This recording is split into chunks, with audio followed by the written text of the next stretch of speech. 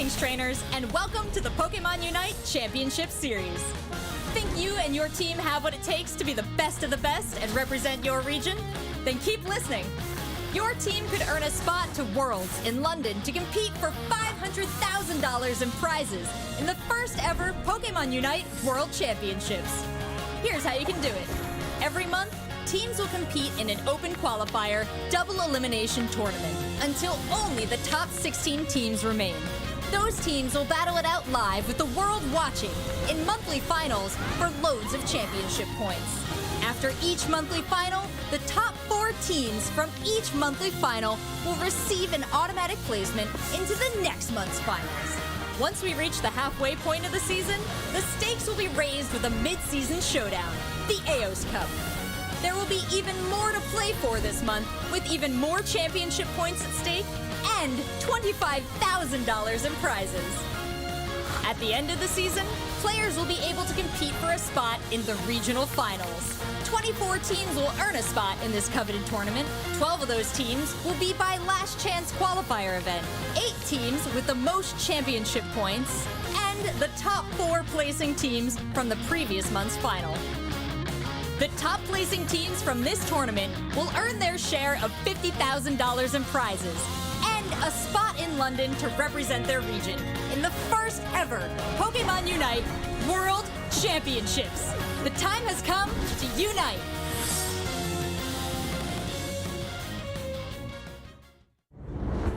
Score, but they did, and now this game, oh boy, Full Send's in trouble here. This game is not over yet. We have a 20-point differential. They wiped the entire team. What an unbelievable fight. They're trying to find a KO themselves. Rapid Spin finds a target, and Goof, relentless. What a showdown. It's straight dunking time, baby. Hundo banger in. Blizzy closing out with the egg bomb. Everybody's getting KOs, and holy smokes, the Five Eyes are falling like dominoes here. Wow, there were Pokemon there, and now there are just orbs. What happened?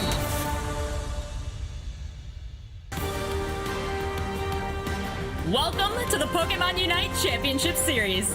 Today we're kicking off the regional finals, and over the next 2 days, the top teams in Europe will battle it out to see who can be the very best. The top 2 teams will punch their ticket to compete at Worlds in London, which means the competition this weekend is going to be hot. But luckily, I have 4 of the best casters in Pokémon UNITE to help take me through the action and to talk you guys through an incredible weekend of games. I got Spriggles, Doomsnacks, Zoinks, and Jeff Hoagland, each of you. It's lovely to see you. Zoinks, I know you have been really preparing for this weekend, talking to teams. What are your thoughts heading into today? I've been getting the lay of the land, and honestly, Europe is ripe for an incredible tournament we have today. So many incredibly strong teams, some clear favorites, but there are some dark horses with big potential. Absolutely. Any of those you got your eyes on, Doomsnacks? I mean, Nouns Esports is really looking to hold it down. Formerly Random Gaming, formerly Ender Claps, Random Esports. You know, they're going to try and hold it down and keep their win streak alive here in the biggest tournament we're going to have this season and represent at Worlds. I mean, their region. Let's go. They're hosting it. EU's got to hold it down. Oh, you know it's going to be good. And Jeff Hoagland, I know you've been watching these teams, analyzing the play. What do you think we're going to see this weekend? I think we're going to see some of the best Pokemon UNITE EU has ever had. Remember, this championship series is culminating after months of tournaments, thousands of players, hundreds of teams, and now just the 8 best remain vying to represent the EU in the World Championships. Absolutely. Spriggles, what are you thinking? I mean, I'm just so excited to be here, Seltzer. This is the biggest moment Pokemon UNITE has ever had. I cannot wait to see what teams push through this and get to represent their region. Yeehaw to you and yours. Let's do this. This is going to be a barn burner. Oh, absolutely. And let's take a look at how it's going to be done. Zoinks, we've got a breakdown of the format of this 2-day competition. You got it. If you're new here, it's a return to the days of Aos Cup. We're doing a 2-day tournament where teams already started playing in a single round-robin group stage. There were 6 teams in those, and the top 8 teams out of the 4 groups are now entering into our bracket where we are starting in a double elimination format, best of 3. Tomorrow, that bracket will continue with just the top 4 teams, best of 3, leading up into our grand finals, which of course will be a best of 5 to crown the victor in all of Europe. Absolutely. And we already talked about what's on the line here. 2 spots on the way to Worlds. But of course, we have our own prize pool just for this weekend. The biggest one yet, $50,000 up for grabs.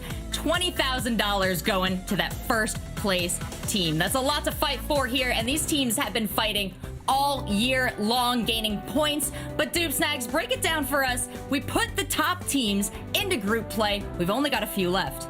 Of course, as Zoinks just said, 16 teams go in, 8 are coming out here. Excuse me, 24 teams go in, 8 coming out. Nouns Esports, Tilted Gaming holding it down 4-0, 3-1 respectively. Apprentice Unleashed 5-0, dominating Group B. Zephyr Red right on their heels though at 4-1. Yerman Burger Flippers again, dominant performance in Group C 5-0.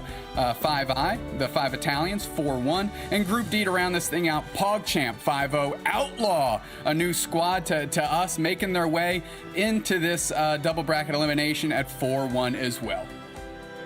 Right, the story gets even more intense as we narrow it down to the bracket. Spraggles, what do you think of this layout? I mean, take a look at this. Nouns Esports, for those following along, formerly Random Gaming, formerly Interclaps Random Esports, but now they are Nouns Esports. This is the team to watch, the EU team that could easily make it through the winners finals to the grand finals, but they've got a tough road ahead of them. New team Outlaw, of course, Yerman Burger Flippers, no stranger to a grand final. They could give them a run for their money. Zephyr Red, Apprentice, Tilted Gaming has been on a hot streak lately. And today we're going to start with PogChamp against 5i, former champions PogChamp, and a team that's always in the running, the incredible 5i. This is going to be an amazing series.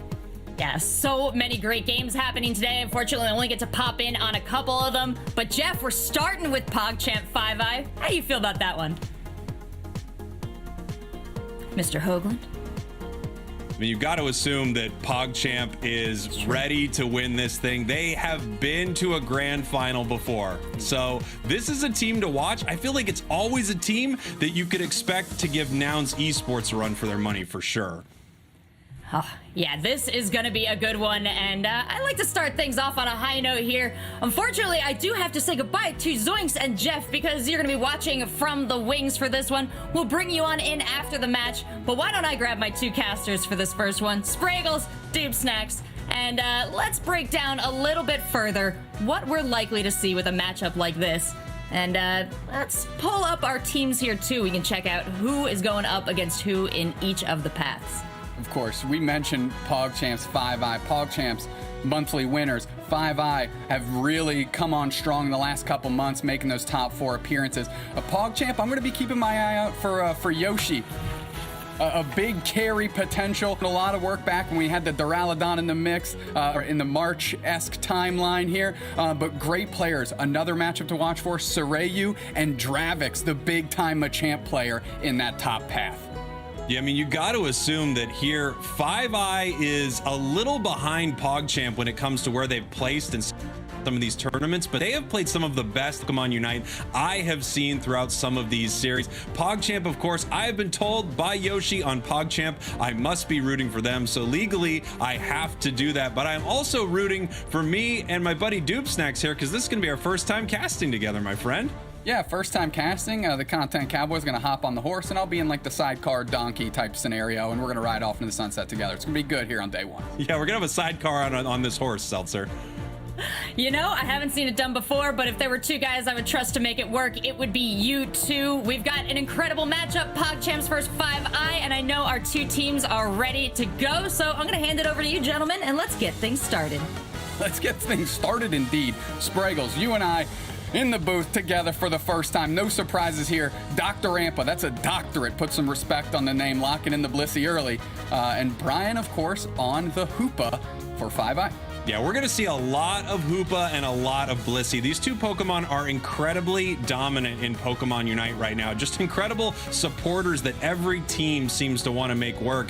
But we see a few choices here that are really exciting as well. Dragonite really making its way back into the scene lately, as well as Zarina. And take a look at that Trevenant there for PogChamp. You know I like a spooky tree. Zarina in the hands of Dravix, who we've seen play Machamp time and time again and has really become like a fan favorite whenever they're on the screen because their performances are just so explosive. So I can't wait to see what they can do when they strap up the construction boots and start stomping around with Zarina in the top path. Absolutely. I feel like Machamp on Dravix is a staple. That is one of the staple Pokemon, probably known as the best Machamp player, hands down. But they're even switching over to Zarina. A lot of teams playing around with Zarina right now, which has become incredibly powerful inside this meta, Doob Snacks.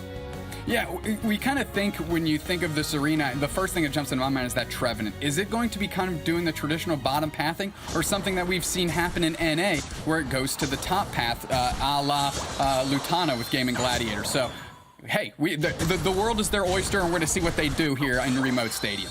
Here we go, ladies and gentlemen. The regional finals, game 1. 5i, your orange team, PogChamp, your purple team. We've already got a little fight breaking out here in the bottom path as they're pushing towards this Audino here. And it looks like they're putting a lot of pressure on this Chansey. I don't know if it's going to be able to get out there, but I think it got the secure, Doob Snacks. I mean, just the doctor getting out in time. No need to go back to the medical center for themselves right now. Soreyu and of course Dravix working each other here in the top path. One of the powerhouse matchups that we're definitely going to want to keep an eye on. Something that we're also going to want to watch throughout this match, of course, is Yoshi on Cinderace, a Pokemon that used to be on every single team. Never really lost any power, but it just felt like there were so many great options in the game right now. Greninja, Dragonite, Cinderace. So it's going to be interesting to watch Yoshi play this Pokemon. Look at 5i, full rotation up top. They're going to get in the bees, but they have the ability to put the pressure on because they have the personnel advantage. Keep taking a huge chunk of damage just sitting as a little Dratini there. Inferno going to hang out using a good little hyper voice. Yoshi going back to the central area saying, I don't want any part of that. I just got to get my levels out here and start working on this Ludicolo a little bit. It actually looks like Yoshi is dealing with a problem inside that central area, but look at that, hiding in this bush, looking for the ambush, and able to take down that Hoopa. Big moves by Yoshi right there. Real heads-up play by PogChamp. Yeah, 5i trying to put pressure in unique ways here, understanding that PogChamp's an incredibly skilled team, and a way to take them off their game plan is to keep them guessing. So 5i throwing a couple different looks out here, and Dr. Ampa were able to hold it down pretty successfully in the top pass. Look at that support by Inferno. That's Sylvia on the hyper voice. Wahab ain't gonna be able to get this 5 in here, and if they're stacking, that's a good start. Boy, oh boy, what a scary Pokemon that Trevenant is. I know it's already a spooky tree, Dupe Snacks, but when this Pokemon really gets going, it feels like you can't seem to KO it. It's everywhere all the time, pushing the whole team around, especially with a hyperspace hole being able to heal it up to full. Yep, Inferno, look at that hyper, and that's just a proactive hyper voice there to see if they can find anybody hiding out. The good push by PogChamp, getting right in the face of 5i. They're trying to bully out 60s a little bit. They do. 7:33 on the clock. We're gonna have to keep an eye on. Good little egg bomb, buying some space between Inferno and the dock. Here we go. We've got about 25 seconds right now until this first Dreadnought here. We still don't have a Dragonite here for 5i. They actually are only level 6 right now. They are going to need that to be level 8 for this Dreadnought. They're in trouble. Dr. Ampa getting bullied up a little bit by Wahabin. Gonna send them back. But the hyperspace hole highways are open in Remote Stadium. Everyone's gonna be pulling down for Dreadnought. Look at 5i rolling through, moving in as a collective here. Dr. Ampa pushing forward. Dreadnought populates. Yoshi's already starting, and they're not even worried about each other. They're worried about this. Dreadnought's half HP. They're pushing forward. Dr. Ampa getting bullied around a little bit. They get KO'd by the Cinderace. We're flipping back onto the Dreadnought now. Hyper Voice tries to find his Merc. The Trevenant gets the Serena here. And of course, 5i clutches it out on the Hoopa hyperspace. Oh, are you kidding me? Yoshi, though, starting to feel it. KO streak of 2. Is it going to get a 3 on the Dragon here? They do. Holy smokes. They don't care about Dreadnought. They're taking the body and they lining up 5i's and knocking them down, Spraggles. Boom, boom, boom. 3 KOs for this Cinderace right here. They lost that Dreadnought, but I don't know. Did it look like it, Doob Snacks? Because they won a huge fight, taking everyone down. Sneaky move there from 5i. It felt like PogChamp had that fight locked up there. And after Dreadnought, well, I mean, that was pretty clear. I mean, they got straight dusted after that Dreadnought, and the levels are still in the favor of PogChamp despite losing that critical objective, which is allowing PogChamp to rotate early and kind of bully in this top path.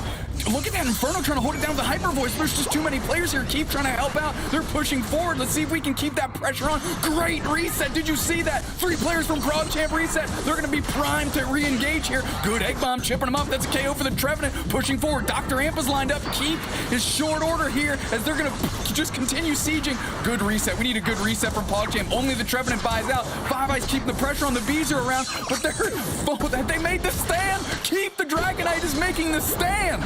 Ding, ding, ding. We saw that huge KO. That is going to be massive here for Five Eye. Taking out that Cinderace on PogChamp is massive. Their highest level Pokemon on their team is going to give them a huge amount of catch-up experience and also put them in a really difficult position for this fight. This Dragonite is just ready to rip this Rotom down, and they do. And another Bell's out there. Ding, ding, ding. Round 2. Well, you know, keeps meaning business because those gloves are staying around their neck and they're throwing straight bare knuckles into the face of PogChamps, and they easily siege that goal zone, lock it up, lock it in, and that Rotom moves down the path to the next one. Oh man, and this is just so nice for Five Eye right now. Behind after that first Dreadnought, even though they were able to secure it, and now you could not tell. They are ready for this next Dread here. We have got a Hoopa Unite for both teams being thrown down on the beach.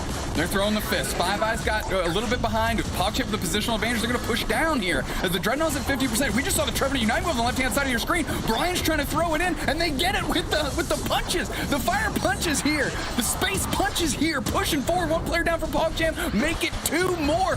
Five Eye is absolutely leveraging this experience advantage, and they're pushing straight in the face of PogChamp. Can they lock it up? And of course, it's Keith with another KO streak of 2, and there's nobody more primed up for knockouts than a boxing Dragonite. I gotta tell you, I love this boxing Dragonite Hollower so much. It's so fun seeing that bell pop up. It also helps me out a little bit. What does Five Eye mean, Doob Snacks? If you've been following along, you know this. Five Eye stands for 5 Italians, the 5 Italian gamers who are dominating this match right now.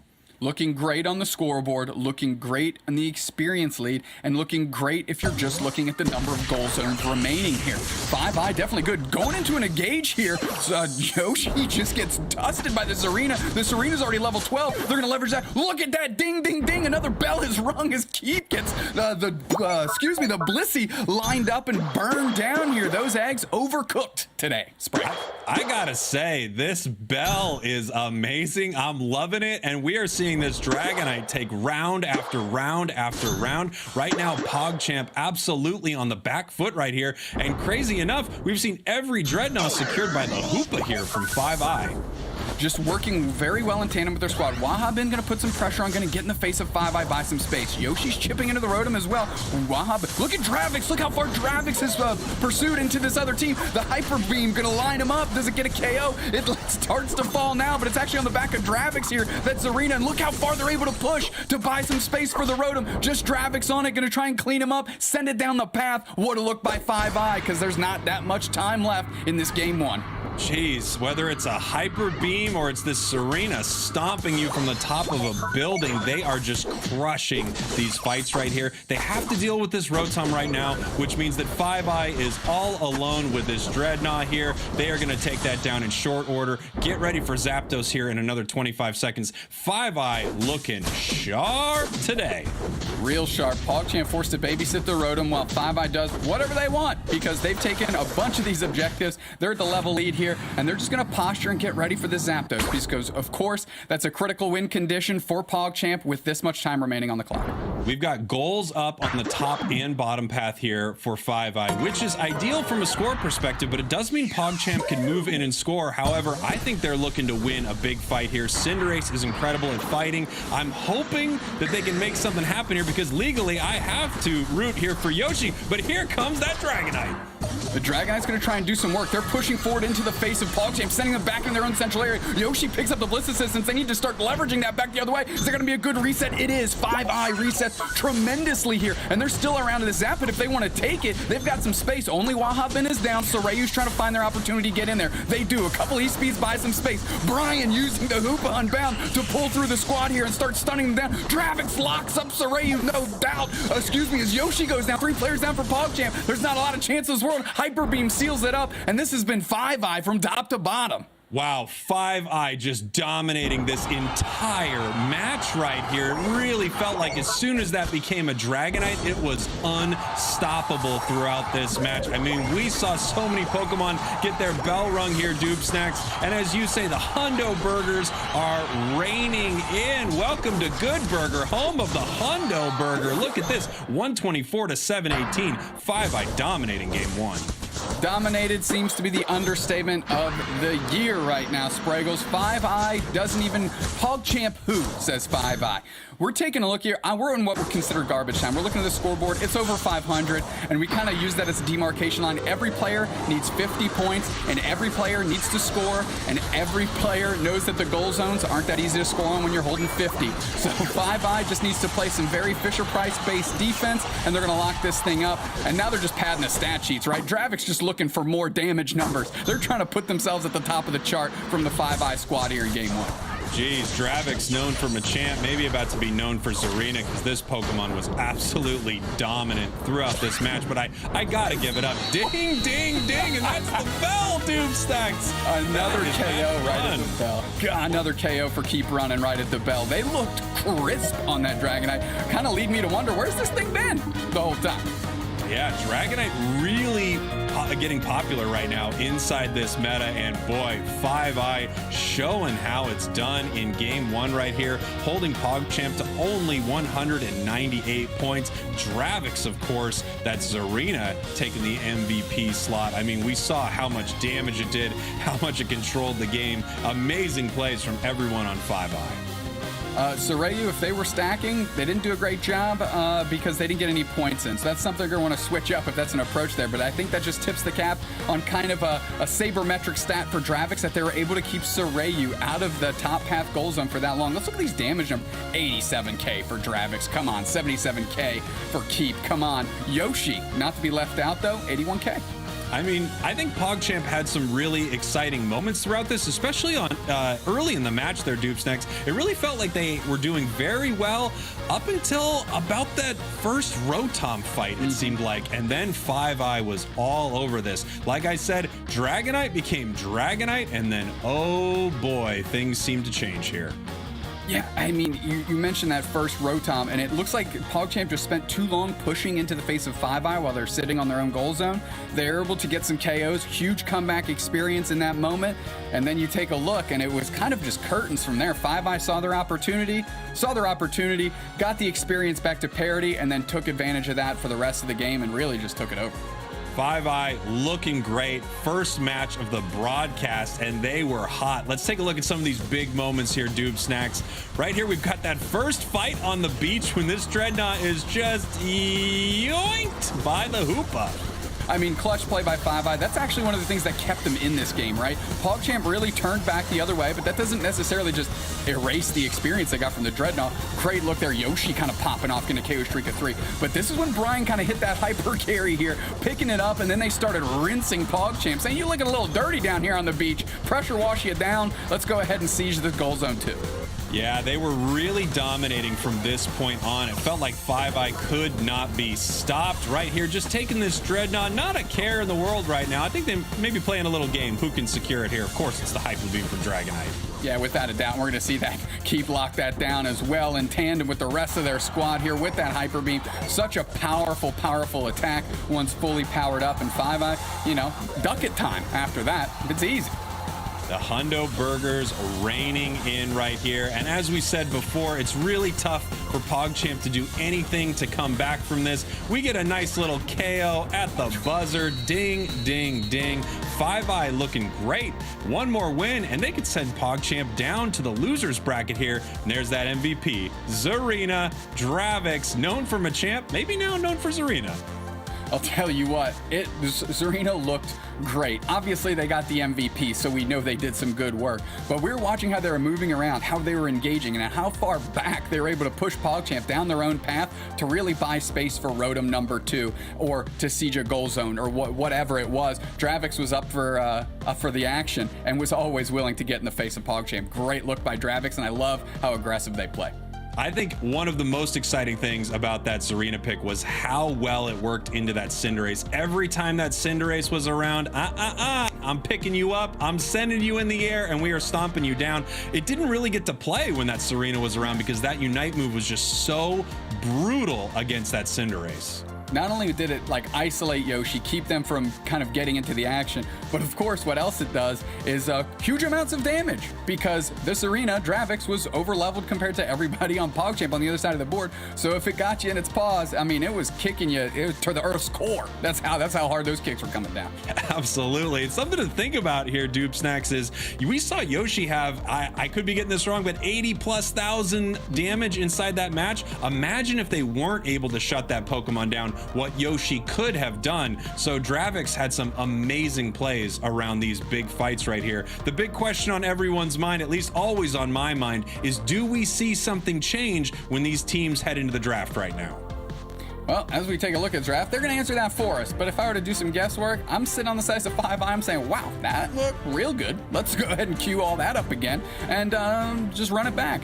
And if I'm on the side of PogChamps, you know, maybe you take a look. Zarina, Yoshi switching over to the Zarina themselves, saying, okay, I can play that game too. Not locked in yet, but something we're going to have to keep an eye on. Sorayu, I don't know if they changed their item loadout, but they do have that attack weight. So if they're looking to get stacks, you know, that's something that they're going to have to figure out how to work around Dravix.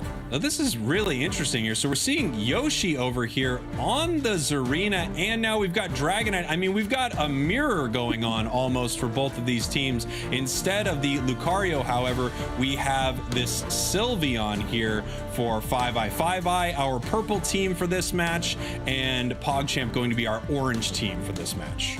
Yeah, what's interesting is where these players are going to go. Central area is probably going to go to Yoshi. Central area is probably going to go to Keep. So, I mean, if Keep is the Dragonite powering up, you got to also think how those characters scale into each other and how that's going to affect those team fights. Yes, they may have the same characters on their screen, but the levels at which they show up to those fights is critical. Yeah, it's huge. We saw that first fight didn't go so well for 5i last match. They did not have a Dragonite at that first Dreadnought, and that is so important. However, now both teams are going to be looking to get that very crucial level 8 before that big fight, because those Hyper Beams, I mean, we got to see which one can actually take down the big turtle, Dupe Snacks. That's the question. Which beam finds its mark? Yeah, we're back into the kind of the Hyper Beam contested stuff we used to see in days of old here. Pretty exciting. It gives both teams a relative chance at every objective, no matter kind of what's happening around them. But I'm going to be watching to how these players level up throughout the game. If I'm 5i, I'm kind of happy to see PogChamp choose a little bit slower of a composition, you know, adding Dragonite, adding a central area Zarina, and see how we can leverage that as 6Cs is moving forward, trying to seal that up. They do, which means if they got that odd note for free, where's 5i moving to? Excuse me, where's PogChamp moving to? Taking a look here, we've actually got 5i running down here. They have the Sylveon. I almost called it a Zarina. Everyone's playing Zarina today, Dupe Snacks. They've got the Sylveon moving down here, pushing them away from their Audinos, but now we can see they still have the ability to secure what's there on their side. It looks like Hoopa might be running to the top path. Good little spread again from PogChamp, really trying to babysit this top path, and maybe that's all in an effort to kind of keep Sorayu on a leash. Keep them from being able to stack in the face of 3 players, right? If they're used to playing against just one, well, sure, you can get stacks in easier that way, but look at this presence by PogChamp. Baiting them in, they 5, that's a huge Hyper Voice. Oh, just absolutely melted. Absolutely melted. Are you kidding me? Now 5i is being able to put the pressure here on PogChamp very well, as Brian is all over Sorayu in tandem with Dravix, and what a good little session of work there by 5i in the top path. 5i just really getting it done, screaming that Zarina into non-existence, and all that pressure worked out so well for them. The question is, what was PogChamp able to get done here in the bottom path? We see their Dragonair at level 5, the opposing Dragonair still at level 5 again. It is a race to Dragonite.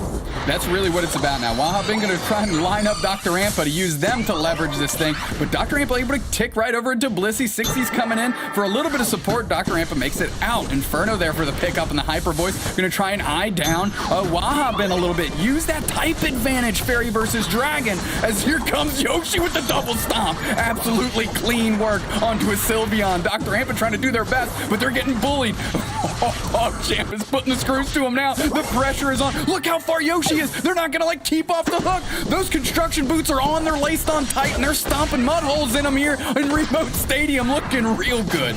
Looking amazing here.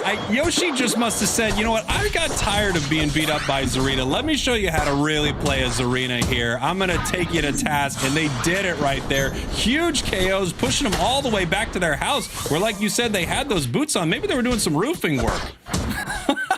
Well said, well sought out. Here comes Dravix. They're level 7, actually keeping pretty reasonable parity here with PogChamp Central Area player Yoshi. And that's going to be something we'll keep a track of because both his arenas being similar levels is going to be important. Here comes Yoshi, though. They're buying space. PogChamp all over this Dreadnought, not willing to wait. They're just trying to dust it. Is 5i going to make a move? Looks like Dr. Amp is going to go with the Egg Bomb clutch save. Nope. Sorayu seals it up for the squad. Good reset here, and they're back to action. Is the battle raging below? It looks like things are going pretty well for PogChamp right now. I think this switch up to Serena has been a big win for them, pushing up towards this goal. I don't know if they're going to try to be careful or if they're going to go for a big Unite move and start stomping them down here again. PogChamp just pushing onto this bottom goal. Points raining in. Are they going to break it or are they going to back off? They might be backing off here, Doomsnacks. Wahabin is that Dragonite, and they're going to be able to use that as Yoshi's still into the action, not willing to give up yet, and the rest of the PogChamp's going to take the hyperspace highway up to the top path and get ready for this next objective, which is Rotom. Got to get some points in first, though. Yeah, PogChamp looking to put some points on the board here. A little fact for you, how Washed Rookie joined PogChamp. They were looking for a new bot laner, so I was the man for the job. You know, Doomsnacks, why is no one ever looking for a new bot laner and I'm the man for the job? Well, you and I don't have that skill set, Spraggles. That's why they're in their booth, and they're playing here in the EU Regional Finals. Here we go. Washed Rookie, though, chunked to half HP because they're not where they're supposed to be, right? The bot path. That's where they wanted to hang out, found themselves in the top path. Keep being able to clutch out this Rotom, keep it from hitting the goals. Oh, Unite Move's going to hit the goal zone. Let's see how they can leverage this. Washed Rookie gets absolutely dusted. We see the settings. We're coming back in. That's how crazy that looked. We want to make sure we caught it all on screen. Keep pushing forward. Wahabin keeping the stress on as well as all of PogChamp is forced back to their goal zone. 60's trying to babysit. Wahabin does not want to go down here as 5i. This is where PogChamp swung the tides the wrong way last time. 5i looking to see if they can make that magic happen again here in game 2. PogChamp looks like they were punished a little bit for that Serena just stomping on the goal. They weren't able to stop it earlier. They were able to stop it right there. We've got Dreadnought coming up in just about 10 seconds right here. Yoshi has been the most aggressive Serena I have ever seen. Unite move for Unite moves right here. Both of them heading to the sky. Whose boots are tighter, whose are heavier? Looks like Yoshi's are right now. Dravix catches a little egg to heal him up. Cadbury style. Dr. Amp running back, and here we go. It's up to Keep to buy them space, but Dravix gets reset and they're about that action. This Dreadnought is here, but nobody's really around him for 5i. They're pushing forward. Washed Rookie's low. Dreadnought not touched, Spraggles. Wow, here we go. No one's attacking this Dreadnought. We're just trying to take everybody out. Ding, ding, ding. 5i with a big KO right here. Dreadnought barely started. Both teams just need to reset, maybe catch their breath. What a fight they have had, but it is far from over. Oh, Keep using the Unite move to get a little buddy barrier health and wasn't able to leverage the Bliss assist they picked up. Left side team takes that on the back of Blissey. Great work, Doc. And here we go. The PogChamp is healed up and ready to go. Sorayu cut on the backside. They get KO'd, but they get one in exchange. Solar Yoshi trying to find the next mark. Wahop and Yoshi gets kept from reset by Dravix. 6 Serena play there as Dravix is feeling good. They say, whoa. Don't forget about Dravix's Serena. KO streak of 2. Dragonite, KO streak of 2. Keep running, baby. Keep running up that score, says 5i. Now taking the lead after they close that goal zone. Doomsnacks, I think both of these teams were told that they couldn't give anyone a moment to breathe here. It is non-stop action from top to bottom. Even when you expect these teams not to be fighting, you've got a Zarina on the goal zone stomping everyone. This has just been an all-out brawl from start to finish. So much so that I don't even think these teams can keep up with the rest of the squad's doing here. Good little Hyperboy's going to try and just clutch down for 5i. Just a little shy as PogChamp does seal it up. It is heading towards that first tier goal zone. Depending on how many points are there, they might let it hit. Looks like 5i is interested in just dusting this thing and moving on. I'll tell you, I think PogChamp is here to fight. They are here to win this tournament. They are not going out like they did in game 1. This is a totally different PogChamp, and they are bringing it right now. It's a close battle for sure. It's a wild battle. I mean, there's a little heat between these teams. It seems like PogChamp, mostly French players, 5 Italians, each trying to represent not only their region here at World, but their countries as well. Keep putting it on. Soryu getting a lot of experience here. They're going to leverage that into a push. Looks like Yoshi's there to get into the action. Good egg bomb chips him up. Soryu's caught. The hyper beam goes wide. Hyper Voice finds its mark. Good work, Inferno is Keep. Okay, their 5i looks content with that push. Nope. Of course I say that. Hyper beams are going back and forth. It's whether it's a hyper beam or a hyper voice or a hyper stomp that lands on your head 10 times, these teams will not stop. 20 seconds here until Zapdos. I have no idea how this fight's gonna go. This has just been such a crazy back and forth all match. 5i looking to get a quick Dreadnought secure before this fight starts. Look at this though. Dravix level 14 going into Zapdos. Here we go, Doob Snacks. They're positioning themselves around this Zapdos, but everyone seems to be a little bit of everywhere right now as they try to figure out how this fight is going to start.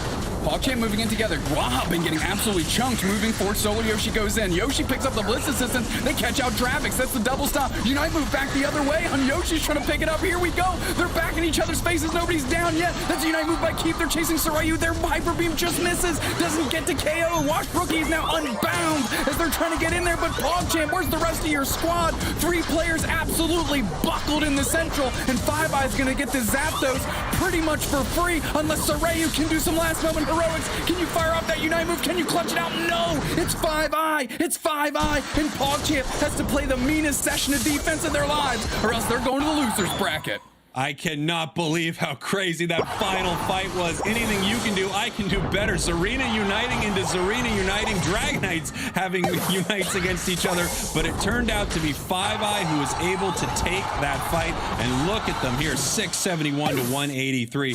Once again, a dominant performance from 5i. Oh, wow. I mean, it looked like Yoshi found a character that they were happy with. They were engaging well, but I have to keep harkening back. What is up with that first Rotom push, PogChamp? That kind of seems to be where they, like, the sand slipped through their fingers. Well, here comes Dravix. They're going to eat up Wahop in. And a Unite move. No, sir. Get out of here. Unite move back. Didn't know we'd get this much action in the last 30 seconds. Here we go. 60's trying to figure it out. Soryu in for the save. Unite move by Yoshi back the other way on Dravix. At least take out Dravix. They're saying, just put them on the chopping block once, please. Here comes Yoshi with the double stomp. Falling a little short here. Dravix gets it sent back the other way. What, are you kidding me, Spraggles? This is the 5i show out here. Incredible. PogChamp fighting for their tournament life, but they are going to be heading down to that loser's bracket. What a match here. 5i just looking amazing here. This one a lot closer, but the results don't seem to show it. 5i 777 to PogChamp's 207. Interestingly enough, Zoinks earlier said that they are running the 777 build. So there you go. That totally works out and checks out. Keep running, getting the crown. Only 4 KOs. 4 KOs, but every single one was very, very impactful. And I'm thinking back to that second Dreadnought fight where it was kind of the Dravix and Keep show. And they're able to wipe up PogChamps and do a great siege on that bottom goal zone. 101K by Dravix. Let's go. Wow, Dravix just being absolutely dominant. But hey, take a look at Yoshi here. These two Zarinas were going absolutely insane. 99K and 101K. I am being corrected, Doob Snacks. It was the Vegas comp that Zoinks called it. He also believes he is a prophet for calling this right here. What a series between these two teams to start off this broadcast. 5i looking amazing today. Again, this one a lot closer, but after that Zapdos, didn't seem like it. Nope. 5i taking that great team fight here. They were working very well. We actually saw a very impressive entry into the Zap Pit from the top path down by PogChamp. Kind of able to scatter 5i a little bit, but here comes Dravix with the engage. And right when Dravix went in, it was kind of like flipping on the light and cockroaches spreading area. PogChamp just kind of dissipated, and that really allowed 5i to take advantage of that fight and end up getting a big win here. taking a look at 5i. We've got Keep, Brian, Ampa, Inferno, of course, Dravik, such an amazing player. They've had a few top 4 finishes, but they are looking for #1 today. They want to head to Worlds. Let's take a look at these big moments, Dupe Snacks. Yeah, this is the first Dreadnought here. PogChamp did take it. They had the positional advantage. Everything looked real clean. But let's talk about Dreadnought #2 right here as the Doc clutches it out for 5i. And then here comes the rest of 5i. Soreo, you're first. Solari Yoshi, you're next. And they're just pushing forward, pushing forward. Here comes Keep. Here comes Dravix. Full HP. Wahab in. Better Dragonite takes the exchange there. And they leverage that success straight into the Zap Pit. And here we go. Big fight here at Zapdos right now. Wash Rookie trying to get something done here, but this was the moment where 5i really took control. A big double KO there from Dravix. They were able to keep them out of the Zapdos pit. Lucario coming in, almost able to get a steal here, but I mean, how can you out-secure a Dragonite's Hyper Beam? It's tough. It is definitely one of those things that you take a leg up. All right, I'm up against it here, but I'm still going to throw my moves into the middle, right? You got to give your squad a chance. And of course, this is the final push here as that number ramped up to over 500-point lead. And of course, 5i winning this very decisively. 2-0 Spraggles. Would you have imagined this PogChamp 5i in a 2-0 slide? I mean, I could have expected either teams could have won this one, but 5i is looking better than I've ever seen them, and I was really impressed with them the last time I saw them here. The match MVP, I mean, that Dragonite Keep from 5i, well deserved, playing 2 amazing matches of Pokemon Unite, and thank goodness, Seltzer, you are back. You need to rope and wrangle us because we are just some loose sheep out here. I gotta say, you guys were doing just fine without me out in the field there, but you certainly had a very clear path to follow there, carved by 5i. They've been a super consistent team, picking up a lot of 3rd places across our tournaments, but they came out in a big way here and set the trend. So I want to talk, Spriggles, you were talking about Zoinks' 777 take, where our jungle no longer is 9 before it gets down to Dreadnought. Break that strategy down a little bit for me, and maybe we can see some sort of comparison here between 5i's control on that and PogChamp's attempt to kind of pick up into that in the second game. Yeah, and I'm gonna get this wrong, I'm sure, so I apologize to Zoinks early, but the idea is that they have 3 Pokemon that are all pretty amazing around level 7, the Vegas comp, 7, 7, 7, and surprisingly enough, the score, 7, 7, 7. Let's take a look at this bracket here, Dupe Snacks.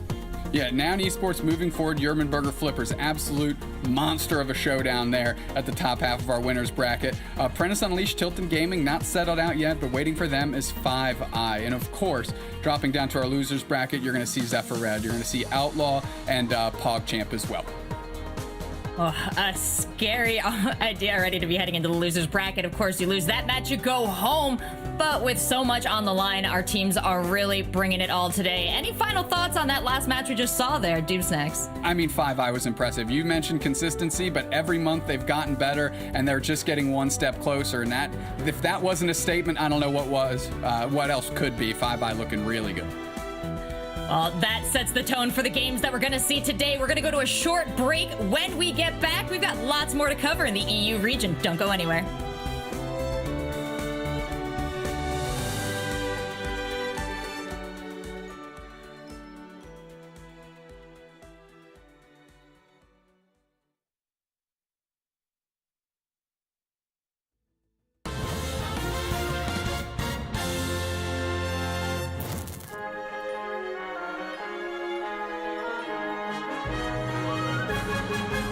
Hi guys, I'm George. I play professional Pokemon Unite for a team called Game & Gladiators. My tag in the game is Goof. You might know me as Goof GG on Twitch.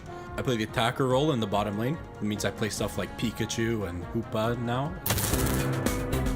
It's 6 a.m. I just woke up, gonna go get some bagels. I'm gonna go to the gym, get a workout in. My life right now is I wake up, I go to the gym, I come home, I cook, I stream, solo queue practice, and then scrim. I mean, I've played in big tournaments and stuff for other games, but never like at LANs and stuff. So they have an idea of what's going on, my parents, and and again, that's what makes the game special. My parents can turn the game on and be like, oh my god, it's Jigglypuff. They're like a little confused, but they have an idea what's going on. You know who I play in Pokemon Unite?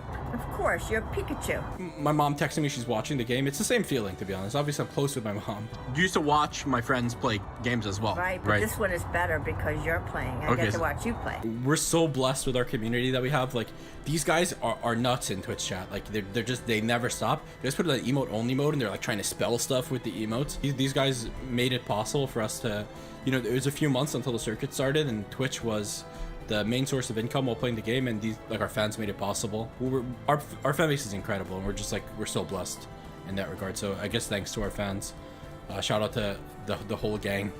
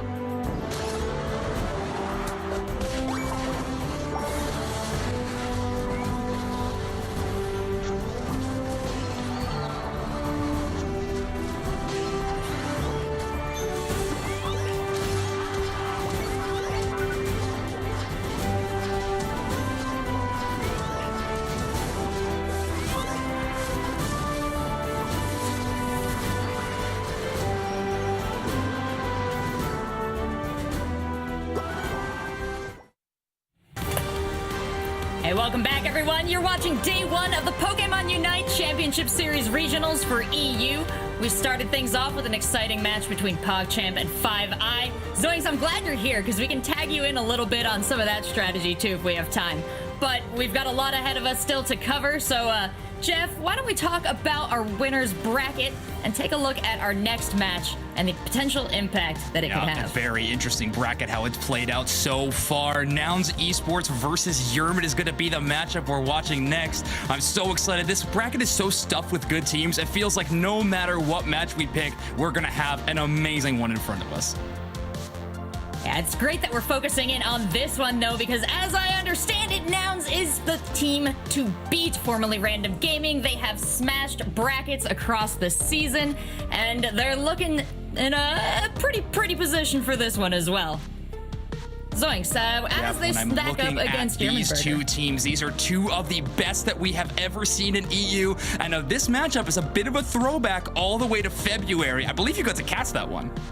Yeah, not only did Yerman and Now Esports meet in the grand finals of February, they've met inside of these tournaments time and time again over the course of several months, with Now Esports frequently coming out on top. So you gotta imagine, if you're on Yerman's side here, you desperately want to win this matchup more than any other to prove that you have what it takes to compete with the best teams like Nouns in the EU.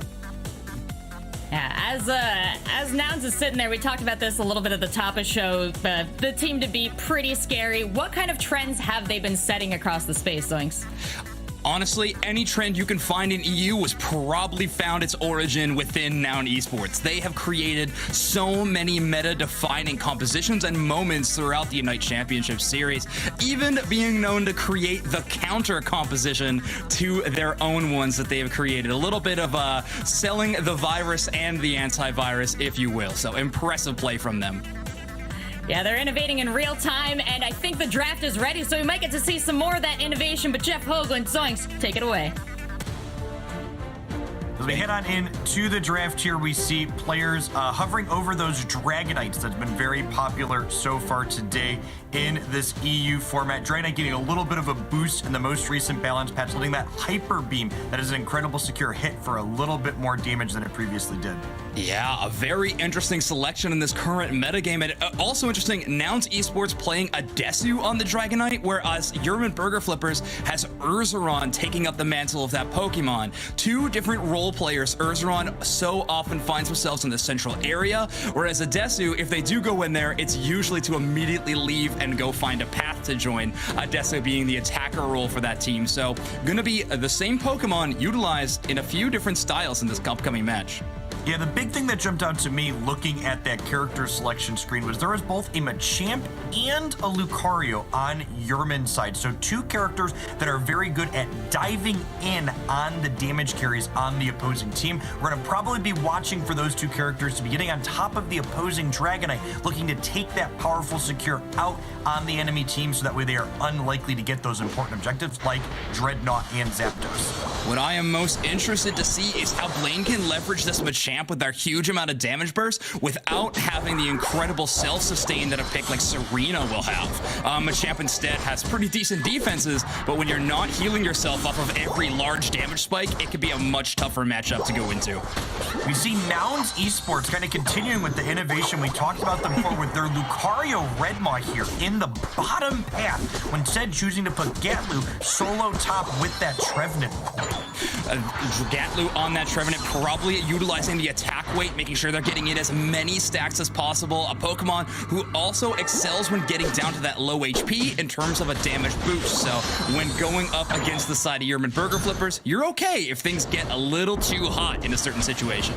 Very different prioritization between these two teams for this first engagement. There are 4 members of Yerman Burger Flippers bottom for these bees that are about to spawn, while there are 3 members of Noun Esports in the top path for this first contested objective. Jeff, when we have these two teams on the screen, and nothing is ever as it should be, right? So many creative strategies. Right now, 999 putting in a lot of damage, but Udesu is choosing to stay in and keep wanting to get these goals. Great dunk there, gonna all the way up to level 5 and some change, almost at that level 7, where Dragonite gets that hyper ability close to level 8.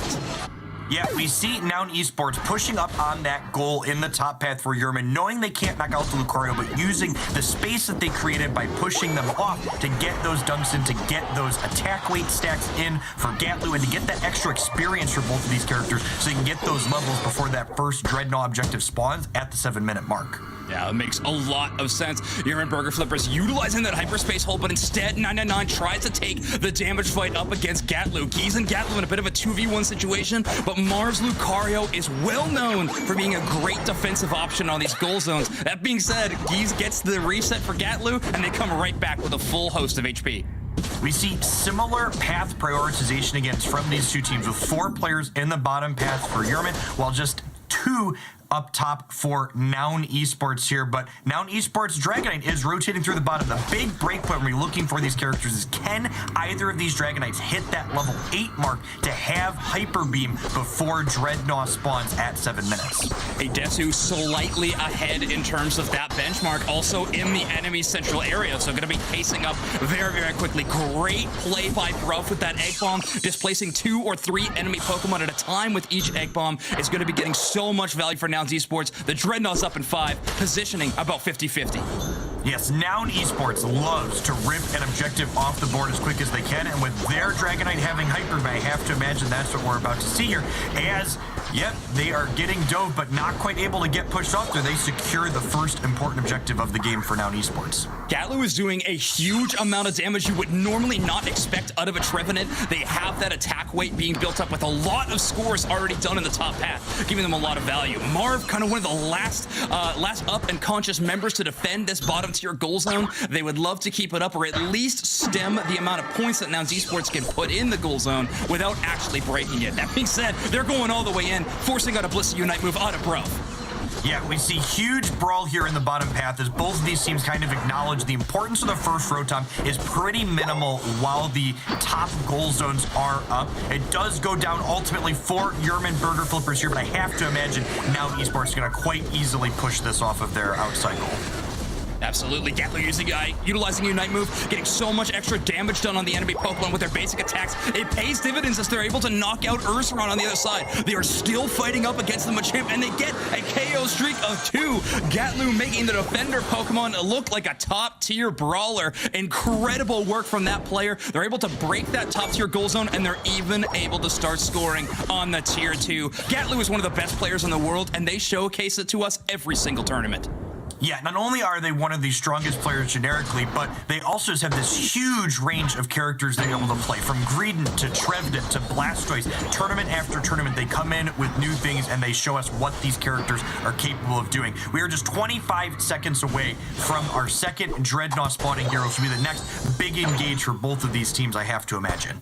A lot of Unite moves available and ready to go. Maybe Gatlu the only one who doesn't have it, so they find themselves in the central area trying to knock out wild Pokemon and increase the pace at which they earn their Unite move. Being said, second Dreadnought, one of the most important objectives in the game, maybe just under Zap, is now spawning, and a Dragonite Unite move kicks us off. Ursaron takes a lot of space, but Geese drops down the hoop unbound to bring everybody there. The right side team takes it. That means that Adesu was able to secure it. The fight still goes on, though, and finally, the Blissey is taken down. Everyone is at such low HP except for Adesu, who knows that they have the HP to give. They push up and get a knockout on the Hoopa, and are now looking for a goal zone score as well. If Marv hangs out here too long, they will be succumbed to Noun Esports aggression. Yeah, huge engagement here for Noun Esports. Not only did they get the secure on that objective in the bottom path, but they also got several knockouts without having any members of their own team go down, which is huge after you've just gotten that additional experience boost from securing the Dreadnought objective. Absolutely, Nouns Esports definitely in the driver's seat for this one. A scoreline increase of just around 60 or so points, but the experience that you were just mentioning, absolutely one of the key factors. Another one we gotta mention is going to be Adesu's pregame ritual. It's what makes them play like this, by the way. They kiss Gatlu's forehead and promise to protect his dreams. What a honest, loving teammate. That's what we love to have. That's the relationship you and I have, right, Jeff? We see Adesu here at level 13 on the Dragonite. I have to imagine that that's one of the dreams that they have, hitting that important breakpoint nice and early in this match at the 3-minute and 30-second mark, solidly over-leveled by 2 on every member of Yerman Burger Flippers. Because of Nouns Esports' early game dominance around these objectives, that means that Yerman Burger Flippers has to retreat and KO wild Pokemon as fast as possible to earn these levels. That means that Rotom is going all the way to the second tier goal zone, and 3 members of Yerman Burger Flippers are dedicated towards knocking this Pokemon out. Yes, it's not a tough objective to knock out with no enemy opposition, but it sure does work time off that clock. Catching up is so important in this game, and the third and final Dreadnought looks to be Noun Esports if they play their cards right.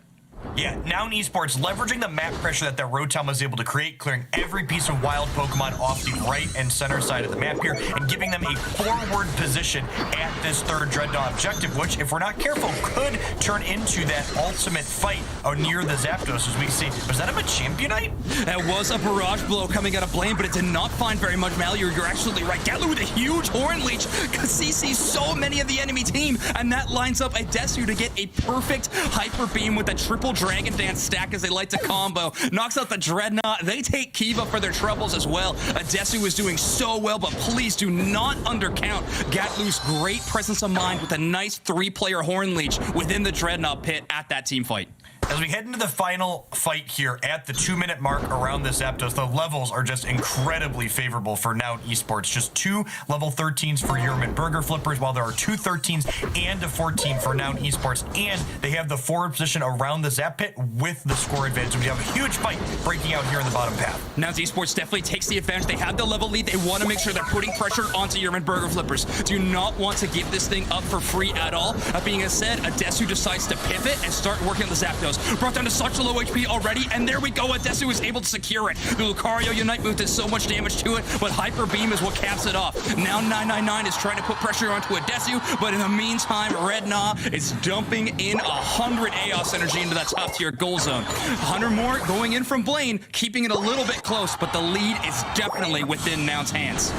Yeah, we are up by over 300 points at this point for Noun Esports, and we saw them execute that end game perfectly. They got 1 pick on the Blissey in that bottom engagement, and they immediately moved forward to the center, understanding that they had the positional advantage inside the Zapdos pit and took that objective off the board before Yerman could regroup and get something together. Speaking of getting something together here, we have the entirety of Yerman Burger Flippers pushing up in this bottom path for one final push for some last-ditch effort points.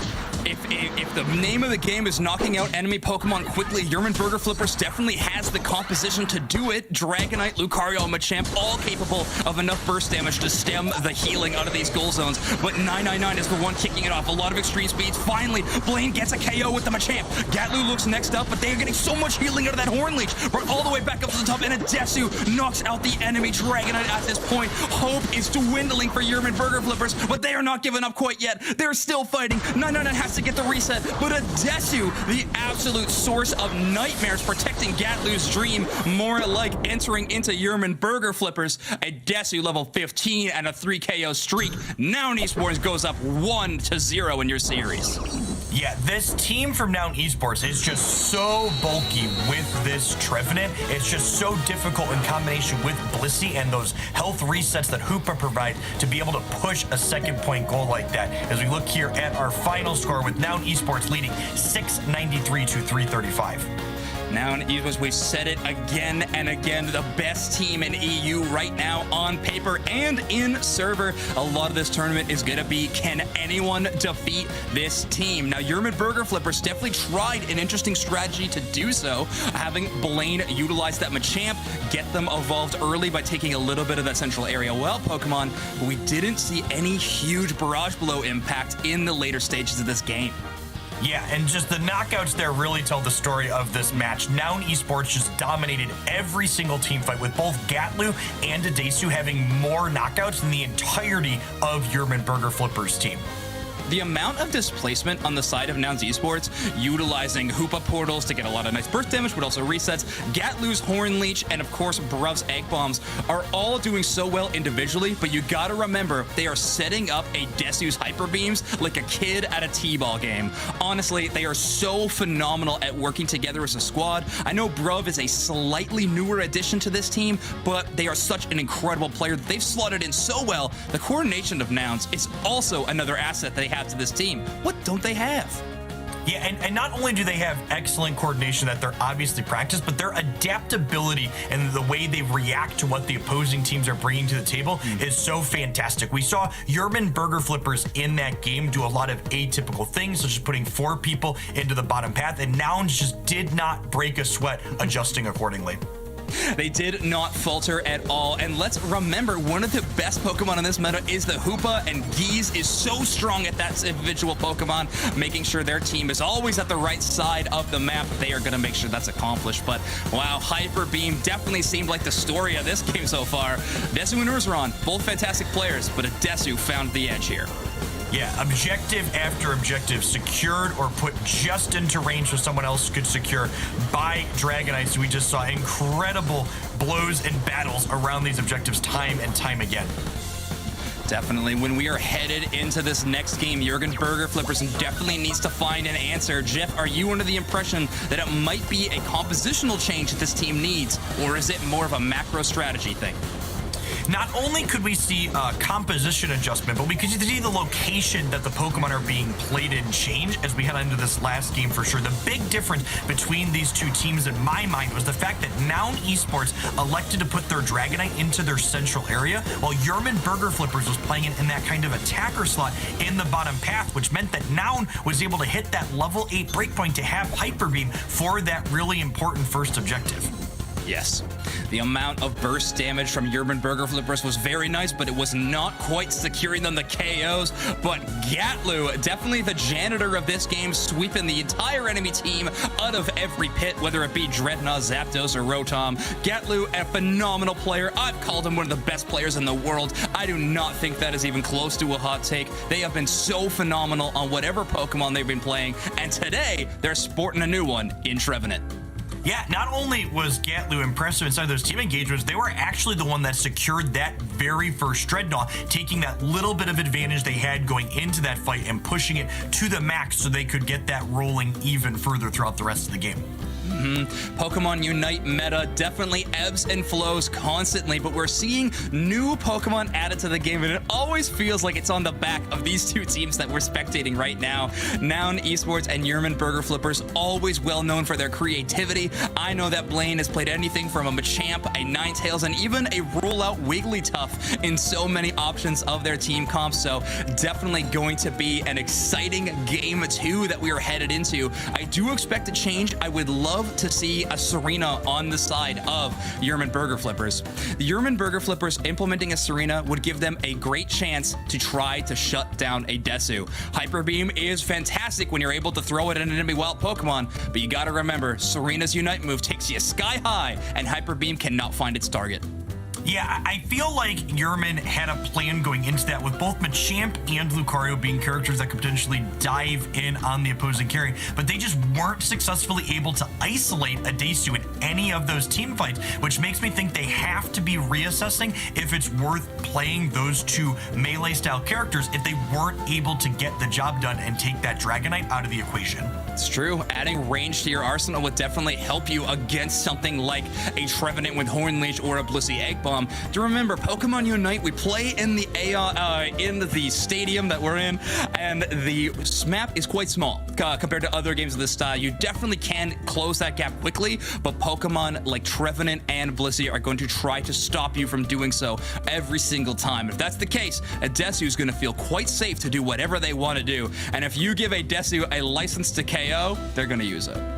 Yeah, definitely. And the Trevenant really leans into that as well, right? Having a lot of you talked about Noun Esports' ability to kind of control the position of people inside of these engagements, and the egg bombs from Blissey as well as the pushes with that Horn Leech from Trevenant just kept those characters off of a Desu time and time again, so they could rip through those objectives when they wanted that to be that what they were doing. Jeff, let's peek open into the history book of the Unite Championship Series a little bit here. These teams have matched up before many, many times in bracket, but I think the one we're all going to remember is February Finals. Near the start, I know it's a bit of a throwback for everybody to follow along here, but these two teams have played before in a championship environment, and that time, Noun Esports was also able to get the win. Yeah, and that was actually, I believe, the last time we were really in this kind of Dragonite Hyper Beam metagame as well. That was the scoring compositions that were really popular then, so ripping through objectives while attempting to secure it was something that was really key. And I think that was also the moment where Noun Esports kind of made a name for themselves as the most innovative team in the EU, counter-picking Crustle into the opposing score comp as a very unconventional utilization. Yeah, unconventional, I think, may be an understatement, but you were right. That Pokemon definitely was a surprise to the enemy team, and it got them the win. Ever since then, we have seen incredible play from Noun Esports tournament after tournament. Of course, in March, that was PogChamp's game to win, and they did so. But after that, it has been all Noun all the time. 2 back-to-back tournament wins. Of course, one included was the EOS Cup, which had prize, points, and money on the line, and they are headed into another situation. They found themselves up 1-0. Jeff, is this team untouchable right now?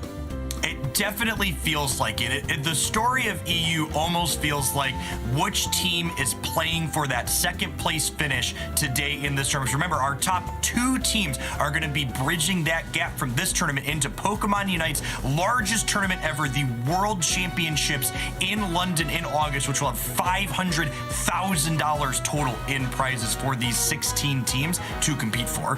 Jeff, just looking at this graphic gets me giddy. I'm so excited for this championship series to culminate finally in the World Championships, something we've been looking forward to for so long. And yes, you just mentioned it. All the number 2s there right above the region names are what teams get 2 slots to get to go to World Championships. EU are not just fighting over the crown, they are also fighting over the spot beside the victor. 2 teams going from EU to the World Championships. Nouns feeling like they have one locked up. I'm not counting it quite yet, though. Anything can happen in a game of Pokemon Unite, and Yerman Burger Flippers are definitely one to not count out quite yet. They may be down 1-0 in this series, but that little 2 above the word of EU is absolutely what they are fighting for. 2 or 1, they'll take either, but I know the prize pool would definitely want them to be in that number 1 spot. Yeah, remember, there is a $10,000 difference for this tournament here today. $50,000 in cash prizes for the teams that are finishing in the top 8 here. So all of these teams are in the money, but I'm sure they would all like to win themselves a little bit of a bigger check to show up to Worlds in style if they finish in those top 2 spots. Every win you get, you double your money. These are the best odds I've ever seen.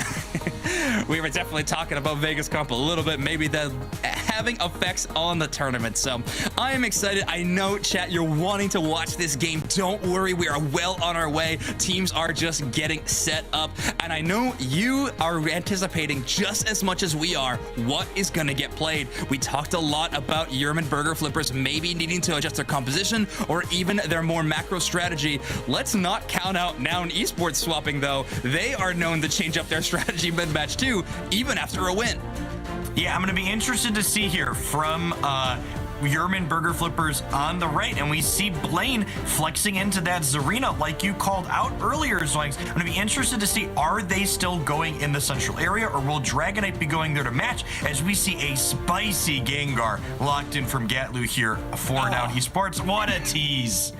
What a criminal Gatlu is taking away that wonderful pick. I was so excited to see Gengar going off the character selection and instead rotating to some other central area picks that we know that Gatlu loves to operate within. They have known to play so many different Pokemon, but it looks like a return to the last game for the side of Nouns. But yes, the Serena is going to be selected by Yerman Burger Flippers. Now, I think the question is going to be how what kind of meta are they wanting to play into? We also have a Trevenant on the side of Yerman Burger Flippers as well. So a little bit of a Trevenant matchup, the fight of the forests. It's not even just the inclusion of Trevenant for Yerman Burger Flippers, but the absence of Blissey in the composition that they locked in there that really stands out to me, especially because we were kind of pointing out how much push around power Nouns Esports composition has. Not having that safeguard from Blissey seems like a bold strategy into a team that is looking to push you around the battlefield as frequently as they can.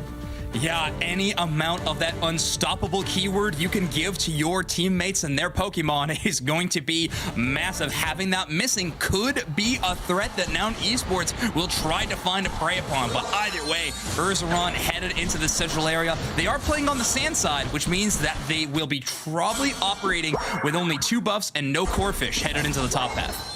Yeah, we see, as expected, Yerman Burger Flippers electing to put that Dragonite into their central area because whoever's team is able to get that Dragonite to level 8 before that Dreadnought objective at level 7 has such an incredible advantage towards securing that first objective.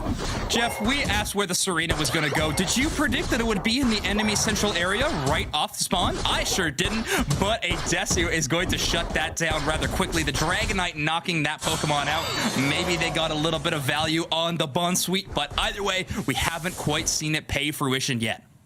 We see Yerman Burger Flippers choosing to execute the same strategy they did in the first game, putting 4 players into this bottom path for these first beasts spawning at the 850 mark, while 3 players from Noun Esports again playing into the top against this lone Lucario from Yerman. In my mind, it's definitely a counter strategy to Redmaw going into that bottom path. They know they'll be there. They want to shut down the value Lucario can have. Gatlu gets 20 AOS energy into that goal zone, but Yerman Burger Flipper's strategy of the big player rotation paying off a little bit more in the bottom path this time around. Yeah, and this is huge here. We see 20 AOS energy going in for Dragonite on Yerman's side. This not only gives them a little bit of a score advantage, but the experience you get from these dunks early is just so valuable as we see yet another big push up here onto the goal for Yerman. Blaine getting so many attack weight stats in there. It does not get the reset out of Kiva's hyperspace hole. Timing just a little bit off, but it looks like this time they will be sent back safe and sound. Kiva, on the other hand, caught out a little bit. They will need to do every kind of juking they can to get away, but no, you are not getting away from the Lucario of Redmaw. We see Yerman gaining a little bit of advantage here as we start this engagement, but Gatlu invading the central area here for Noun Esports, but losing the fight ultimately to the Dragonair. There's so many domino effects of these really early large amount of player pushes in these bottom paths and stuff we talked about. I think one of the most amazing ones is that we haven't even hit first Dreadnought and we're already over the 100 points scored mark. So many early scoring done. Really impressed with how much these teams are pushing these goal zones for little scores. A lot of a stacking going on both of these teams. Yeah, we see Yerman, the first one to a Dragonite this time around. However, Noun Esports only a level off. Can they hit that breakpoint before this Dreadnought spawns in just 10 seconds is the question. Gatlu's Trevenant is primed and posed to be pushing enemy Pokemon around, but now they are pushing around so many deep HP pools on the side of Yerman Burger Flippers. They have a very tanky composition, and they are putting the front line up so that Urzaron can start getting their Dragon Death stacks on this Dreadnought early. Gatlu has found their way through, their curse is up and running, and no way! They out Sekiro with a Hyper Beam. That Hyper Beam must have brought it down to just a smidge of HP, and Gatlu's Horn Leech takes it. Yerman Burger Flippers on a quick assault right after, though. Yeah, we see Yerman fully ahead in the early game of this match, electing to break this outside goal on the bottom. Not something we often see happen. This gives up some experience in the bottom path for their team, but it gives them a positional advantage at future Dreadnoughts as we see Gatlu clearing the central area to hit that level 9 breakpoint and their Unite move for Trevenant here. A team as strong as Yerman Burger Flippers as well could also use that Orderly Girl Zone break to make sure that they are securing the Bs even earlier if possible in lane. So a little bit of advantage here. Huge Unite move coming out of the Serena. Blaine putting on the pressure already. Gatlu taking a lot of early damage, but remember the self-sustain of that Pokemon is absolutely phenomenal. Blaine keeps up the pressure and does even more damage to throw down. Gatlu, of course, cannot be counted out. Gets the reset. That was a clutch reset there by the hands of Geese. Saves their teammate from getting KO'd by Blaine. We see Gatlu just having an incredible amount of sustain on this point. Trevenant, one of the tankiest characters you can play, especially in combination with the healing that Horn Leech move can provide. It just eats Hyper Beam after Hyper Beam without being knocked out. Now, that being said, this 1v1 definitely going to go over to Urzaron. I mean, you can ask a lot out of Gatlu's Trevenant, but it seems like a 1v1 versus Urza not quite up there. That team fight from Nouns Esports was definitely impressive, but you have to remember, it was a little bit of a defensive effort right now. Yerman Burger Flippers 203 to 57 with a pretty huge lead. A little bit behind in levels, but not by much. Also, the positioning for the second Dreadnought completely given over to them. Yeah, the levels are interesting in this game right now. So we have a little bit higher average from Noun Esports, but Yerman leading the pack with that level 11, almost 12 Dragonite here. You never expected Egg to be what shuts down a Dragon's Hyper Beam, but Bruv putting in work there. Dreadnought already brought down to about half. Geese with a huge Hyperspace Fury to block everybody down, and yet again, Geese is going to be the one to secure the Dreadnought. Noun Esports up 2 objectives, and now they are starting to push onto this first tier goal zone. They want to break this at this point in the game. Giving up the experience, yes, can be detrimental, but more so late game, they cannot have that hyper speed of those goal zones up for everybody else to take. Yeah, we see big engagement here, but key resets from Hoopa on Yerman's side, keeping their players in this fight, and Noun Esports ultimately being pushed back off with little to show for it other than the objective that they were able to secure. Great reset there by Keys. I definitely would have loved to see a pressure attack by your Burger Flippers, but instead they decide to completely collapse on top of Gatlu, who yet again is still up in this team fight. Finally, a little bit of a displacement comboed with the Hyper Beam is going to be what takes that Pokemon down. It feels like Gatlu in these team fights need so many Pokemon against them if they are ever going to lose one. Desu pressuring with this Rotom. If this one does go in, they are primed for a huge overdog. Rotom only getting 20 points into the goal zone means that it is set up for a lot of big scoring. Yeah, we see Dragonite here for Noun Esports. Desu playing back a little bit, very low, trying not to get knocked out. Is excellent teamwork between these two players to 2v1 with the Rotom on that point. We talk a lot about a term called limit testing with Pokemon like Lucario, seeing the absolute highest amount of value you can secure from these Pokemon in terms of damage. It seems like a Hyper Beam plus Power Up Punch has got to be breaking some records. You saw it right there. Phenomenal play. 3 minutes left on our clock and so much farm going over to either side. These wild Pokemon need to get knocked out. These teams need experience. Yeah, Yerman Burger Flippers leading on the scoreboard, but the level advantage has fully slipped away from him at that point, with Desu being the first one to hit level 13 in this game, thanks to the fact that Nouns Esports has secured the first 2 Dreadnought objectives in this game. Okay, huge strategy play here from Yerman Burger Flippers. They're going to be breaking this tier 2 goal zone, getting themselves a huge score lead. Now, that means that Dreadnought is going to be a little bit of risky business. Nazu completely wiped off the map by Desu, and now they are set up to take this Dreadnought. The experience lead going to be completely in this favor for the 30-second to come Zapdos fight we're headed into, but Yerman Burger Flippers have put themselves up with a pretty comfortable 120-point lead. Yeah, we see both teams looking to get in position here, but Random Gaming doing what they do best, giving themselves a forward position into the Zapdos pit. If Yerman Burger Flippers doesn't get here soon, they're not going to be the only flippers in this game. Now Esports loves to take them an objective off the board ASAP. Yeah, you were absolutely right. Yerman Burger Flippers taking their time with the wild Pokemon secure. A very spread out team fight. Gatlu and Redmaw fighting themselves towards the bottom path. Everyone else circling around the Dreadnought. Blaine with a nice starting off with the Serena Unite move, and that launches out the Dragonite in return. The first KO goes over to Gatlu, knocking out Blaine on the Serena. That's a big team fight. Pokemon completely wiped out. Desu doubles down, gets Lucario also off the map. Gatlu is yet again up and running with just a sliver of HP. Even an early powered up attack from Urzaron doesn't take him out. A Desu finally secures him, and that's a full 5 down. Now Esport about to wipe out your Zapdos. Now Esport about to find themselves in the winners finals, probably. Yeah, this was just a clinic in how to take this endgame engagement. Now Esports had the level advantage going into this fight, and boy golly did they leverage it to win that decisively, knocking out all 5 members of Yerman Burger Flippers, only winning one of them home, giving them a comfortable lead here in order to get all their AO synergy in after they secured that Zapdos objective. If Adesu went down there, I think we would definitely be looking at a bit of a story, but they're actually able to KO the 999 on the other side. Geese goes down, nice little shot of Shadow Ball there by Kiva. This could be the start of an advance. 428 to 323 is an incredibly close scoreline, and 46 seconds is not a small time bank. They have a chance, and with 2 Pokemon down from Noun Esports, they need to make something happen, but they need to make it happen really quick. Yeah, and we're going to see kind of similar to what we saw in the last game. It is just so difficult to push a character like Trevenant off here.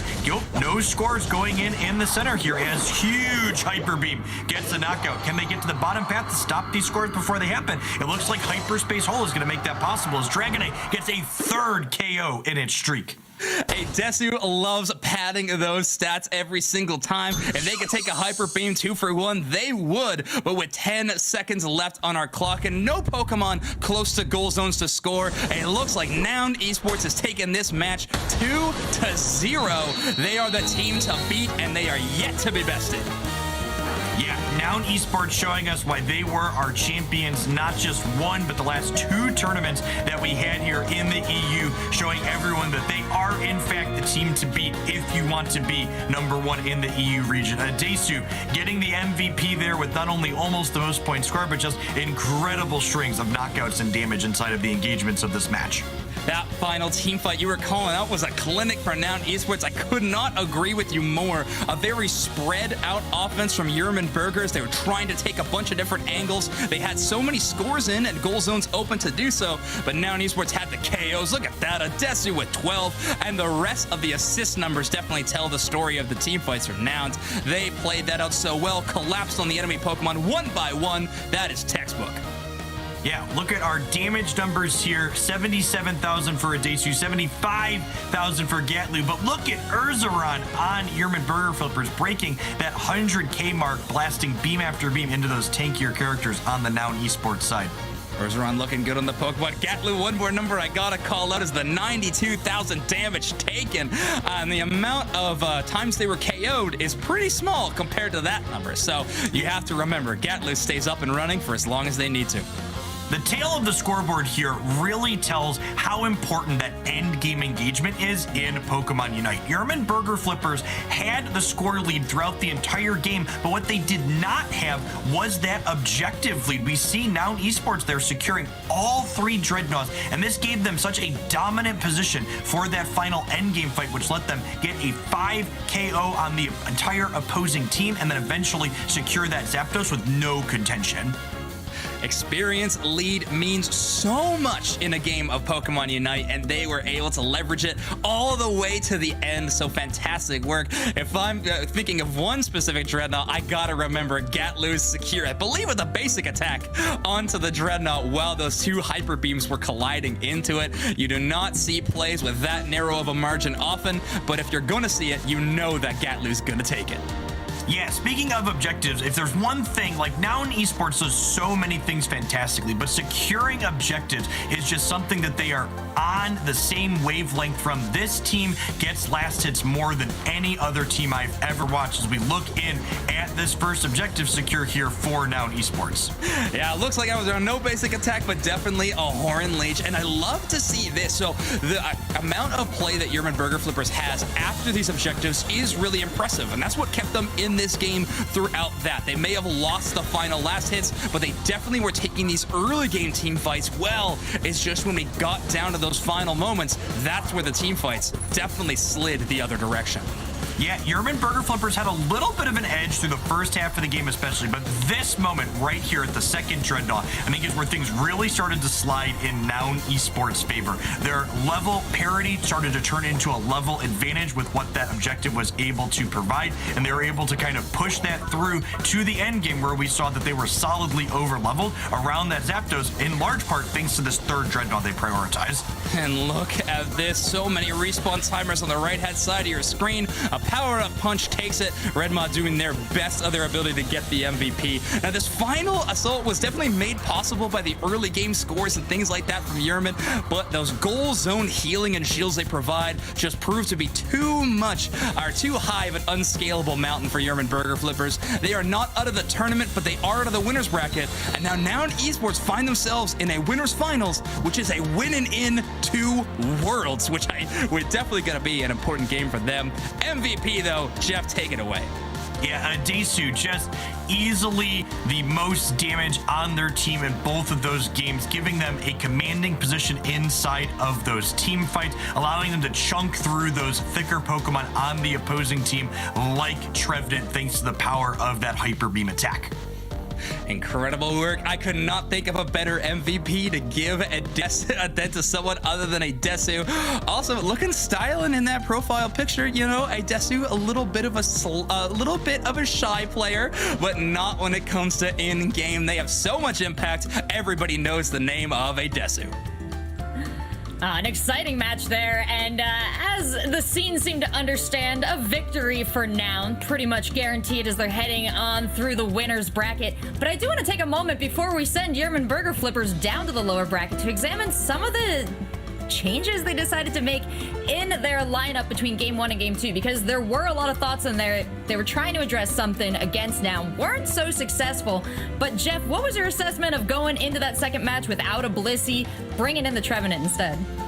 Yeah, I think the big thing that jumps out to me between the two games was the moving of the Dragonite for Yerman from that bottom path into the central area, and they actually executed that early game so well, and I think if Noun just hadn't been so in tune with those last hits on those first two Dreadnoughts, Yerman would have been in a really reasonable spot in this game based on how strong their start was. Zoinks, anything to add there? Well, honestly, you got to remember that Egg Bomb doesn't really shut down Hyper Beam as well as you think it would. I mean, you knock that Pokemon up, but that Hyper Beam's still going to land. So having a Pokemon that has access to Horn Leech, a move that can stop that Pokemon from doing so, might be a little bit more impactful. This time, it did not turn out that way. But look at this bracket. Nouns Esports already finding their way into their winning into Worlds match.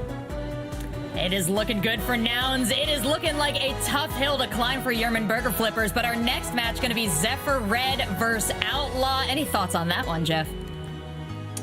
Outlaw is really kind of the unknown factor in this top 8. All 7 of these other teams have shown us they have the tournament chops throughout the course of the season, but Outlaw is definitely one to watch. They are not in our top 8 by mistake, and I'm hoping to see some big things from them in their match here in the losers bracket. Absolutely. Can't wait to see what's to come. We're going to take a short break, and when we come back, we're coming back with that Zephyr Red versus Outlaw match.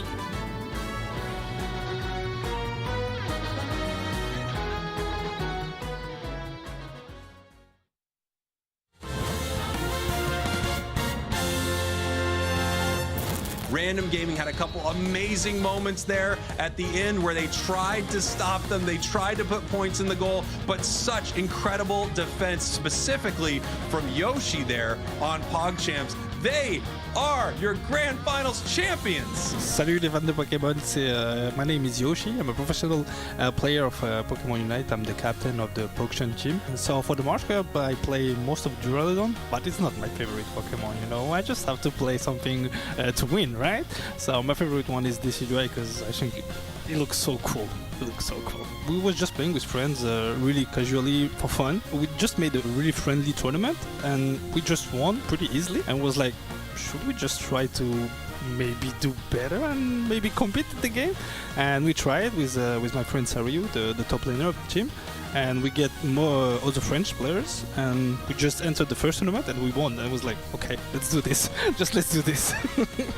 We came in March with different strats, and we just wanted to beat everyone. There was you can be random gaming, Yerman, English, whatever you want. We just here to beat everyone. That's what we did. We just 2-0 everyone. There wasn't. We didn't drop a single match, and yeah, for the World Cup, we just do the same. Just be ready, guys, because if you face PogChamp, be ready to lose, my friends.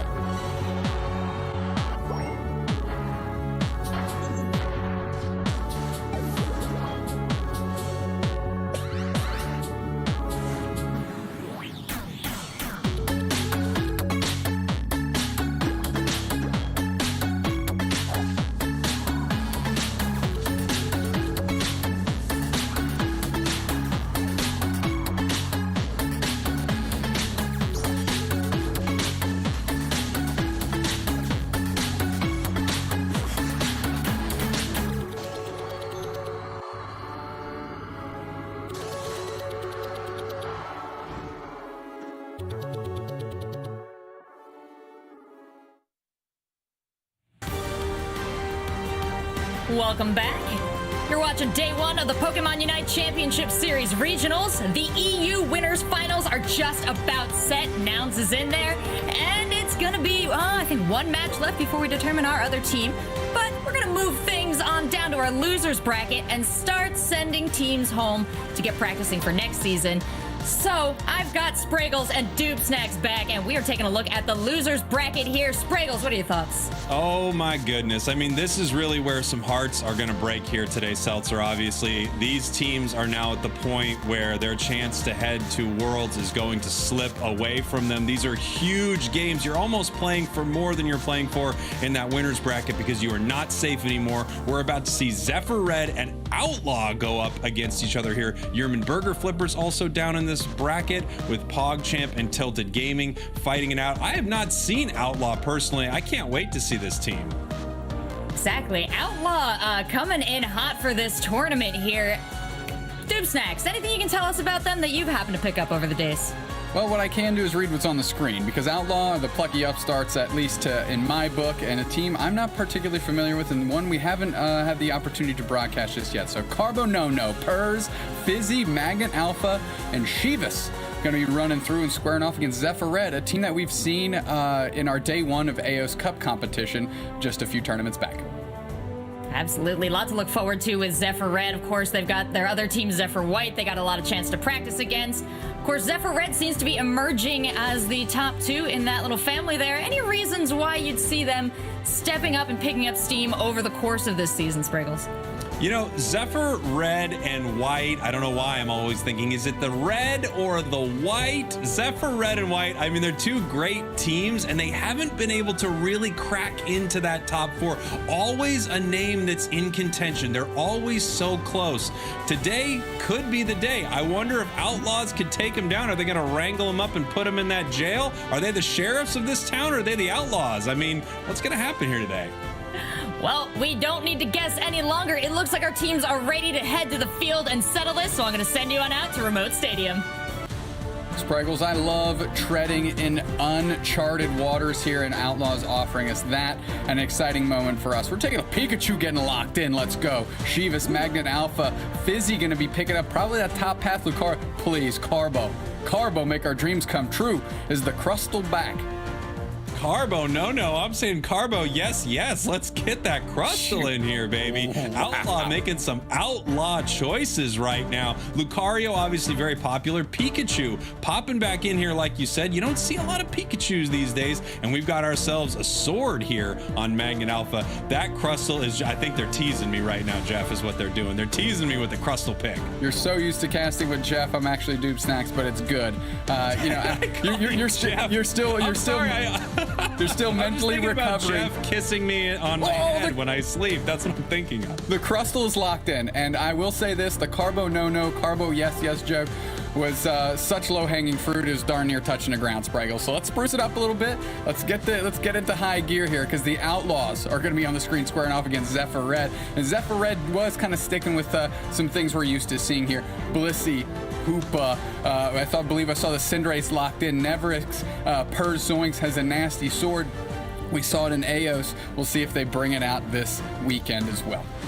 Can't wait to see what this Crustal does here in this match. And I'm very sorry I called you Jeff, but I do love me some Jeff. Here we go, Doob Snacks. We're about to see what Outlaw can really do right here. What is going to happen when you take these unconventional picks into a match? Obviously, this can really throw some teams. You don't play against a lot of Crustals when you are practicing for these big tournaments. Nope, and maybe that's what Outlaw's leaning on. A little bit of an unknown factor here in this event, and going to leverage that to the best of their ability. Classic's coming down. Carbo no on the chase. The little Dwooble putting some pressure forward. And we're going to see how Zephyr Red responds, because they've got to be looking at that going, Pikachu? Crustal? A sword? Laning sword? What's going on here with this Outlaw squad? Classic's kind of caught out, putting some good pressure on and able to escape, but just. This is really interesting to see a bottom path here from Outlaw without a support Pokemon. They've got a Crustle and a Pikachu and a Sword. I feel like I don't see a lot of strategies like this at all. They've also got that Lucario, sort of a staple up top, and Cinder heading up there for a little bit of a fight. We've got a 3-on-2 in the top path and a 3-on-2 in the bottom path. Well, if Outlaw's not paying attention, not Classics, the Sylveon there, Eichels is ready to just melt them down with the Hyper Voice. Carbonono, all they're at Crustle, they're putting the screws to him here. Classics gets KO'd, and Carbonono, or as you say, Carbo, yes, give me that KO. We're moving forward. Look at that block action as more points are raining in. Outlaw might be onto something. Carbo, yes, doing it here in this bottom path. And look at the pressure they're putting back on this Sylveon. They're really having trouble dealing with this assault from Outlaw here. However, it looks like Zephyr Red doing pretty well up here in the top path, out-leveling the counterpart Lucario, scoring right in their face. Yeah, Neverk's getting a couple stacks, and that's going to be crucial not only to outscale damage-wise, but of course they're getting ahead on levels as well. Oh, Eichel's getting cut out, and here comes Magnet Alpha. They're going to try and close the door. Can they keep him from the reset here? Yes, they get the KO just in time on Eichels. Are you kidding me? Outlaw, what is this composition? As Classics rolls back through and Purrs is just trying to get out. Carbonono doing a good little offensive lineman impression there, blocking for Purrs as Magnet Alpha splits on the heel and Classics is sent reeling now. This Outlaw bottom path trio has a little pop to him, Spraggles. I could tell you, it looks like Outlaw is saying, we don't need to heal if you're all KO'd. That is their plan. Pushing them around, slicing them up, shocking them there, and they're not taking any time to head back to base. They keep the pressure on. That's right. If I'm Zephyr Red, I'm thinking, okay, we've got the Hoopa, which means we can move around the map at a faster pace than Outlaw. So let's make sure we swing that in the best. Oh, those bees were just, oh, look at that push by Carbonono. Are you kidding me? The Crustle doing work. Classics cut on the backside of nowhere. Good pressure up front. Oh, good wide guard by Magnet Alpha, but they get KO'd by the Cinderaces is jumping into the action saying, this is my team. Neverik's baby getting into the action as well as Raytao is cleaning them up as the Cinderace. This team is surprising me front, left, and center. I am loving this here. Carbonono on that X-Scissor Crustle. They're a little outmanned for this fight here on the beach, though. Dreadnought a little under half. Zephyr Red ready to go here, waiting for their moment. It looks like they're going for the secure right now. Unite move misses there, but Lucario does get the big secure. Good recoveries by Neverix on the Lucario there. Magnet Alpha gets KO'd. Okay, Zephyr Red's starting to heat up a little bit. They've figured out this Crustle. They know how to play around it now. Raytao playing very far forward. Zephyr Red completely sieging the bottom goal zone. Now we're going to see what happens when this unconventional pick runs up against something that's very common here in this meta. The Hoopa, Blissey, Sylveon, Lucario, all these Pokemon are staples right here. Can these wild picks from Outlaw push this back? Well, being down levels isn't going to be a helpful start here. Zephyr Red getting caught out, Outlaw getting good comeback experience now. Zephyr Red overstaying their welcome, and that might spell disaster for them as that comeback experience is not irrelevant. Magnet Alpha getting in and deep on the Blissey as Nico is just retreating. KO streak of 2 from the Pikachu. That's Purrs getting it done. Look at this Outlaw squad, and you can just feel how excited Doomsnacks and I are to be casting these Pokemon that you don't see all the time, and they are ripping it up right now. Chased down by that Sword, pushed back by that Crustle, and then Pikachu with the big Electro Balls. Oh, here comes the Unite move from Pika, running him down. Trying to. Zephyr Red able to retreat here. The Rotom is available. Let's see how they approach. Zephyr Red up on the scoreboard, and they're willing to engage as Eichels gets caught out. Little X-Scissor here. Neverix gets the KO on the Pikachu before they can do too much damage. Neverix trying to find the backside of nowhere. That Cinderace going to KO on Sylveon. KO streak of 2. Let's go. Neverix gets dealt with. And Zephyr Red has a couple people in the respawn point here as Outlaw's looking pretty good in the top path. Not willing to start that Rotom just yet, though. Here we go. Looks like everyone's just dancing around this Rotom. Can they get the secure? Almost with the X's, but I think got it with a basic attack there. Just a flaming soccer ball flies in and takes that Rotom there for Outlaw. That's going to push towards Zephyr Red's top tier goal, but it doesn't look like they're going to have to wait too long to deal with that one here. Everyone getting ready for this Dreadnought. Yeah, everybody rotating quicker for Zephyr Red. That's the Hoopa Unbound pulling the team through, and they know Outlaw's going to be late. They're ripping it, and the Hoopa actually gets it before that Unite move hits, but they're going to be able to leverage this and trying to take the body here. Outlaw getting mowed down. Magnet Alpha caught on the backside. Crustle goes down first to Sylveon Hyper Voice. And now Raytail's playing great in the back line. Magnet Alpha getting KO back on the Hoopa. Let's go. And Nevrix is trying to find him. 4 players down for Outlaw. They're just dusting them down here. Nevrix feeling pretty good. They say, I like the sword, but my Lucario's clean too. In combination with Raytail, they wiped the squad. Wiping the whole squad, wrangling up a posse and bringing these outlaws in. They brought each one to justice down here in this bottom path. Full team wipe at that Dreadnought, also secured by Zephyr Red. We might be seeing this unique team composition run up against something that's very, very popular. And, you know, the popular side seems to be winning here. That's true. I mean, Outlaws keeping pretty good pace here on experience, but what is stressing me out a little bit, Spraggles, is that scoreboard. Up by 125 is Zephyr Red, and they have a marginal experience advantage. That cannot spell great success for Outlaw. They're going to have to find a way to flip that script. Outlaw needs to win some big old fights here, and it looks like that is their plan with this team composition. I mean, they don't have the supporters that Zephyr Red does, but Zephyr Red using that to their advantage every time. They are doing a great job of pushing them around here at this top path goal, and it looks like this is going down here. Big overdunk, 50 points there from Lucario. You're really seeing the stresses of not having a Hoopa on your squad as Outlaw. Zephyr Red's able to rotate an Outlaw, just Magnet Alpha. That sword couldn't get up top to give that support and really provide some needed damage output here, as Zephyr Red is all over this road. They do not care about the Dreadnought whatsoever. Here we go. Zephyr Red just ripping it apart here. Rotom heading down. And yeah, we've got this Dreadnought coming up here in 10 seconds. It looks like everyone's heading down. The mobility that you get from that Hoopa, the map presence, it's really incredible. Zephyr Red taking advantage of it right here, and they're going to be able to take this Dreadnought with ease. With no issues. The fastest rotation you can get is unlocked by Hoopa, and Outlaw just not having access to that is just rough. Outlaw forced to kind of split all over the map here, get into that central, and Zephyr Red really is poised to take a big time win here against this unique composition at Outlaw. Here we go. Here's the fight. Oh, they catch Sylveon pretty early here for this Zapdos. It will be back just about in time, and they do have a Hoopa to bring it back in here, but that's a nice catch from Outlaw. Yeah, Classics already using their Unite move on Nevrix, though, but nobody really getting into the action just there as Fizzy closes out a goal zone, shrinks the lead now, only 75 points. Carbonono trying to keep the team bubbled out. Here comes the Hoopa unbound. Good little stun there. Everybody's up on both teams. I say that the Pikachu's the first one to fold. There goes the Cinderace. That's 2 big damage carries.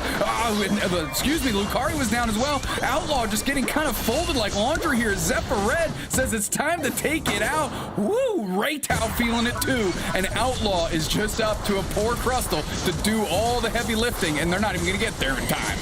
Here comes Carbonono saying, Carbo, maybe, maybe. No, they are not able to take that Zapdos. And there you go. Zephyr Red with a dominant fight there, Dupe Snacks. Absolutely. Now it's duck it time. Still got to get the points in and really prevent a counter push. Crustle is very good at that, especially with that X-Scissor can buy some space. But it looks like Zephyr Red is not taking this team for granted, and the opportunity they have right now for granted either. As all the points are raining in, 151 to 615. Hundo Burgers are on the menu, and they're getting delivered by Zephyr Red right into the face of Outlaw. Zephyr Red looking very good right here. We've got a minute left, but Outlaw needs to score a ton of points. They're picking him up right here, but being chased down by this Lucario. Oh, Hoopa landed on Pikachu. Goodbye, my friend. 5-star frog splash from the top rope, and Pikachu is sent packing by the Hoopa. Carbonono going to try and get some points in. They're up by so much. Eichels doesn't want to engage here. Fine. You can have the outside one. We'll meet you at the next one, and we'll take you there. As that buys them enough time to come off respawn. Eichels just trying to use that Hyper Voice to get some of the contestable wild Pokemon off the map here, and Carbonono just being denied here as they're engaging. Of course, 20 seconds left. Big Unite moves coming through. Are we going to find it? Bliss assistance on Eichels. Eichels going to hold it down with a Hyper Voice. Here comes Raytail, though, and that's a ton of damage as Nevrix darts in to seal up that KO. The Crustle is sent packing. Magnet Alpha, I'm sorry. You're next up on the chopping block as they get absolutely dusted. Blissey gets the credit for that one. And, of course, Zephyr Red going to win it here in Game 1. Big win for Zephyr Red. I love what we saw from Outlaw right there, but they weren't able to get it done against this veteran team. This is not their first time making it to the world stage here, and they were looking great in this game 1. 615 to 257, both Lucarios the MVPs for their team. It just comes down to the Hoopa. It's a very strong Pokemon, and the map mobility it provides is really, really hard to contend with. I do think Outlaw did great in the early stages of the game. A lot of pop-off points there, but you kind of see around that 4-minute mark where things began to split off, and that's about where the Hoopa was starting to get online with that hyperspace hole. Yeah, the ability to move the team around, I mean, it can't be overstated. Outlaw was doing their best to keep up with them, but Hoopa just kept Zephyr Red on point. They secured 3 Dreadnoughts, 1 Rotom, 1 Big Yellow Bird, and 1 Big W here in Game 1. Closer to moving on in the loser's bracket and closer to sending Outlaw packing.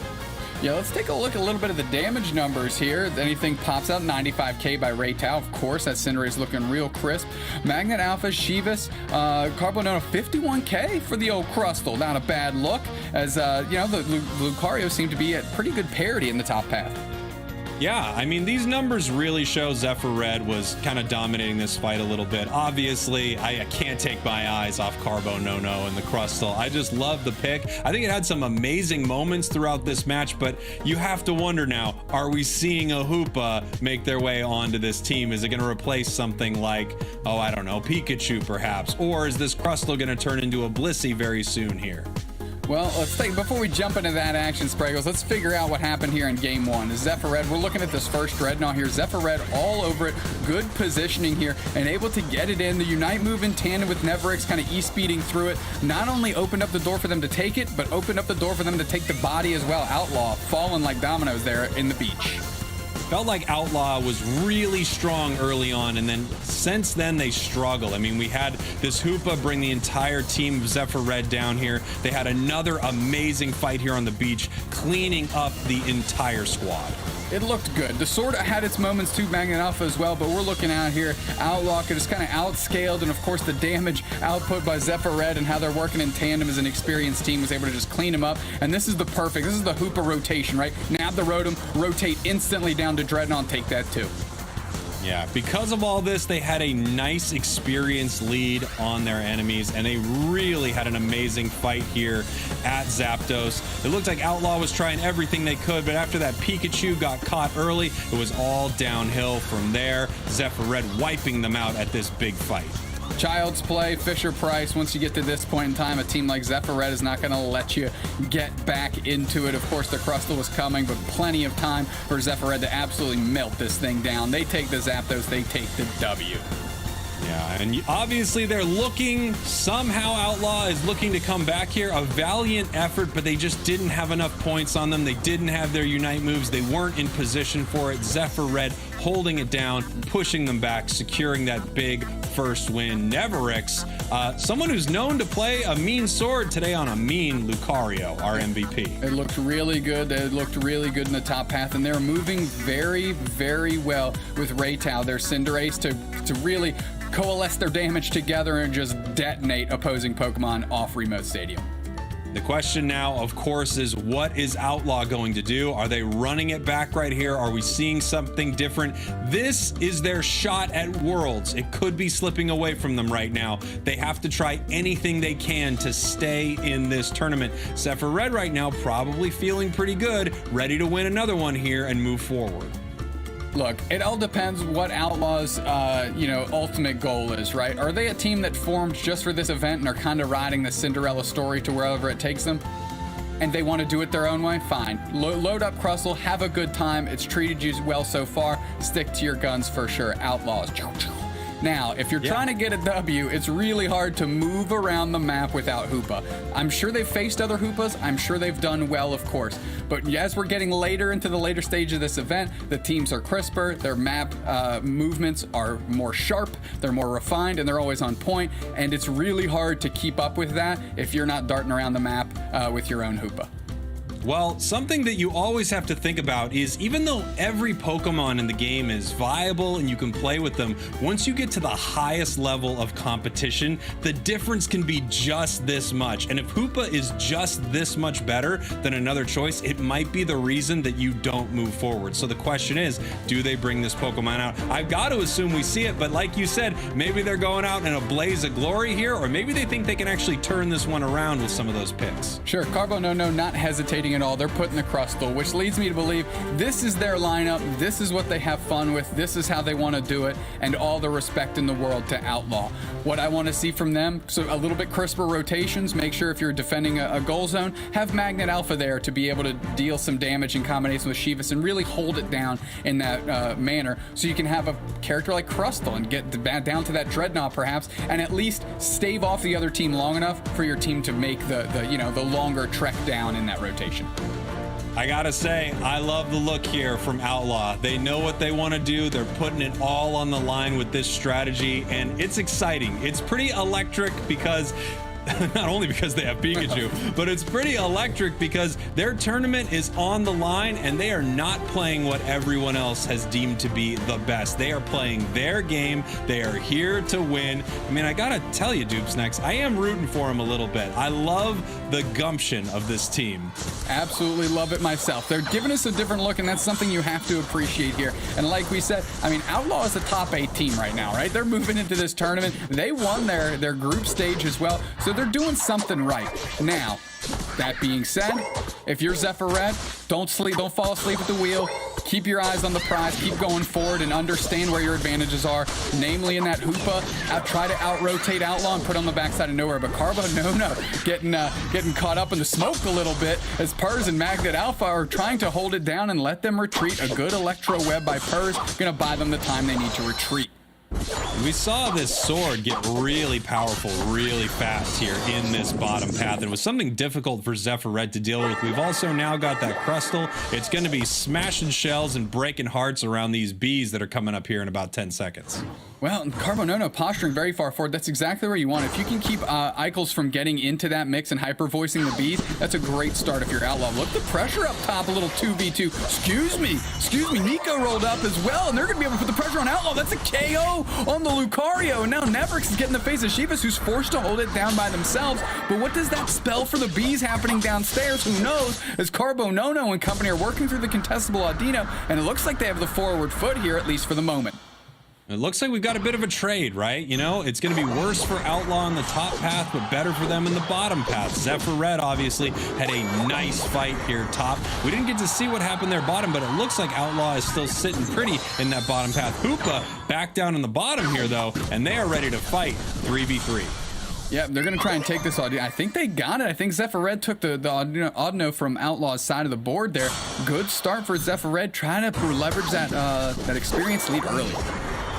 Taking a look here, we've got Cinderace up here for Zephyr Red. Not yet for Outlaw. They're still moving through, and they just evolved, heading up to this top path. We could have a little bit of a skirmish up here. Looks like they're hiding, waiting to see if they're going to pull out and fight right here. And it looks like they are getting a nice pick there. Might get a double. Yeah, they got to push forward. Nico comes up for the support. That's going to allow Raytao a little bit of a safety blanket here, and whatever work they're trying to do. Just nabbing some core fish, and we're going to get back at it.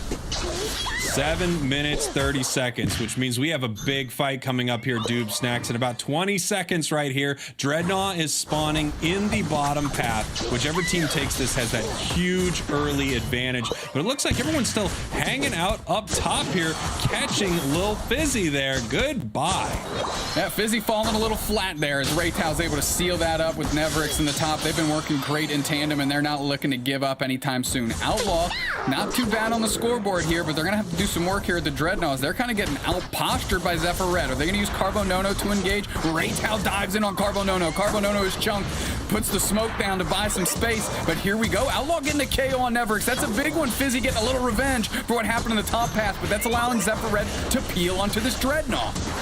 Here we go. Magnet in the back there. If anything, he's a magnet for big KOs. He's ripping them to pieces right now. Nice. 2 go down here for Zephyr Red. That's 3. Outlaw looking really good, and they're looking to secure this Dreadnought. Great team fight by Outlaws. The Crustle gets credit for taking the Dreadnought, and they're not done yet. They're pushing in the face of Zephyr Red. Says, you can't sleep on Crustle, baby. We're in the top 8 too, and we earned our spot here. Everybody back off the Carbo no-no. Let's go. Shivas back into the central area. They're looking to level level up here as they had a good exchange in the bottom path. Magnet Alpha about to pick up that level 9, which means we've got a Unite move here from Aegislash. Everyone heading back. They've got to play a little Pac-Man right now, Dude Snacks. There are yellow dots on the map, and they need to eat them. And there is a little bit of a fight that's going to happen up here at Rotom as well. Take a look at that Lucario here from Outlaw, though, already level 9. Yeah, level advantage in Outlaw's favor, so they can be a little bit bullies here, but don't get caught out and just fighting onto Zephyr Red's goal zone. This Rotom is getting absolutely melted. Zephyr Red, it looks like they're going to get it for free. Good chip up on Fizzy, so they couldn't engage, and they're kind of caught out as Outlaw's just hanging out on their goal zone, and I think they need to just be content playing some defense here as Carbonono gets caught out. Neverix and company are pushing forward, 2 players down for Zephyr Red, but that's an exchange that they think is worth it here, and look at all of them just sandbagging their points. Going to go in 20, and a big overdunk there. Zephyr Red shrinks that lead to 6. Wow, this match is right back in it. Outlaw with the Dreadnought, Zephyr Red with the Rotom. It is very close. Fizzy down here just watching this goal, and now they're going to head back and get some experience. Oh, it looks like this Lucario here is caught out. Neverx is going to be going down. Carbonono in combination with Shivas able to do some great work on Neverix there. They did not expect just getting jumped on in the central area like that, and Outlaw not missing any opportunities here in game 2. You love to see it. Now here we go. This is one of those big interesting moments here. This is the Hoopa moment, bringing you down to this second Dreadnought. What can Outlaw do? They knew that they can't come down. They don't have a Hoopa of their own, so they are all here early and ready to fight. And that's something they have to do right now. Oh, they get their first KO. Magnet Alpha is feeling it. Unite move by the Crustal playing real deep as Nico's trying to get to put the stun down, but they're caught in the smoke. Carbonono doing their best impression of some stun action as Fizzy gets in there. Fizzy getting busy up front. Shiva's getting into the action here too. There's 2 more players down. Who is this Outlaw squad? Who is sleeping on the Crustal? Coming in. It's up to Eichels to make a hero play to get this Dreadnought. Are they going to be able to get it? Fizzy coming through. Shiva's going to be able to block it out. No, it's Fizzy, and Eichels goes down. The Outlaws are running rampant on this OK Corral that we call Remote Stadium. We don't need a Hoopa. We don't need a Blissey. We are Outlaw. Give us a Crustal and a sword, and we'll take care of business every day. Wow, what a fight there from Outlaw. Some scores coming in from Zephyr Red, just putting it up on the board a little bit. Now they're ahead 121 to 107. Still anyone's game, but Outlaw is fighting like a team that wants to stay here today. Spraggles, you know what I immediately thought of? I immediately thought of the picture of the crab holding the kitchen knife, and that's exactly what Outlaw. That's the Outlaw strategies. That's the crab kitchen knife strategy. Carbonono and Magnet Alpha doing work, looking good too, looking real good. Beautiful, holding that kitchen knife, that Aegislash looking like a chainsaw in this match, just ripping through them, chopping everybody down. You know how you chop with a chainsaw. Here we go, Rotom up here in this top path. Can they get it? We got that Hyper Voice on it, secured right there by Outlaw. Carbonono pinning 2 to the wall, saying, I'm about this action. Carbonono looking good, caught out a little bit. They're going to force a retreat. Don't overstay your welcome, Outlaws. Don't hemorrhage the lead back the other way. They're down a little bit on the scoreboard, but looking real clean on levels. Zephyr Red going to dust this Rotom. Outlaw content with retreating and getting experience, and I agree with that. Yeah, Outlaw is just getting ready. We've got a Zapdos coming up here in 30 seconds, and they're saying this is not our last Zapdos in this tournament. This is not the last time you see Outlaw. We're coming in guns a-blazing. Let's get our experience. Let's get our Unite moves. Let's position ourselves, and let's win this fight like we've won every other big fight this match. They're getting there early, and they're going to look for Carbonono to go for the engage. Eichel's just testing out the Hyper Voice on a shrub here, as it looks like we still got about 10 seconds. Outlaw looking to position early. Zephyr Red knowing that they have to get there early, and, you know, hanging out as well. Everyone just waiting, that moment, the calm before the storm. Carbonono just testing the waters here. Here we go, big fight in Zapdos. Zapdos just getting chunked down immediately. It is almost gone right away. And no, it is secured by Zephyr Red. Huge secure there from Lucario while they also pick up a big KO. Magnet Alpha trying to convert, but no, there's 2 players down for Alpha, and this is exactly what Zephyr Red had in their pocket for this strategy. That's why they set up early. They didn't want Outlaw, they wanted Zapdos. They said that's our key to victory. That's the way to do this game here. As Shivas gets a KO on Raytown, that's big experience. You're level 15, that's nice. But look at that scoreboard, Spraggles. Outlaw getting just outplayed here in the Zapdos pit. They thought it was about the team fight, and Zephyr Red flipping the script on him. I gotta say, what a smart play there from Zephyr Red. They haven't been winning a fight all match. So they said, yeah, we don't even plan on doing one of those. We plan on taking this Zapdos right in front of your face, and it worked right here. Zephyr Red up by over 500 points. Not unwinnable. There's still a minute left, but boy, they have got a lot of points to put on the board to make this happen. Yep, Crustal's going to be able to help push forward. Purr's going to get the big overcap here, of course. So now, time to push forward. They get plus 60 there. They're still down by 260-ish. Outlaw's going to have to find a way to get these points in. There's a lot of empty pockets, and looks like there might be some empty hearts here if you're Outlaw as well. They're running down to this bottom goal. The question is, how do they want to split this up? They need to win a big fight. They need to wipe everybody off the board. 30 seconds left. Here it comes. The last fight, possibly, that Outlaw has in this tournament. That's a Purr's Unite move. They get eaten up right after that. Fizzy trying to replay some of that magic from early in the game. They find a mark, and so does Shiva. So they're moving forward here, and they're buying a little space. Unite move, is that going to hit anybody? They get a KO on the Sylveon. Good look there. They're wiping the team, but now they need the points and the time to score. Can they convert? Absolutely relentless is Raytow. They get the KO. Get your points in, Shivas. Come on. Plus, I don't know if this 100 is going to be enough to get it over the mark here. What a fight. I don't know if it was either, but Outlaw fighting till the last breath there, wiping the entire team. We're looking at the score right here. Zephyr Red up by 100 points, takes them down here in our losers bracket. Wow, I mean, hats off to both these teams, but Outlaw, what a showing here. Look, if you're going to get onto the mainstream here for your region, represent the strategy that brought you this far, look at those KOs by Fizzy and Shivas. We were talking about how well in tandem Nebrix and Raytow were working. How about Fizzy and Shivas? Yeah, I mean, jeez, look at this here. Outlaw playing like a different team this match, and I really have to respect what they brought here to this tournament. They were playing incredibly. Zephyr Red, I think, made a really smart play, knowing they were slightly behind, taking that Zapdos right there, and you can see the tail of the numbers there from the damage. Obviously, they were losing those fights, so they wanted to take that bird down. And that's what the best teams do. They find a way to win in the face of adversity. They knew Outlaw was beating the brakes off them anytime they engage into a team fight. So make it about something else. They had good shred potential in their squad. I mean, we literally saw Carbonono suss out 3 players on Zephyr Red, and they immediately just peeled away from him, and it went straight onto the Zapdos immediately. You know, they went 1, 2, 3, hit all your moves, just fired them all at Zapdos. They're able to get it, convert about 200-ish points, 300 points, and of course, by the end, win by 100. I mean, what an incredible series. Again, I loved watching Outlaw here. Production is actually telling me I can't make another Carbo no joke, but I refuse. Carbo yes on that Crustal. That was so exciting to watch. I can't wait to see some of these big moments from this match because that was an exciting one.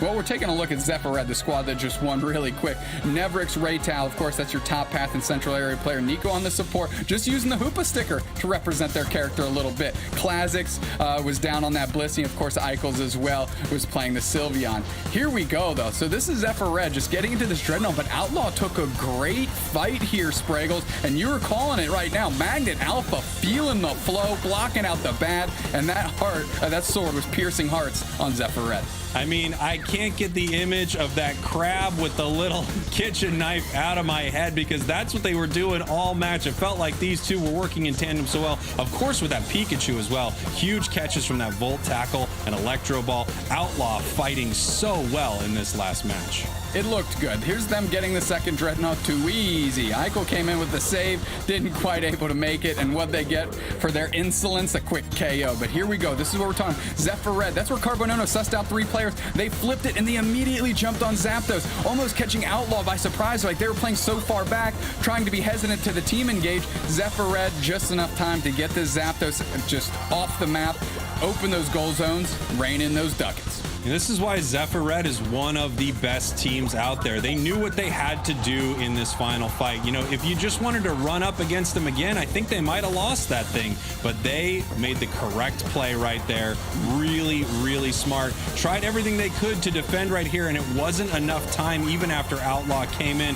Guns a-blazing, scored in their goal zones. They just did not have enough points on them to win this match. Zephyr Red with a big victory here. Yep, Raytao getting the MVP nod with that Cinderace from the central area, making very impactful moves. Definitely in game 1, a little less so in game 2, but that's what's important, right? You win by the scoreboard, not the amount of KOs and damage you deal. And Zephyr Red finding a way to do it, and Raytao, of course, a key component in closing that Zapdos and allowing them to win game 2. Keep moving forward in this tournament. Seltzer, welcome back. We're some wild horses, and we really need some wrangling here today. I'm so happy to see you. You are some wild horses. Did you see what Outlaws brought onto the map? You guys called us through that action, and I was puzzled because before this in the preparations, it didn't seem that you started a match without Hoopa or without Blissey, and they rolled into both of them without that. I know you talked about how that was a little bit of their downfall, how they weren't quite able to compensate, but in a perfect world, if that had played out, are we potentially seeing an alternative to the meta? I think that always happens, right? Yeah, go ahead, Dupe Snacks. I think it's hard at this point to shake some teams off of Hoopa, right? I don't see too many teams seeing that and going, yeah, let's give that a spin at this current point in time, right? They've been practicing with certain compositions leading up. However, what Outlaw showed certainly in game 2 is if your rotations are crisp and your team is on point, then you can contest almost all the objectives. And understanding what their downfall is, they're actually able to mitigate that in game 2 and put themselves in a favorable position to win. I mean, they were dominating team fights from all over the map. Now, game 1, it looked a little loose, not gonna lie. Yeah, absolutely. Yeah, they did seem to find their stride a little better, but Spriggle, sorry. No, of course. They did. They found their stride in game 2. I love when teams make these bold choices because all of a sudden everyone says, oh, we can play this. If this works, we can play this. It takes a bold team to do something like that. It didn't work out for them here today, but again, hats off. It was exciting to watch.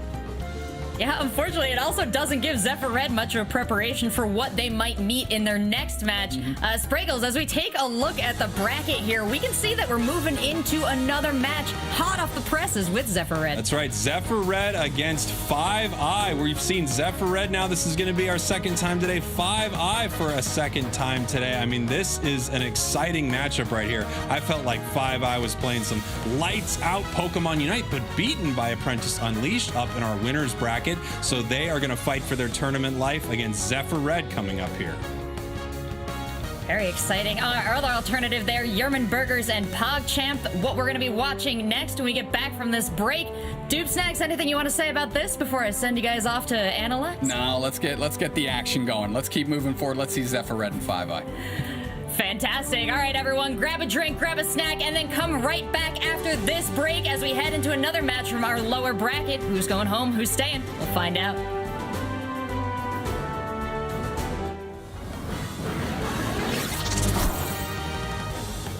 Hey, fellow Pokemon trainers. Welcome to Pokemon Unite. In this video, we'll explain the basics of how a match on Eos Island will go down. Pokemon Unite is a team battler that takes place on Eos Island. In Pokemon Unite, each Pokemon plays a specific role. All roles have their own strengths and weaknesses, so you'll have to work with your team to create a composition to cover all your bases. During a match, Pokemon will learn a wide variety of moves as they level up and get stronger. Some cause damage, defend your teammates, or heal your allies. Once a Pokemon is leveled up enough, it'll learn its Unite move. This is an ultra-powerful move that can turn the tide of battle. The main objective for each team is to collect Eos energy and deposit it into the enemy's goal zones, turning it into points for their team. Whichever team deposits the most energy after 10 minutes wins. You win! Well, that's Pokemon Unite in a nutshell. We have so much more to tell you, so if you want to be the very best trainer on Eos Island, stay tuned.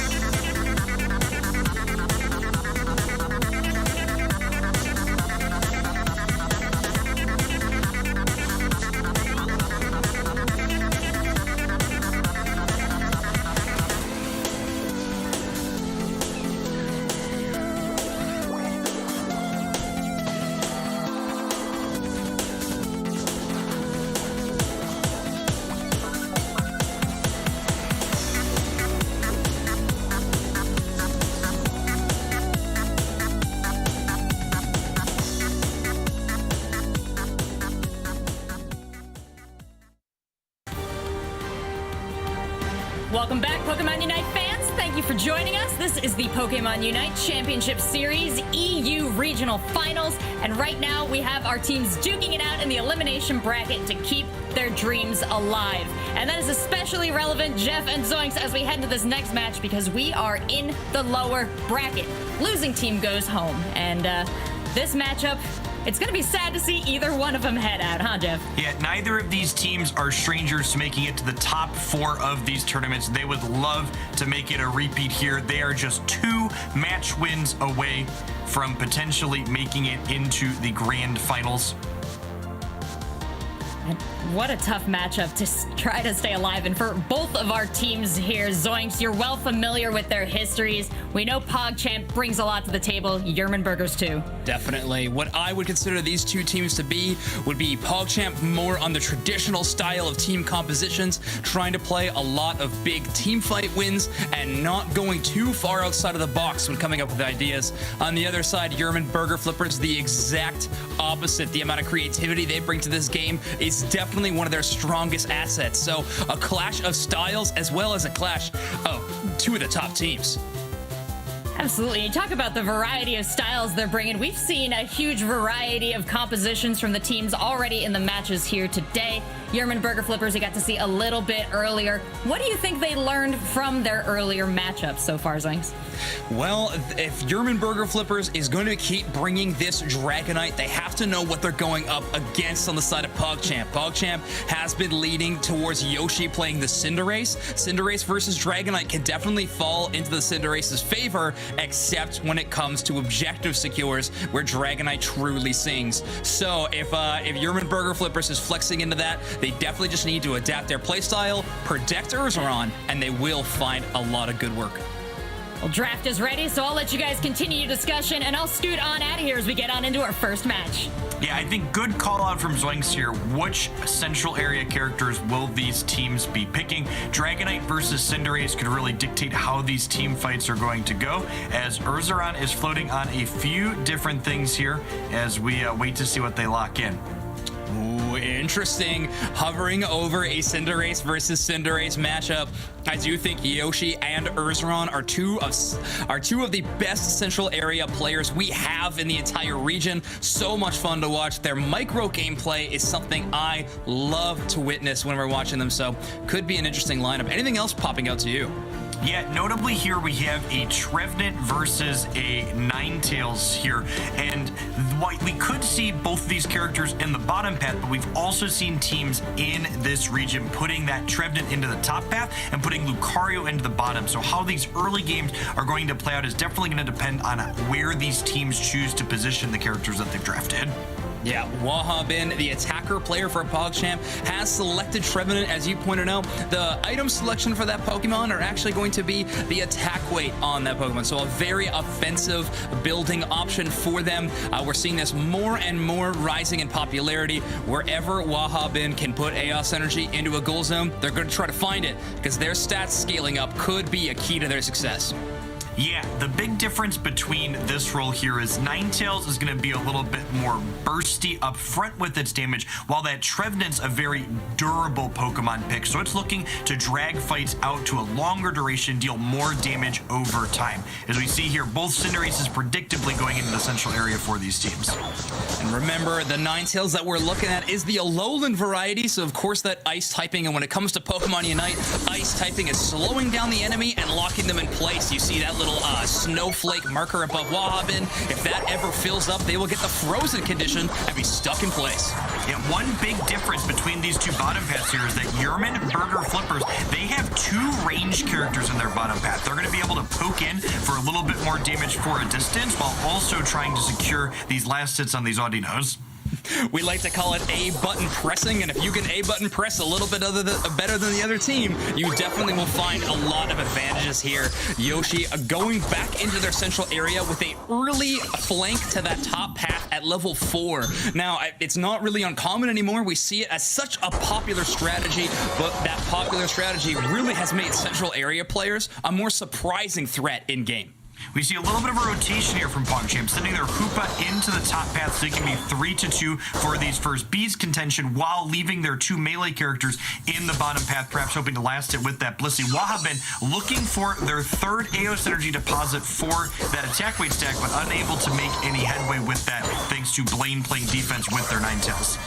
Blaine's Ninetales is really putting in a lot of work. Getting that last hit on the Autono was exceptional for making sure they have the synergy, but also stopping Wahabin's level up into the Trevenant. Of course, when you level up, your abilities get stronger, but you also get access to even more moves. If they get that, Wahabin could unlock an even higher level. Really fantastic exchange of resources here for the Trevenant. They do ultimately get knocked out, but they deposit their AO Synergy, giving them that permanent attack boost for the rest of the game, and they utilize their X speed to grab both berries from the opposing team, taking away one of those resources that give them sustain inside of fights. 999 and Saryu here having a nice little 1v1 duel that was rudely interrupted by a central area player. So Yoshi getting the better value of that one, had already evolved into the Cinderace and leverages it into a KO. The onslaught continues, but both support Pokemon in this goal zone should be able to stay up and running. Yeah, PogChamp really pushing an advantage in both the top and bottom path. Solid level lead on almost all of their characters here as we head into these Bees, and then ultimately that first Dreadnought objective. The level lead is small, yes, but you're so right that it is consistent across the board. That'll be very, very important when this team fight kicks off in earnest. We see Wahabin getting yet another AO Synergy deposit, up to 4 or 5 stacks now, I believe, almost fully scaled up to the 6 increases that they can get with that item on their attack stat. Trevenant gets even more scary. The Horror Tree Pokemon getting another power spike here. They're getting in position to try to displace the enemy team, but Saryu was the front of the spear in this team fight. A nice portal brought down, but no one there available for the reset, and that means that PogChamp gets to start landing some KOs. We see huge Unite move from Solarioshi, using it to push Yerman Burger Flippers off the beach so they can secure that objective almost entirely uncontested, utilizing the shields they gain from this objective to push into the space and get more AO Synergy deposited. A very fast rotation on the defense, though. Yerman Burger Flippers were able to stem the bleeding, if you will, retreat, and get stronger to get some KOs in that situation. Yes, the Dreadnought going over to PogChamp, as well as even more points. Yerman Burger Flippers needs to find a way back in. We see PogChamp there rotate several of their members to the top when then Yerman immediately identifies this and overloads this bottom point to get some AO Synergy deposits and knockouts of their own. Urzaron definitely playing far up forward, willing to take the one-on-one against Wahabin. Not a fight that the Cinderace always wants to get. They're going to get 40 points dunked in there, leaving that goal zone at 3. Very susceptible to a huge amount of points in and an overdunk. Yeah, we see Solarioshi electing to break this outside point top. This is very common play patterns from both of these teams, choosing to leave the goal zone up in the bottom so that extra experience can continue to spawn, but choosing to break the goal zone in the top path, so that way when this Rotom objective is secured, it creates more pressure on the map by marching towards that second inside goal zone. It's not exactly an entirely new member of your team, but it is an asset that does damage and threatens AOS energy scores. So Rotom, not the most important thing on the map, but you're always gonna want it if your other team can't have it. So great work there. 2 players are gonna have to try to defeat Rotom here on the top path, whereas you can see on your mini-map, PogChamp is completely retreating to knock out wild Pokemon all across their side of the battlefield. Yep, valuable map pressure from that Rotom, and it looks here like PogChamp took the opportunity that map pressure that was providing to break the goal zone of Yerman on the bottom path as well, which gives PogChamp a forward position as we head on in to the second Dreadnought at the 4-minute and 30-second mark. The level lead maybe gapped a little bit back up by your burger with the Phantom Force retreating into the Unite move. So Hoops Unbound keeping Watch Rookie up, and everybody is joining them. A huge team fight. However, 999 is able to take out the Hoopa. Now Yerman Burger Flippers is in the front running. Urzaron starts damage onto the Dreadnought. They have the Bliss Assistance worth of damage. Another Unite move as the Aura Cannon goes off, and Solarioshi is still up and running. The amount of damage they can pump in from range is too much for 999 to deal with. They get the KO with just the auto attacks after the Bliss Assistance buff.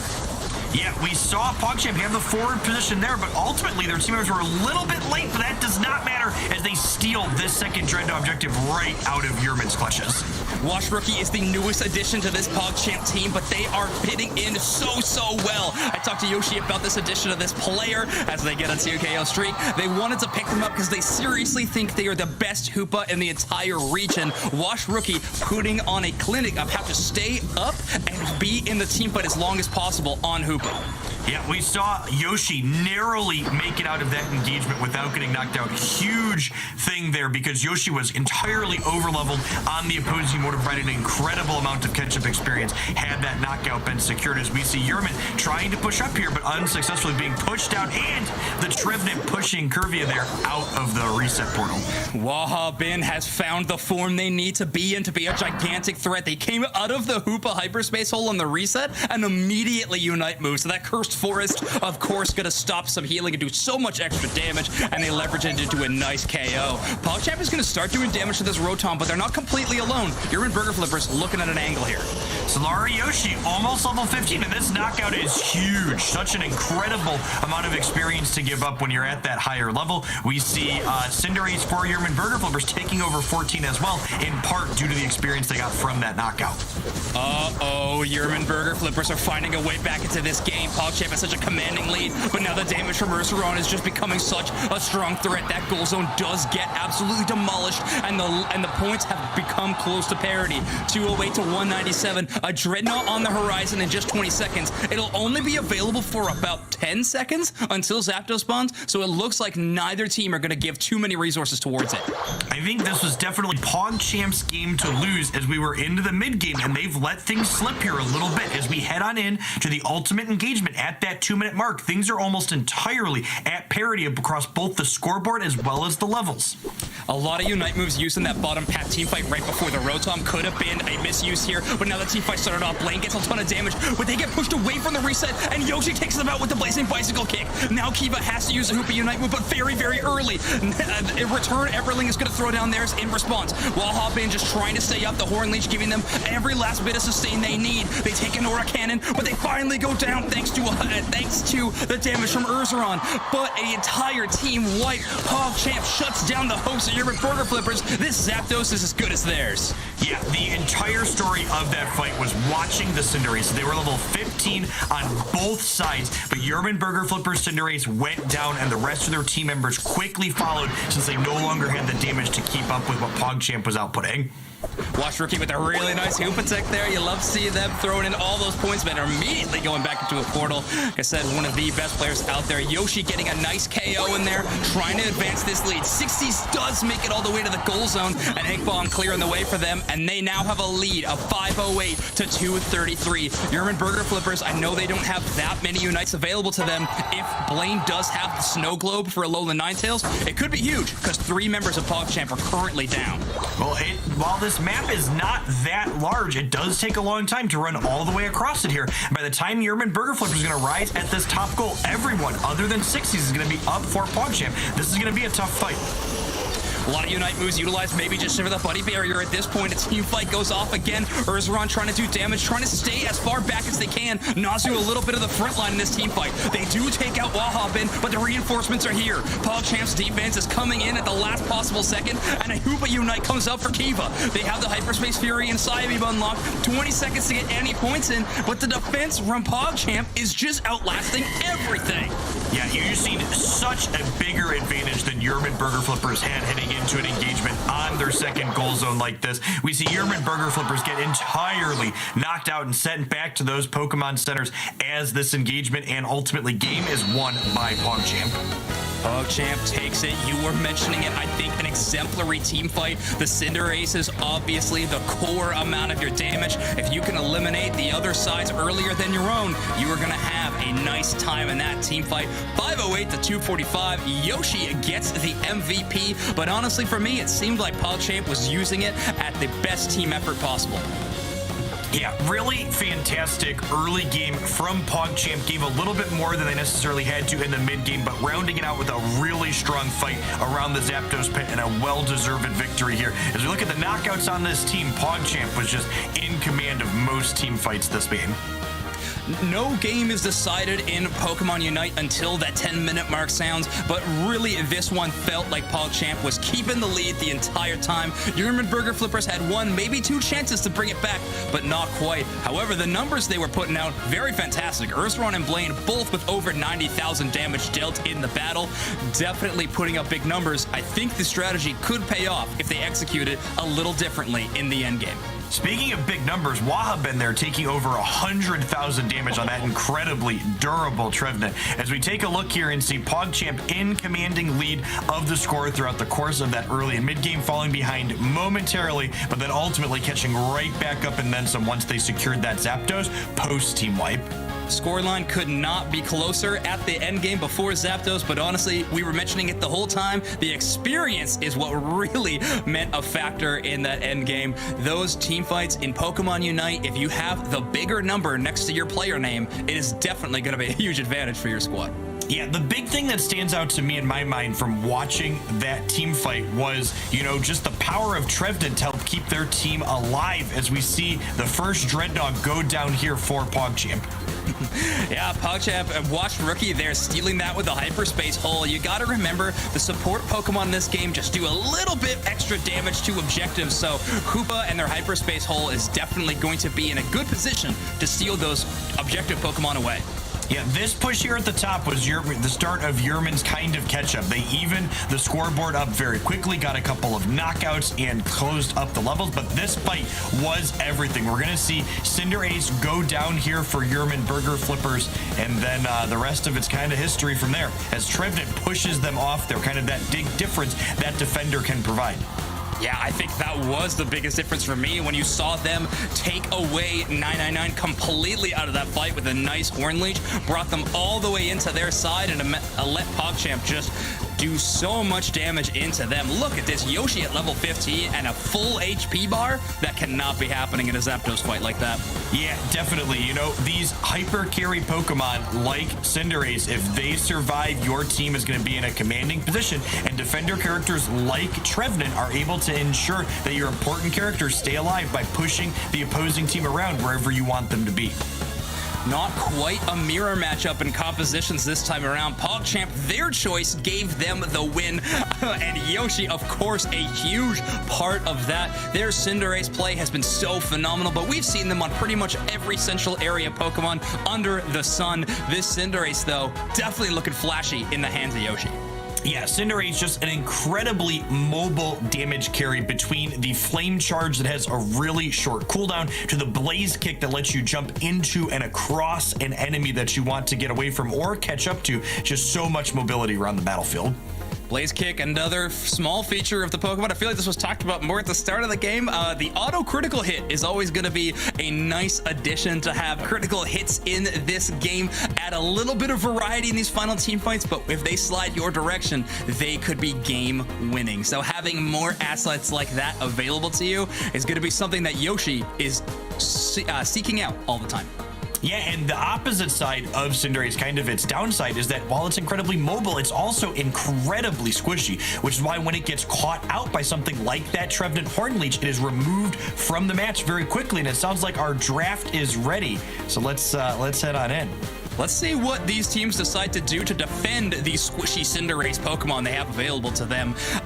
We've seen some Trevenant landing some great Horn Leeches, but honestly, the way Wahabin plays it, it's definitely in that attacker role, playing for displacement and damage extra. Yoshi, don't taunt me like this.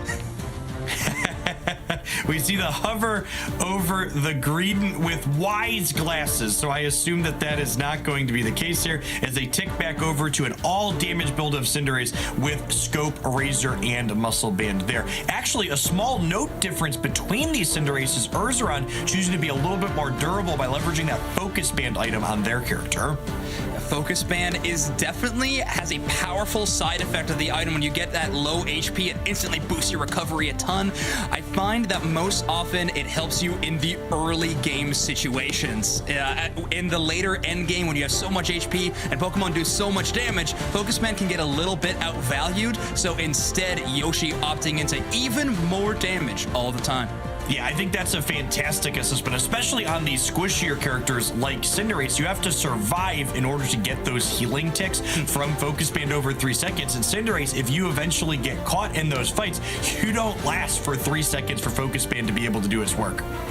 Yeah, no, this game definitely scales all the way to the moon. When these Pokemon are at 13 to 15, anywhere in there, you feel like you could take on the Elite Four or whoever's in front of you. So a very, very strong asset on your team when you hit those top levels, which means that the objective gameplay is so important, especially Dreadnought, who gives experience to your entire team.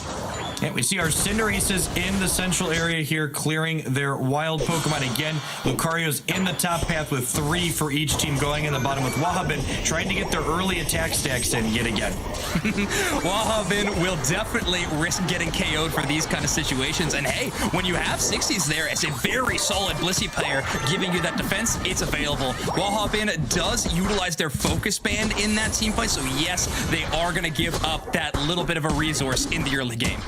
Not only does Trevenant have that Focus Band as the item loadout here, but Trevenant also has a passive that kind of acts as an additional Focus Band. And we saw a Berry from the Hoopa, but huge push up here from Yerman, not getting not just 1, but 2 knockouts, but early rotation here from their center as well to push their advantage in this bottom path. Another 4-player rotation into the bottom path, already paying dividends. Well, Blaine would have loved to get the evolution off that last score because they didn't get so. It's going to be a tough option to get out. They do escape, and now these bees are what they're going to be fighting over. Yeah, we see huge knockout here for Cinderace, securing all of these wild Pokemon for their team. Already level 6 here in the bottom path, while 60s is still struggling to hit their level 4. And with no Autonos spawned in yet on their side, it's going to be tough for 60s to find any bit of a last hit. But now they are pushing up, knowing that Blaine on the Ninetales will not be coming back. They have the go button to push ahead. And look at this, Yoshi in the enemy central area picking up those Corphish for free. Yeah, I didn't catch it on the mini-map. I think Yoshi might have stolen those buff Pokemon in the center, hitting level 7 here before Yerman Burger Flipper Cinderace is able to actually get anything going on. And now going back into their own central area for what will be their 3rd set of buff Pokemon this game. Some robbery happening in Pokemon Unite. Yoshi, the criminal with the wanted posters in Yerman Burger's hometown for sure. Nazu's getting a lot of damage taken in here. However, Blissey, one of the biggest HP stats of any Pokemon in Pokemon Unite, they fill the role of a tank very, very well. Yeah, we see push up here for Yerman in the bottom path, but here's Yoshi with almost a full level on Urzaron here with support from the Blissey, looking to get in there and chunk for some damage up. We see getting pushed back off of this goal zone here with Yoshi narrowly escaping. Both teams dedicating 4 players into this bottom path with only 30 seconds to Dreadnought. This is a very, very early rotation, especially because Urzaron's central area is back up and running. Yep, how these bees go could determine who has which important levels for this engagement. How close is Yoshi to level 9? And that Unite move is really the big question to be asking here.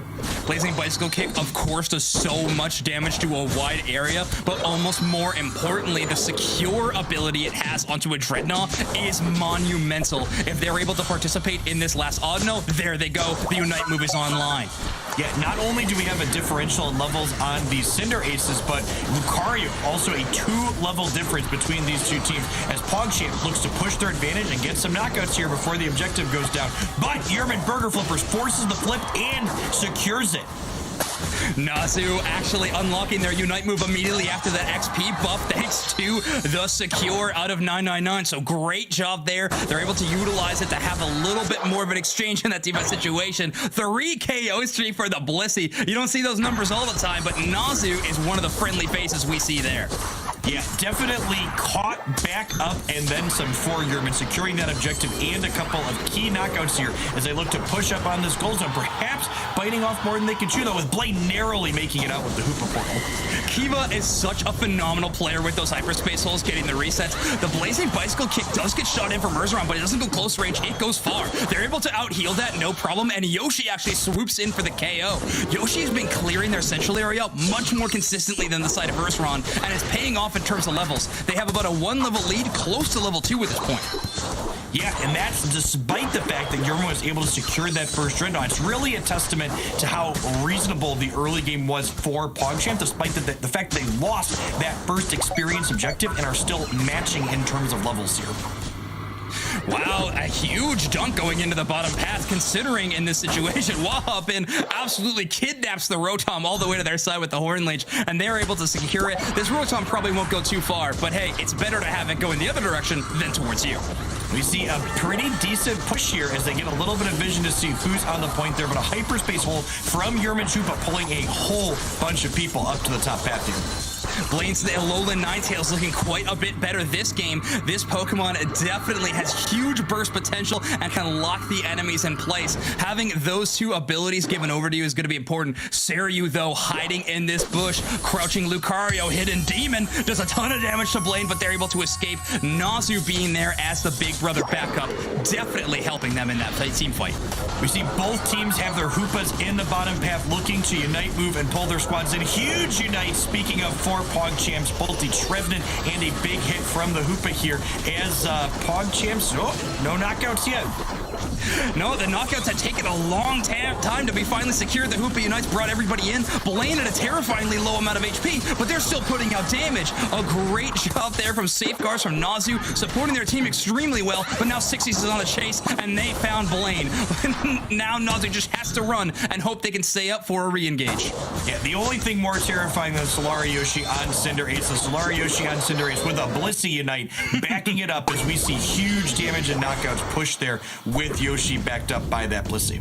We talk a lot about teamwork and how it's such an important asset in Pokemon Unite. Sometimes teamwork just means knowing who the carry potential is on your team and giving them every single resource available. These bees get dusted pretty quickly. Wahobin not able to secure any with that curse, but still putting on pressure, making sure Yerman Burger Flippers has to play safer than they would ever have wanted to. Yeah, PogChamp in a pretty commanding lead here as we get towards the end of the mid-game. Not only are they up almost 100 points, but they're also up an incredible amount of levels with 2 level 13s and every other character on their team being at least level 11 here as they break this outside goal before trying to work on this second Rotom objective. A huge goal zone break, and yes, now they can secure this Rotom for absolutely free, which will head down path and be more of a threat towards the side of Yerman Burger. However, Yerman Burger sees those Oddnos come in, and they have to eliminate those as fast as possible. They need to catch up in experience in whatever way they can. We see PogChamps fanning out across the map, wiping all those yellow dots representing wild Pokemon off and collecting the experience that they can provide. This Dreadnought in the bottom path is going to be up for about 30 seconds, but there's a huge level lead between these teams. I'll be interested to see if Yerman Burger Flippers decides this is a fight they want to take. Right now, the only one positioned there is Yoshi. Interesting that they're so far forward when they don't have the backup of any of their defender players. As I say, that Wahobin comes in at the most opportune time. Launching in that curse, absorbing any damage that they take, ready to shoot it right back to the enemy team. Yeah, we see Yoshi just get right on this Dreadnought, but all of Yerman is here, while Hoopa for PogChamp is backcapping in the top, looking to increase their lead to over 150 points now. Urzaron gets himself a KO, and that's going to be a 10-second respawn timer. They are going to be coming back into the game right when Zapdos reappears. So this is giving Yerman Burger complete Zapdos positioning. But that can all be ruined by Watch Rookie's Hoopa Unite move. Opens up a gateway for the entire team to come back in. The Phantom Forest comes into play as well as the Aura Cannon. So much damage. Nazu is staying through it all. Urzaron is able to get a KO, but Wahopin has joined the fight as well. They take down, and Yoshi's found himself a KO streak of 2. The Hoopa being out as one more support, and they only have one more support to KO. That's a full 5 down. PogChamp has done it. Zapdos is theirs, and they are going to have a huge advantage in this minute and 30 seconds left in the game. Yes, PogChamp's ability to convert their late game level lead into successful team engagements was just really impressive in this game and the last one. At no point was an objective being flipped. They were in a commanding position the entire time and getting their dunks in afterwards to take their lead and stretch it out even further now. 532 to 76. It really feels like the bells are ringing. I hate to bring this up now, Jeff, but we have to remember this is an elimination game within the loser's bracket. It is win or go home, and right now PogChamp has chosen the former. 618 to 76.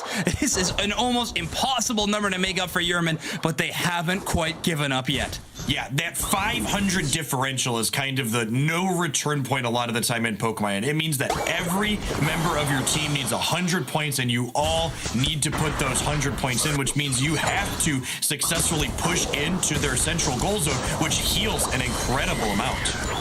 Miracles can happen, though, and if they're going to happen, it's going to be within 30 seconds. Yoshi, though, shutting down any last bit of that hope, getting so much extra damage in here. Their auto attack speed being boosted by the Unite is absolutely peppering in the damage across the board. That's a full 5 team members down for Urban Burger Flippers. They are knocked out of this tournament. PogChamp has secured a place in the next round. They win and move on through this loser's bracket.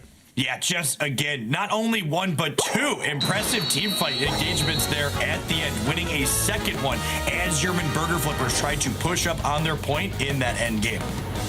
Such a phenomenal effort from both of these teams, but PogChamp are getting the win today. A clean 700-point victory, and the MVP is going over towards Seryu. Now, you were mentioning, especially in Game 1, but even in Game 2, Seryu definitely seemed to be getting the better end of that top path duel.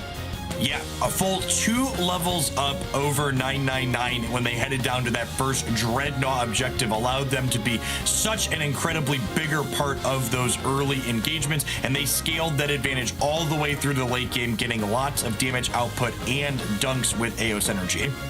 It's really incredible that PogChamp's composition of having Yoshi and Seryu be those damage carries and letting Wahabin go to more of a team fight tactical role of the Trevenant has paid off so well. But there you go, a 2-0 victory is going to be what does it.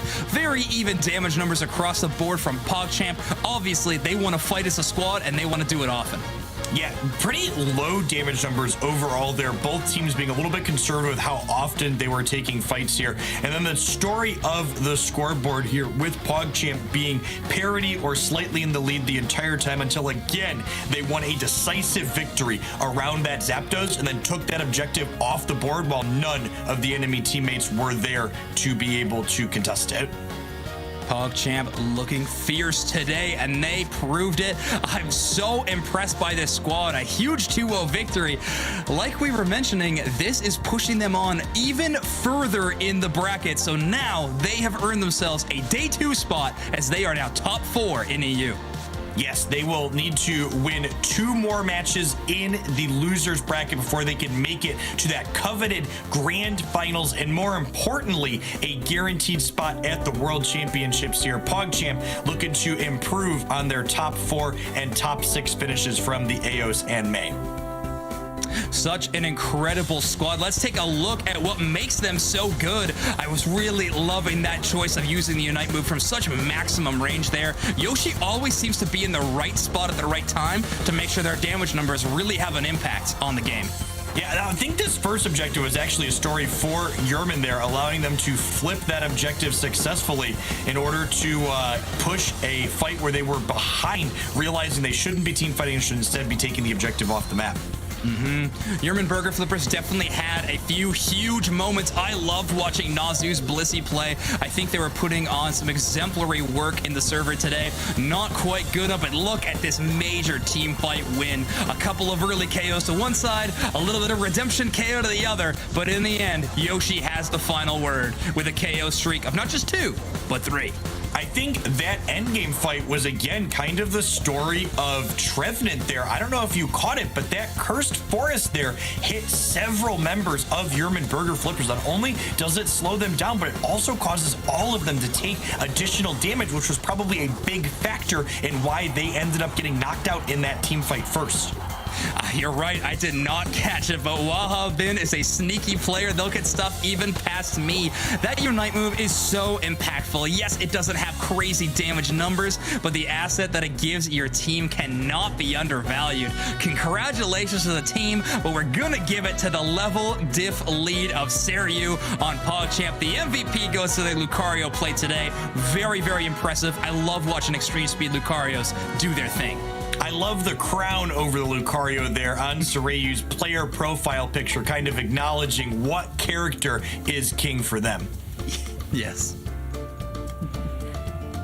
Well, hey guys, I'm happy to be back, and that was a wild match there. I do want to dive into it a little further, you've been doing a great job breaking it down, and Jeff, you're talking to us about the importance of the Trevenant. And actually, Zoinks, I wanted to bring this over to you. I know you know these teams pretty well, and you understand how they communicate, kind of what's going on in their heads over the course of a match. So I wanted to talk about the positioning that the Trevenant was able to achieve with its abilities and with its coordination with the team. It's interesting you mention coordination and communication, because that is definitely a medal I would always give towards Wahhabin. They've been playing with this team for a long, long time, and I know they're a very important role in the calling structure. Their team always gives them the vouch for the most kind of macro gameplay strategies that they're shouting out to the rest of their team, making sure everybody's on the same page. And what better Pokemon to have on a shot caller for your team like Trevenant?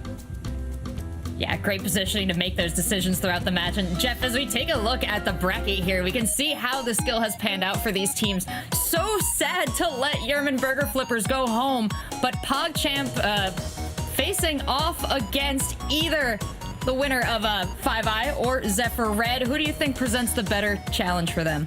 I mean, 5i was ultimately the ones that sent PogChamps down to this lower bracket to begin with, so I have to imagine if you're PogChamp, you definitely would like to not reface that team that already took an entire series off you in this tournament.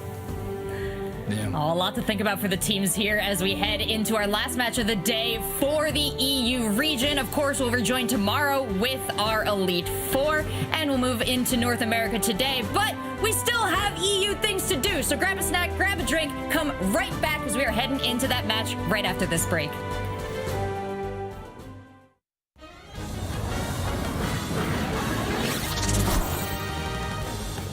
Hey fellow Pokemon trainers, welcome to Pokemon Unite. Now it's time to talk about team composition and picking the best Pokemon for your team. Ready, go! First, let's go over the different roles a Pokemon can have. Attackers excel at dealing tons of damage from a safe distance at the cost of a lower health pool. Defenders are proficient in protecting their allies with high health pools and abilities that fend off and absorb damage from enemy attackers. Supporters, as the name suggests, support their team with a wide variety of abilities, from inflicting status conditions and walling off foes to applying buffs and healing teammates. Speedsters usually control the central area of the map and are generally the quickest to level up on your team. They also will usually switch between the top and bottom of the map to support current objectives. All-rounders have an equal balance of attack power and health and are a great option to use in most situations. In addition to the variety of roles a Pokemon can have, there's even more of a variety in moves a Pokemon can learn. Every Pokemon starts with a basic attack, but will quickly level up to learn one of 2 attacks. Be sure to pick out which attack works best for your playstyle and your team composition. Once a Pokemon reaches a certain level, it will learn its Unite move. These are very powerful moves that can change the course of battle, especially when combined with other Unite moves from your teammates' Pokemon. So trainers, be sure to keep all of this in mind when picking out a Pokemon, and be sure to try out as many as you can to find out which playstyle fits you the best. Stay tuned to learn more and be the very best trainer on Eos Island.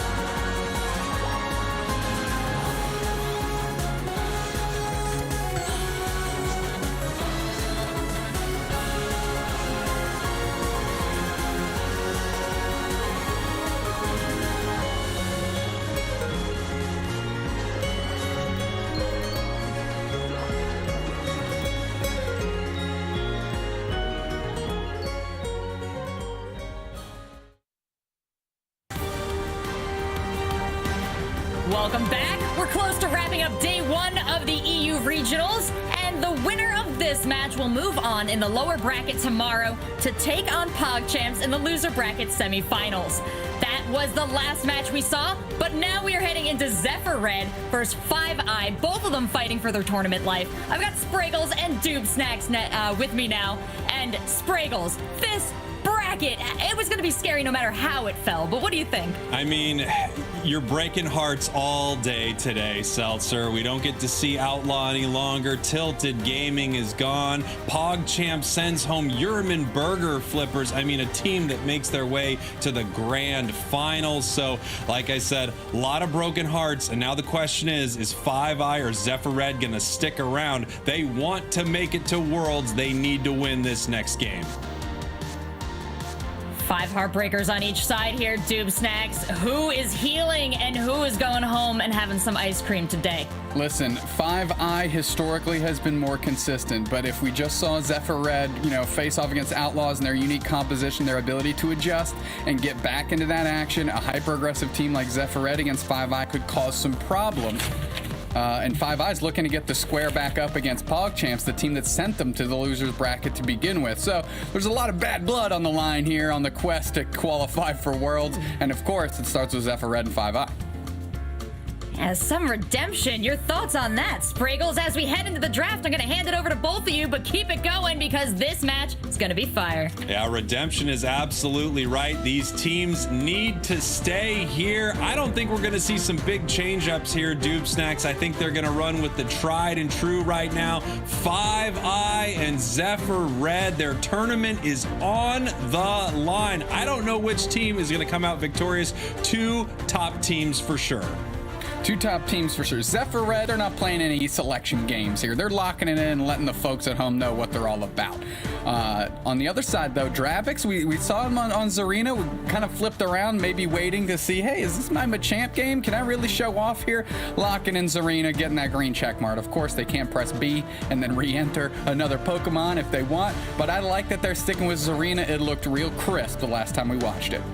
Absolutely. Stomping all over the place. And we do have a Greninja. Funny enough, Doob Snacks, behind the scenes, we were just all talking about the fact that we had not seen much Frog today. And here we go, bringing it out here in this very important match. Yeah, 5i probably seeing an opportunity to get in there with Greninja with good support. Dr. Amp on the Blissey, always playing it up front. Gonna let Greninja get back out of the way once it uses that big Unite move to engage, and that's something they're looking. Also, the kind of counter secure to Cinderace as they can both chuck their Unite moves into that first Dreadnought as they're both expecting or trying to get to level 9 at that point in the game.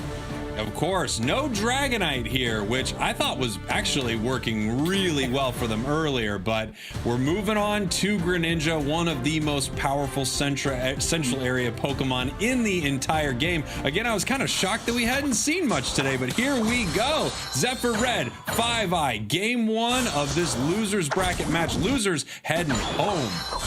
Yeah, Keep is working through that central area, and we saw Eichels pick up a little bit on that Sylveon here, so they can come in, powered up for 5i in that bottom path with that Hyper Voice. Dr. Rampa, relentless in the face of Classics, but it's Classics, the Chansey on the left-hand side of your screen there that seals it up for Zephyr Red, giving themselves a good little experience boost out of the grip.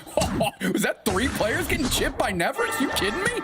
That was a big meteor match, absolutely. That was the one that got rid of all the dinosaurs right there, and here they go, running back, actually splitting that central area between the Sylveon and the Greninja.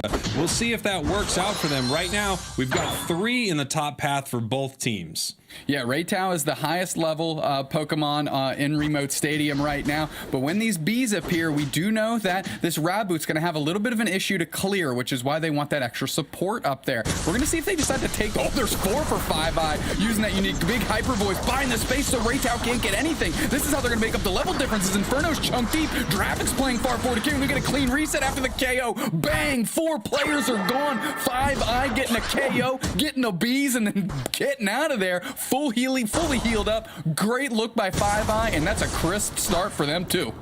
And here we have Hoopa, seems to be taking Greedent's job right now, running into this central area here for Zephyr Red, seeing what they can get out of there, trying to head home in that hyperspace hole, but not able to do it right there, getting gobbled up by another Hoopa.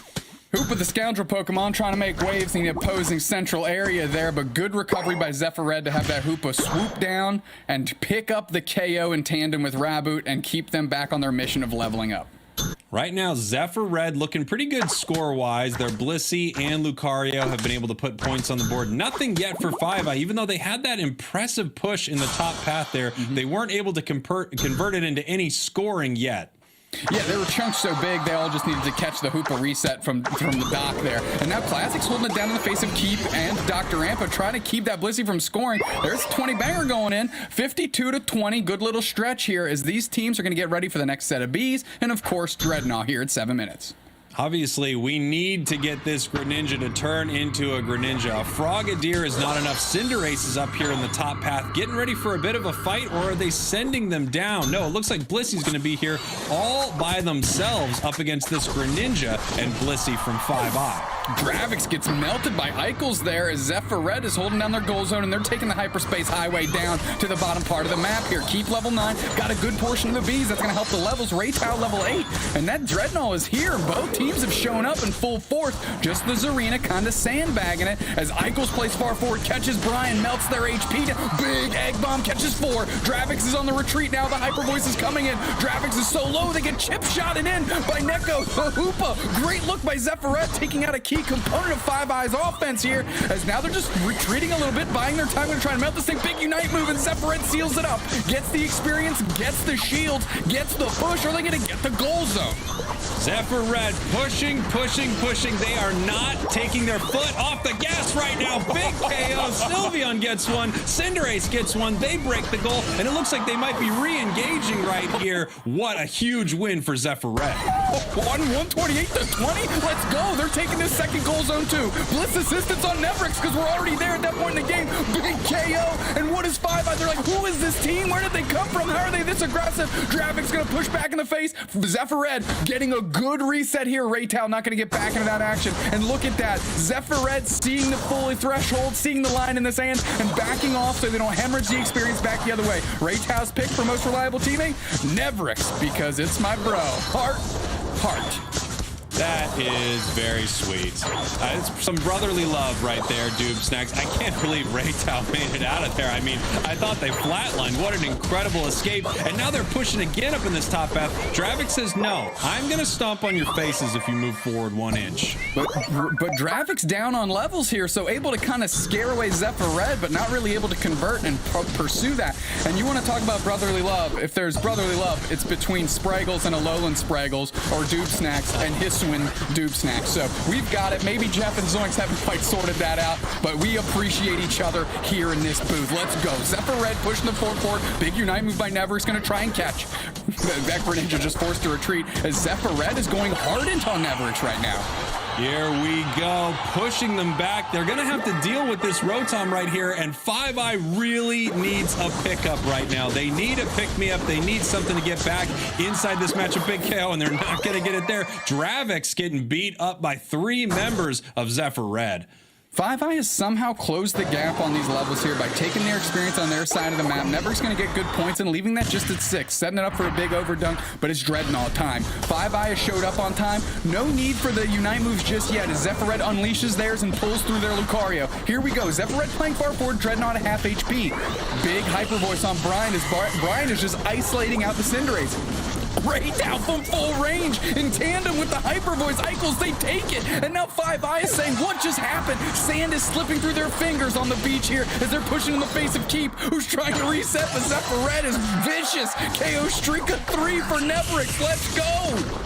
Wow, Zephyr Red just really dominating them here at this beach. They say it's a locals-only beach, and it's our beach, 5i. Get out of here. Zephyr Red just cleaning them up at every Dreadnought fight. I mean, just clutch portals to slow down the opponent. I said looking for the reset. Well, who was actually looking to reset was Nevrix and reset some careers on the other side of 5i there.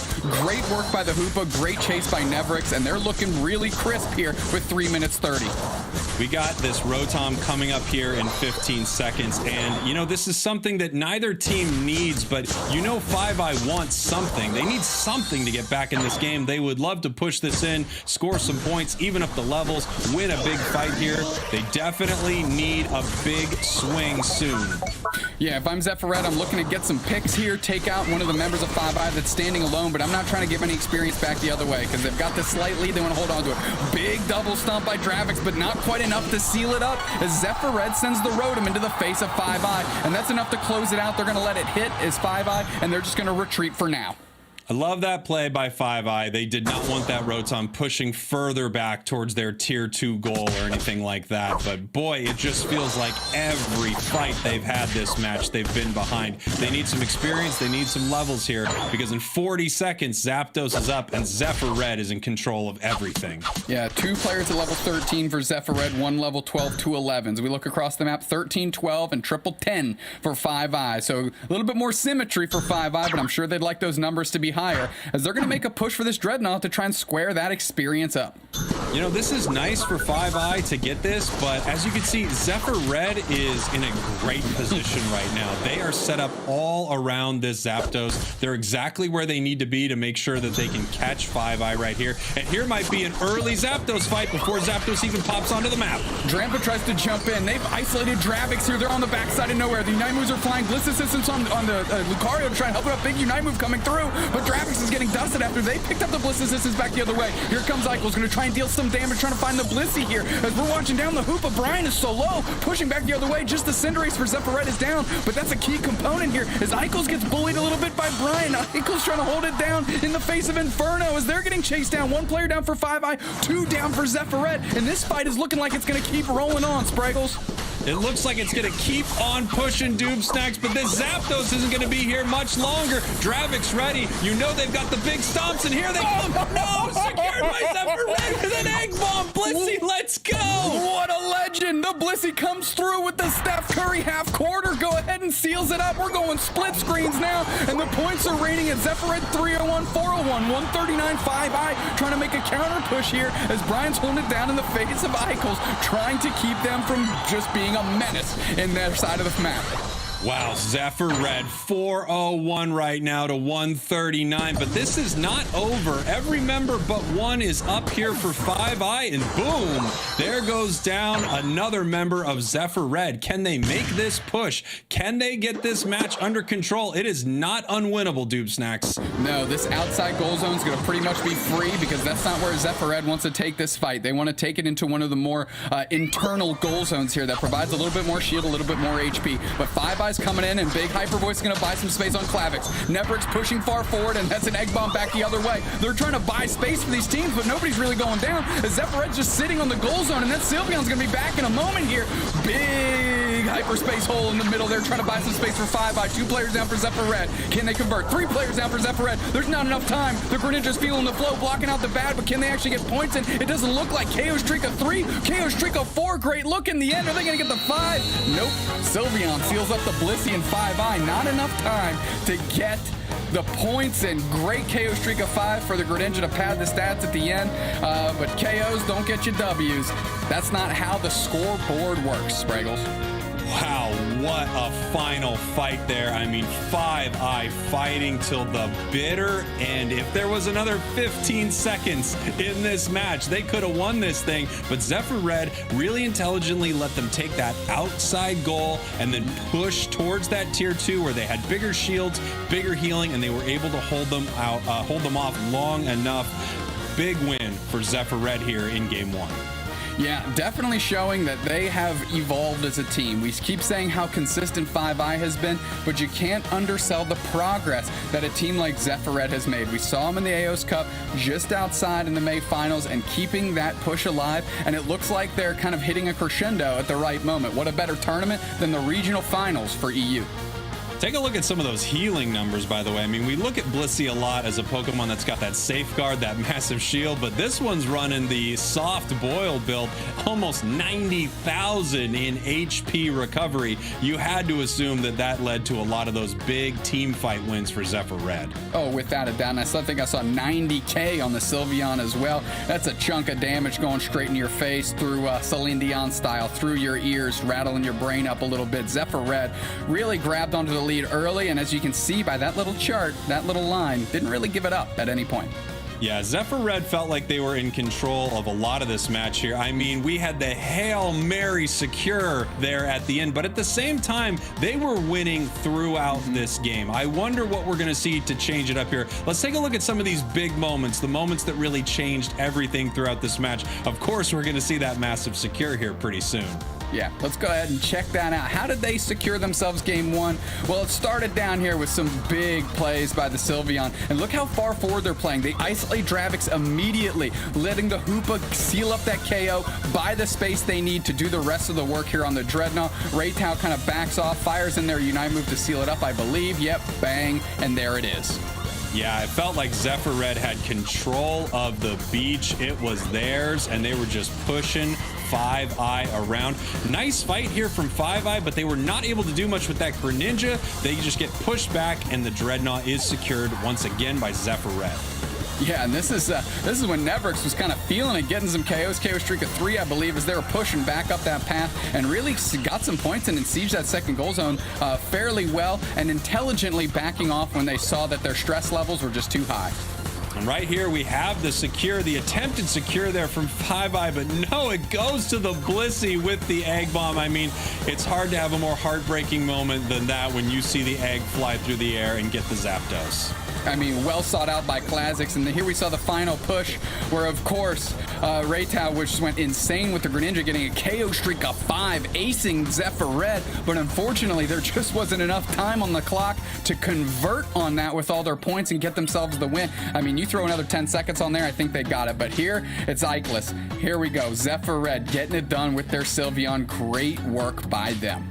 I mean, like you said, putting 90,000 damage up on the board. This Pokemon was always in the enemy face, screaming the entire time, which is not only frustrating, but it turns out really damaging. They set up so many amazing KOs for their squad, and it's something that 5i is going to need to figure out how to deal with. I don't know if we're going to see a change up here. We were seeing this Dragonite earlier, Dupe Stacks, and now we've got the Greninja. I wonder if we see maybe a changing back to what worked for them before.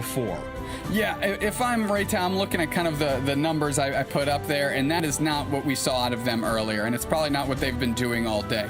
So, I mean, the Greninja, they had 6 KOs, but 5 of them came in the last 15 seconds, right? Kind of when the kerfuffle is a little different, and what the game is about is a little different too. So, I would love to see the Dragonite again. Great secure potential. You know, they're out-secured on every objective almost, certainly the first 2 Dreadnoughts. Maybe that's your recipe for success, to try and leverage that experience advantage. And I mean, Nevrix and Raytao, they move very well between the Lucario and the Dragonite. So, let me tell you, I don't know if we're going to see him a champ. I don't know if we need to. It feels like Dravix was a little subdued in that match. Maybe they shut Dravix down enough to where they weren't able to do what they really needed to do there. I could definitely see a Zarina, but with the tournament on the line, who knows what they're going to bring out for us. Yeah, I mean, the soft-boiled Blissey, I certainly think changes up the equation for Zephyr Red a little bit, right? Or excuse me, for 5i a little bit, and something they have to keep in mind. Dravix not interested in switching it up, and there we go. We see Raytao on Zephyr Red picking up the Cinderace, and I think I actually said Raytao when I was speaking of 5i, but I meant keep running and locking in that Dragonite as we saw them switch off the Greninja from game 1. And here we go. There is that Dragonite. The matches we were seeing from 5i earlier, it looked like this Dragonite was unbelievable. So I'm not surprised to see them bring it back out here in game number 2. A game in which, if 5i can't win this thing, they go home. Their chance to compete in Worlds is done. Yeah, there's a lot on the line here. One, to get to play tomorrow, of course, represent your region at Worlds. Again, I keep talking about kind of a home field advantage. Of course, Worlds is in London, so you want to represent your region, but also represent your region well in the face of all the other players from all the different areas of the world coming onto your turf to try and get that win. Now, 5i, they weren't, I mean, we kept talking, they kind of got beat all game, but they were very close to winning. I mean, it took a miracle egg bomb to seal that thing up and keep Zephyr Red into it. So maybe the recipe for success is there, and just make sure you're babysitting Classics a little closer. Yeah, watch that Blissey. That Blissey is not only healing everybody, it's taking the big objectives here. So they're going to need to do something about it right now because their tournament is on the line. Without question, EU would love to have either Five Eye or Zephyr Red represent them at Worlds, and that's what they're battling for right now. Absolutely. Here we are heading into this match. Taking a look here at this bottom path right now. Got a little fight over this Audino. This Blissey pushing up in their face. Dr. Ampa just moving towards the enemy side and taking that Audino right in front of him. Flexing that superior education, knowing exactly where the critical point was to use their abilities and seal that thing up experience-wise. The Doctor flexing that doctorate a little bit onto Zephyr Red. Here we go. We've already got ourselves a Screamion for both sides. That's a little nickname we give to the hyper voice Sylveon, who just seems to yell in each other's faces all match. Right now, it's just the Doc in this bottom path, seeing what they can secure, and that looks like it went really well for Zephyr Red. Went great. And here we go. We see Five Eye doing a little push up top. Zephyr Red, a lot of players there as well as the two Blissies are just looking at each other in the bottom pass saying, oh, I guess looks like we're both on babysitting duty. But look at that engage here by Five Eye, getting a quick KO on the Lucario. His keep is backing off a little bit. Zephyr Red trying to score on the backside. Inferno getting a little bit of goal zone HP back because they took a chunk of damage, dealing it back out. Right here, we see Dravix heading into that central area, taking a few of these buffs here so that it can become Zarina. Obviously, the difference between being Zarina and not being Zarina is pretty massive. You get all these combos and resets, so they're giving some experience there. Keep heading to the bottom path right now to try to get their dragon. Classics just being a nuisance in the face of Dr. Ampa, and Keep, of course, backing off into Eichels and getting a little reprieve, a little deep breath. Look at Brian again with just going in, finally catching the reset. They got snuffed out last time. Oh, they went back, actually. I didn't think they were going to take that portal back, but they went back into that central area, and they actually took down the reboot. My goodness, what an invade. Brian doing work. I am the one who knocks, says Brian. Here we go. We're taking a look here. 25 seconds until Dreadnought keep just forcing themselves to try and get to that Dragonite as soon as possible. As we've talked about Dupes next, it's such an important moment if they can get that Dragonite. We've got a fight here over these top Bs, but it looks like actually Five Eye able to secure that overwhelming force here in this top path for them, and now they're heading down for Dread. Everybody coming through the hyperspace hole, and they're going to try and push in each other's face. Look at Classics playing very far forward, trying to suss out and buy some space. And Zephyr Red all over this Dreadnought already. Good engage by Dravix. Double stop on Neverix, going to try and chase him down. Half HP everywhere on Zephyr Red, and Zephyr Red takes it off the Hoopa hyperspace hole, I believe. And now they're going to push as Neverix going to get KO'd. They are. Dravix playing far forward. Nobody down for Five Eye, despite not getting the Dreadnought. Wow, I mean, what a fight there from both sides. It felt like that could really go either way, and there was almost a moment where everyone agreed, hey, let's cool it for a second here. We need to back off because everyone can get KO'd right now. Nice secure there from Zephyr Red. I do think it was that last-second Hoopa hyperspace hole. Yeah, look at Inferno trying to do work in the face of Zephyr Red as they rotated pretty early to Dreadnought, but Dravix was downstairs. They're trying to get stacks on their attack weight as the Hoopa's hanging out and playing some good defense. And here we have Five Eye ready to go. Dragonite is here. It has its Hyper Beam. Not only that, but it's also level 9, so it has its Unite move. This is going to be a relatively simple Rotom to secure as long as they don't get it stolen from them, and they don't. That is why you bring a Dragon to a Rotom fight. Yeah, that Lucario tried to engage to steal the Rotom, but of course found itself in the path of a Hyper Beam combo with Hoopa. That's a KO. Unite move going to land. Who are they going to chunk? Blissey gets caught. That's Classics. They're pushing far forward. Keep is buying a lot of space for their teams to rein in some points, and they close out the goal zone. A great calculated push by Five Eye. Five Eye right now ahead on score, looking very good here. Zephyr Red doing well also, though. They got that first Dreadnought. The levels aren't spiraling too far out of control, but Five Eye does seem to be in command a little bit here. Yeah, going down to the bottom path, just trying to put a little pressure there as Dravix is just kicking around, waiting for maybe some wild Pokemon to spawn back up so they can get that experience.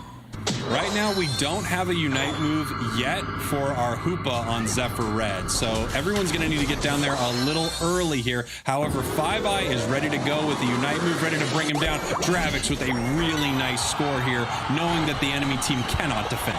That's a stack, as Zephyr Red is trying to make their way down, and they're worried about this Zarina. Brian's going to be able to pull them through very quickly. This Dreadnought is on the chopping blocks. The egg bombs are going in, and Dravix playing so far forward, so aggressive, and that thing is already gone as Zephyr Red seals it up. But is 5i going to let them off the hook? They're pushing far forward. Classic's getting stomped and KO with the Sylveon, working back through. Neko finally hits the hoop on bound, being able to push back the other way, but the Dragonite Hyper Beam chunks them for damage. But Zephyr Red is not about letting that 5i team push forward. KO streak of 2 for the Cinderaces. They are all over this goal zone, and they're going to try and siege it and close it out. They do. Great work by Neverix as Keep and 5i is trying to keep them from sliding this game into their face.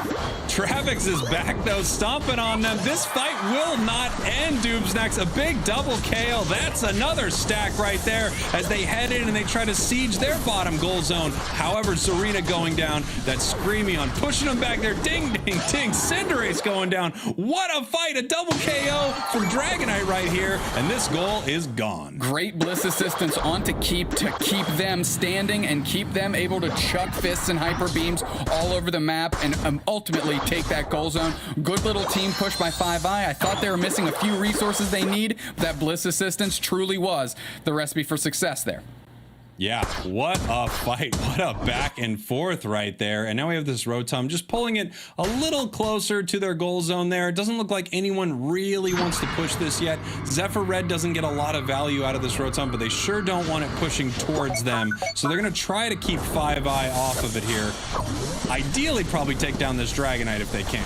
Let's talk about this Pokeback real quick. Travix caught a Gligar with a Master Ball. Not how I would have used it, but maybe it's their favorite Pokemon. Good look on Travix there, respecting Gligar's ability to break out of a regular Pokeball. Maybe even a Great Ball, who knows. If 5i gets the Rotom and they're pushing, they have a huge lead. We just saw that pop up on the screen.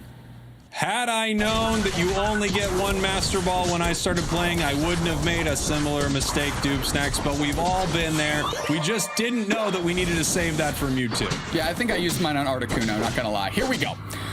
That Rotom is getting ready, has been dealt with. The hyperspace hole is open. Zephyr Red is moving onto this Dreadnought, but 5i says we want the experience. They got there first. Eichels, no. I thought Eichels was going to take that for Zephyr Red. I was like, you can't let that happen, 5i. But it's the Sylveon on their side of the map that seals that thing up.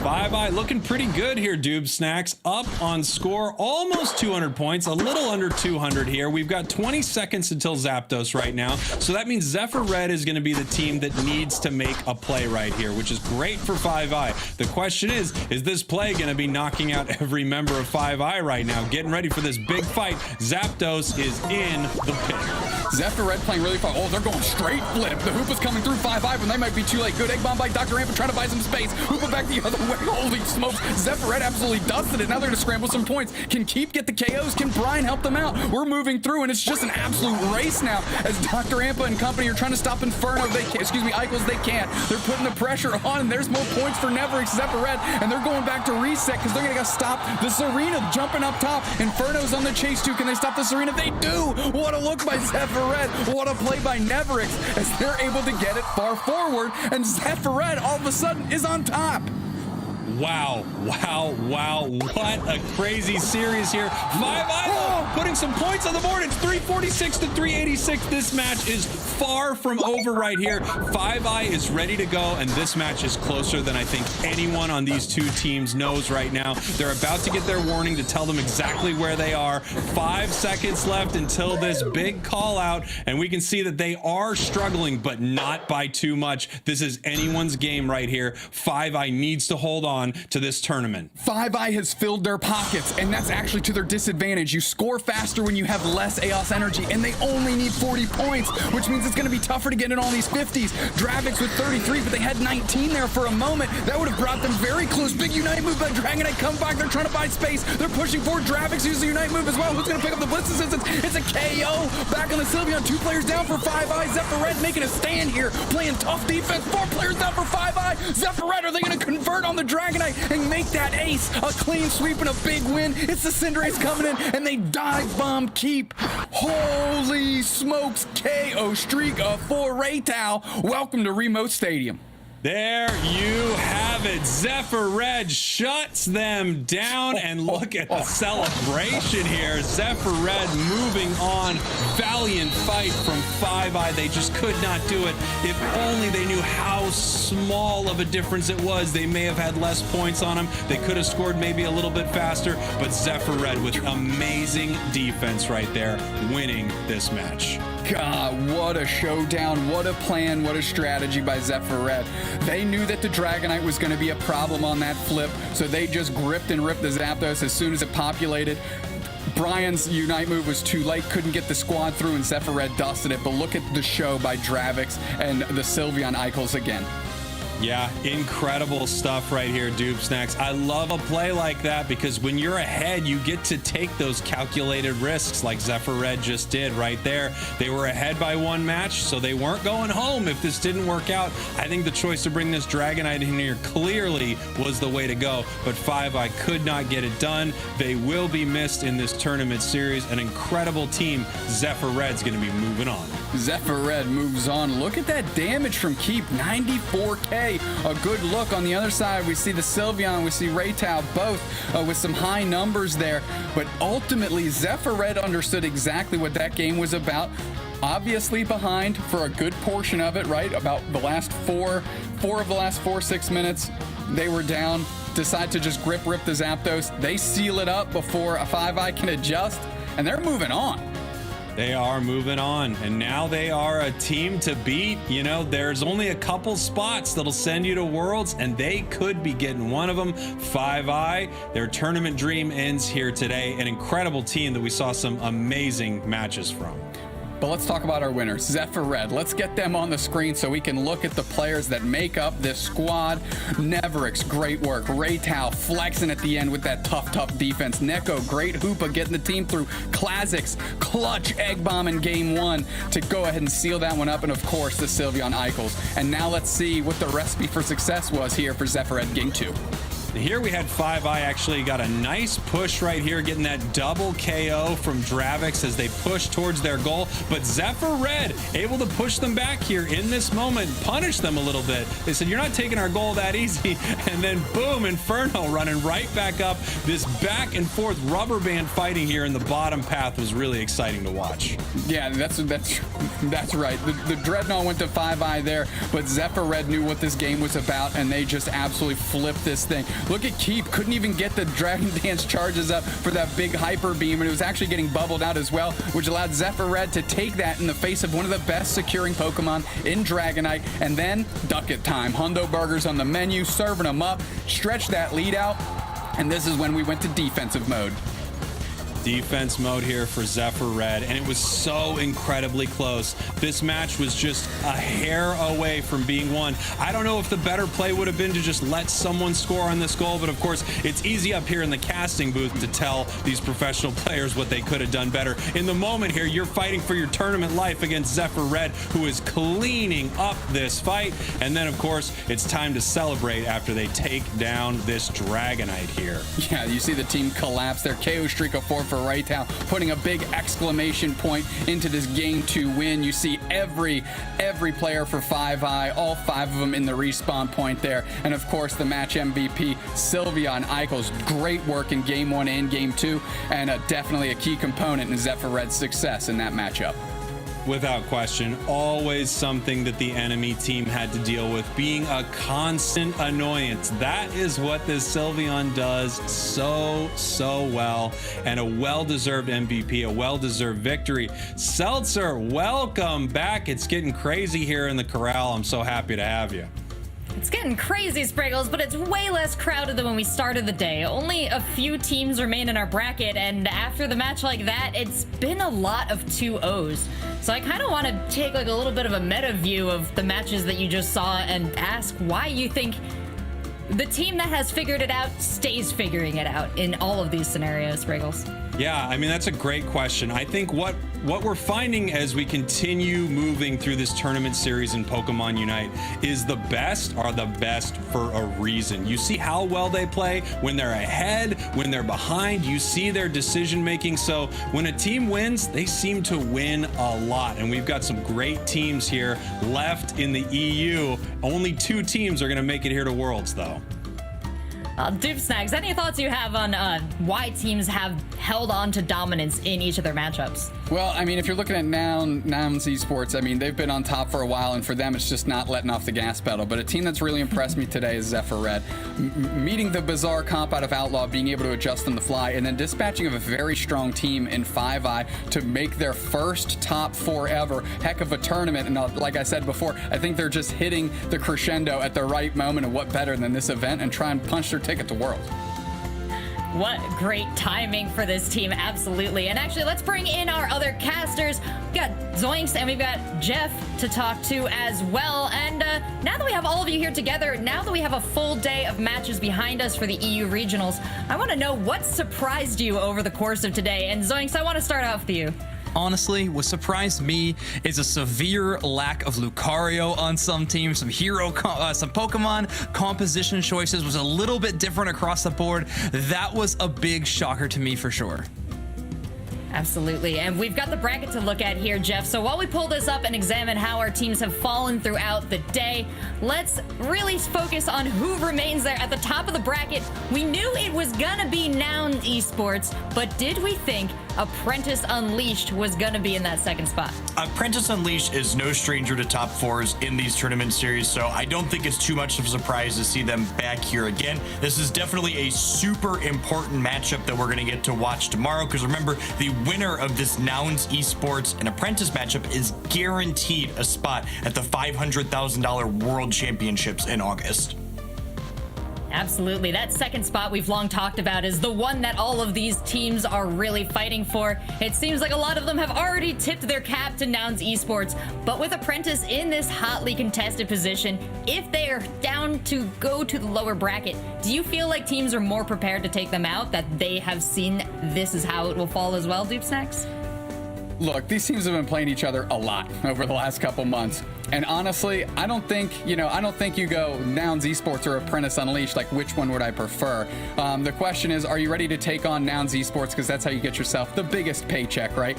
And Apprentice Unleashed with a great opportunity right now to say, look, let's just punch our ticket here. Let's win a surprise round against Nouns Esports. Let's make them do all the hard work, and we'll wait for them in the grand finals again. So if I'm in the bottom half of the bracket, I don't want either of those teams to drop down, because they're clearly both playing at a high level, and they've both performed very well every single tournament we've had so far. Well, speaking of hard work, Dupesnax Spraggles, you just got off that last match there, but I do want to extract a little more work from you two. And Jeff, Zoinks, I'm going to let you chill for another second longer, because it sounds like our interview is ready with our most recent winners. We have Zephyr Red and we have Eichels from Zephyr Red.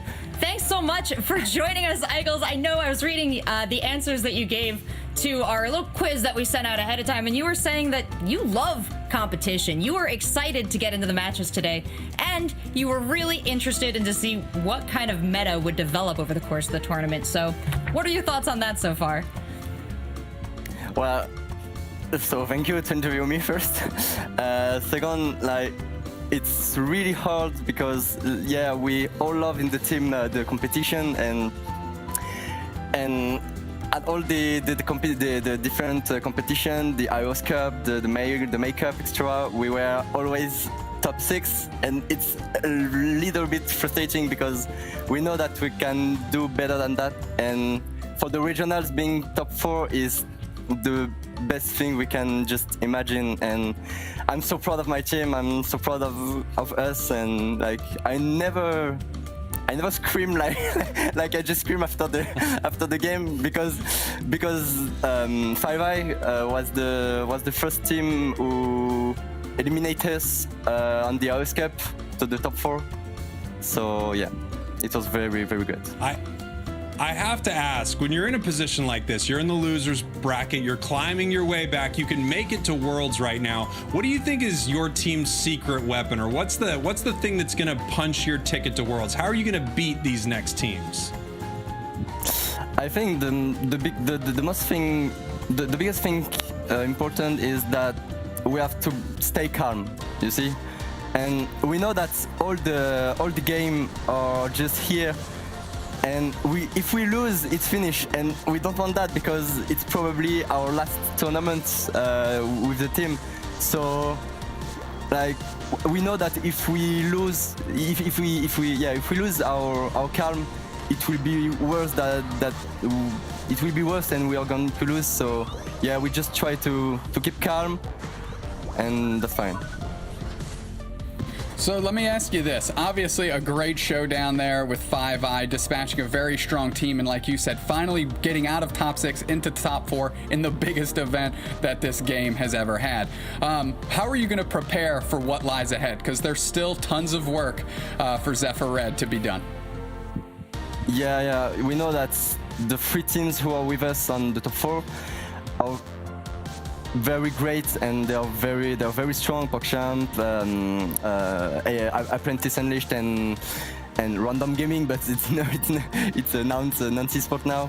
And we know that they have better performance than us. So we are just going to make our best, try to see what they play, try to see how they play.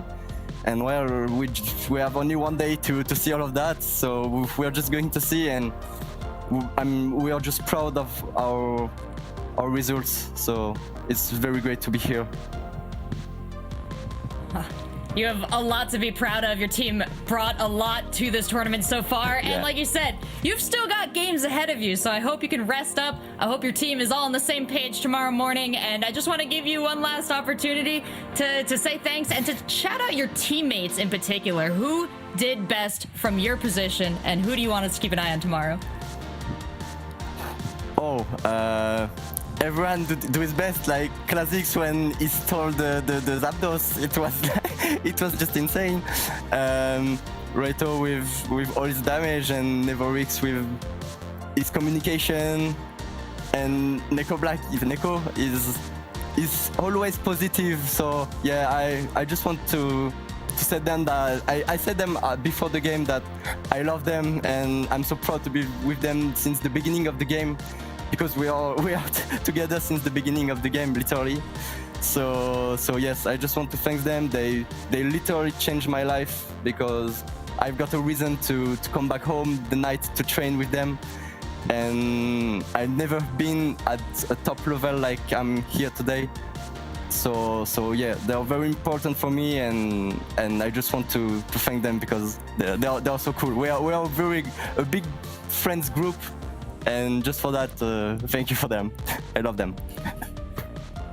That's fantastic, Eagles. Thank you so much for coming on to talk to us. Wishing you a lot of luck to you and your team in the tournament tomorrow as Zephyr Red continues. And I gotta say, based on this interview, you got another big fan in me. So thanks for talking to us. And let's bring it back to just our casters for a little bit of a wrap up on the day. We have seen a lot of outcomes, some expected, some not, and a lot of different compositions that the teams brought. But Spraggles, what stood out to you most as something you want to talk about? Well, I gotta say, I mean, I love the attitude there in that interview. I love the positivity. It sounds like the love that they share. It's the same thing that we get from Jeff before every broadcast. It's lots of I love yous. So the camaraderie is here as well. I had an amazing day one. This was an absolute blast, and I can't wait to see what happens. Day 2 for EU means we know who's heading to the World Championships. But before that, we've got NA right after this. What a time to be alive. Jeff, I'm gonna let you jump in here next. I think the thing that stood out to me the most was the return of Dragonite to the tournament metagame that we saw here today. A lot of these teams are leveraging this character as something that not only team fights reasonably, but also can secure those objectives when they're contested. And we saw a number of these teams leverage it successfully around those Dreadnoughts and ultimately the Zapdoses. Absolutely. Doof Snacks, thoughts? I mean, EU is poised for a great underdog story right now, right? You had Outlaw with the crab knife combo, the crab knife strategy, of course dispatched by Zephyr Red, who's kind of on a heater right now, using the power of love to transcend their previous results and try and punch their ticket to Worlds. I think tomorrow's going to be a lot of fun, and I'm excited to watch what Zephyr Red can do. And Zoinks, you've interviewed these teams, you've been talking to them all throughout the season. How do you see things panning out now, and how was your day? Oh, if I'm going to go look into the future, honestly, one thing I wanted to mention about this tournament is that, yes, we span this yarn of how Noun Esports is at the top. Who can beat them? What is it going to be? I feel like those question marks have got even bigger after today's matches. Some of these other teams are playing out of their mind right now. It's going to be a very fierce day two. So what I am looking forward to is finally crowning some victors in EU and seeing who really is the best of the best. Absolutely. This is the crowning tournament for this very first season of competitive Pokemon Unite, and the games and the teams have lived up to all the hype. We do have our top 4 facing off tomorrow for EU, and of course, within the hour, we're going to be starting the North American regionals as well. So, I cannot wait to see you in just a few minutes, and our final teams are battling it out soon, so take a quick break, grab a snack, come back, and we will see you in just a little bit.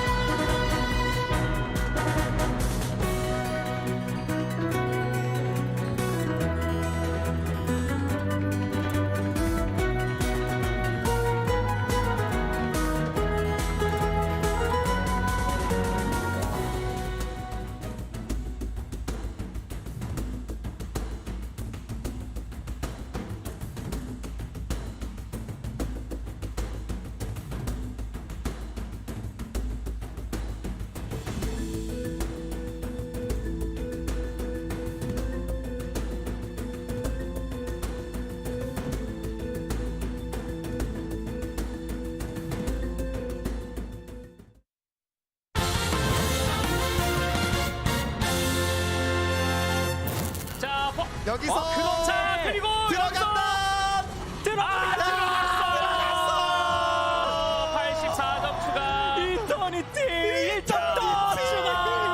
Hello everybody, Spraggles here, aka Jake, your resident content cowboy. Yeehaw! And today I'm thrilled to be sitting down and talking to Sejun from Eternity. You may know Sejun from his iconic VGC win in 2014. During the EOS Cup, Eternity was able to pull out an amazing victory, and I can't wait to talk to Sejun about it. So for some, you're already a household name, but let everyone know what your name is and what name you play as in Pokemon Unite. My name is Sejun Park, and I don't have a particular gamer tag. I go for a Sejun in most games, and also my Unite name is Sejun in Korean. So tell me, Sejun, what was your first experience with Pokemon? I was born in 1996, the same year when Pokemon was released actually. My childhood was just full of Pokemon. I played all the Pokemon games and watched anime, read manga, and buy all the Pokemon stuff. And my first game that I actually played was Pokemon Gold and Silver, and I just immediately fell in love with that. But instead, Pachirisu is not going to do any of that. It's going right on the offensive. Super Fang going to take away half of Bo Rotom's health. Dragon Claw right back after a critical hit! A critical hit, and Sejun Park takes down Bo Rotom, and Sejun Park is your 2014 Pokemon World Video Game Champion in the Masters Division. At your championship win in 2014, you used a Pokemon that kind of set the internet on fire. Tell us a little bit about that and that Pokemon choice. Yeah, I was using a very cute and not really expected Pokemon to use in the finals of the World Championship match. There's a Pachirisu. Pachirisu is absolutely my favorite Pokemon. I really want it in the Unite too. Yeah, of course it was a very strategic pick. I was aiming for the champion in that year, of course. Pachirisu was a perfect slot in my team. What was it about Pokemon Unite that made you want to jump in and start playing? It was a Pokemon. There will be no better reason. Although I almost never tried multiplayer battle arena style games before, but I was very interested because there was Pokemons inside. 썬더 쪽도 버스트 들어갑니다. 말도 안 되는 진짜.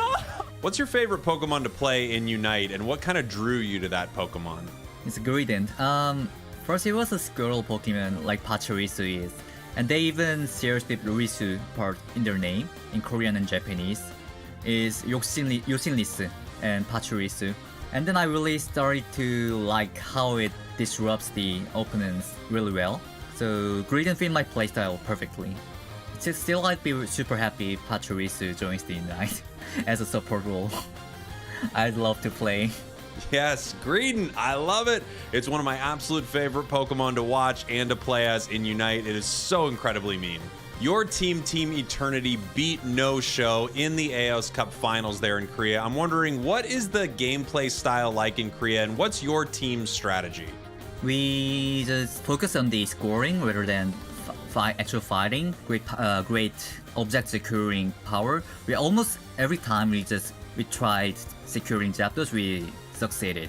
We had the confidence. That we can score more until the last second of the match. So we fully concentrated until we win, and yeah, we won. I love it. I love the confidence coming off a big win. I'm sure you guys are ready. You've got wind in your sails. How do you prepare for regionals? How do you prepare for possible world championships with your team? We showed that we can win the tournament. We can win we won the AOS Cup, which is really stacked tournament, and then now we have a full confidence we can win any other team competing in Korea. So we'll still do our best practicing, and we'll show how we can win another tournament. Oh, Sejun, I'm right there with you. I would love to see you go up against Gaming Gladiators, Random Gaming from Brazil at Worlds. That would be incredible. Now, I would love to hear if you have a message out there to everyone watching, to your fans, to your future fans. What do you have to say to the people at home? 우선 저희 이터니티 팀원들과 응원해주신 분들께 진심으로 고맙고, 새롭게 유나이트 챔피언십에서도 멋진 모습 보여드리겠습니다. Again, Sejun, big congratulations on your win in the AOS Cup, and I hope to see you at the World Championships. I'm going to let you go. I know you're a very busy man. I want to thank everyone for watching. Thank you all for listening. Follow us on social media for more information on Pokemon Unite. And of course, put Pachirisu in Unite already. You heard Sejun. Get it in the game. Goodbye, everybody.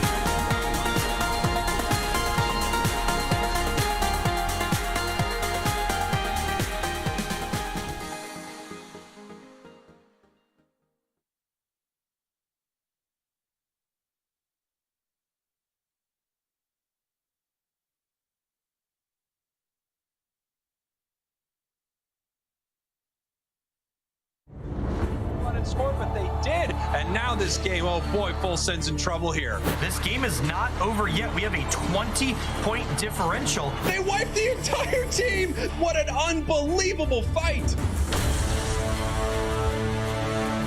They're trying to find a KO themselves. Rapid Spin finds a target, and Goop, relentless. What a showdown. It's straight Duncan time, baby. Hundo banger in. Lizzie closing out with the egg bomb. Everybody's getting KOs, and holy smokes, the Five Eyes are falling like dominoes here. Wow, there were Pokemon there, and now there are just orbs. What happened?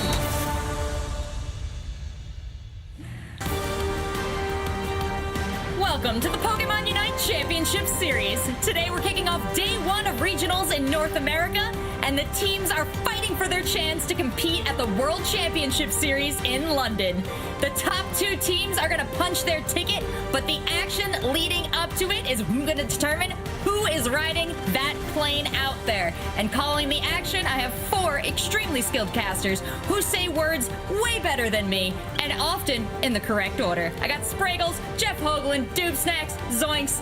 We just had a long morning of the EU region, getting up to our top 4 teams. Are you ready to do it all over again for North America, Spraggles? Oh, absolutely, Seltzer. Yeehaw to you and yours. And just so you know, I've never said words correctly or in the right order, but here we are, North America Regional Finals. These teams are fighting for that spot to Worlds, and some teams are going home today. Oh, some teams are going home, Doob Snacks, but 4 teams are going on to tomorrow, and we have a bit of an unexpected layout ahead of us. What are you thinking about North America today? I'm thinking NA is exactly what they thought they'd be. An absolute, like, Yahtzee shaker, and just throw out the dice, and those are your teams. I mean, these teams are pretty evenly matched across the board. Any team can dispatch of another one. We've seen it, so we're expecting Donnybrooks. We're expecting Slobberknockers. We're expecting 4 teams to punch their ticket to tomorrow to see if they can represent NA at Worlds. Oh, Jeff, what kind of expectations do you have for today? I think we're going to see some of the best Pokemon Unite that North America has to offer. Today's going to be the culmination of months worth of competition and practice for a lot of these teams. And for the teams that are out today, their season is over. This is the last tournament until after Worlds, and they want to keep playing, so they want to win. And Zoinks.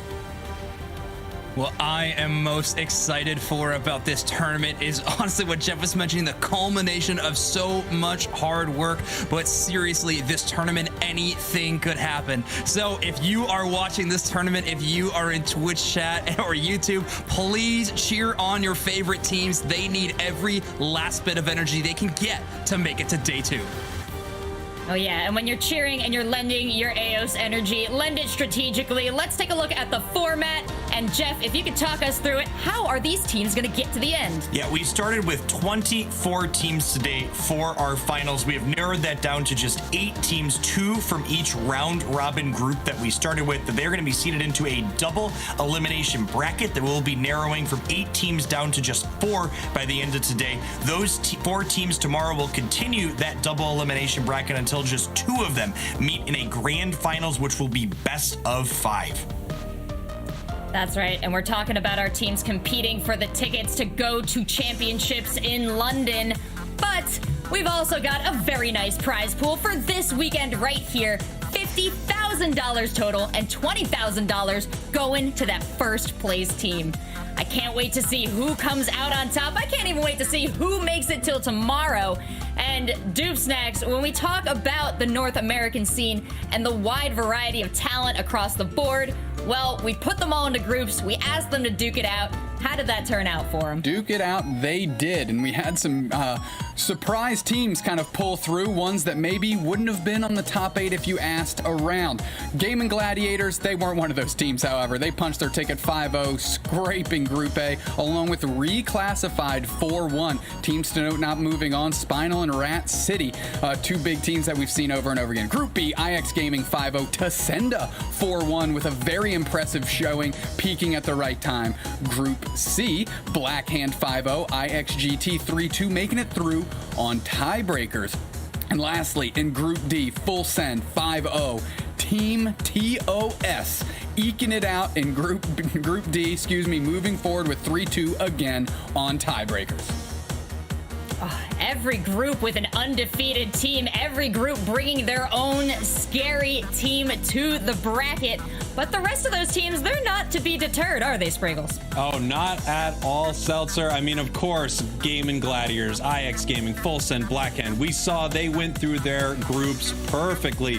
But these other teams had to battle it out against a lot of amazing teams. To send to IXGT reclassified Team TOS, they had to go up against the likes of Brave Birders, Aphelion Esports, Foreign Famous to make it here. These are some of the best teams in Pokemon Unite. And when you look at this bracket, it is anyone's game. Our first match, Gaming Gladiators versus Team TOS. I cannot wait to see the reigning champs compete once again.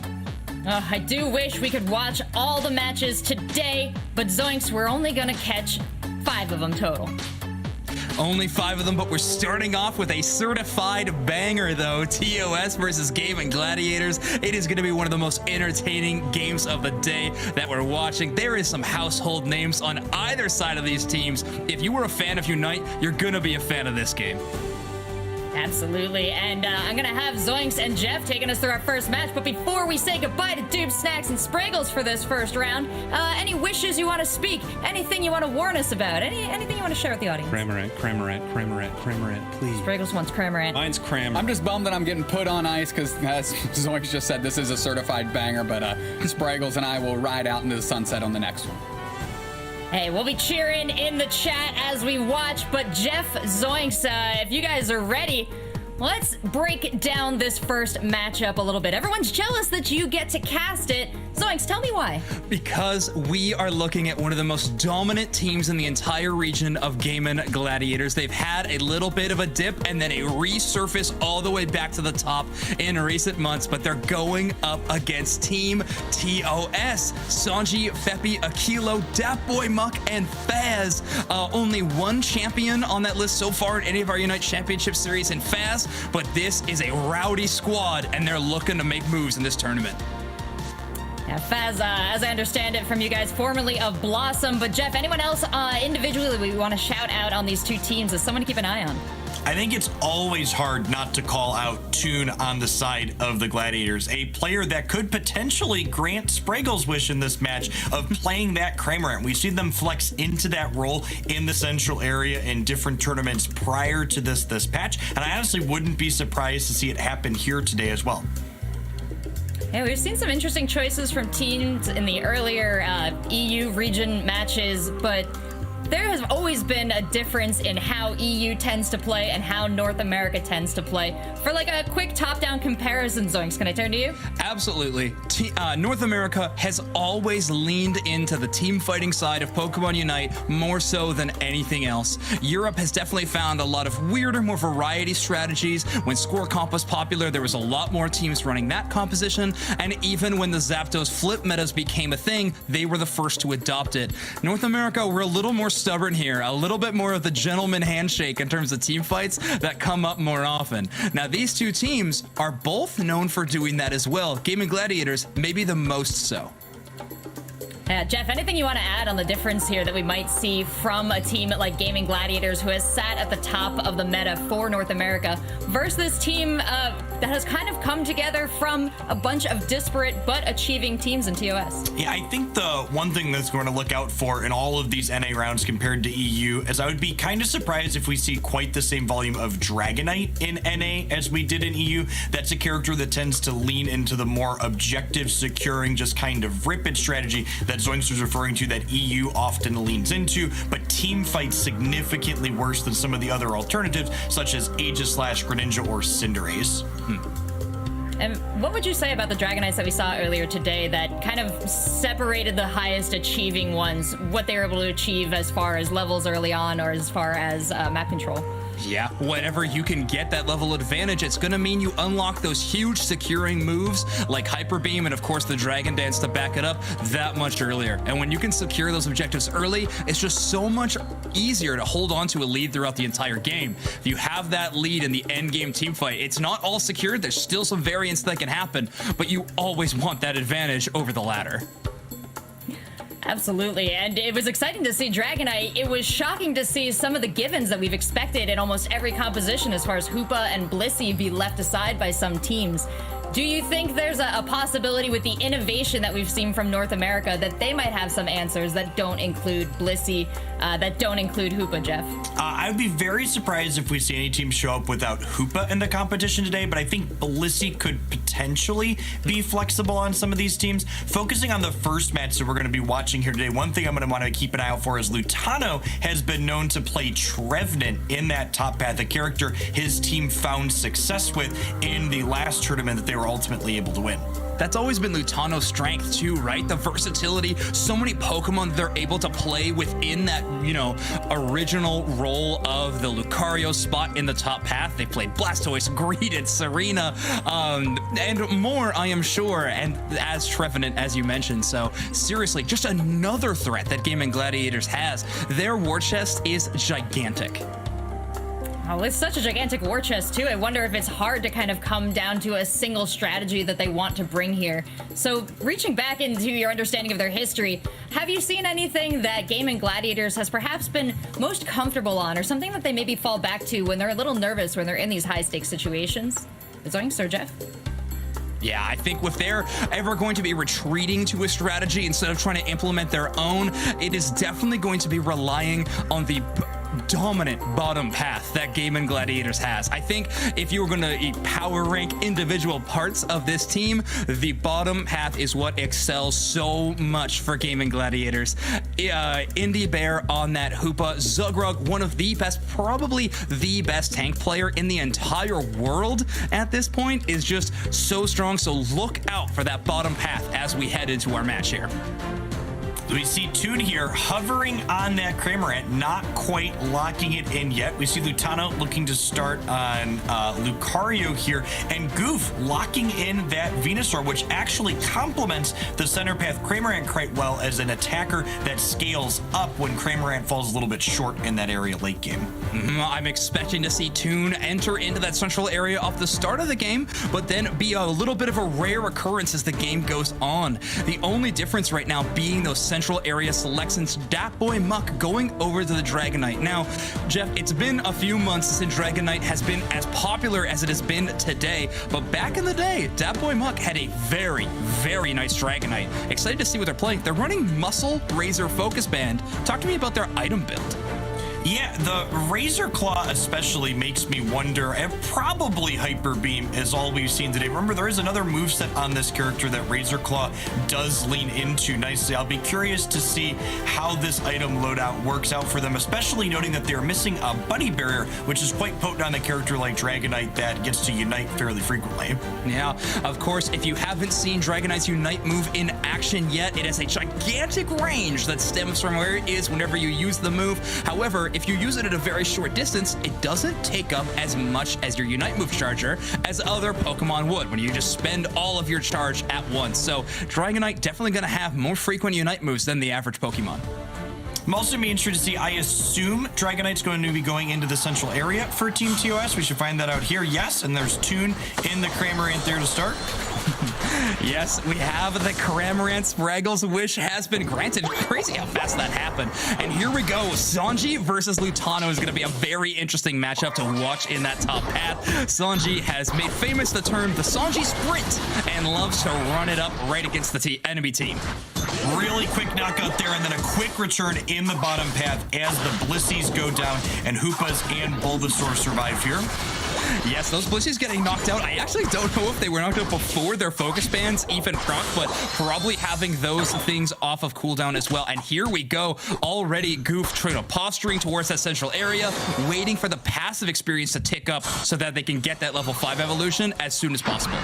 Calling out rotations here, it looks like we might have a Hoopa going top, as well as the Dragonair. 3 characters for both players top, with Lucario rotating down for the Gladiators on extreme speed here. Yeah, Lutano already having level 5, a very, very quick level to that point. A Kilo left on the Venusaur to try and defend. Only a lowly Bulbasaur at this time, though, and Zogrog with that score shield is going to be able to throw in 13 points pretty much uncontested. Really fantastic rotation there. Lucario's extreme speed allowing it to just remove those bees quickly, and in this case, the Blissey as well from Team TOS. We see power-up punch in tow for TOS's Lucario, meaning it's going to team fight a little bit worse, but provide valuable objective secure, especially alongside this Dragonate's Hyper Beam. Yeah, objective secure in spades. They do have a Venusaur of their own, who will probably be what they're relying on in team fights, but it's still sitting at that level 4, whereas Goof has hit the evolution. So also Lutano being all the way up to level 7. Lutano is out-leveling Sanji by 2 levels right now, thanks to the amazing rotations on the back of Indy Bear. Yeah, Lutano's out-leveling everyone in the game currently. The highest level character at 7.5 already here, with Sanji coming bottom path to match. Really interesting rotations here. Not something we typically see. The Lucario's playing bottom path before the first Dreadnought spawns. A fun fact about Game & Gladiators is that they've actually been boot camping for this tournament, playing all together in the same location. You got to imagine that Lutano's loving that instead of being on the West Coast away from their team.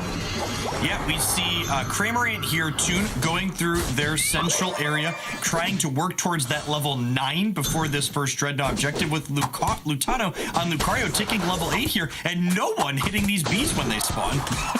Faz maybe not wanting to do it, afraid they won't be able to secure as much, and absolutely demolished by Lutano. Extreme speed and bees is a match made in heaven for sure. Lutano hitting 9 has now unlocked the Unite move of the Aura Cannon, another great securing tool where Game & Gladiators doesn't have that many at their disposal. Lucario Unite move definitely can put in the work though. Yeah, interested to see if we see Game & Gladiators. Yes, they're moving in to take a team fight here. This is incredibly smart. They have 2 Unite moves. They have worse securing potential. They want to knock out Team TOS and get this Dreadnought uncontested if possible. I've been waiting so long to say this, but the gulping Gatling missile from Toon has definitely gotten 3 KOs for them there, and they're able to sweep even more. I'm sure this goal zone is going to be a distant memory in just a moment. Toon gets a nice 38-point overdunk there. Great work. 28, whatever. I'm not good at math, Jeff, but you are. Take it away. We have a small push here onto Team TOS's second base, perhaps extending more than they can chew here as Blissey gets knocked out. Thankfully, it's not Lucario, who is level 10 here, but still giving up some of that lead that they have to start here as Team TOS finally gets their first AOS energy deposit of the game. It's got to feel good to finally get that scoreboard having numbers on it instead of a goose egg. Aquilo at level 8 is actually on parity now with Goof, but Goof is returning into the central area. A key difference here, Aquilo a little bit late to that swap, going to be evolving to Venusaur a little bit later. If Game & Gladiators wants to take a team fight right now after this Rotom, they're going to have the Pokemon and the Unite moves to do it. Yeah, the big thing to note in the difference the team compositions here is that having Dragonite and Venusaur for Team TOS means they're going to scale up a little bit better than Gladiators will in the late game, assuming they can get similar level counts, because Toon being on this Cramorant here is going to have a little bit of an advantage early, making it tougher for Team TOS to scale to begin with. Game & Gladiators starts an assault on the top tier goal zone there. Finally, a hyperspace hole comes down from Fempi to try to bring up some teammates or even get out if they need to, and they are able to retreat into that bottom path. Sanji desperately looking for wild Pokemon to KO, a full 2 levels and probably even then some behind on the other side. Lutano well out-leveling the enemy team. They have really been the shining star of Game & Gladiators in this match. We see the second Dreadnought just moments away from appearing, both teams notably having their Hoopa Unites ready to go. This is a really important power spike to have for your team at this engagement. And Goof getting caught a little bit early here and quickly getting deleted before the rest of the Gladiators can show up. Absolutely. I'm not sure Goof knew what was happening to them there. They get completely demolished. Zogrog finally launches out the Blitz Assistance. They came through the hyperspace hole to try to help out with everybody else, but Zogrog is starting to get deleted now. Aquilo has that Petal Dance Giga Drain combo unlocked. The cooldown's so short for them as they try to keep pushing up, but Toon is the difference maker. They dive in literally and get those air slashes for the KO. Goof gets the last hit onto the opposing Venusaur, and Sanji's the last one up and knocked out. Dreadnought completely over to Game & Gladiators. A weird start to that team fight, but they take the victory. Yeah, ultimately, the quick knockout of Goof kind of turned into a blessing in disguise, because it allowed Goof to respawn and then with the assistance of that speed zone get back to the Dreadnought engagement before it was finished and help their team secure that objective. Just one of the advantages of having all of your goal zones still up and available, and the enemy team only scoring 17 points. You get back to team fights ever so quicker. A Unite move here from Goof. They've unlocked it very early, and they're launching it in towards the other team. They're definitely going to be the front of the spear for this Gaming Gladiators, but Akilo is on the rush back. Instead, Feppy needs to throw down that hyperspace hole for a reset. They need that HP back, and they're not going to be retreating through the hole. Instead, trying to get the wild Pokemon knocked out. Looking to take this Rotom off the map before Team TOS can walk up to it here. This goal in the top for TOS, is it above 20 is the question, because remember that Rotom will just break it if it's below that 20-point threshold. 25, a very dangerous point to have it on. Lutano wants to make sure the Rotom finds its mark. It does, and we are looking at a 45-point overdunk. Absolutely gigantic numbers coming out of Toon, who's a level 14 Cramorant at just under the 3-minute mark. Toon is such a force of damage in this composition right now. They are basically one-shotting wild Pokemon across the map.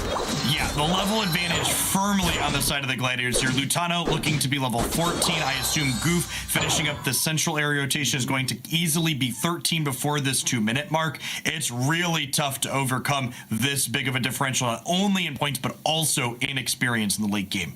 Close goal zones as well means that Citrus Berries and other healing is a close available asset if you so need it. However, Team TOS's composition we are talking about built for this late game. Toon knows that, decides to start engaging early and often. Datboy Muck taking a ton of damage, no support whatsoever around them. Sanji finally enters in with a power-up punch. Datboy Muck has to retreat, but they are demolished.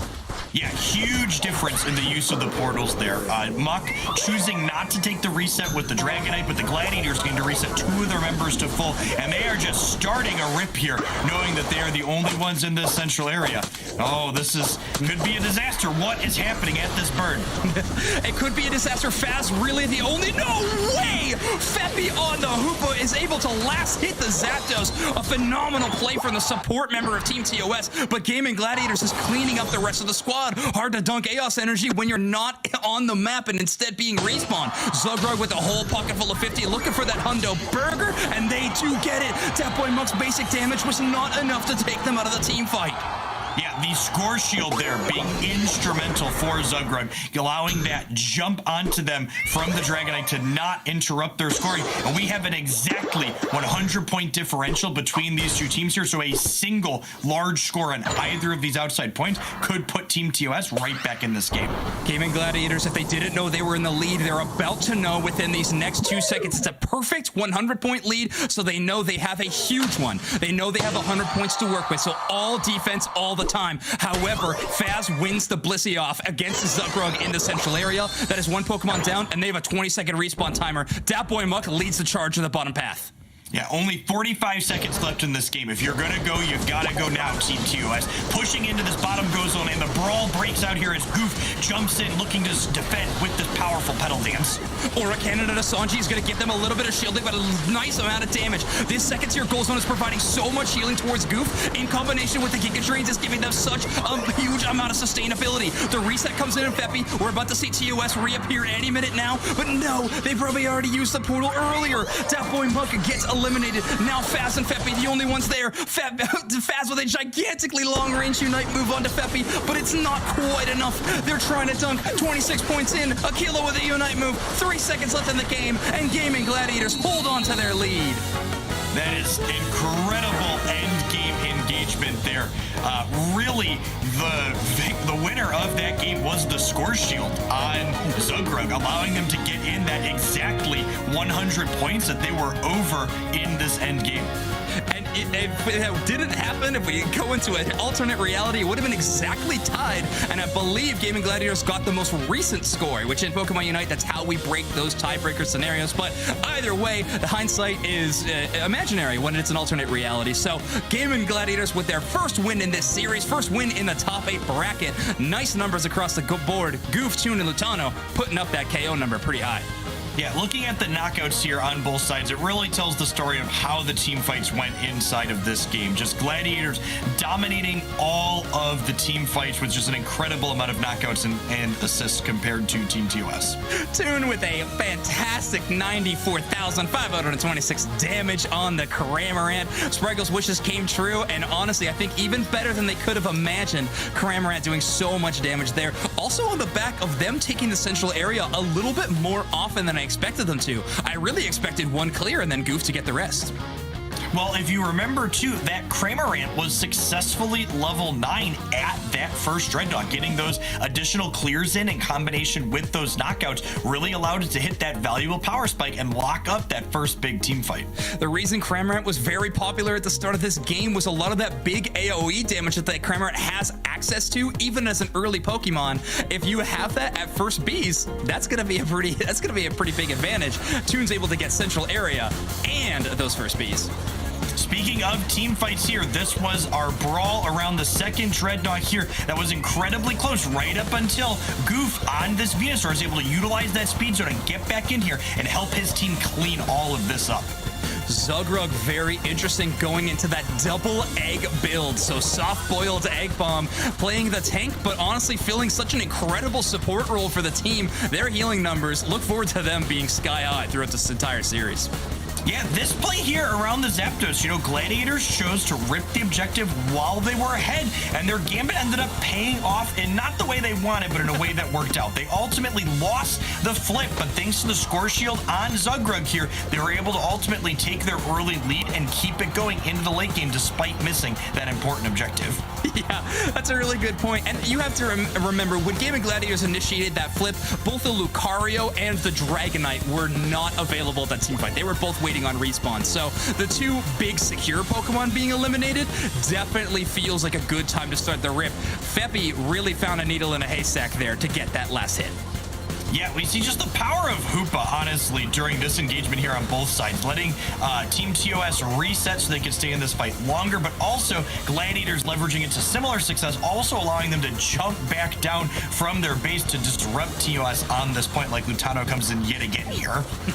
We already mentioned one player who we think might be one of the best in the world in Toon, Zugrug, another one of those. Gaming Gladiators Zugrug, very, very magnifique player card, but such an impressive play there on the Blissey, always making sure that their teammates always topped up on HP, and those Bliss assistants is where they're positioned. Watch very closely to Zugrug. If you need to slow down the stream and watch in half speed, do it, because you will learn so much from that player. Yeah, Blissey, sneaky amount of damage to output with its Unite move, especially when it's getting snapped towards something like a Cramorant that's dove way in, or a Petal Dance Venusaur that's run way past the enemy backline. It bowls through all of the enemies in between those two characters and hits for a bunch of damage. Bowls, I think, is the perfect word. Honestly, it looks like a pink bowling ball running down the lane. All the enemies are bowling pins knocked all over the place. No gutter balls when it comes to Zugrug. So, fantastic work from that team. We're headed into game 2, though. TOS never really seemed like they had an angle to win that game until that last Zapdos hit. Jeff, what do you want to see from them to change things up headed into game 2? I'm going to be interested to see if Team TOS leans into these characters and builds that allow them to kind of secure objectives this time again through. They had Power Up Punch on the Lucario and they had Hyper Beam on the Dragonite, but they didn't successfully get any flips other than the Zapdos at the end, during which both Dragonite and Lucario weren't even present. Yeah, it really was. The play was written correctly. It's just the players on the field were absolutely swapped up. So the strategy, yes, it was working. Maybe we just run it back. At least that's what TOS is thinking, as they have selected the exact same build. Now, one more item difference we're seeing on either side. I don't want to call it Lutano versus Sanji. Of course, they are both running the Muscle Band and Attack Weight, but instead it's a Razor Claw for Lutano and a Weakness Policy for Sanji. Yeah, these items share kind of a similar purpose. They both allow these characters to output a little bit of extra damage, but on the Sanji side with Weakness Policy, it gives you a little bit of extra survivability with a health boost, while the Razor Claw on Lutano's side provides a small slow to the Pokemon that you're hitting, making it more difficult to get away from you. True, and Lutano utilizing their moves more often with an extreme speed move that can reset its cooldowns constantly, and Sanji, we saw, was playing into the powered up punch side of things, so not utilizing their moves as much as just their basic attacks and big impact plays with power up punch. So Weakness Policy makes a whole lot of sense, especially when you're in the danger zone quite a bit. something else that caught my eye looking at the loadouts on both sides is not one, but both Venusaurs were actually playing Energy Amp on their item loadout, giving them a little bit of burst of extra damage with that, letting them unite more frequently, with one differential being on Team TOS's side, we saw a Focus Band and a Buddy Barrier for extra survivability, while Goof for Team Gaming Gladiators was instead choosing to leverage Muscle Band still, which in theory should give them a bit of an edge in the early pathing. Yes, definitely. Any addition you can give yourself to A button pressing is going to be a nice one when you're headed into that bottom path. Muck returning to the central area again. We have watched this player play for the entire UNITE Championship Series. A phenomenal central area player. I'm excited to see them back on this role with TOS. We see our brawl breaking out here in the bottom path as Team TOS secures the first 2 Audino experiences. Can they get a third here as Goof gets hit a bunch? Here's the moment, and another big Blissey slap from Faz there secures the valuable wild Pokemon, and they're gonna have a bit of a lead here in the bottom path to start.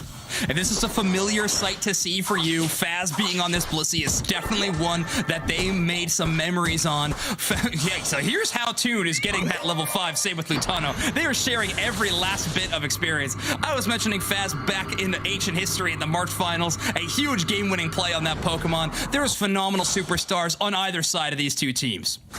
Yeah, we see Hoopa here walking up the center path this time through because they did not quite hit that level 4 breakpoint with 4 people from TOS in the top path dominating here, leaving just their Blissey bottom to contest last hits. It seems like a hard answer to what Lutano was trying to do last game, just outscaling and going all the way up to the moon. They need to do something to slow down that Pokemon. So far, they're keeping him to 5, which is not terrible, but Sanji is at least keeping parity right now.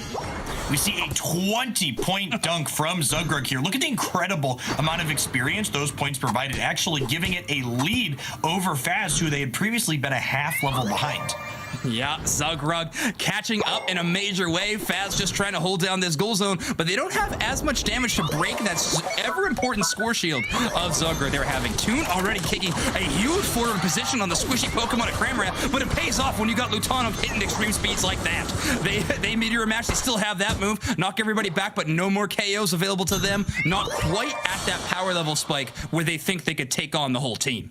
Yeah, I really like this push from Gladiators here. They got in, they got the knockout on the Dragonair, and then they quickly bailed everyone out, not overstaying their welcome or giving up the lead that they had generated there through their push. Yeah, Lutano landing a really nice extreme speed into a smack, but now they're going to be fighting over this contestable Audino. Zugrug there, always in back pocket. Look how they utilize that Blissey boosted auto attack, waiting until the last possible second to use it, so they know they'll have it off cooldown as much as possible. Those of you at home that aren't quite familiar with Lucario, you'll note those blue circles under both the wild and opposing Pokemon for Lutano. Those are reset indicators on this extreme speed. Every time Lucario cuts across a Pokemon with the blue circle under it, it gets to extreme speed another time if they want. It's only ever going on cooldown when you go across something that doesn't have that indicator. That's going to mean there's a lot of counterplay if Blissey can knock up that Pokemon and make them miss that attack, but Lutano ain't planning on missing. They're planning on throwing hands with the entire enemy team. Extreme Speed goes all the way in. Bone Rush takes down the Dragonite. They were locked up in a circle in the beach, and finally Feppy's able to get out, but a Hilo started an assault up in the top of the pit. They started utilizing that pedal dance to get a lot of damage in, and Faz has switched over to this healing maneuver as well, but Goof has joined the team fight. We see a portal reset here. Can Goof get in? Goof is knocked out, but Lutano and the rest do get a reset here as Feppy tries to grab a berry, but Venusaur grabs it instead. They desperately need a reset here. If they reset off of this portal, I'm not sure if they can come back to that cooldown timer is. Okay, yes, they are. Dreadnought's still happy, healthy, and well-adjusted in the middle of this, as Goof is actually taking away their central Pokemon, and so is Toon. So 2 players from Gaming Gladiators dedicated to this as this team fight rages on, and because of that, Sanji is able to get a secure onto the ever-important Dreadnought. Dat Boy Muck actually uses their Unite move super early to try to get this KO, and they're paid for it. Yeah, a little bit of a gamble that did not pay off there for the Gladiators, choosing to try and get extra rotations from those wild Pokemon in the center, and then ultimately losing the Dreadnought because 2 of their 5 members weren't present for the contention of it. Finally, Goof has unlocked that Verdant Anger Unite move on the Venusaur. This is a huge offensive tool if they ever want to push or siege a goal zone, as we like to call it. That being said, Rotom is available at top, and we're seeing both teams start to posture towards it. Yeah, we see Hoopa and Venusaur in the bottom path contesting this Lucario, as both teams more interested in clearing wild Pokemon off the map rather than doing this Rotom objective. We see Lutano juke that Hyper Beam perfectly with a well-timed extreme speed. That's one of my favorite parts of this meta right now. Hyper Beam, an incredible tool, but it can be countered really well by things like that. Goo throwing down that Unite move, finds the damage they need to, forcing out the Blitz assistance, but there's still one member down. TOS actually securing the Rotom there. Dat Boy Muck doing what Dat Boy Muck needs to do. Dragonite gets the Hyper Beam into the target Pokemon, and Rotom is pushing their way towards the goal zone. 3 members of Gaming Gladiators forced to stop it. Yeah, Rotom not providing a ton of value here. Little bit of a distraction for a little bit while Team TOS can spread out and do some things in other places. Notable that we are over 5 minutes into this game and all the goal zones are still up for both teams. Pretty evenly matched here compared to the kind of one-sided stomp we saw in the first game. It's true, and you called it up before. Gaming Gladiators, whenever they're pushing in and finding a nice pick, they're always retreating, knowing their limits and playing to their outs. Fantastic work there. Toon leaps in with a nice dive ability, trying to rush into the air slash, comes in. Feppy with a very, very early Hoopa Unite move. The portal is in a safe region, though, as the rest of the team comes through. Indy finally drops the Hoops Unbound as well. So much damage on a Sanji, but they're still taking it in. They power up punch into a Zugrug, who finds the knockout. Akilo's taking so much damage, they don't have any targets for their Giga Drain to heal. Lutano's on the chase, and Akilo's next up on the list. The question is, can they knock out this Dragonite before it gets this objective? And just barely the Gladiators secure that objective thanks to Toon diving in on the Cramorant. Toon got the last hit. Zugrug got the displacement on Muck with the Egg Bomb, so definitely some coordination to get it. A longer team fight than I think anyone wanted to hope, but Lutano was definitely feeling it on the Lucario with a huge push. 6.5 minutes into the game, a goal zone is finally broken, giving Gladiators a slightly over 100-point lead here as we head into a brawl in the top path around what is likely to be a Rotom that could matter if one of these outside goal zones is broken first. So interesting when we watch one of the top teams like Gaming Gladiators, even if they finally get a score and get back in this game in terms of that mark of success, even the other team only at 19. So if Gaming Gladiators is being defended, they are playing an even better defense on the other side. Yeah, we see the levels here as we get on into almost the final stretch of the game here. One level 13 present, just Lutano so far. You got to think both these Venusaurs and this Dragonite too really want to be 13 to get their second attack upgrade before this 2-minute mark happens.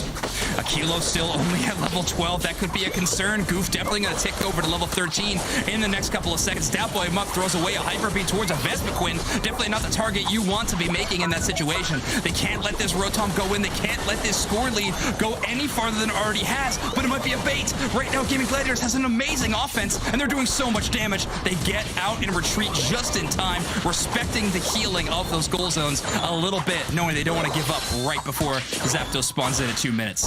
Honestly, it's just, again, such a fantastic push from the Gladiators. They pushed, they got a knockout, they realized they were overmatched, and instead of giving up that lead and staying on that point, they pulled back appropriately, maintaining their experience lead, which we see here as they have 3 level 13s to 0 level 13s on Team TOS right now. Keep their experience lead, keep their Unite moves available to utilize. However, Toon was found in this situation, so Sanji finding Toon taping up the offense, neglecting to use the hyperspace hole, and why would they? They had Sanji's number. They get a KO with an air slash to the back.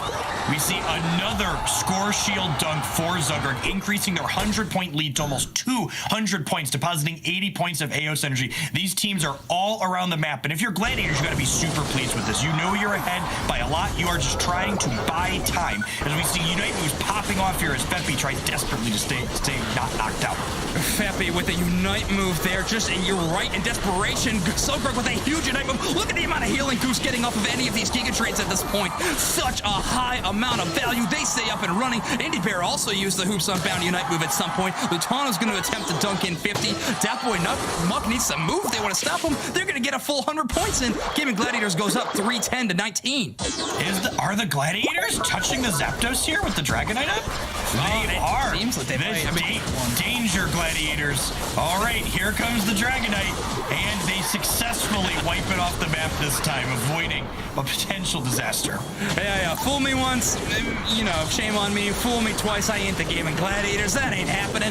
Goof gets rushed down here. Team TOS does get a nice collapse, but Toon tosses in a hundo burger of their own. Lutano follows suit, 5-10 to 19. Gaming Gladiators, it may have been a close scoreline throughout this game, but geez, did this game get out of hand at the end. Gladiators with an exceptional performance. They're going to take this first match of the bracket 2-0 and move on.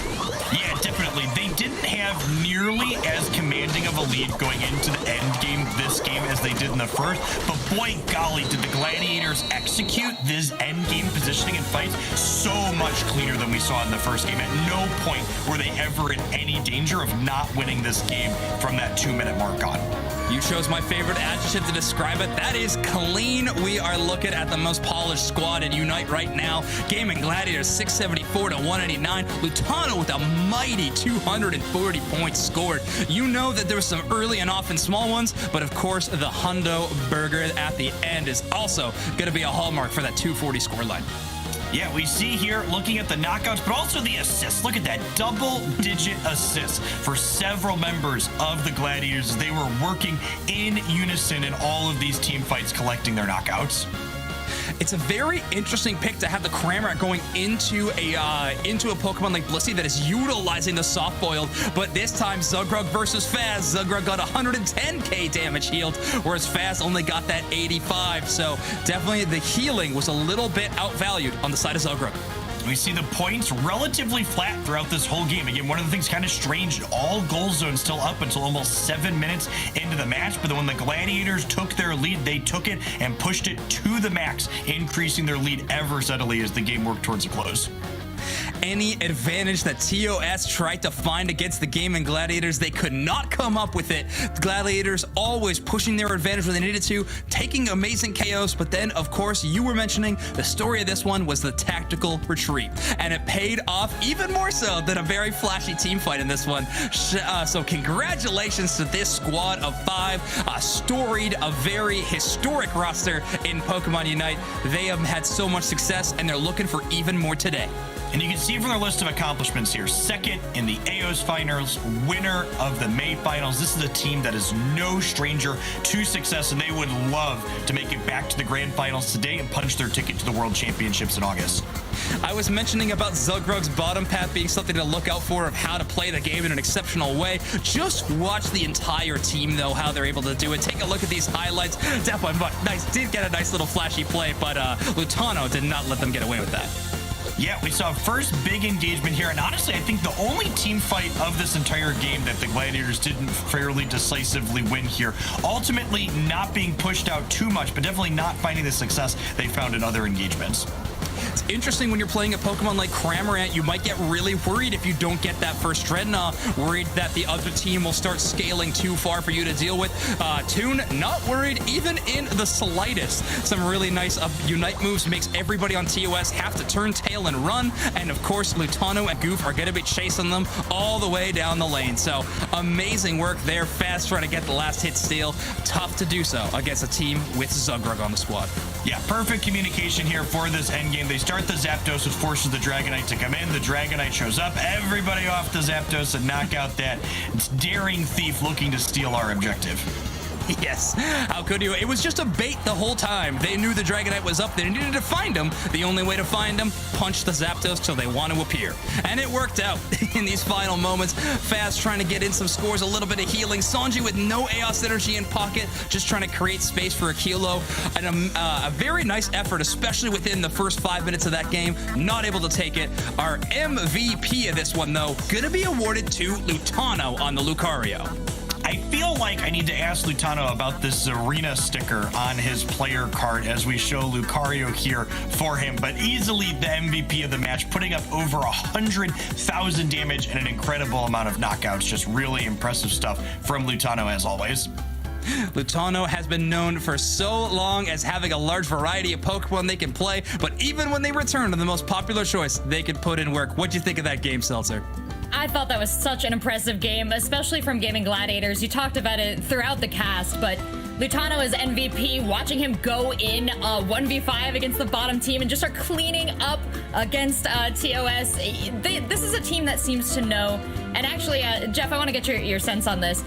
They make such bold choices, but throughout the entire game, they demonstrated over and over again that they have such a sense of spacing, such a sense of their own range. How, when you come to that level of understanding of range, of spacing that Gaming Gladiator has, do you get to execute against a team like TOS?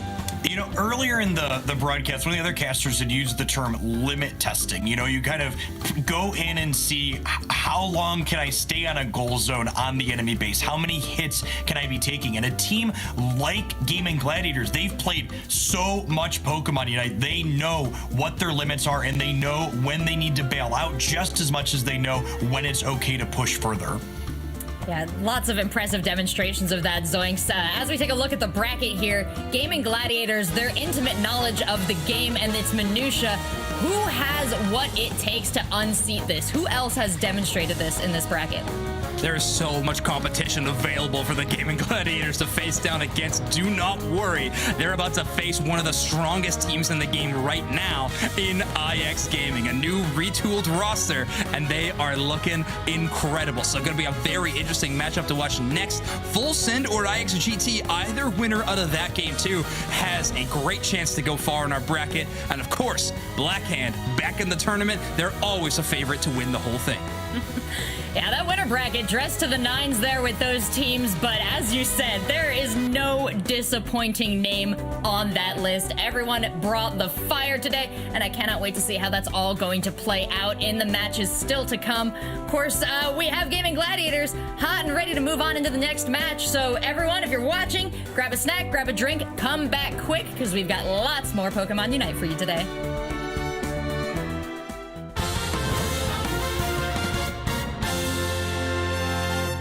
São 3 jogadores já batidos pela Clube TV. Último vivo, Freeze tá no chão. Afro Brasil vence a briga e vai pegando os rápidos a seu favor.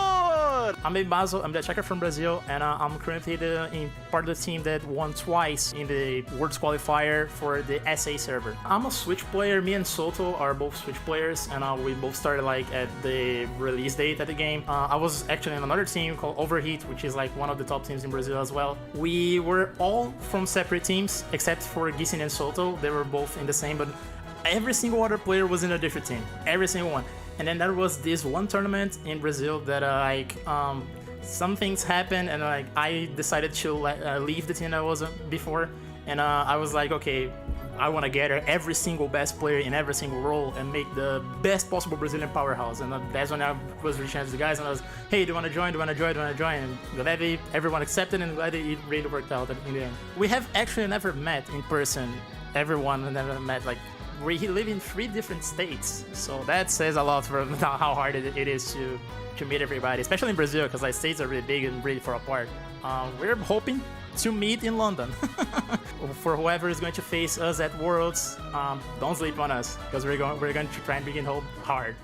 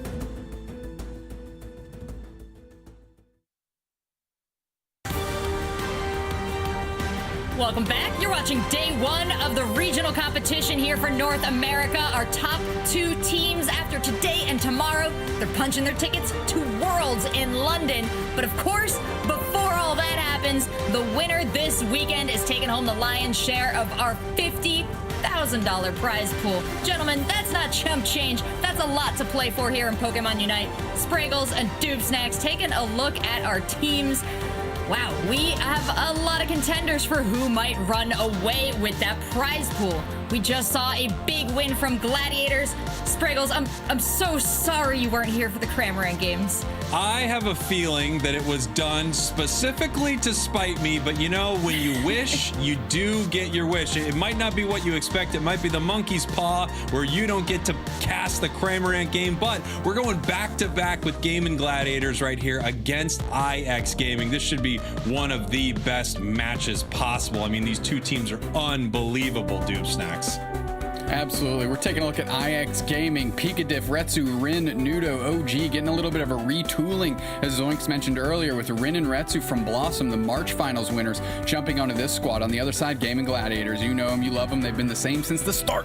Zugrug, Lutano, Indy, Toon, and Goof going to try and keep that train rolling and their momentum going from the May Finals. Absolutely. We have bits of Blossom sprinkled around all these teams, all of them performing quite well. But Gaming Gladiators, a long-time roster, a lot of history there, Doob Snacks. How do you think that's going to pan out for them coming up against IXGT?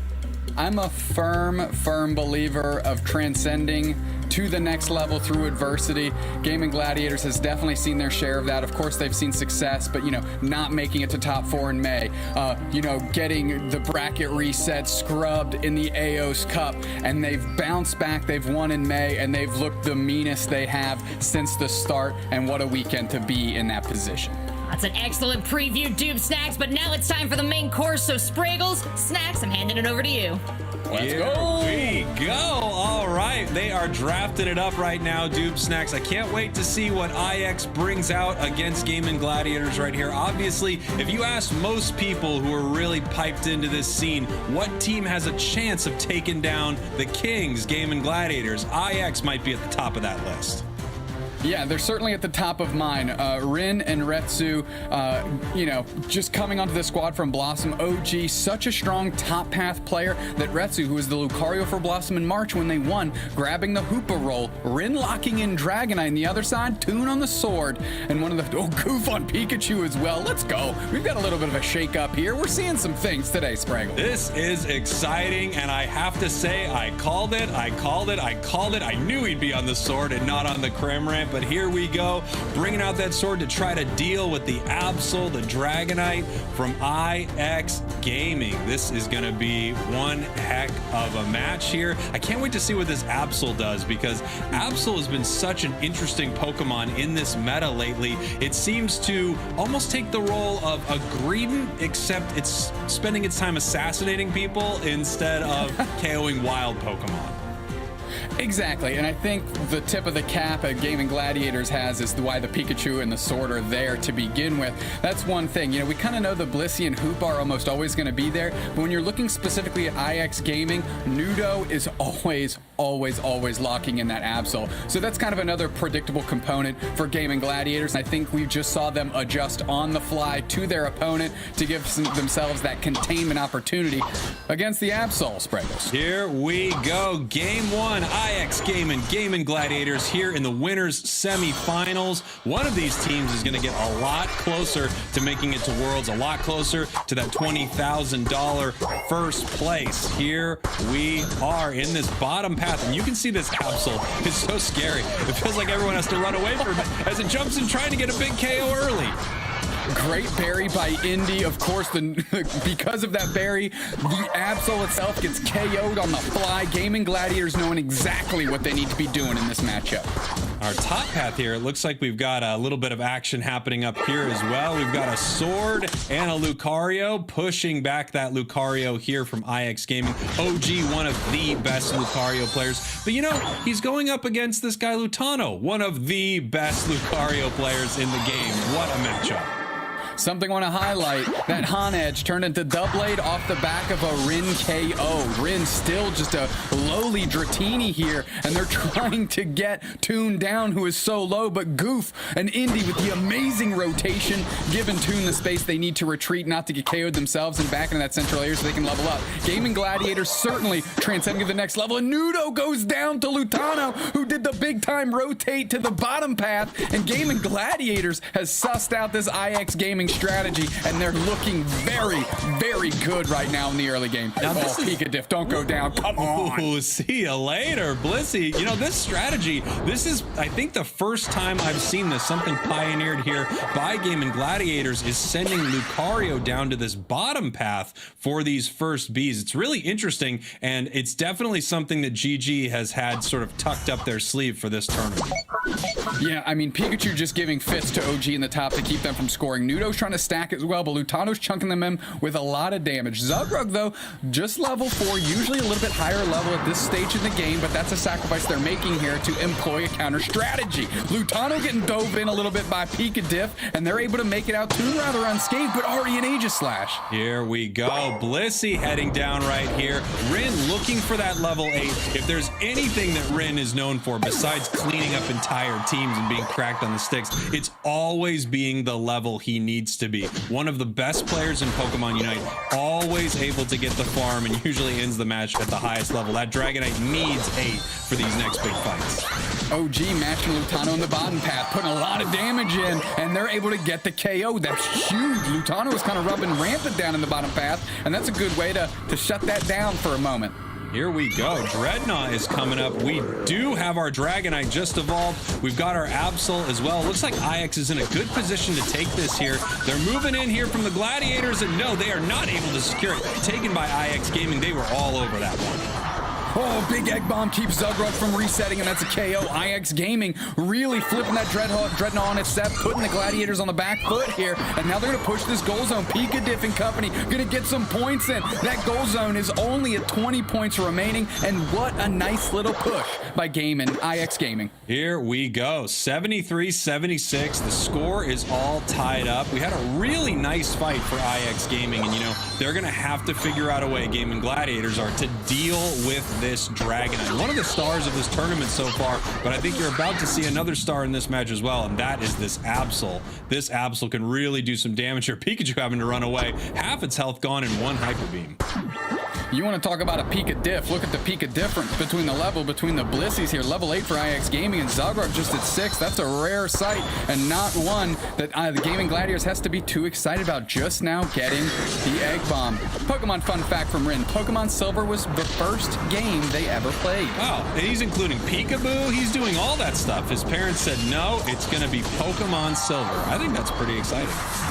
Big KO by Rin on their counter central area player Toon, and they're putting the pressure on Goof as Nudo kind of seems to be babysitting this Rotom, leashing it back the other way. Zugrug getting busy with Pika Diff, their counterpart here, giving Nudo just enough time to pick that up for the squad, and just a soft-boiled egg for Nudo as well. A little HP, why not? As Gaming Gladiators are content with rotating early and getting some positional advantage in the bottom path. Right now, Nudo, this Absol player, is looking great in this match so far, getting plenty of experience and really pushing the advantage.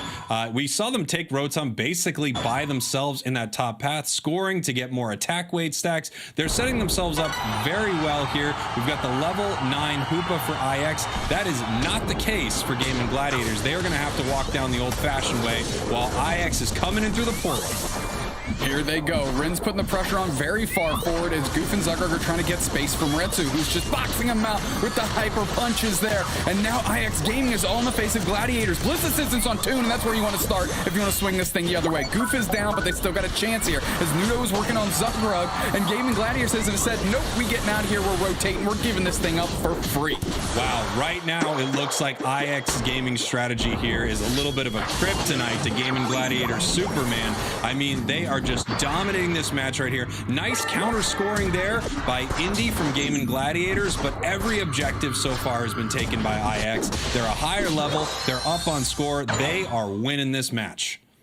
They really turned it around after what Gaming Gladiators had, the great out of the gate adjustment to the Absol, and IX Gaming found a way to tip the scales back in their direction. Lutano's trying to get some damage in on Picadiff, as now Indy uses their Unite move. They didn't use it before, so now they're going to be able to siege his Skull Zone. A big Unite move by Renan picks up the Blitz Assistance. That's a great way to hold it down. Those punches are trying to stun him up so the Gladiators can close the door. Toon's on the chopping block. Blissey comes in and ends them. Zugrug's trying to catch somebody off guard. Nudo gets a KO on Goof. Everybody's falling for the Gladiators, and IX Gaming are saying Gaming Gladiators who? KO Streaka 2. That's the Dragonite. Wow, IX Gaming, Gaming Gladiators who indeed. But to be fair, I think they're saying that almost in a sarcastic way. I mean, they know who they are, right, Doob Snacks? No, without a doubt. Okay, here we go. Heading up in this top path, taking this road time here, but you're right. They are playing extremely well right here. They are really holding the Gladiators back, and I thought that was going to be a big push for the Gladiators. I love using that Hoopa Unite move. It was the last chance to do it. They just couldn't find any purchase on any of the members of IX Gaming. That's a lot of purple pips in the top right-hand corner of your screen. That's the objectives, and they're all going the way of IX Gaming. Gaming Gladiators are going to try and sort out this road and figure out what their strategy is going to be because they're going to need a good one here as this level disparity is growing. 2 minutes, 45 seconds, which means Zapdos is here very soon. IX Gaming is relaxing right now. Well, not relaxing. They're continuing to clean up the entire map, but they must be feeling pretty good about their position right here. Gaming Gladiators are going to need to make a big play to get this match back under control.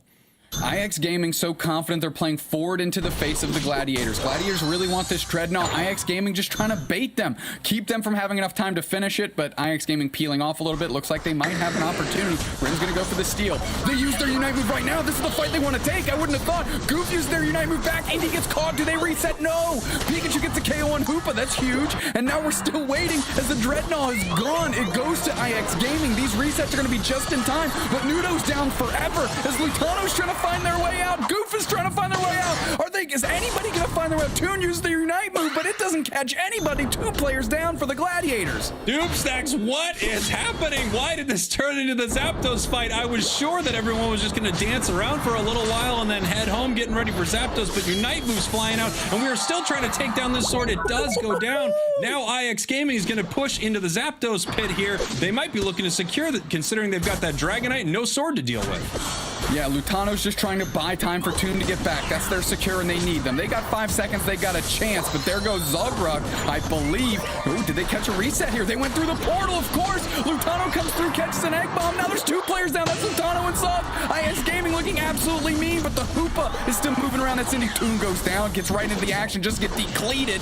And now you're looking at IX Gaming. They have the impetus. 3 players down from Gaming Gladiators. Is this it? I think it is. Here we go. Dragonite powering up this Hyper Beam. Hoopa's looking for a steal, but it cannot do it. That's a big secure for IX Gaming. They are looking great in this match. Now they just need to put some more points on the board and send this one home. IX Gaming claiming every objective in this matchup. Duck it time, Hundo Burgers raining in. Double points under 2 minutes, and that makes it too easy as IX Gaming is up by over 500. And this skirmish right here, padding the stats. Here we go. Fighting here in the base. You love to see it, but boy, when you're down by this much, there really is no hope for Gaming Gladiators in this match. They're going to need to reformulate, figure out what went wrong, and come back to beat IX Gaming here in this next one. I'll tell you what, Gaming Gladiators' strategy looked like it was humming at the start of this game. IX Gaming, though, adjusted well and really flipped the script back in the face of the Gladiators and get themselves a convincing Game 1 win. Yeah, when again, if asked if there was a team that could beat the Gaming Gladiators, the answer might be IX Gaming. And boy, they looked great in this match right here. I am not shocked at all, by the way, Doob Snacks, that we are seeing Absol as the MVP right there. Some huge plays. I mean, Nudo was everywhere on this map, dealing huge amounts of damage, forcing out wonky Unite moves from the Gaming Gladiators. And I loved IX Gaming strategy. Look at those KOs, 6, 3, 5, 7, 5. holy smokes. 2 players on that team, any 2 players on that team, cover all of the Gaming Gladiators KOs. Yeah, they were beating them up and down the map, all over the place. Every fight they got into, things were going well for IX Gaming and not so well for Gaming Gladiators. Taking a look at the damage here, you can see Gaming Gladiators actually were dishing out a huge amount of damage as well. They just weren't able to secure in some of these bigger fights. The edge, you got to give it to Pika Diff. The Pika difference, getting 76k heals there, able to get the team in the lead. You look at the score line, and it doesn't look as oppressive as the game felt, as IX Gaming got every single objective and was just taking monster team fights. Yeah, always looking at this scoreboard. I mean, there's a lot of information you get here, but there's so much more information being inside that match. IX Gaming was just buttoning up that whole thing. What a game 1. I would say it's not exactly how I expected that to go. IX Gaming looked amazing out there. It looked rough at the start. Like I said, Gaming Gladiators, a clear strategy, and credit to IX Gaming for flipping the script. And let's see exactly how they did that here. We're starting around the 5-minute mark at this second Dreadnought, and we're moving through. And this was just a great showing by IX Gaming. Yeah, IX Gaming had this massive Absol Unite move right there. So it didn't take any damage from the Pikachu, and then also ripped it to shreds. After 2 went down there for the Gaming Gladiators, this was an easy pickup for IX Gaming. Force the Gladiators to try and get value somewhere else, as Gaming Gladiators are coming into this Dreadnought, and IX Gaming saying, nope, nothing's for free on our remote island or remote stadium. We're going in, and they turn this into the Zap fight. I was so surprised that this turned into the fight. Not only was it the fight, what an amazing hyper beam and secure there by Rin. I mean, not only did he hit the sword, he also took down that Dreadnought. That was pretty expertly done. Yeah, we missed it real quick. The Pika Diff getting the 2 KOs there, really buying some times for the squad. IX Gaming just keeping it together long enough as the Gaming Gladiators were coming back into the mix, getting the KOs quickly, not letting any shenanigans happen, and able to close the door on this one. Again, we'll say slam the door on this one, because that was an absolute thumping. Absolute thumping by Absol, who absolutely destroys everything. Looking for that secure, wasn't able to get it with the Absol right there. You know, when you're at a moment like that, Dupes Next, you just want to see which one of your teammates can get it, almost for bragging rights, I think. Yeah, like I said, I like to call it padding the stat sheet, right? Let's get our damage numbers up, let's get our KO numbers up, but Nudo, no question about it. That Absol from IX Gaming doing so much work, tons of points, tons of KOs, tons of damage. What else can you say? I love seeing a player like Nudo, because I think a lot of people would have told you that you weren't going to see Absol in a competitive setting like this. You weren't going to see it in the finals. You weren't going to see it for regionals. And here they are showing you why this meta is not so defined. There are a lot of ways to play inside this, and they were insane in that match.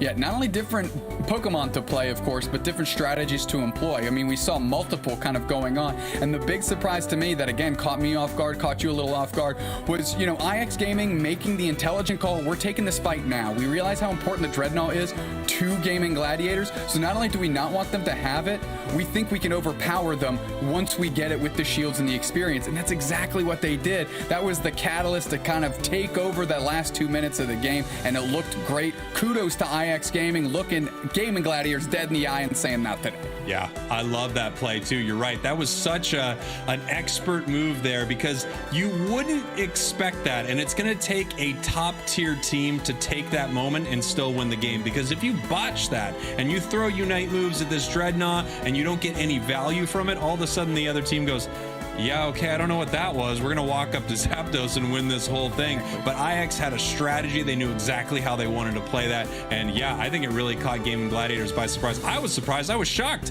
I almost threw my arms up in the air, but I refused to do so.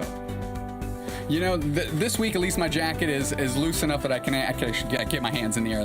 May Finals is a little rough. But let's take a look at our path to Worlds here. Let's throw that up on the screen and talk about that a little bit, Spraggles. As we take a look, you can see the 2s above the regions represent the number of spots they get. So for NA and EU, if you make it to the Grand Finals, you're going to Worlds. So not only are you getting a good chunk of change, but you get to represent your region. Yeah, I mean, it's so incredible seeing all these different regions setting themselves themselves up to go to Worlds. 2 from Japan, 2 from Korea, NA, EU, OCE. I mean, we've got South America West and East each getting a spot. This is going to be incredible. And of course, you see down there, India has a spot. Yep. That's right, baby. India's going to Worlds. This is going to be amazing. $500,000 in prizing. Wow.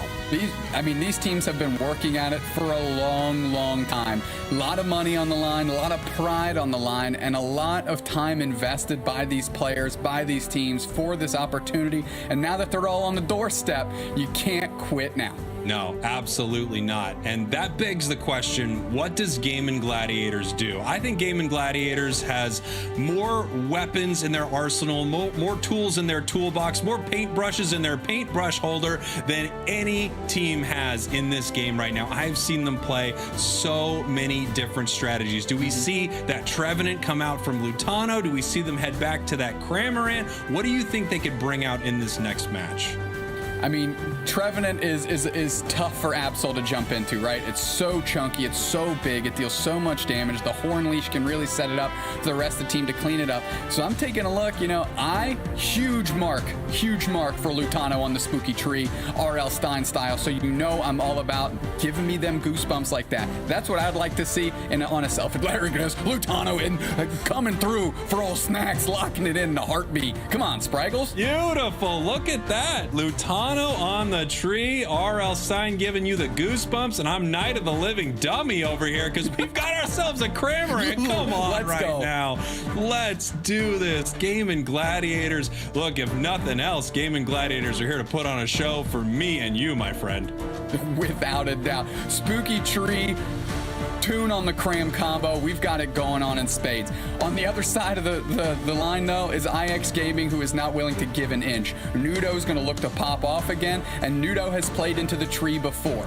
So, they've got something in the back of their mind on how to tackle that. So nothing's free here. You can pick the right Pokemon for the right advantage that you want, but you got to execute as well. Absolutely. And let's not forget, IX is going up against one of the best teams in Pokemon Unite. These are, without question, titans of this region. IX and Game & Gladiators, we could see them both heading to Worlds, but right now they are facing off to see who is going to stay in the winner's bracket of this tournament. Game & Gladiators last game, that was not what I would consider to be a typical Game & Gladiators game.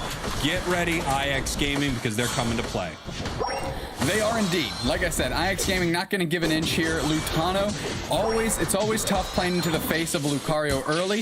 If you are Phantom turning into Trevenant a little bit later, look at Nudo just buying time, going to try and jump on somebody, try and get in that little, letting the other team do all the work on that odd no as they come through, pick up their level 4. And Goof and Zugrug, good pressure. The other Pokemon I was going to say I want to see out of Gladiators is the Venusaur. And Goof is very solid on that Pokemon. We just saw it in the match before.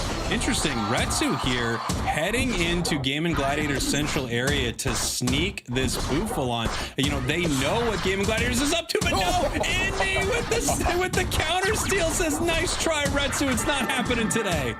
Good berry by Indy, able to keep themselves up. Nice Astonish there as well. Retsu's getting the pressure pulled on. We're going to see if Indy just goes for the safe reset here. Not a problem. The job's done. They kept Retsu. Oh, they come back through. They're keeping the pressure on. Can you believe it? What a good little Astonish by old Indy. Ooh, and it looks like Lutano does go down here to this Dragonite. That's something they're still going to need to answer. We've talked a lot about this Absol, and it was a real difference maker. But that Dragonite was huge for IX Gaming, and Game & Gladiators are going to need to shut it down. Yeah, Game & Gladiators understand the issue here with this Phantom to the Trevenant. Of course, OG getting chased down a little bit by the tree, but they're playing to a later stage in the game, or the Game & Gladiators right now. Here we go. Zugrug's got those soft-boiled. Everyone is healthy and happy. Goof is here at level 5. We see an Ivysaur out on the map looking for that level 7, obviously, so it can get its Petal Dance and Giga Drain on, and they are sending some Pokemon to the top path right now. Yeah, I mean, Gaming Gladiators are just trying to make sure the Absol doesn't get too crazy. Then it dives, Goof, and gets the KO.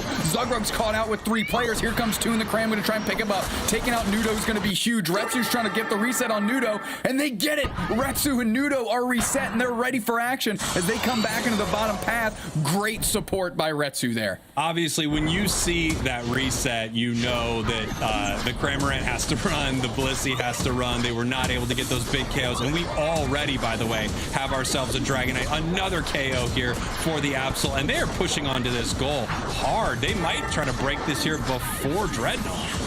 Why not? You have a level 8 Dragonite, and Toon is just at level 6, and they're going to try and make a difference here, but it's going to be tough in the face of the fact that you've got literally a Blissey on the other side. It's the same level as your Central Area player. Gaming Gladiators trying to pick a fight to the best of their ability, but IX Gaming pushing back into their face here off the back of Nudo, and a big KO onto Toon. Nudo, I don't want to say they're heating up. They're on absolute fire down here, and it's time to catch some rays on the beach and eat up a turtle. IX Gaming really beating the brakes off the Gladiators in the first 3 minutes. I remember heading to the beach with my family as a kid, catching some rays and eating a big turtle. Here we are. IX Gaming is just looking phenomenal, Doob Snacks. If you're Gaming Gladiators right now, I mean, what's your plan? How do you need to come back from this? What are you looking to KO?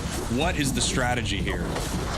Well, you need to do a little Enrique Iglesias impression if you're Lutano. You got to be the hero for this squad. You're the most level, you're left alone, and you got to do some work here and try to prevent those resets. Not a great start, as Rin is already level 10, getting ready to take to 11. And I don't care how chunky you are, you can't survive that as Pikadiff and Rin go with the double team there on to Lutano and get the KO. IX Gaming is just looking oppressive. And here we go. The question is, what are they going to break this top path with? Now, they can wait a while also. This Rotom has another 10 seconds on it, and the longer they wait, the less time Gaming Gladiators has to take all of this beautiful, juicy experience up in the top path that Cramorant Toon is eating right now. I mean, Toon is level 8. You have Lucario level 11 on the other side. Level 12 is Rin on the Dragonite. And even the Absol is level 10, and that thing can eat a Cramorant up no problem. IX Gaming just playing so far forward, making sure they know exactly where the Gladiators are. Look at that scoreline. Wow. 233 to 48. If you're Gaming Gladiators right now, you know that you have to get a big catch. You have to KO one of the big dogs on the enemy team. But boy, it is going to be tough to do so. They are just getting shut down left, right, and center right there. Yeah, Gaming Gladiators need to go for a pick here. See if they can catch somebody out and get some good comeback experience off the, off a Nudo, off of a Rin, something like that. Lutano's trying to find Nudo. They've got the opportunity, but Pikadiff with the support. Egg Bomb uses the Unite move to try and plick that up. They know how important that comeback experience is, but Nudo, they shut him down. The Pikadiff combo shuts him down, and now it's just absolute mayhem in the bottom path as Gaming Gladiators are using their Unite moves. They're trying to do the best they can. Big Unite move by Rin picks up Retsu a little bit. They get the Buddy Barriers Indies down. 4 players down for the Gladiators. Just Lutano is up, and they don't want any piece of this IX Gaming squad. Yeah, what on earth? IX Gaming is dismantling Gaming Gladiators right now in game number 2. Every objective, winning just about every fight. Right now, Gaming Gladiators needs to regroup. They need to get some experience, and they need to get a big catch and a big win. The nice thing about being behind in Pokemon Unite, if you get some big KOs, you can catch back up relatively quickly. But boy, I mean, this divide is just widening and widening and widening here. Yeah, it's turning into the Grand Canyon real quick. Not something you can easily cross. But if there's one team that can figure it out, it's certainly Gaming Gladiators. They're not willing to give up. There's still time on the clock. Lutano playing very far forward here. See if they're going to engage for this Rotom. Here we go. It looks like everyone's very calm at this fight right here. Absol taking down this Blissey really quick. We got a Unite move coming out from Absol right here. They're trying to rip this tree down, and they are able to do it. Goof going to have to run here, or they are going to be going down as well, and they do. I mean, I don't even think if Lutano has hit tree mode. I think they're a little sapling right now, just continually getting tipped over by this IX Gaming squad, just looking like lumberjacks out here, chopping them down real quick. IX Gaming easily takes the Rotom. That's going down the path. And look at Rin just looking to babysit, and level 14. Wow, I mean, we see some huge level differences right now. And if you don't play a lot of Pokemon Unite, or you're not sure how this could work, you know, just like the mainline series games, a level difference is pretty big, but it is massive in Pokemon Unite. A few levels either way, and these Pokemon are so much stronger than the others. We almost have Dragonite at their max level 15. IX Gaming already collapsing on the Dreadnought. That's experience that the Gladiators would love to have, but IX Gaming is not willing to just fork it over. Good little transfer for them, as Gaming Gladiators recognize they got no chance on the Dreadnought pushing up top. I like this push here from Gaming Gladiators, but they are getting shut down in this top path right now. Absol, my gosh, Absol. Is it going to get another? It's chasing this tree down right now, and it looks like Lutano has nowhere to go, turning around to fight because it recognizes if it doesn't get KO'd soon, it's going to be down for the entirety of Zapdos. Right now, they're just holding it right here, waiting for the perfect moment to KO it. That is ridiculous. IX Gaming is just taking anybody they want right now and zipping them up, packing them home, sending them packing home. IX Gaming looking great. They're bottlenecking this squad right now. Gaming Gladiators are forced to try and fight through all of IX to even get a crack at the Zapdos, but it starts with Indy and a double Unite move. That's off the Venusaur 2. They're going to push forward. Unite move comes down, doesn't really catch anybody, but the Blitz Assistance goes long range and picks up Nudo. That's who you want. Lutano's trying to hold it down. One player down for Gladiators. That's Goof. We're moving through the Rin, and the pressure's on Rin. Lutano's playing far forward. They're going to try and Horn Leech them back, but they kind of catch Pikachu as well. Toon gets a KO on the Lucario OG, and that's going to be a start to something as Nudo gets a KO streak of 2. Here comes Rin. 3 players down for the Gladiators, and who's left? It's just Indy, who's going to try and hype. No, of course they're not. Nudo says, you are the weakest link. Goodbye. And they take Zapdos. Spraggles, break that down for me. What did we just watch? We watched one insane fight. The Gaming Gladiators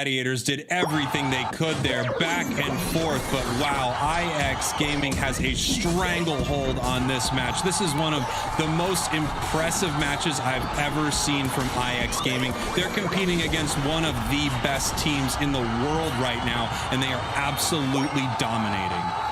They're taking advantage of this platform that they have, and they are using it to springboard themselves to the top. Nuno's going to reset here. That lead is insurmountable. We are definitely in garbage time here, Spraggles. There is nothing that statistically the Gladiators can do right now in 28 seconds, unless IX Gaming just concedes the game. It's never garbage time with you, my friend. IX Gaming conceding this game right now would be one of the wildest things to ever happen. I don't think if it went down, it would be considered the greatest thing that has ever gone on in esports, but why would it? IX Gaming looking like absolute rock stars out here today. And the dance. Gaming Gladiators not even claiming a goal zone. I don't know if I've ever seen that in a game, and if I have, I erased it from my memory, and I hope the Gladiators do too, because they got a lot of work ahead of them. IX Gaming going to your winners finals in just an amazing, amazing display. Wow, what a match. What an incredible series here for IX Gaming. This is not the last you're going to see of Gaming Gladiators. Wow. 18 KO, Spraggles? What is it? Was this a bot game? What just happened? This is the Gaming Gladiators, cowboy. Well, how does this go down? I mean, I don't know. I'm being serious. I'm literally wiping my brow because I just feel like I'm kind of shocked at what I'm seeing right here. This was incredible from IX Gaming. I mean, my hat's off to him. 110,000 damage from the Absol. I think Absol's moving up on everyone's tier list right now. What on earth? I'm speechless. I am at 18 KO. It didn't even seem like that many while we were watching the game. I need the numbers right there. Every objective again for IX Gaming. I mean, these two games were about as oppressive as they could have been from one team to another, much less against the Gaming Gladiators. And that, I mean, I'm speechless. I'm speechless. I am totally with you. You know, we are here. We are paid to talk, and I don't know what to say about that. Take a look at IX Gaming here. Pika Diff, Retsu, Rin, Nudo, and OG. What a team, and wow, they were crushing it today. I mean, every player looked good. We can jump into the highlights. It's probably just going to be all Nudo, of course. Pika Diff giving good support, little egg bomb there, as Nudo, of course, is going to seal the deal on Lutano. Not a problem. We're under 5 minutes here. And this is just another fight that definitely goes the way of IX Gaming. Yeah, IX Gaming, I mean, no matter what clip we pull up right now, you're going to see an Absol KO in it. I don't think it's actually technically possible. There it was. I don't think it's possible to have a clip without him. Just going absolutely bananas out here. IX Gaming cleaning up everybody. Hey, there's another Absol KO. Hey, there's another Absol KO. Dupes next. Would you like an Absol KO? Because one's coming up in just a sec here.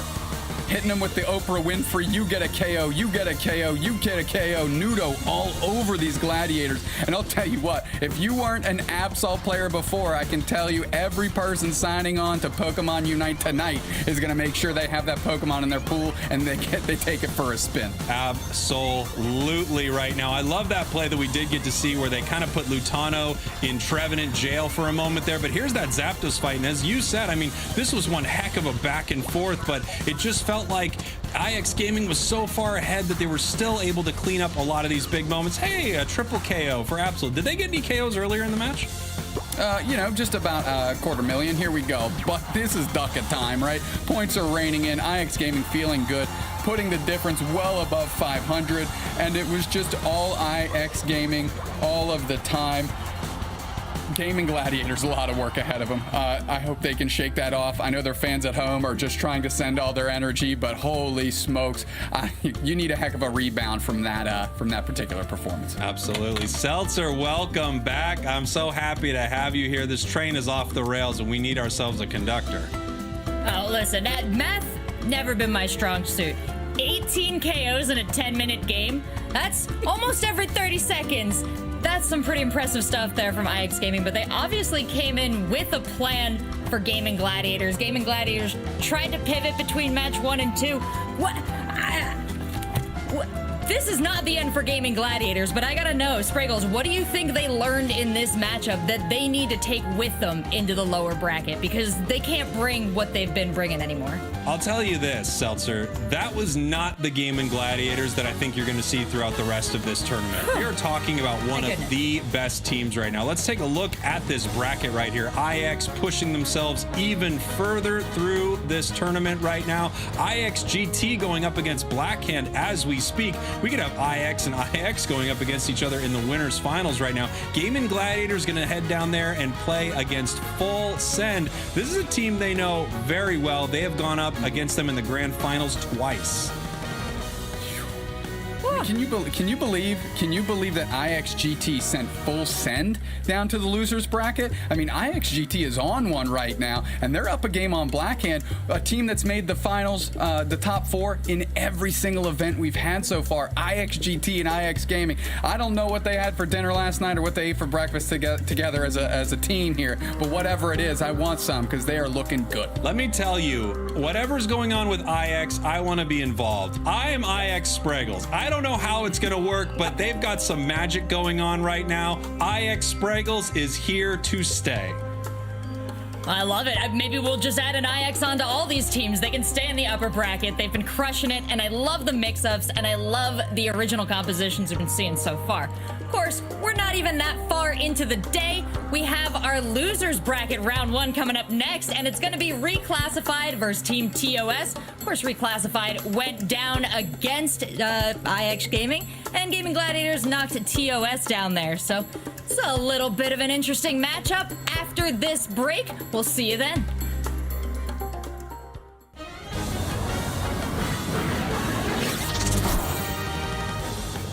Hey fellow Pokemon trainers, welcome to Pokemon Unite. Today we're going to explain how scoring works in Pokemon Unite.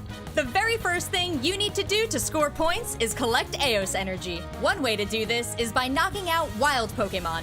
Once you do, that energy is automatically added to your Unite Ball. Wild Pokemon are worth different amounts of energy, and this is indicated by the number above their head. Another way to get energy is to knock out a Pokemon on the opposing team. You'll need to walk over the orbs they drop to collect their energy. You can deposit any amount of energy into your opponent's goal zone, but there are a few things to consider before making this move. Firstly, the amount of time it takes to dunk points depends on how much energy you're trying to deposit. The more energy your Pokemon has, the longer it will take to dunk those points. Opposing players can interrupt your scoring, so take caution and wait for the right opportunity. Secondly, take notice of how much health your opponent's goal has. Once it reaches 0, the goal will break, and you will have to go deeper into enemy territory to continue scoring. Lastly, points are doubled in the last 2 minutes of the game. So if that time is approaching, you may want to consider waiting to score during those final 2 minutes to maximize your team's score. What a goal! That's all from us on the basics of scoring. Until next time, happy training!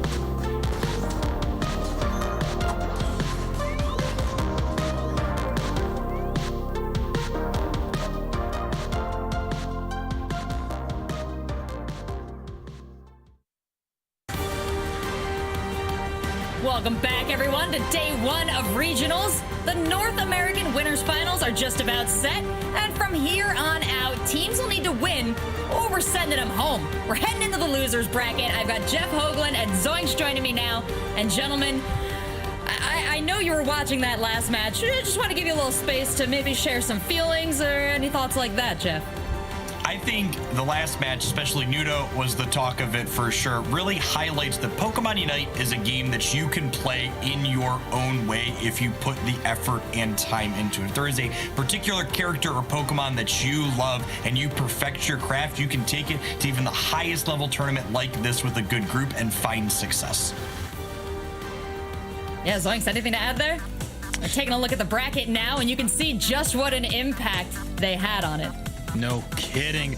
These teams are so strong. If I'm going to add anything, IX Gaming just came into this bracket with so much heat and drive. Pump for those players. I know they've been working so hard, but so have the rest of these teams. And this losers bracket, geez, these are some big names down here. Oh, it is scary to want to progress in this bracket because even though you don't want to go home, every battle ahead of you is a tough one here. And Jeff, taking a look at what our teams have to face up against, reclassified Team TOS, who would fare better down there and who really needs to keep to that winner's bracket and keep that buffer game? Well, I think Reclassified is definitely a little bit of a favorite as we head on into this first losers bracket matchup. They're coming off a strong finish in one of our community tournaments from this last week.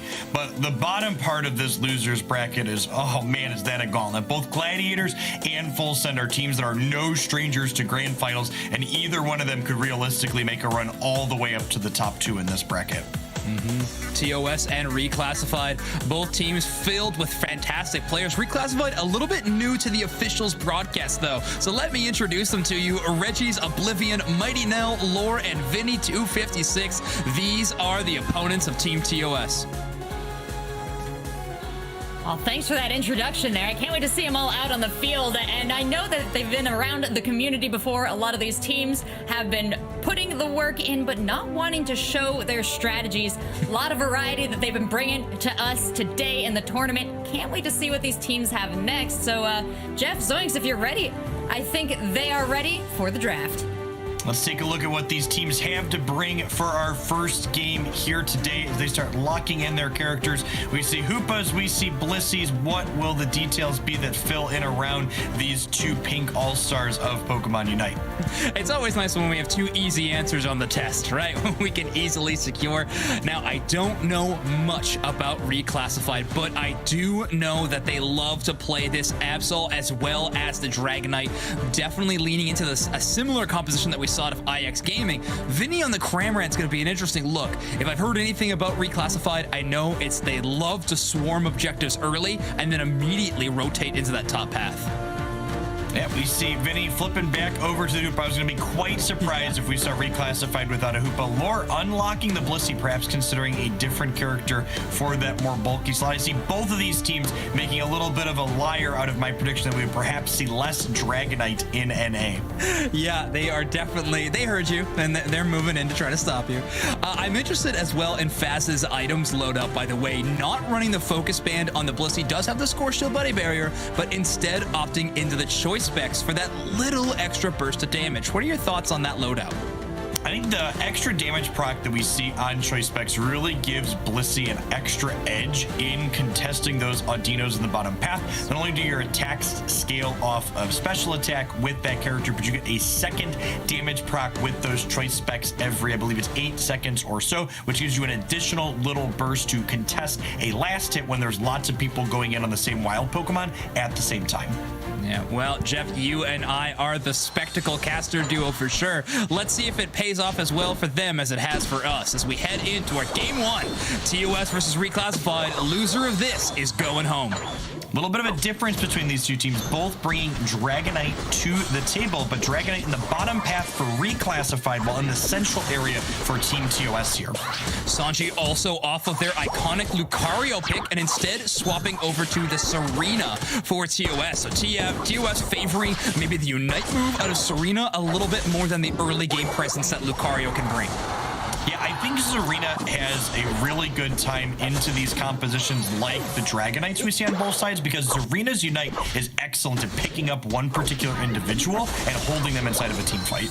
Just like the mainline video games, Razor Leaf has a slightly higher chance to crit, and boy, oh boy, did it put in work there. Sanji actually able to KO the Absol with a well-placed Razor Leaf. You love to see those crits land, and when they do, they're very, very impactful. Yeah, we see 3 people in the top path for both teams here as the Bees just get absolutely deleted as all 6 Pokemon throw their attacks across them. No other exchanges had, though. No player Pokemon getting knocked out, but Aquilo looking in a little bit of danger. We've seen what Absol is capable of, so whatever it's on my screen, you know that I'm excited for what's going to happen next. And Faz is what is the case. They are eliminated. You see our Hoopas punching into each other here, and both ultimately going down. Hard to be too upset with that exchange on either side as Absol picks up yet another knockout. Yeah, that's maybe the only concern, right? Is the fact that, again, Oblivion gets even more power towards their Absol. Leveling higher and higher, that Pokemon can be a destructive force when used by the right amount of teams. Nell goes down as well. Dat Boy Muck with a really long-range boosted auto attack. Yeah, we see Dragonite and Dragonair, I should say, 1v1ing with the Absol here, getting a little bit of advantage with their range, but the Absol grabbing that berry and getting back in. As we get some quick dunks here in the bottom path, thanks to that score shield on Blissey. In the central area, not often do we see a focus band ran on those Pokemon, but Deathboy Muck utilizing it on their Dragonair actually allowed them to put even more pressure onto the Absol of Oblivion, chase them down, and utilize the healing given by focus band to stay up a little bit longer. Do that drop kick, leaving that path on the ground after Zarina dashes across there, slowing and dealing damage over time to any enemies that cut through that sparkly glitz. Sanji now having that stomp against so much damage to Beast, and yes, you are absolutely right, that trap kick slows down enemies. Also, just one more tool to try to attempt to dodge the hyper beams coming out of the other side that Reclassified is trying to use for KOs. We see notably here, Reclassified has their Dragonite almost level 9 at that, while Team TOS has just now gotten theirs while the objective is already being started. Sanji goes in really deep trying to use the stomp healing, but doesn't have it in time. They were eliminated. Feppy with the reset does not find its mark, and the Dragonite for the left side team takes it. Reclassified secures that very important objective easily, and now the race is on. Reclassified pushes up their team, looking to score a kilo, the last bastion of defense. Yeah, pushing in on this point here, 4 people easily going to be able to take out Venusaur, perhaps. Great hold here from Akilo. Really, really impressive. Oblivion has to use that Unite move out of Absol. The Midnight Blades is so much work. Midnight Slash, I believe, but they do find the KO. That goal zone left on 19 of Eos Energy left. They definitely would have loved to get it down a little bit lower, but still, the advantage was had. And now they're at 83-11, Reclassified with a pretty nice lead in the early game. We see Team TOS starting the Rotom here in the top path. Not a ton of value for this objective here, but still better to get it than not, as Reclassified comes in and steals it on the back of that Lucario. Deathboy Muck almost taking that away with a nice body block, but this time Absol's chasing them down. They get absolutely eliminated. They ran from Absol and they ran directly into a Hyper Beam from a Dragonite. A huge overdunk there, 38 points of Eos Energy. Now the lead has gotten truly out of hand. Reclassified with 190-18 of TOS's game plan needs to change, and it needs to change quick if they're going to catch up in this game. Not only is there an incredible point difference between these two teams, but the level difference is spiraling more and more in Reclassified's favor as they get their second level 11 character, without a single level 10 on the side of Team TOS here. Definitely. Mighty Nell now heading back into their own central area just to try to get that level scaling up a little bit higher if possible. Now, looking at Team TOS's team composition, I see a Dragonite, a Venusaur, and a Serena, all fantastic late game threats. So not all is lost, but they can't give up anything more to Reclassified. Otherwise, they'll be in too poor of a position when Zapdos comes around. Notably, Team TOS is the only team with a Hoopa at level 9, I say, as Reclassified just barely ticks theirs over in the nick of time. We're going to see both of these Unite moves and many others pop off here as the second Dreadnought starts to spawn. A very aggressive Hoopa Unite coming out of Reclassified, throwing their portal way farther ahead, but Feppy's going to take full advantage of that and launch in to get a ton of damage. No way, the Lucario was actually able to secure the Dreadnought throughout all that damage. Now Oblivion cannot focus on the objective anymore and instead turn their attention to the enemy Pokemon, and they're putting in work. That's a KO streak of 3 already. Faz the lone one left up, but I don't think they're going to be up for very long. Absol makes it a 4-piece, and they're going to dump 44 points in.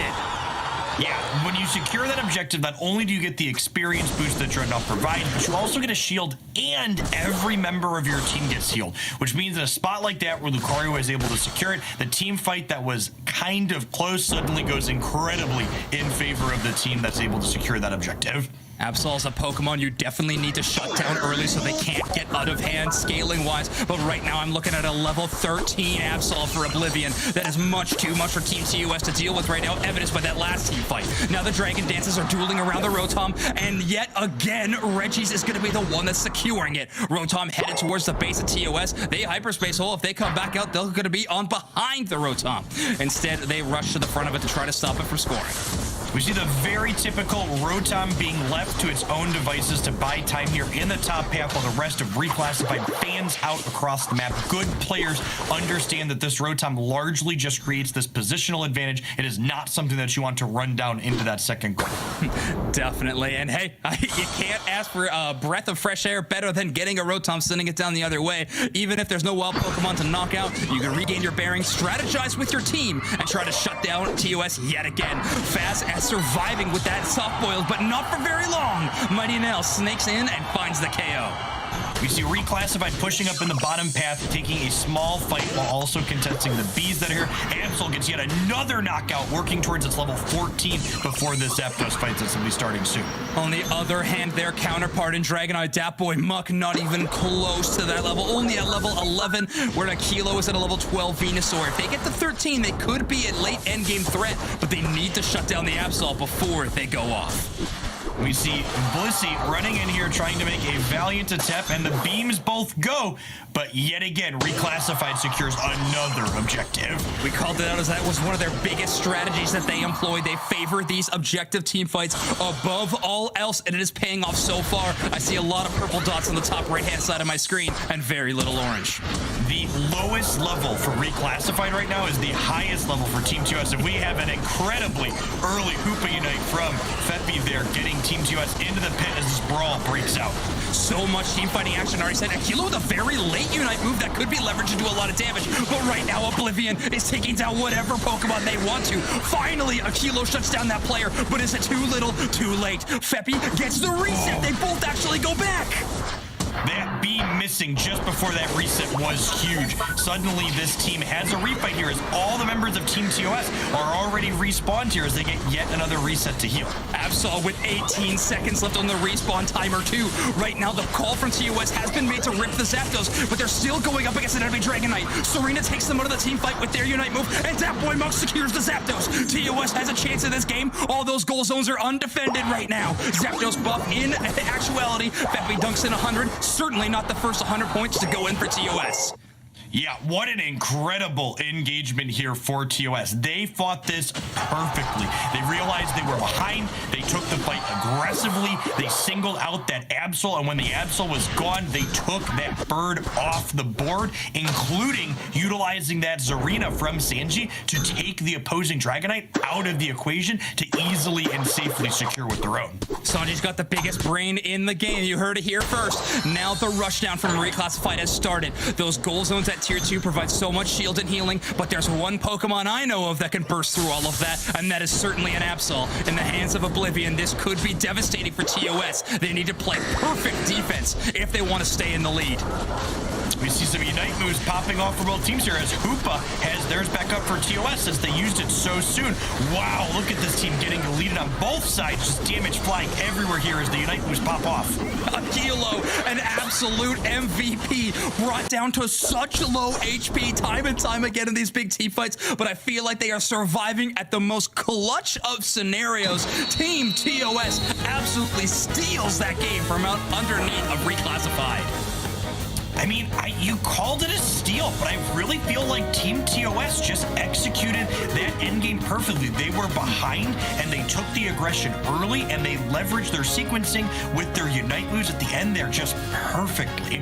I stand corrected, Jeff. You are absolutely correct. Not maybe a steal. Basically, I just want to make sure, definitely not a flip. Team TOS played that endgame team fight better than most teams possibly could. The numbers I see on my screen are, of course, incredible. Oblivion with 15 KOs, Lore with 19 assists, as well as Vinny with a nice number as well. So definitely a lot of pop-off crazy moments from Reclassified, but in the end, it's TOS that manages to secure this game and go up 1-0 in the series. 128,000 damage from Oblivion. That's one of those moments, and you look at that number and you go, we lost the endgame engagement. What happened there? And it really just highlights how punishing those catch-up mechanics can be in Pokemon Unite on occasion. You know, the Absol was so dominating that when it was finally knocked out, it was down for so long. Yes, I completely agree. That Absol getting knocked down. Not to mention, they got 3 KOs within that team fight before they got knocked down too. It's not like they were not having an impact in that final team fight. It definitely made an impression, but Aquilo and Feppy staying up in those last few moments to actually start off a great re-engagement without an Absol on the other side definitely spelled disaster for Reclassified. Yeah, this is just the beginning of Reclassified's kind of dominance of the entire early and mid game. They were ahead at every point and by every facet as we headed into that 2-minute mark as they pushed again and again and again. I talk about surviving with a Kilo. That definitely wasn't the best example. Feel like that Pokemon got sneezed on and they were eliminated. But yes, all this early positioning was completely given over to Reclassified as well. And you called it out, Feppy launching that Unite move extremely early.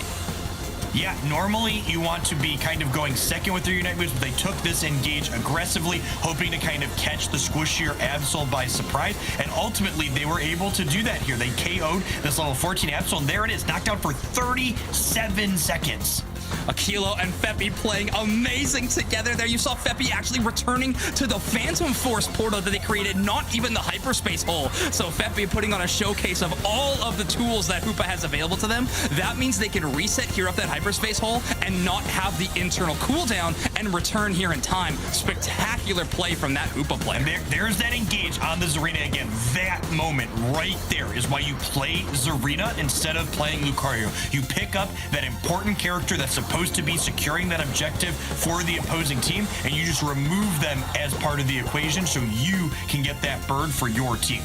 You run a risk of losing some early game presence, but Sanji was willing to take it, and I feel like their impact was shown throughout the entire game. They were able to do so, and of course, the exclamation point to this match was the eliminating the Dragonite from the team fight, not getting the KO, but sending them all the way up in the air as you hit them with kick after kick.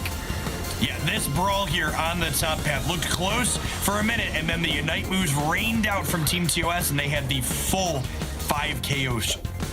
Bliss assistants do be putting in work, especially when you're able to re-earn that one in that second team fight. But Sanji from Team TOS is going to be the MVP because of their clutch performance in that last team fight. I think this is a very fair MVP vote.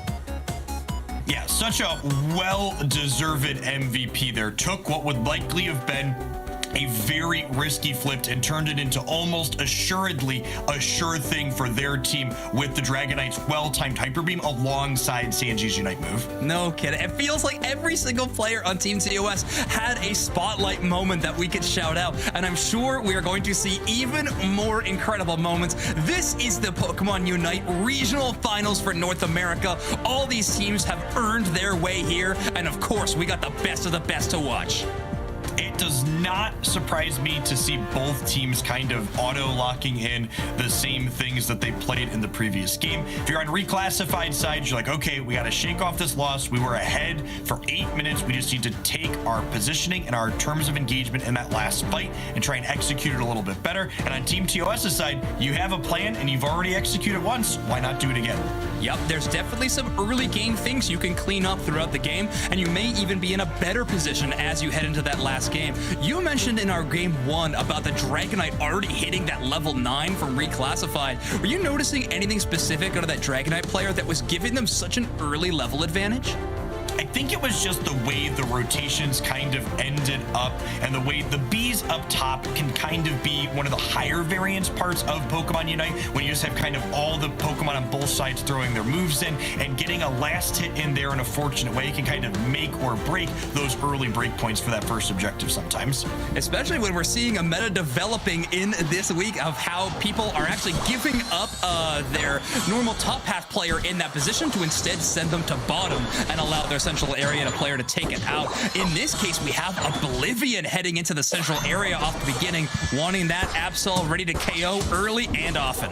I don't know if you caught the rotation here, but Absol is leaving the bottom buff here and coming up after just taking out the Lillipup and the top buff, so it can get to that top path early. And I believe we're going to see, yes, the Dratini is going back into the center, splitting these buff Pokemon for Reclassified. Very interesting. Passive experience means a lot in these early stages of the game. That means whenever they get this KO, they will probably be getting their evolution in a much more efficient fashion than they were before. The Hoopa there as well, you have to remember they are running the experience share for their team for the most part of the time. So if they're nearby, their team is getting just small extra amounts of experience. Speaking of bees and being bursting like we were a second ago, we're lining up for 7 Pokemon to clash in the top path here as a brawl breaks out. Oblivion in a dangerous amount of damage here. Can they get the reset? Deathboy Muck chases and they're able to take it. Whoa, this engage is huge for Team TOS. They were solidly behind at the start of everything in the last game, and with those 2 knockouts, that's not going to be the case this time around. Fantastic rotation change up from Team TOS. Yes, there was an army on either side in that first team fight situation, but TOS is able to take it. Now Mighty Nail may have bought off a bit more than they could chew. 28 points is a lot to ask to dunk in the early game. Big stomp there from Zarina, taking out the Lucario and letting them acquire more Pokemon up top. Anytime your Zarina is at parity or ahead of the opposing Lucario in that top path early, you just feel like you absolutely cannot lose, as we see both Hoopas invading here in the central area. Yeah, this hyperspace hole really gives you a lot of wiggle room in these games, and a Magician also another option to allow Hoopa to do these plays relatively safely. Tapboy Muck gets the boosted auto with the electric type attack and is able to stun and knock out the Hoopa. Tapboy Muck's levels already at 7. They are moving up to this level 8 power spike very quickly. Feppy left reclassified central area with both of those buff Pokemon. Dragonair for reclassified running through the center and finding itself left very hungry here with no experience to be had. The team fights, the gameplay taking place all over the map, not just in the path in this game. Both teams showing their knowledge rotations are excellent. Yeah, and this is, we see a pretty decent fight here for Team TOS. You know, they're going to pop back out of this hole and take a fight. Yeah, that is level 8 for Tapboy Muck. Big beam. Wow. Almost a double knockout there as Zarina finishes what Tapboy Muck started. Yeah, a 2-for-1 opportunity was there. So much damage, though. Sanji will absolutely clean up those when you give him the chance. Faz here playing a little bit of defense, actually being out-leveled by Lore here in this situation. Now, Lore maybe just securing a little bit more the last hits in this spot, but they are the only Pokemon to be out-leveling their counterpart across the board, except maybe the Absol and Venusaur if you want to compare the two. We see Blissey and Lucario for reclassify just completely giving up the bottom, kind of acknowledging, hey, we don't want to take a team fight here because we know we're going to lose it, so we're going to get top and get some value that we can get here. And they do successfully break this outside point. They do, and that means that Rotom will be a much bigger threat if they so choose to pressure on it, but they're just now getting there. And Tapboy Muck with the maximum range Hyper Beam. That is going to be huge, but the return comes from Regis. Yeah, really good KO there for Regis' side. You know, they lost their Blissey. That was a much lower level than the level 9 Dragonite that they were able to KO. Very interesting. All of these factors that they've had available to them because of giving up the Dreadnought. Mighty Nail also able to secure it. Feppy trying to last hit it with the Phantom Force and Hyperspace Hole combo. That burst damage not quite enough to secure the Pokemon, but they do get out and reset.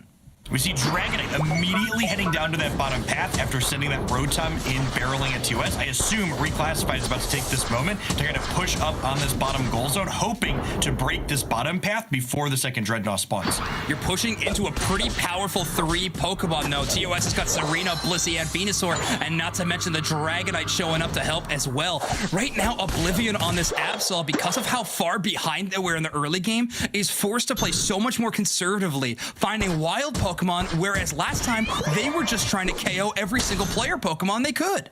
Yeah, Absol just now ticking level 9 at almost the 5-minute mark, while almost everyone on TOS is already at that point. And it looks like TOS is kind of thinking, hey, can we break this point here and there? With the Score Shield, the Blissey goes ahead and dumps it, and breaking this outside point bottom before the Dreadnought spawns gives your team an incredible positional advantage. Huge dash away there for Sanji.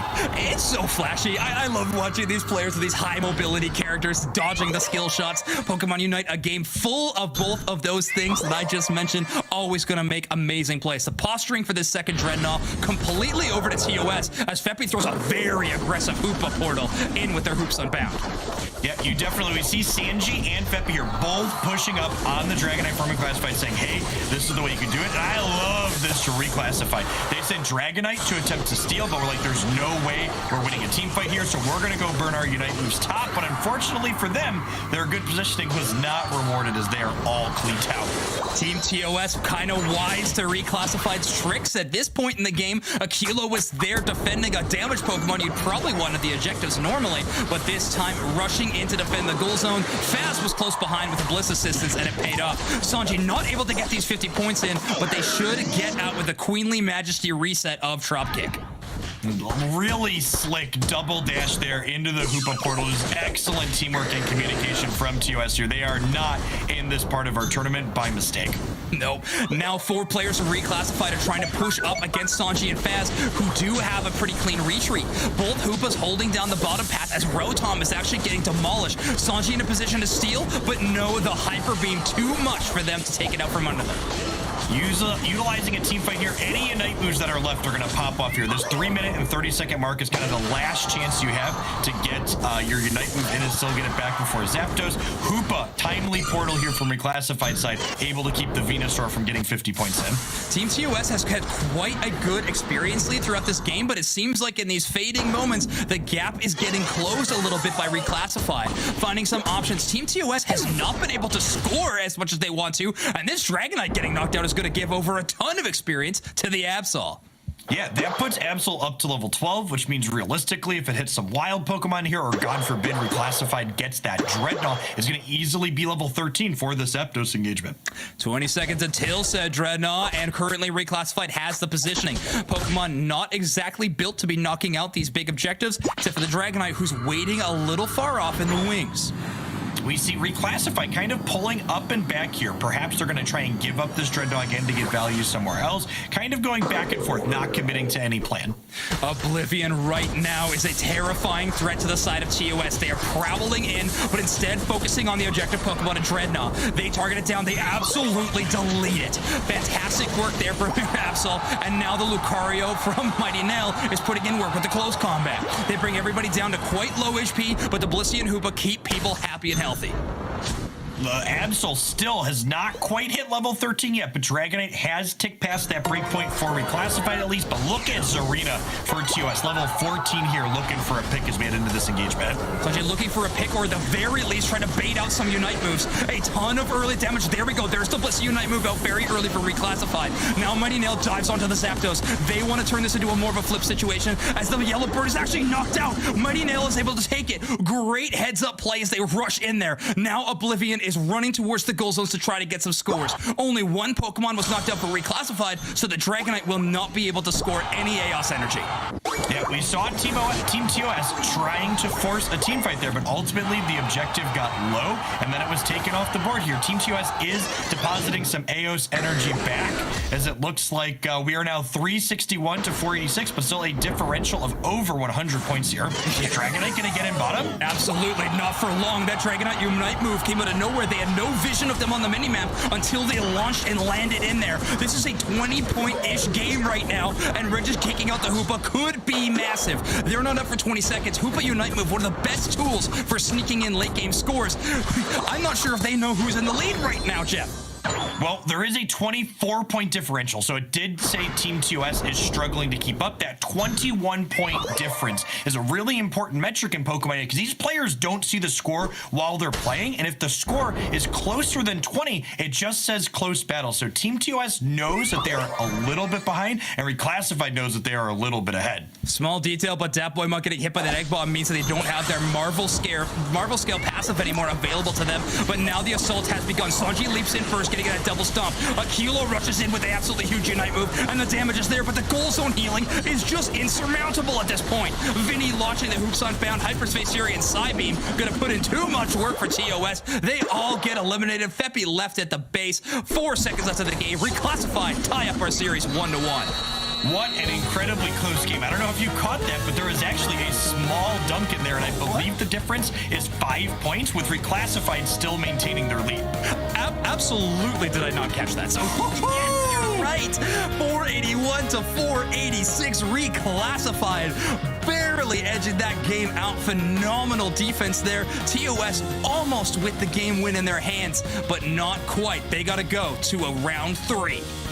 Yeah, and I feel like if you look back on that game and you ask yourself what happened, Feppi getting caught out at the top at about that 1 minute and 5 second mark, I think was the difference between a successful push at the end there and not.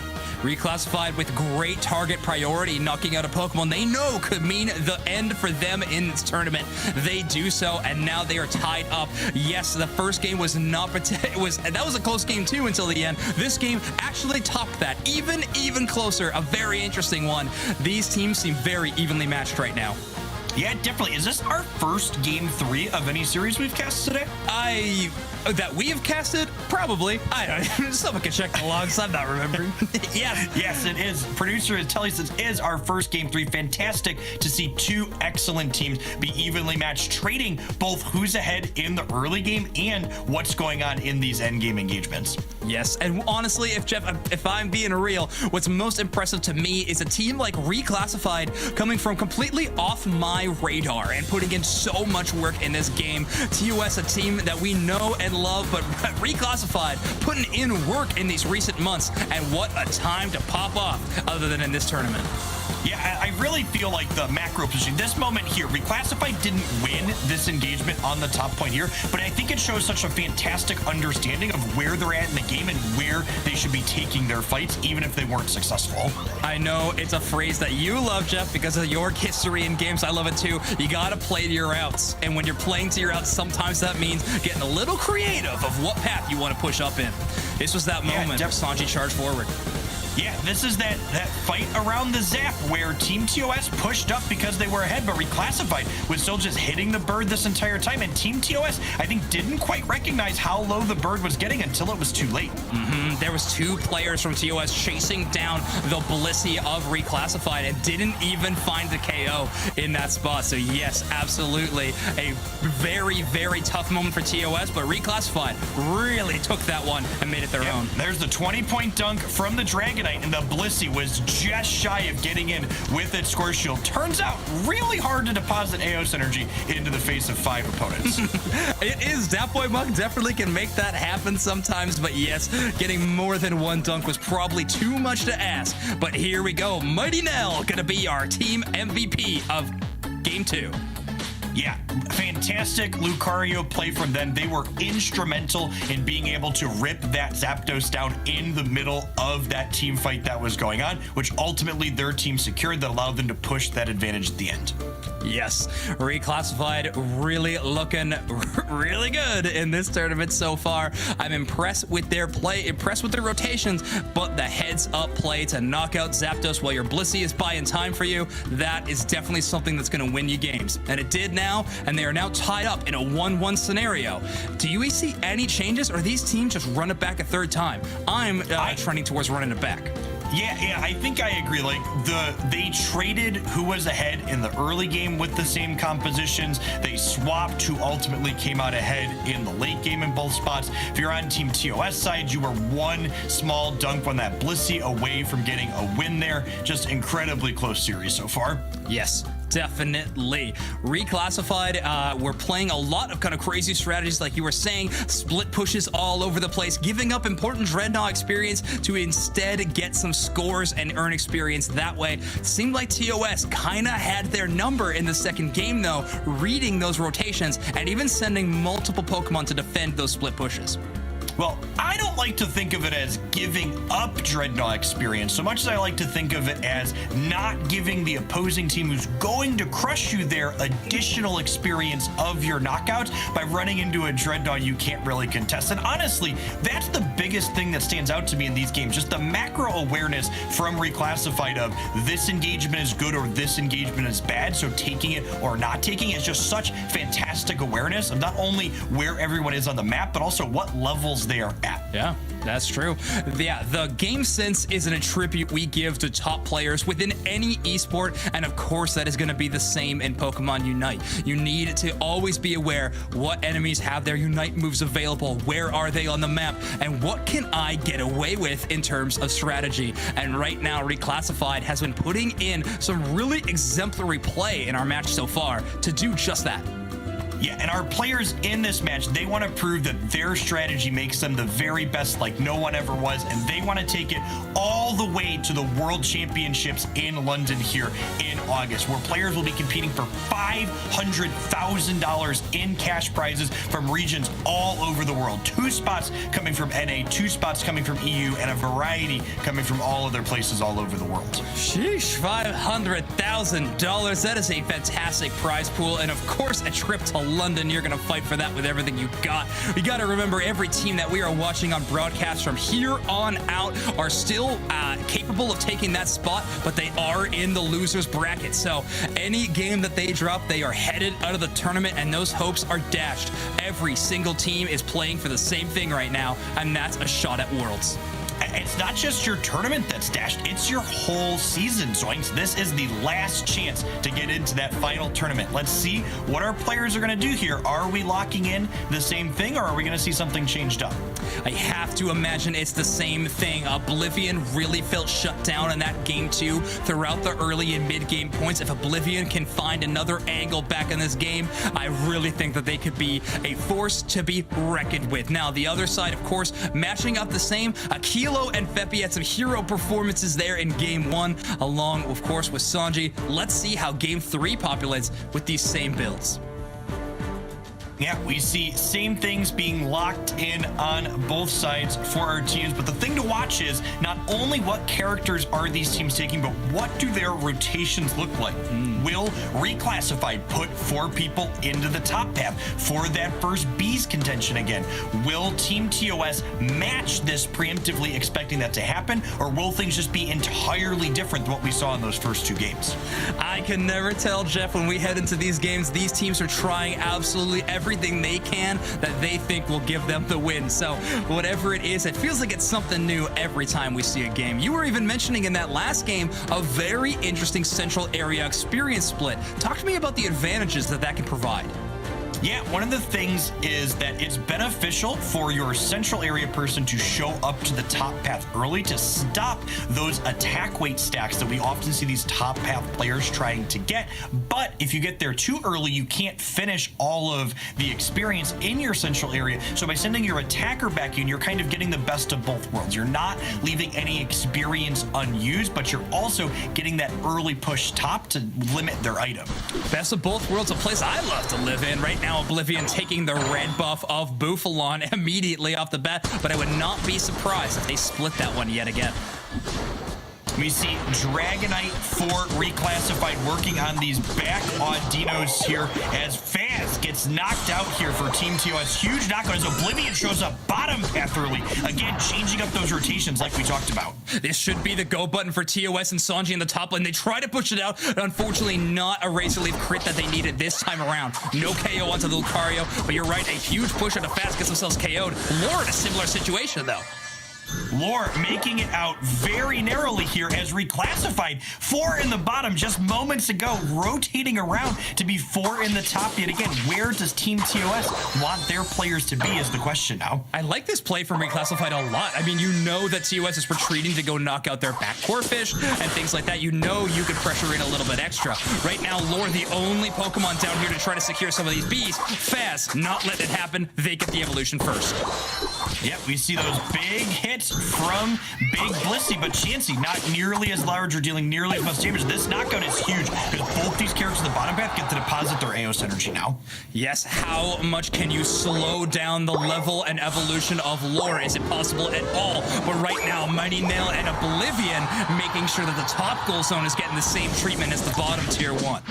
Calling out map awareness here, you'll note that Sanji kind of left themselves hidden in that bush top until both Oblivion and Mighty Nell showed themselves on TOS's outside point, so that way Sanji knew they were in the clear to get their dunk in.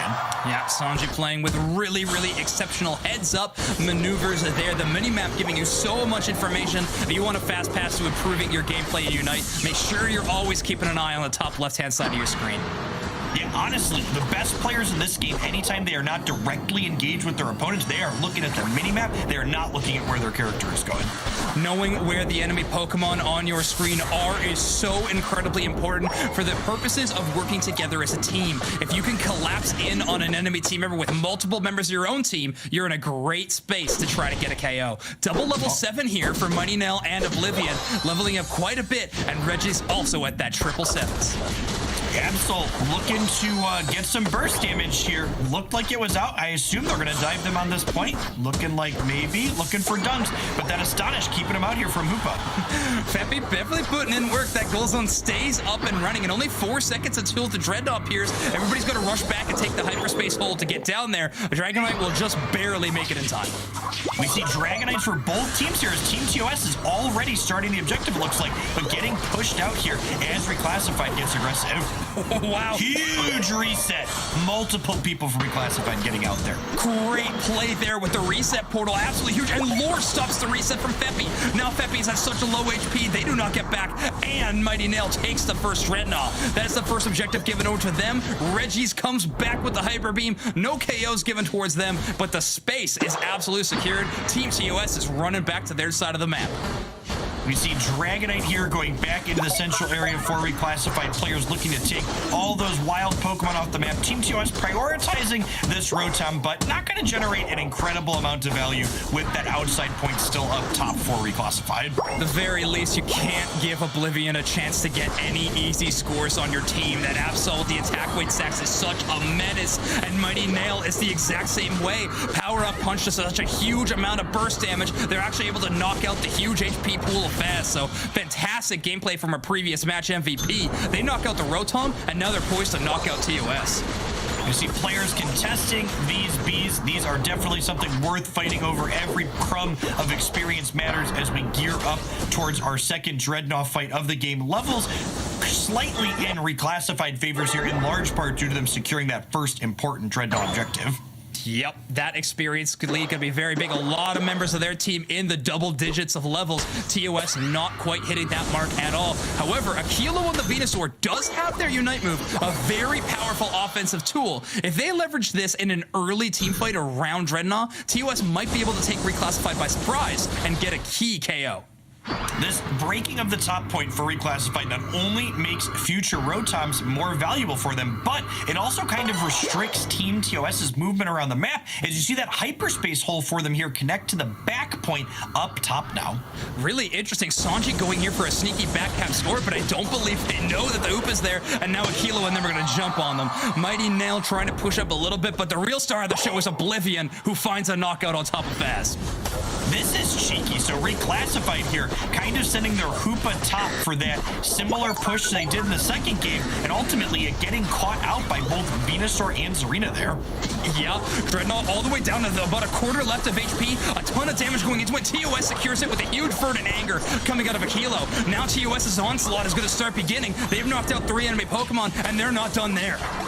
Yeah, it looks like we're getting a 38 and a 40 here for a huge overdunk, and yet another stack on that Zarina as these bees are just deleted off the map. The level differential closing. In fact, Team TOS having a little bit of an edge now at this point thanks to that second Dreadnought. This metagame really feels like if you ever have a lead in the game, it is on a narrow edge. It can be taken away at any time. Rotom brought down to about half HP, but Reggie gets distracted by the enemy team. They start pushing in forward. Death Boy Muk starts getting the Dragon Dance stacks as fast as possible. Rotom down to a sliver of HP, and TOS takes yet another objective. Only going towards the first goal zone, but they prevent it from going towards theirs.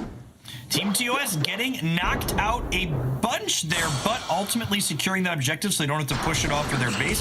Bunch of level 11s and now a 12. There's a Unite move pop off for Sanji for a nice knockout there. Last possible opportunity Zarina has to use theirs before so it can still be up for the end. And they get out. I mean, another factor of Zarina is just that self-healing that you have on that Pokemon. The grass typing paying dividends there as Fast throws in an egg bomb. Just, you know, annoying Mighty Nail more than anything, I think. Yeah, Zarina not only having that sustain that the Queen's Majesty buff and her built-in lifesteal provides, but also that double dash with the slowing effect makes it really easy to get away from even the most mobile characters. Absolutely. Oblivion Auto, who's so low, instead has to run away from the reset portal, instead trying to play the safer game and going back to the goal zone for healing and going all the way back to base. We see Venusaur here looking for that level 13, getting that plus move on Petal Dance, so it has that increased range. Is such a huge upgrade for Venusaur if you're capable of getting it. Venusaur, Dragonite, it's all meta. What year is it? I don't even know. Feels like we're going to a return of metas and days gone by. Dat Boy Muck, the only player actually paying any attention towards Dreadnought. They should secure it for free, but Reclassified has already set up their stalwart defense around the Zapdos pit. Yeah, we see players from both teams kind of in there as Dat Boy Muck grabs their team some shields and a little bit additional experience here as we head in towards the end. Going to be interested to see if either of these teams are interested in a flip or if we're going to take a team fight. Levels are very close. That could go either way. Is Sanji getting caught out? Early Unite move here.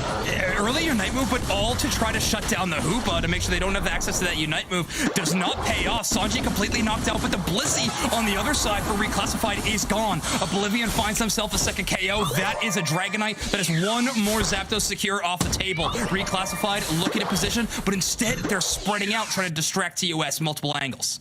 Looking for a 100-point dunk in the bottom here. That's looking like it's going to be successful, and I think Regis is going to successfully push off the counter push here in the top path.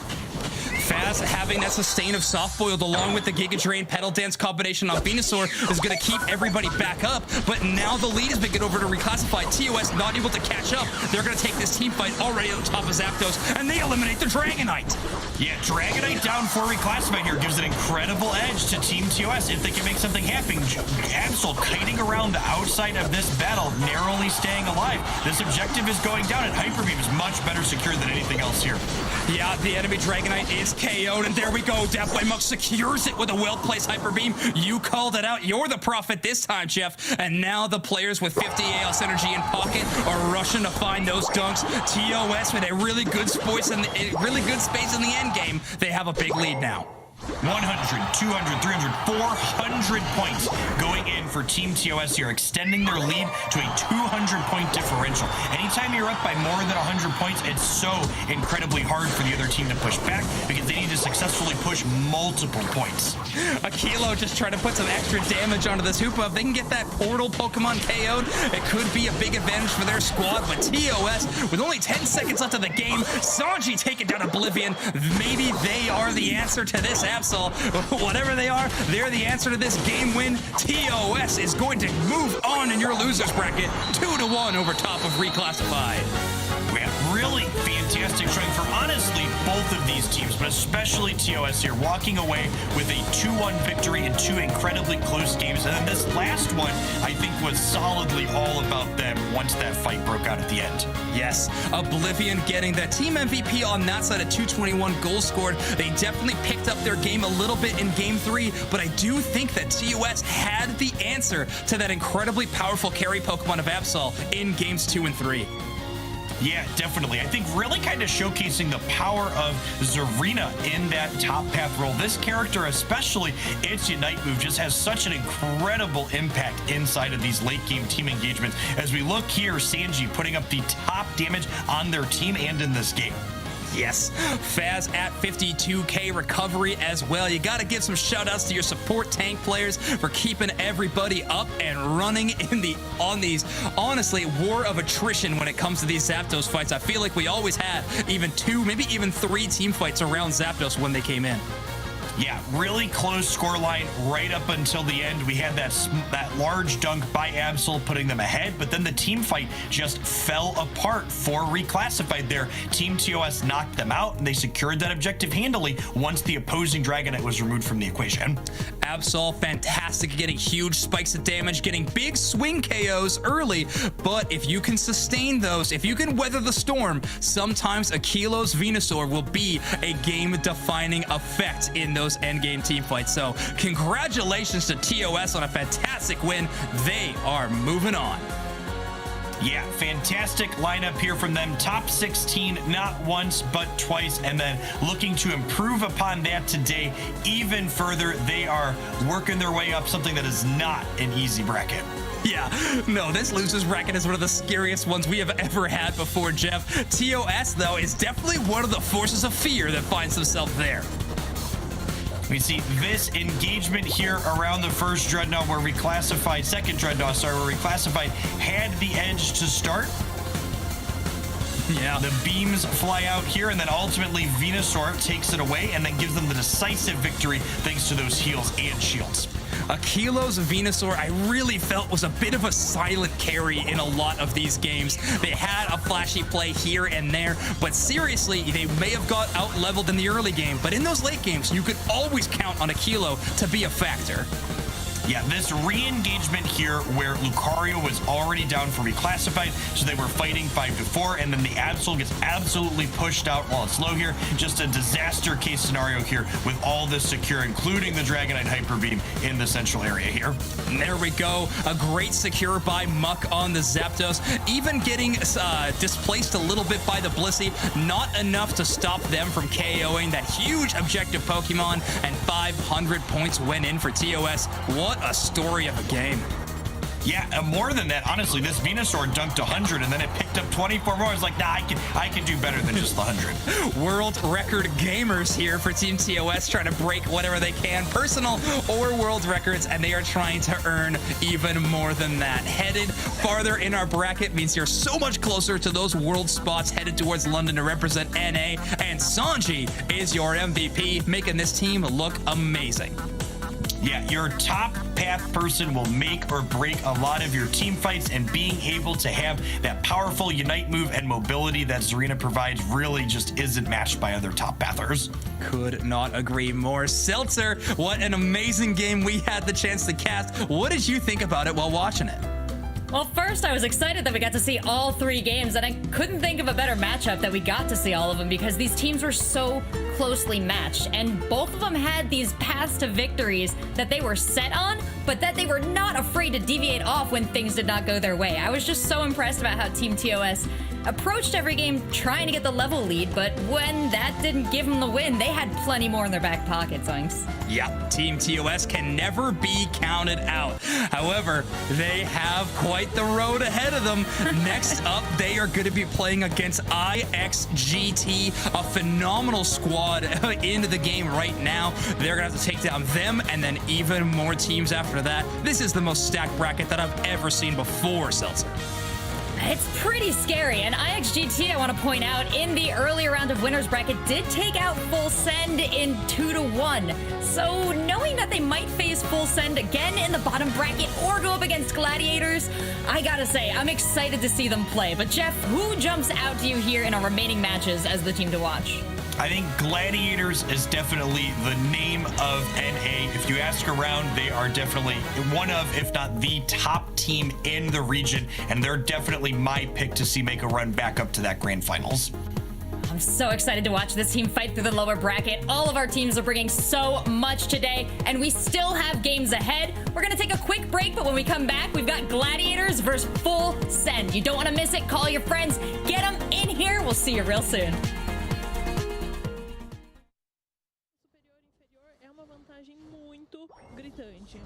É um espaço muito vasto a ser preenchido para ambos os lados. Olha só esses supas completamente liberados. Lança esse lançamento bonito! Dreadnought aqui presente, sendo isolado. As duas equipes estão fechando o circuito lá em cima. Tem uma Zarina pontuando. Já são 40 pontos na frente, mas é da Elite 5 o Dreadnought! Mais um para eles e a briga é só para retomar as rédeas da partida. 150 pontos, enquanto isso vem rolando. A farofinha de sabadão! 2 nocautes na mão desse dragão. Dragonite brilhante do Chacão. Consegue agora brigar pelas abelhas. Um atrás do outro. A equipe da Mena Jogos vai caindo. Nego tenta sair de perto dessa briga.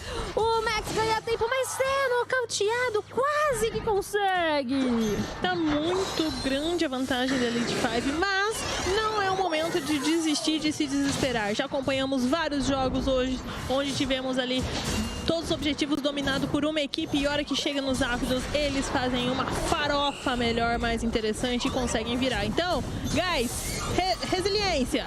Acorda, Pedrinho, que hoje tem campeonato. E tem nocaute na telinha. A gente acompanha a Elite 5 fechando o cerco com o pezinho na areia. Não tem Dread não, mas tem baguncinha por aqui. bem posicionados, conseguiu um bom teleporte ali, levando todo mundo para casa, força a Elite 5 recuar, porque agora eles voltam todos resetados, com seus PS cheios, só que mesmo assim, ainda tem muito campo para o Manage Wolves farmar, eles precisam se dividir, equalizar essa... agora vou ficar usando toda hora isso. Ficar equilibrando essa experiência deles para dar tudo certo. E a gente tá acompanhando no limite da resiliência. Caio fazendo essa briga, tá sozinho no mundo. Vai pisando! Meu Deus!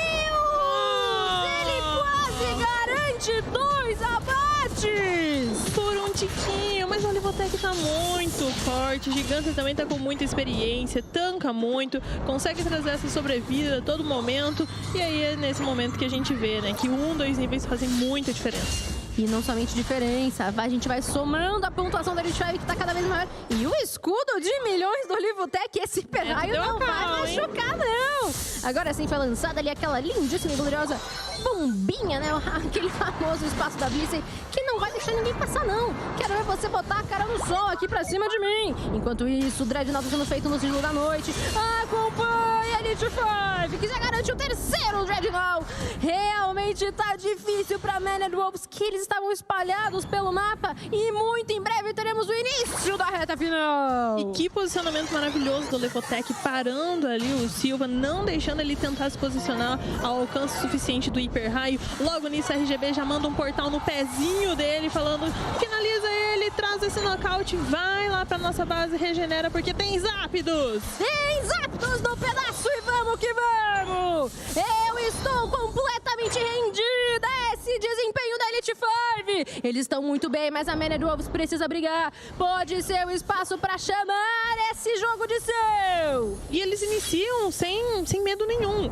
A Maned Wolves está totalmente separada no mapa, vai tentar pontuar ali no inferior. Ai! Olha como passa a rainha! Ela pisoteia! Não tem golpe de misericórdia que se socorra! O Zapdos já tá completamente machucado! Chegada do Rupa completamente liberto! Meu Deus!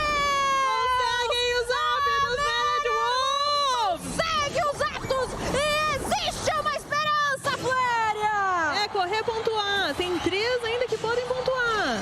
Vamos que vamos! A hora é agora! 250 pontos no último minuto! A Elite 5 consegue equiparar!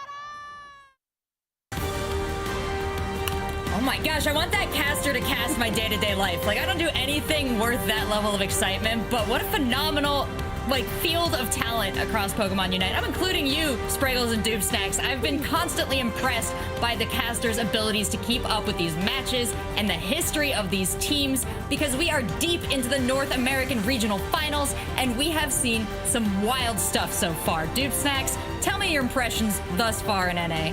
Thus far, I mean, what a shakeup. What is this event? This is nothing like we've seen before in NA. I mean, we've seen some shakeups before, but we are on a whole new level here. I mean, we have Gaming Gladiators and Full Send squaring off in the losers bracket. One of them is not going to make top 4, and these are teams that squared off in the finals of February, in the finals of the AOS Cup, each team winning one of those. This is the rubber match here between these two teams, and the stakes literally could not be higher, and they know each other well. It's just an insane matchup, as Doob Snacks has said. Gaming Gladiators, Full Send. If you're looking at this screen with no other information, you might think this is the grand finals match of this tournament right now. Both of them here in the losers bracket. Both of them have the opportunity to not go to Worlds right now. These are former champions. I mean, the champions of champions. They are there every single time. What a crazy turn of events. I can't believe that we're heading into this match in the lower bracket here, but I know everyone's waiting to see the results. I know you guys can't wait to cast it, so let's get right into it.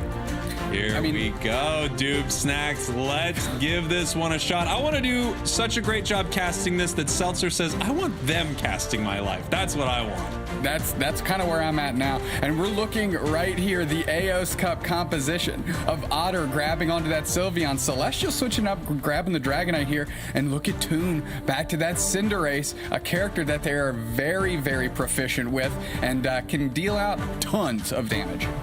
Am I seeing a float stone on Lutano right now? Is there something I'm not noticing? Maybe I missed this a little earlier, but that is an item choice that I feel like I never see. This Pokemon must be really focused on scooting around the map. We've got X-Speed stones going on here from Gladiators. The strategy is just kind of surprising me right now, but it's not surprising seeing Toon on a hyper carry Pokemon like a Cinderace. Oh, yeah. I mean, first off, Lutano, what way to make yourself faster than to fill your pockets up with stones? Obviously. Second, Toon is looking to make an impact here, and they've got to be on one to make up for that kind of winner's bracket L that they just took, because IX Gaming beat the brakes off them. On the other side, Celestial is an absolute mutant, and on a Pokemon like Dragonite that can seal up objectives and deal huge damage with Hyper Beam, I mean, they are just chucking just bombs at each other all game long. Yeah, this is going to be one heck of a match. Again, I can't believe that these two are meeting each other right now in this losers bracket. I'll be honest, it's a little heartbreaking for me because I expected these ones to be heading possibly to Worlds right now, and one of them is going to be sent home. Full send our purple team. Game Gladiators, our orange team. Let's go. Otter looking to do a... Oh, look at the invade. They're jumping on Otter right out of the gate. Are you kidding me? Lutano coming in hot. Gonna try and take care of Otter before they can hit level 4. The pressure is huge, and that's gonna slow down the progress of Full Send. Gaming Gladiators coming in hot. Wow. Well, I was wondering what the float stone was all about, and there it is. We had an invading Lucario. Game Gladiators pulling out all the stops right here. They said, you don't know what G's bring to this game. We're here to win, baby. Lutano not only getting the buff, but getting the KO on Bulby. Toon making it out, and Gaming Gladiators, like I said before, they are on one. Lutano eyeing up what they've got to do in the face of this Sylveon, and they're making it work. Here we have 3 members of Full Send, 3 members of Game Gladiators up here in this top path. But Game Gladiators is a higher level. They've got that extreme speed on Lucario here, so they're going to need to be careful. Full Send looks like they are backing off from this right now, although they are now level 5 with a power-up punch. Yeah, Bulby coming in, chunking Lutano big time, but I think I saw Indy rolling up here. No, that's 2 more players for Full Send. That's Otter and Snowpoint's going to put the pressure on as the Gladiators get the personnel advantage downstairs. Yeah, Gladiators are just able to clean things up a little bit, but you know, you gotta always worry about a Blissey. It's hard to out-secure a Blissey. That big hand coming down, slapping every objective, and it looks like that one's going the way of Game Gladiators as we see Goof becomes an Ivysaur. Giving the mitts like Hamburger Helper. That Blissey giving that action. Indy playing forward. Bloodline gonna put some pressure as well. Just getting some good spacing here as we hit the 8-minute mark. Toon, level 6, looking to tick over to 7 and get that Cinderace. Here we go. We are getting ready for a bit of a fight here in this central area. Dragonite being caught out a little bit, but Hyper Voice coming out to push Game Gladiators back. Huge Astonish catching 3 players on the Gladiators here, opening up the opportunity for Otter and Bloodline to kind of reposition and push back forward. That was more about spacing and gaining ground than really getting KOs there, and Full Send, I think, executed the way they wanted to. You know, something that we look at a lot, Doob Snacks, is what can be done about a Dragonite, and one thing that can be done is denying it a lot of experience. Game Gladiators was able to do that. I wonder if they're going to be able to stop it from getting 8 before this big objective pops in this bottom path. Well, Full Send got the better of that experience there. Bloodline in tandem with that Sylveon's Hyper Voice, able to get quite a bit. Zugrug and Goof trying to do their best here as we've got a Dreadnought fight. The Hyperspace Highway is open, and they're trying to catch Bulby out a little bit, chunking them up. Here comes Toon, level 8, no Unite moves, but we got the Hyper Beam on the other side as they're working through. Nobody's down yet. Scratch that. Bulby's down. That's another player down. Full Send taking it off the back of the Sylveon, but they're getting KO'd back. Gladiators keeping the pressure on. They're relentless. KO Trick a 2 for Toon. You wanted to heat them up. How about a Fire Rabbit, baby? They get the KOs. They lock it down, and they're sieging this gold on Big Ed by Bloodline. Gonna try and buy some space for Bulby to come back in, and despite getting all those KOs, the Gladiators can't really rein in any points here, only getting in a measly 7. And now Zugrug's caught out, and they're going to go down. Look at him get pushed back there by Full Send. What a fight. Full Send did what they are known for, which is just rip that Dreadnought to shreds. Game Gladiators had an amazing fight afterwards, but not able to capitalize on it with really any points on the board. Full Send taking another objective right now. Big power-up punch into that Rotom. And they got to figure out this Sylveon and quick. It's doing a lot of damage. South Boyd onto Lutano, going to keep them up a little bit longer. Those legs are steady, but they're not that steady as we're moving forward. They get KO. Gaming Gladiators struggling a little bit. They're trying to protect from this Rotom, but Bulby and Otter coming in. That Hyper Voice is just dealing massive damage to Goof, who's level 8, just hoping to tick over to Venusaur real soon. Zagrug and Goof finally stave off the pressure. Here comes Toon for a little support, and that Rotom's going to go down. Full Send is looking mean right now, but Game & Gladiators is dishing it right back to him. Every fight is a back and forth right here. No one wanting to give an inch, and there really are no points on the board right now. Dubesex's 28-14. Big Hyper Beam finding the back of Lutano, sending him packing real quick as we're working through Bulby. It's a close combat in tandem with Celestial. That's a KO streak of 2.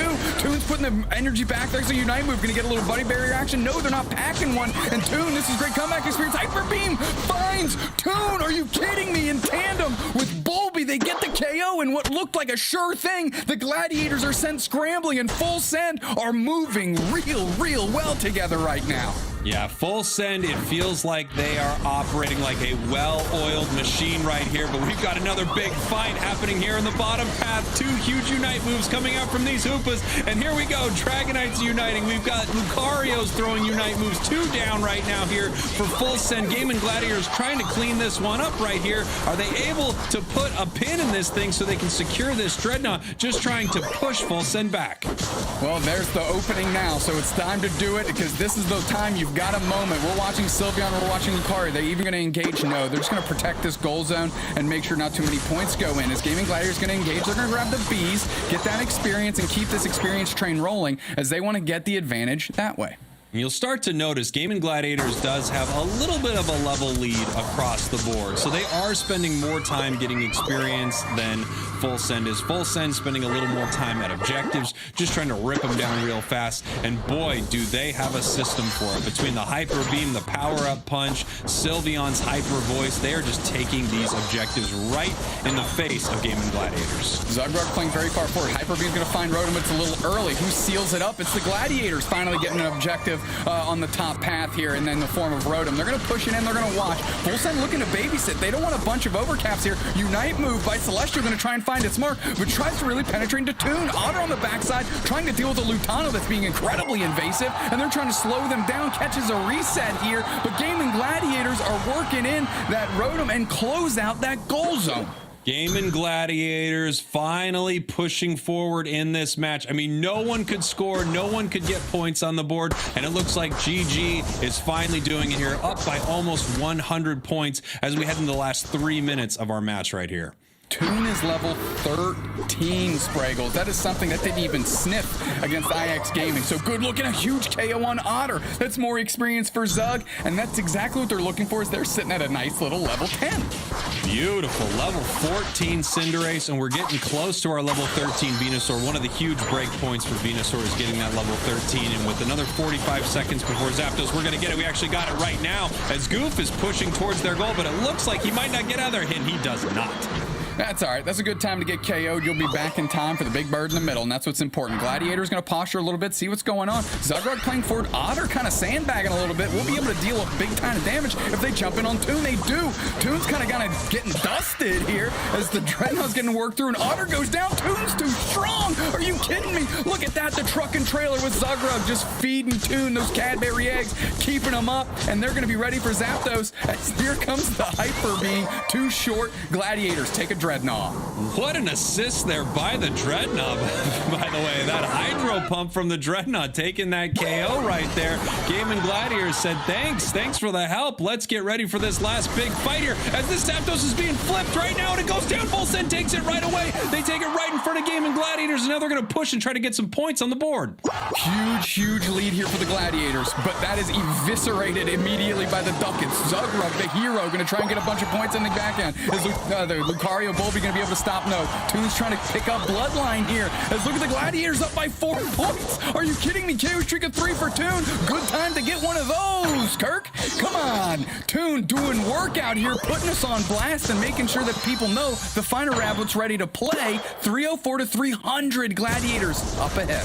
Wow, this is crazy. We have over a minute left in this match. These teams have no idea how close this is. They know it's close, but no one could expect that they're within 4 points right now. This game could go either way. Fulson needs to literally put almost anything in the enemy goal, and they will be ahead of the Gladiators right now. And once you see the warning that it's a close battle, no one knows who's up. Exactly. You're either up by 20 or less or down by 20 or less, right? So the Gladiators, everybody just hanging out. We're trying to play this weird song and dance. Look at that. Just hiding in the grass next to each other. Bloodline's going to try and suss that. Zagreb runs right past them. The meanest game of hide and seek is happening right here in Remote Stadium. And we're going to see who flinches first. Zagreb goes for it. They're eyed up, and holy smokes, their barrier's absolutely dusted. They're putting the pressure on. The Gladiators aren't sure that they have it. Here comes the hyper base. Oh, they're going to get KO on Indy.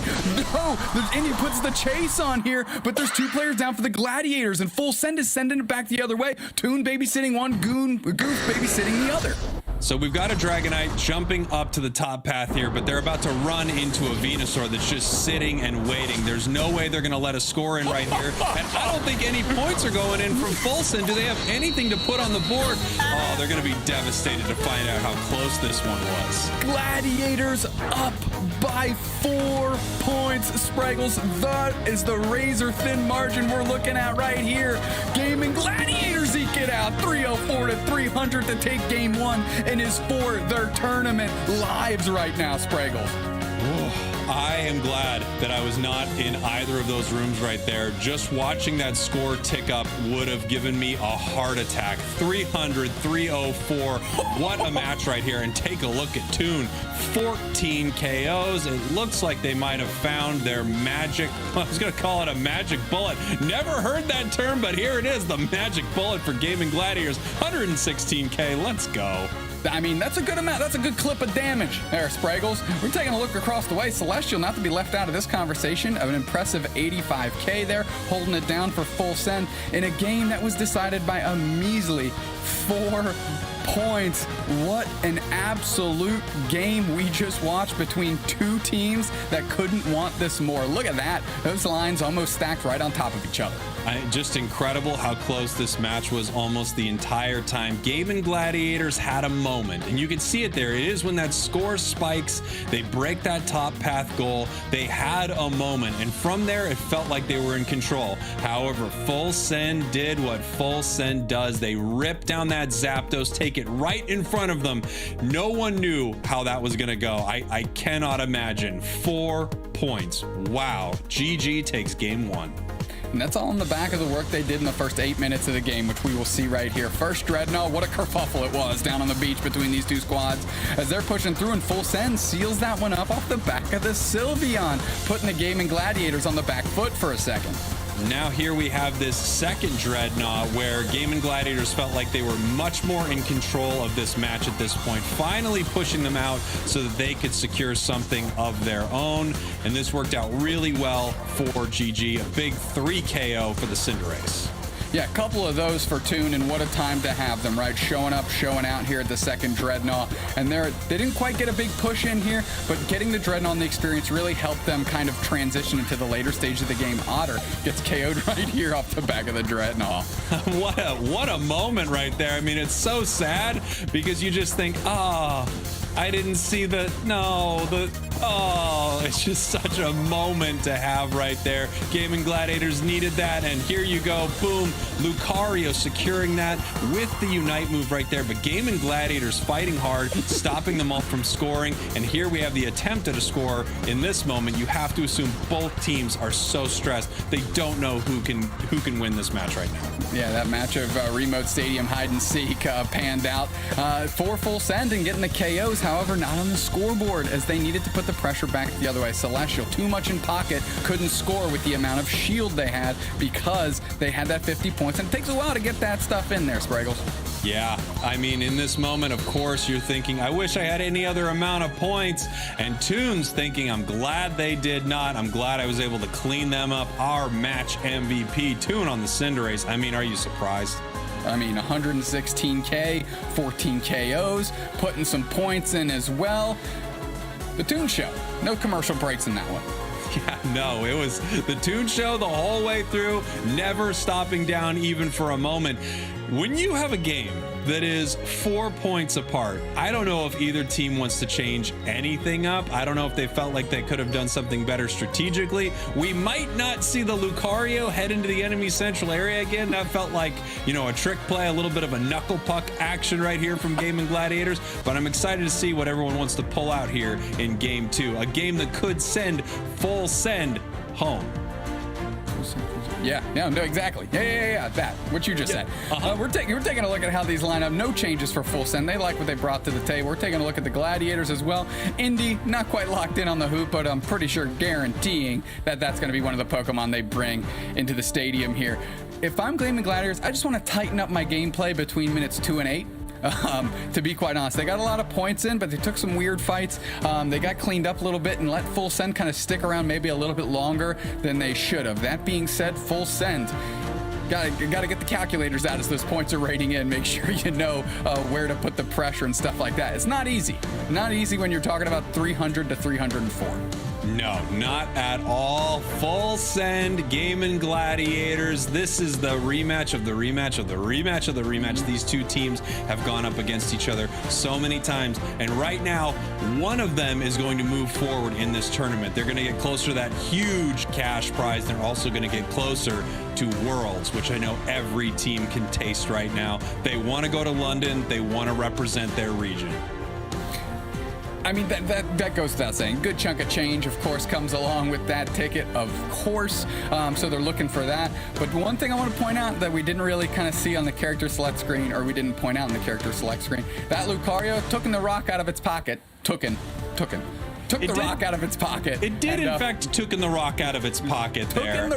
When you took the rock out of a pocket, you know that you're not going to be heading into the enemy central area.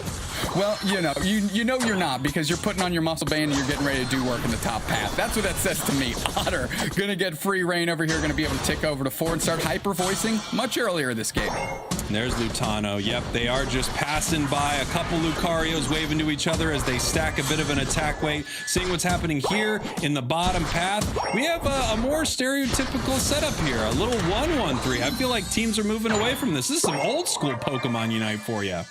Well, you got to keep everybody honest, right? From time to time, as Celestial helps out downstairs and rolls back into the central area to clean up the rest of those Pokemon. Early KO by Toon in tandem with Lutano. Otter's going to try and pick up the trash here. Snow Points rolls in for the support. That's what the Hoopa character is. It's a support class character, and that's what they're trying to do. As Otter gets a berry and hyper voices through Toon in tandem with Snow Points, that's a good KO back the other way. Full Send, not afraid. Wow, Full Send, not afraid at all. Taking down the Cinderace right there. Big moment. What a big fight we have right here. We've got the E-Speed Lucario, but he's in a real bad position right now. He's going to need to get back. It looks like, yes, we do have Venusaur going down here from Gaming Gladiators, and a ton of points raining in on this top path goal. Sheesh, only 6 left there, 6 out of 80. Full Send getting a good clip of points in, and Gaming Gladiators like, all right, we'll just pack this one in. The goal zone isn't down, not yet, so let's not concern ourselves with it too early. The question is, I mean, are we going to see this Lucario break this? They're getting pretty close. Maybe they're just looking for some experience right now, but this could be an early break here in this top path goal. It doesn't often happen. Bloodline getting chipped down here in the bottom path as Lucario going full bore against the enemies here. Yeah, getting the KO, going full bore on Full Send, getting the KO. That's a nice little reset by Celestial, going to come back with full HP. And Lutano's just trying to look and be just nag Full Send, keep them off what they want to be doing, as you know, they're trying to square up and get ready for this next objective. Everyone is getting ready for Dreadnought. Everybody's getting ready for Dreadnought. After they tooketh that float stone out of the pocket and went full bore here, we got 30 seconds before Dreadnought in this bottom path. And I have to assume they're looking for this Dragonite. They do have it. Full Send just got the level 8 on Dragonite. They're going to be ready to rip this Dreadnought to shreds. Lutano putting good pressure on, open the gate for these bees. Snow Points on the verge. They get KO'd. That's a good one for the Gladiators, and that's going to open up the door for some of these bees to be taken. Otter gets a clip as well. Not too bad as Bloodline's just running around trying to find space, but here comes Toon. They're going to try and make their impact felt. The Dreadnought's just in a couple seconds. Toon dives in. We couldn't see it off screen, but that's a KO by Lutano, getting credit for both with the damage support of Toon. And now Gladiators have the positional advantage, or excuse me, the player advantage. Full Send has the positional advantage. Gladiators are in a great spot right here. Full Send knows they just need to rip this and go, and they do. Look at that here. That is why you try to get rid of that Dragonite so it can't Hyper Beam. You try to get rid of that Lucario so it can't Power Up Punch. Full Send just wants to rip these objectives down. Yeah, use their superior secure to go ahead and do that. Toon diving in on Otter a little bit. Big Unite move by Celestial coming back through. Is Zugro going to catch the portal? They do. Great reset. They come back through. They're still ready for action. Celestial pushing forward with Volby. They're going to try and find Indy too easy. They do. Dragonite rolling back here. Who's the next one on the chopping block? They're trying to find Toon. They're collapsing on Zugrug. Unite move doesn't really find its home as they're able to just eviscerate through Zug. Toon picks up the Bliss assistance, but where's the Blissey? It would send packing, of course. And Celestial and Bloodline being absolutely relentless, chasing down this Pokemon. A little kick, a little dive, and finally it's closed out by Dragonite. Lutano, not to be left off the score sheet. KO streak of 2 for them, back the other way. Jeez, it's just back and forth, the resets, and then they come back to fight Lutano. E-speeding through all these bees. The resets just over and over and over again. Anywhere you see a little blue circle, Lutano can continue to reset that ability over and over and over. Lutano using the E-speeds, the Bone Rush, going to get in deep into the face of Full Send. Buy some time for the rest of the Gladiators to get some points in. They get a little bit, but the Hyper Beam is relentless. Excuse me, the Hyper Voice is relentless. Lutano using the E-speed to leverage through. Big Unite move, that's Eclipse too. Snow points and Otter get chunked. Unite move back the other way. Is that the Bliss assistance? By Bloodline it is. It's on Snow points of all characters. Here we go. Toon's getting chipped in. They're getting chipped out. Zugrug forced to retreat, and there's Indy trucking trailering behind as the Gladiators are pushed away. There was an amazing moment in that fight. Well, real quick, it looks like Goof's going down here trying to use its Unite, but wow, it actually might survive. Oh, whoa, that was so incredibly close. And it is a close battle. I agree with you, Pokemon Unite. There was an amazing moment in that last fight where they tried to head in through their hyperspace hole, Full Send did, and actually Game & Gladiators Indy, the Hoopa, pushed them out with a Phantom Ambush. It was really a sight to see. And here we go. Zugrug actually taking a ton of damage here in the bottom path, but escaping through a hyperspace hole. Quality reset. Full Send is all around this Dreadnought. Zugrug known for these nice little clutch egg bombs. Is this going to be another one? No, it's a little too late. Full Send getting that, and they're going to push push into that goal zone as Lutano's forced to babysit the Rotom. The portal is up, and Indy's using that late Unite move to pull the team through. They're going to be able to get some KOs here if they can convert. Indy playing very far forward. Volby retreating, so is Bloodline. Celestial on the back end too. Lutano and Indy being relentless, chasing them down. Good little stun by the punches. Is Goof going to be able to get in there? No, not able to convert that Unite move into KOs.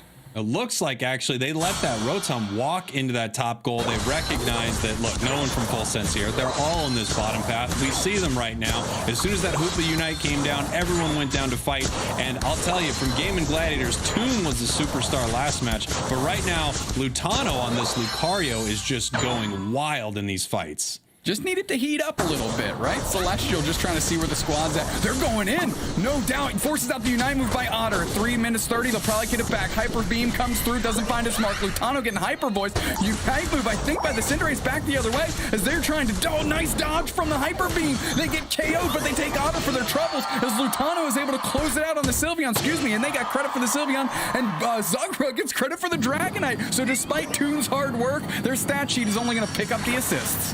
What a back and forth. You get a KO, I'll take a KO. You get a KO, I'll take a KO. I mean, this has just been an insane match. Right now, Game & Gladiators is up on the scoreboard. They've broken both top and bottom path goals. We've got Rotom coming up here in 8 seconds or so. And I can tell you, both teams really want this one. It's going to put a lot of pressure on the enemy. Absolutely. Full Send, despite getting both Dreadnoughts and the first Rotom, we're actually behind on levels a little bit to the Game & Gladiators, as we're going to see what we can get done up here. Lutano's playing very far forward, and that's a hyperspace hold to try to catch the reset. That's Goof going down immediately. Otter scoring on the backside. And now we're just taking Bs, and they're passing. They're like, we're not going to get into this action too early, Spraggles. Yeah, I mean, they need to be careful, Game & Gladiators, because they're against the team that loves to take an objective. So they kind of don't even want to attack this Rotom until it's safe. Really, really safe. safe, like right now. Okay, it's safe. We can get it. Great, we got it. Whew. Okay, full send wasn't around. Perfect. And now they can push this down. Full send taking this Dreadnought right here all by themselves. Yeah, Otter's been down there for about, I don't know, 6.5 hours just working on the Dreadnought with a hyper voice, and finally gets it done just in time as Full Send is trying to bring some parity to these levels. Celestial forced to take care of the Rotom, but the Zapdos is here, and it's time to rip. Unite Move going to engage here. They're going to go in, they're going to hit Indy. Otter's in there as well. They're trying to find the space here as Indy's pushing forward. There's Goof on the backside too. Celestial getting chipped. The Unite Moves are going to come out here to try to close this thing up, and it's Full Send taken out again, but Goof is still chasing down. Are they going to be able to take out Celestial before they can do the damage? Zugrug immediately going for the back cap quickly, and we have to see if any players from Full Send can actually convert. Bolby, Snow Points get a KO. There's 3 playing down for the Gladiators, and this is a time to convert, and they're getting a ton of points in here, really making sure that that 4-point differential doesn't happen again. Full Send putting a lot of points on the board right now. Dubes next, 306 to 639. Unlike the last big fight around Zapdos, Full Send actually picked up a lot of nice KOs in that fight as well. I love the play there by Full Send. They said, you know what? This Rotom doesn't mean anything. We take this Zapdos better than anyone out there. We're going to take it right now. Unite moved into the central area and stole it in front of Game & Gladiator's face. GG has a huge amount of points to make up here in this last minute. That's without a doubt. 52 seconds, and all Full Send needs to do is keep out 333 points. Let's see if they can do it. Full Send's used to being in this position. They got a lot of damage output. Goof trying to engage. Zug trying to buy time as well. Unite Goof from the Dragonite's going to open up some space for sure. Zugrug's going to be forced to reset. Not exactly what you want when your pressure's on and the time is on. Full Send, not a player down, only Goof down for the Gladiators. That's not a good sign as the Hyper Beam comes through. Doesn't find its mark. Going to see if we can catch a reset for Celestial and Otter. We do. It's right back into it as Celestial. Now they're just bullying Lutano all over the place. Goodbye as the Blissey gets the KO there, and Full Send has executed that defense meticulously. Wow, what a defense there from Full Send. You know, Game & Gladiators had a tough road ahead of them, but they were not able to make it happen in this match right here. And of course, these two teams are tying it up right now. Could it be any other way? Game & Gladiators, Full Send, we are going to a Game 3. Both teams' tournament life is on the line right now. Will they go to Worlds? Will they take home 20K? Right now, they have to defeat one of the best teams in Pokemon Unite, and that is each other. Exactly. I mean, you're talking about, are they going to go to Worlds? Are they going to get 20K? Are they going to make it to tomorrow? That's the first question that they need to deal with. And they get one game to sort that out. Zugrug putting together a really good game here. Lutano really feeling it, but it's Otter on the side of Full Send that's going to get the crown. 6 KOs for them, but you can see the spread of those KOs through Full Send. They were moving in tandem very well. Yeah, they were really crushing it throughout this game. Game & Gladiators, I have to shout out, of course, Zugrug with some amazing plays, but look at Lutano there. I told you he was popping off. 103,000 damage, 92 for Toon, but Otter saying, hey, I'm here to do 100,000 damage as well with my Sylveon, and they are healing both Blissies, 111K and 97K respectively. These teams are fighting. That's an understatement. Like I said before, they're just chucking haymakers and bombs into each other's face. Of course, this one came down to Zapdos. The scoreline was pretty close until that point, but Full Send knew what their composition could do, and they ignored the Rotom, like you said, and they went right for it, and they were able to convert. I mean, is it truly a flip when your whole composition is based to be statistically advantaged in those moments? Some would argue no. And one of those teams is Full Send, because they are running it back on their AOS Cup strategy of just ripping and flipping right now, and look at them. I mean, they've just evened up this series against the Gladiators. Here we go, taking a look at some of these moments here. GG had a stranglehold on this Dreadnought fight, but you can't leave Full Send alone with an objective between the Hyper Beam and the Power Up Punch. That goes down. Full Send secures that first Dreadnought, even though they're not even there anymore, Two Snacks. I mean, they got dusted for that effort, but that experience was critical in keeping them in the game. Gladiators were not really winning objectives, but they were definitely ahead on experience here. Toon and Otter exchanging, and of course Zugrug getting just that big hamburger helper mitt just coming through, taking care of the Dragonite Celestial. And here we have the Zapdos fight. Once again, they left that Rotom. I love this play. They knew how they were going to win this game. They know their win condition, and it's taking down this bird right in front of Game & Gladiators. Game & Gladiators needs to stop them by KOing them, but they couldn't do it fast enough. Full send, putting all the points on the board right now. GG is going to come back and try to win this match, but unfortunately, they are not able to. Yeah, good little defensive stand by Full Send after they get all their points in here, just hanging out, and poor little Indy decides to just put the controller down, and for that, Full Send gets another KO. Otter, as we mentioned, getting the MVP, almost 100K through the Sylveon's hyper voice, the Screamion, getting work done, and they looked really good in the AOS Cup, looking really good on the Sylveon now. Both of these teams are playing phenomenally, and both of these teams are playing the kind of Pokemon Unite they want to. Yep. Game & Gladiators, they're winning these big fights, and they're putting the enemy in a position where they have to do something. Full Send, on the other hand, not winning every fight, but boy, they're winning just about every single objective throughout this match. I don't know if we're going to see a change up, but one thing is for sure, this is the last time we are going to see one of these teams in the regional finals. And this is the time. Goof, I think Goof going to Pikachu. They're trying to find a way to take care of Celestial here. Toon grabbing the Charizard here, locking that in. Goof going back to Venusaur, and they are truly throwing anything at the wall to see what sticks. Toon's so good on so many characters, and they say, for our tournament life, we want to queue up the fan favorite, the Kanto starter, the Charizard. Wow, I mean, I've not seen a lot of Char lately. I love that it's got an attack weight. Let's go. That's a stack. I don't know where you're putting it. I'm guessing it's going to be in that center area, and they're just going to need to stack this Pokemon up as the match goes on. We've got Goof here. I love seeing the energy amp there on that Venusaur, just making it crazy powerful when it uses a Unite move. Full Send, they're not changing anything up. They said we lost that first game by almost 0 points, and that second game we dominated, so we're ready to go. Let's run it back. I mean, in that first game, don't forget, they took the Zapdos. They lost the game, but they took the Zapdos, and it was only on some last dunk heroics by who else but Zugrug with that score shield, getting some extra points, and got an 80 banger in, and just got a smidge more to put them over the finish line there and get them the win. Full Send has been knocking on the door of this Game & Gladiator squad. They finally got their opportunity to kick that thing in, and now they're ready to just take over. Here we go. Dupe Snacks, I can't tell you right now. I mean, honestly, I have so much respect for both of these teams. I'm a huge fan of these players. This is a massive moment for Pokemon Unite. Two of the greatest teams in North America, Full Send and Game & Gladiators. And one of them, their tournament ends after this match. Just 10 minutes from now, we will know who's moving forward and who is going home.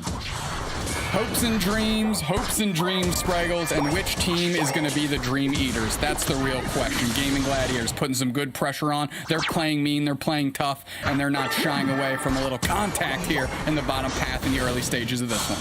Here we go. Lucarios for both teams, just running around doing some scoring here. Toon's already made it up to this top path right now, looking to become Charmeleon here very, very soon. Hoopa from Full Send, Snow Points making it up to the top path here. We're getting ready for a good old-fashioned brawl over these 850Bs. That's right. Volpe going to take the easy Corphish here. Toon's going to reel back.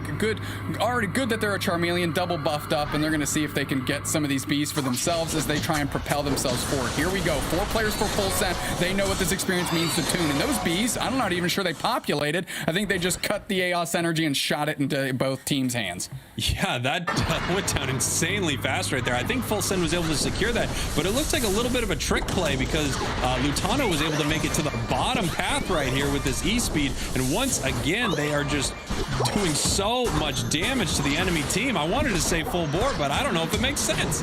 I mean, Full Send sussing out that rotation very well and still actually had the character advantage in the bottom path to keep Lutano from doing what they've been doing the first 2 games. Great adjustment by Full Send, and that's what the best teams do. Here we go. Goof getting that Ivysaur. I mean, the rotations from these teams, It's wild what's happening. It's kind of at blinding speed that they're moving around the map in ways you wouldn't expect. You wouldn't expect Ivy sort of be in the top path with Poopa right now. Bolby trying to get a score in, but no, getting stopped there by the Razor Leaf. Yeah, I mean, Razor Leaf, little Astonish, auto attack combination as well. Getting Bolby, catching the reset off the back of Snow Points. Hyperspace hole, good little look up top for full send. Good D by the Gladiators. Here we go. This bottom path Lucario, again, something I have not seen played outside of what Gaming Gladiators is doing. It's a very sneaky strategy. We're doing a lot of sneaky stuff with Lucario today, invading the enemy jungle, playing in this bottom path before Dreadnought. I think it's a lot of surprising moves here from Gaming Gladiators. Well, Lutano's going to be responsible for getting a bunch of these Bs for the squad as they're going to try and, nope, they don't even engage. They kind of get like the big punch there on the main B. Lutano staying away from the E-Speed, it looks like. I think Full Send can secure anything. I think they can take anything right in front of your face. They can secure an Audino, a Dreadnought, a Zapdos, a line of credit. I mean, they can just secure whatever you need. Well, right now it's about securing this Dreadnought as Full Send's trying to get into the mix here. The Charizard burning it down, but Full Send, who else? Taking that, 3 players bite it for that insolence here as the beach is just the scene of this mayhem. Otter gets KO'd, and now Gladiators taking down everybody are going to be able to siege this goal zone in a big way. You want to talk about where Toon's getting his stacks? How about right there's one? That's a stack. That's a stack. Be careful with that. I own that. Okay, here we go. Wow, Gaming Gladiators up on points. But like we said, Full Send took that Dreadnought. I don't even think they cared that they were all knocked out. They knew it was going to happen. They just said, yeah, this is what we do. We rip it to shreds. And here they are up at this Rotom. Can an egg get it for GG? No, it cannot. Full Send pushing this towards them. Well, Celestial activating with the Unite move, getting that extra shield from the Buddy Barrier. And now they're looking to push this Rotom in using their big Unite moves as well. Toon pushing forward, getting some good spacing on Otter. Now they're just onto the Rotom. Looks like Full Send is content backing off for now. Wow, Full Send actually taking their foot off the gas here. They're saying, okay, GG, we get it. You're good at fighting things. But they're still up here, ready to fight over these bees. And here comes Goof with a massive Unite move coming out of nowhere. There's that energy amp on the Venusaur Unite we talked about a little earlier. Let's go. Gaming Gladiators way up on score right now. 24 for Full Send, 186 for GG. GG looking like they want it. Zugrug, most reliable team member. Toon, he's always level 9 at first Dreadnought. Can't confirm it happened in this game, but Celestial took that out from under you with the Dragonite. So very reliable as Toon, and we saw that reliability come in the first game with those 14 KOs on Cinderace. Yeah, no question, Toon is incredibly reliable, but what do you do when someone doesn't even want to fight you and they just take the objective anyway? But take a look at these levels here. Gaming Gladiators looking very good right now, level 11. Here we got the Unite move coming out from the Hoopa on Full Send. Snow Point's bringing the team down. We got the big Charizard Unite, and it's time to start burning everyone down here on this beach. Can we get a KO? Yes, we can. Lucario going down right here for Full Send. We've got the Unite move from Dragonite. Are you kidding me? This Dragonite doesn't want to fight. This Dragonite is trying to rip the Dreadnought away right now. Unbelievable. Well, no such luck. You don't get the Dreadnought if you're not on the map. And Gaming Gladiator said, look, we'll take the body, we'll take the Dreadnought, and the great news is they forced Snow Points. Did you see how far away Snow Points had to use their Unite move to try and get Full Send to that objective? You can't take the objective if you're not there.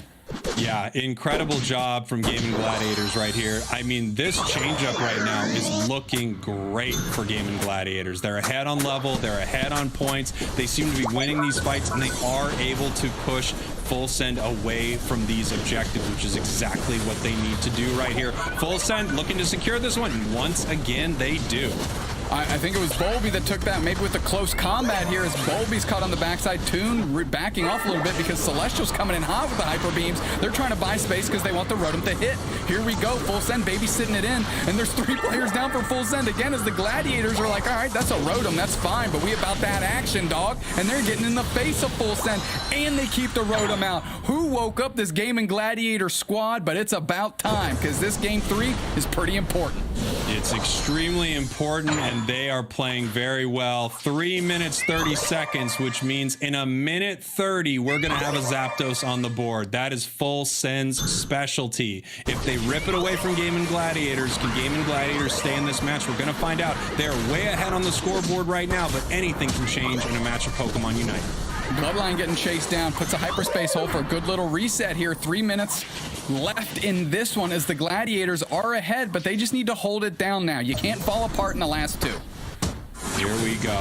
1 minute left. I am going to be honest with you, Dupe Snacks. I am giddy right now. I'm just feeling it all over my body. I'm nervous. I'm excited. This is such a big moment right here. We're going to see this Dreadnought. Looks like Game & Gladiators are going to take this without really any resistance from Full Send as Full Send gets ready for this Zapdos.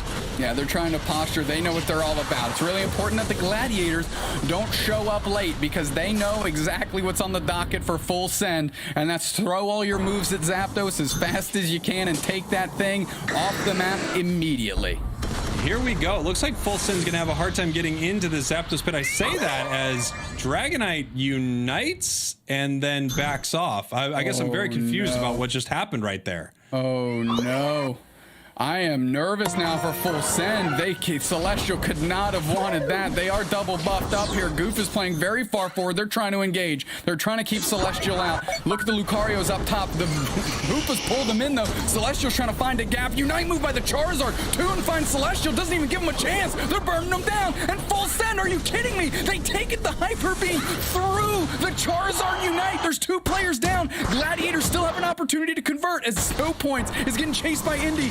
Goof is chasing down Bulby up top, and if they can get these KOs, there's no points going in. I haven't seen. There you go. The Hoopa gets some in for Full Send. 257 to 264. The margin is razor thin, and the Gladiators don't know how far ahead they are. Not for another 15 seconds. No way is this match this incredibly close. This is just insane right now. It's right there. Are these teams even going to know who's ahead once again? I think it's going to be close battle, right? It's going to be close battle. 7 points separate these 2 teams, and Full Send are on the rough end of it here. Are the Gladiators convinced that they are in the lead? It looks like it. They're playing pretty far back. They're not willing to engage here, which means does Full Send they know? I know Zugrug's a walking human calculator here, and he's usually pretty good with the points, and they might be relying on Zugrug's math in the dark to say that they are winning this game. We've got a sneaky Lucario with 8 points. That's just such a perfect amount. They're going to try to score right here. This is probably going to force Game & Gladiators to move towards the goal. They're moving towards this top path right now, getting thrown down on the seismic slam, but this isn't the fight right here. The fight is way far away in the top path. Game & Gladiators needs to score right now. If they don't score, they are going home. Game & Gladiators has to put a point on the board. Zugrug is trying to put something in. We have 10 seconds left right now, and GG needs to score in this moment. They have to get a point in the goal, but I don't think it's possible, Dupe Stacks. Full Send takes this game. Are you kidding me? Off of Bulby with 8 points plus 16. 16 minus 7 is 9. That's a 9-point victory by Full Send. Are you kidding me? Game & Gladiators. Game & Gladiators are going home. They're not even playing tomorrow, and it's Full Send, the Dream Eaters of the Gladiators. Hearts are shattered in the camp of Game & Gladiators, and Full Send could not be riding higher right now. Bulby getting the crown. That is one of the most important in the NA region and wildest games I have ever seen. What a fantastic play. You have to commend Bulby for being smart enough to know that you can't pick up any Eos energy right now. This game is so incredibly close that you need to score with almost nothing. Game & Gladiators didn't have that option. They felt like they were ahead, and they were right, but it was so close. What a game. Wow. The power-up punch darted through the Fire Blast of the Charizard, meaning that big chunk of damage opened up just the slimmest margin for those 16 points. 8 times 2, 16 points to go in and give Full Send the win. I am just I am flabbergasted. You want to talk about flipping a bracket on its head.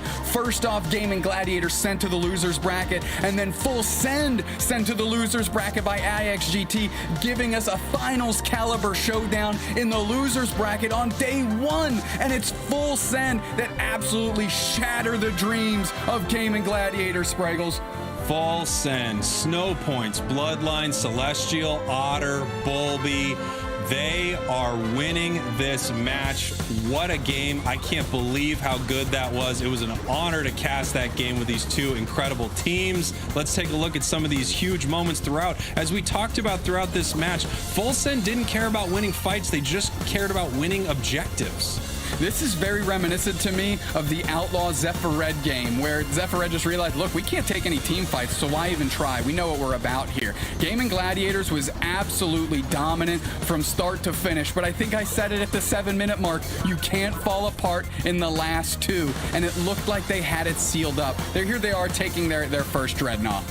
Yeah, Gaming Gladiators looking great throughout this match. I love this play to take down Dragonite here, but they are not able to get the KO. The Hyper Beam finds its mark, and they take Zapdos right here, leading us to one of the closest matches, I think, of all time in a regional finals, something like this. It's just insane how close this got. And take a look at Bulby right here. 0 AOS energy. He knows he needs to pick up just the smallest amount to win this game. They're going to find out in 20 seconds that this is an incredibly close match.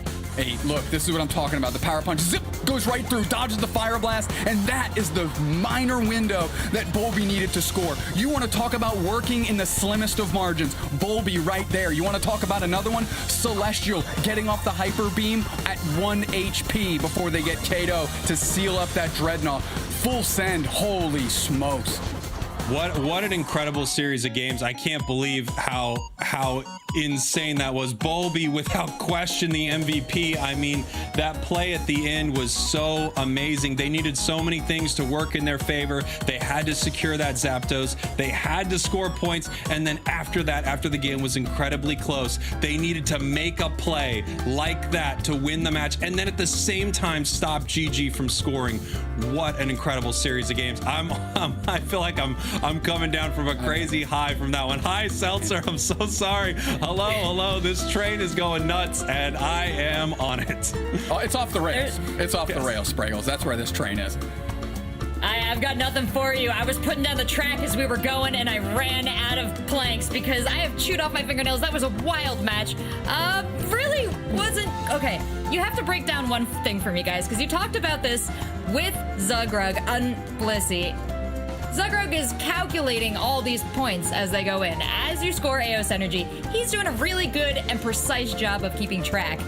How is that happening? Who's responsible for that on Full Send? And where can I send the prize money directly? Because if they're capable of that, who knows what's next? I don't know. I'd go by gut math, and I think that's how Full Send operates as well. They're like, I think we're doing pretty good. I mean, it didn't work out for them in the first game. They were down by the slimmest of margins, didn't make a push, but that time, Bulby's radar, Spidey senses kicked off and says, my Lucario needs about 8, and I'm gonna go score, and I need to make sure I dodge a Fire Blast, because of course I know that. Dart through and score, holy smokes. I mean, from top to bottom. I don't know how the math is done. I mean, just, you know, the Zach Galifianakis meme with all the numbers and diagrams flying around my head. I have no idea how that works, but whoever's responsible absolutely nailed it.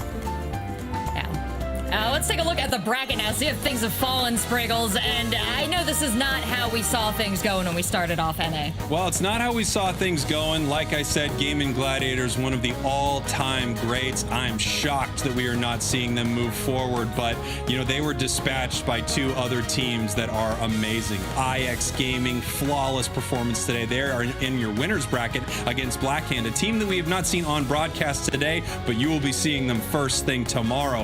Full Send right here, taking down Gaming Gladiators. If there's a bigger rivalry in Pokemon Unite, I don't know it. Full Send and GG always put on some incredible matches. Team TOS needs to go up against IXGT right now to see which one of them can face Full Send here in the losers bracket.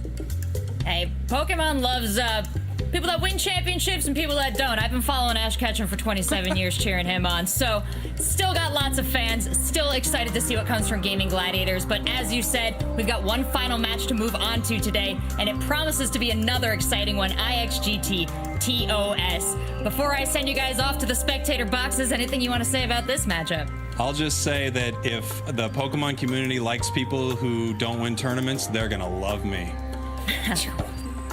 Dude Snacks, any final words? I'm just gonna leave it at that. We got a good match coming up. Let's go watch it.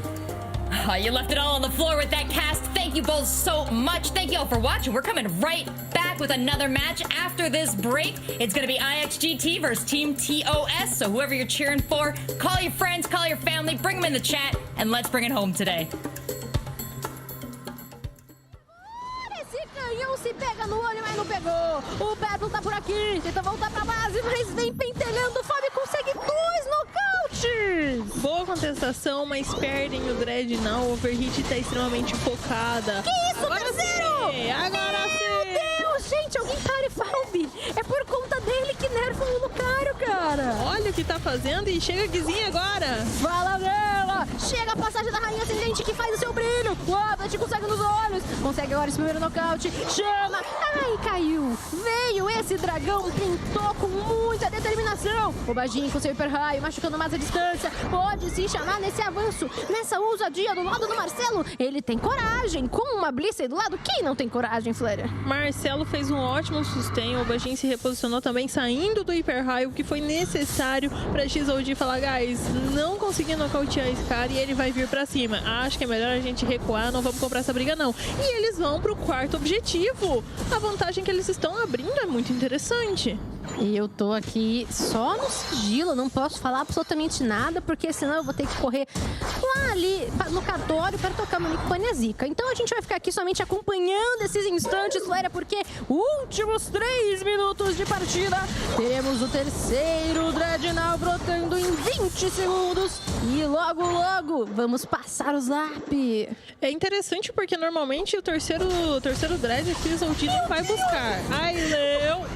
Ele foi tão tranquilo, 5 patinhos foram passear além das montanhas para brincar e deu de cara com um arbusto muito perigoso, teve que correr pra base.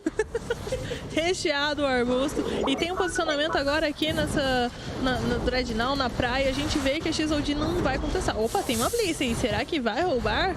Tem uma Blissey por aqui. Nossa, chegou perto demais, mas ele é deles. Meu Deus do céu, a chegada sincera. Vem agora a passagem, o Miles tá por ali, o impacto dracônico foi lançado. 3 Dreadnoughts nas mãos do Overhit e a reta final está prestes a começar. Apesar de a gente acompanhar os objetivos neutros todos laranjinhas, a vantagem de pontos não é grande, Flória. Esses árbitros agora é muito perigoso. Opa, e já tem anéis. Já tem libertação desse Rupa.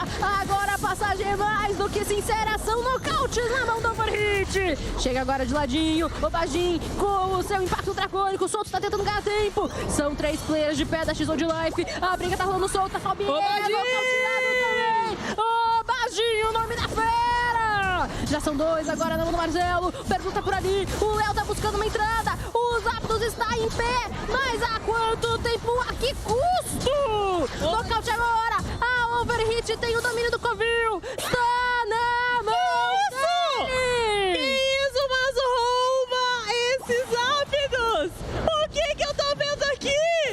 Não é possível, Anya! Não é possível! Completamente maluca, Féria! O sonho tá de pé! A Overhit tá por aqui! O nocaute a favor deles não vai trazer essa solução!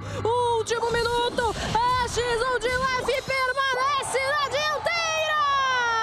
Consegue mais 90, um pouquinho antes do buff dos ápidos acabar. Meu Deus, XOD, vocês tinham perdido todos! E do nada aparece o Mazo garantindo esses ápidos. Um Mazo que de Baby não tem nada! A vantagem é completamente deles, 400 pontos já estão na mão. 30 segundos nos separam do final dessa linda série, Flória! Agora é só ficar ali no trampolim antecipando, mas eles querem forçar essa briga fora. E a gente tem essa briga rolando solto, o Bajin sozinho, no mundo agora sem o apoio do Ablet. Chega agora o Marcelo, tenta dar sustentação. Welcome back, everyone. We've got one more matchup on day 1 of the Regional North American Finals, and I've rejoined by Jeff Hoagland and by Zoinks to take it home. So, gentlemen, let's pull up the bracket here, take a little examination to catch you guys up, and We just saw a heck of a match, so if you have any thoughts you want to share with our wonderful audience on that, Jeff, Zoinks, feel free. What an incredible matchup of two titans in North America.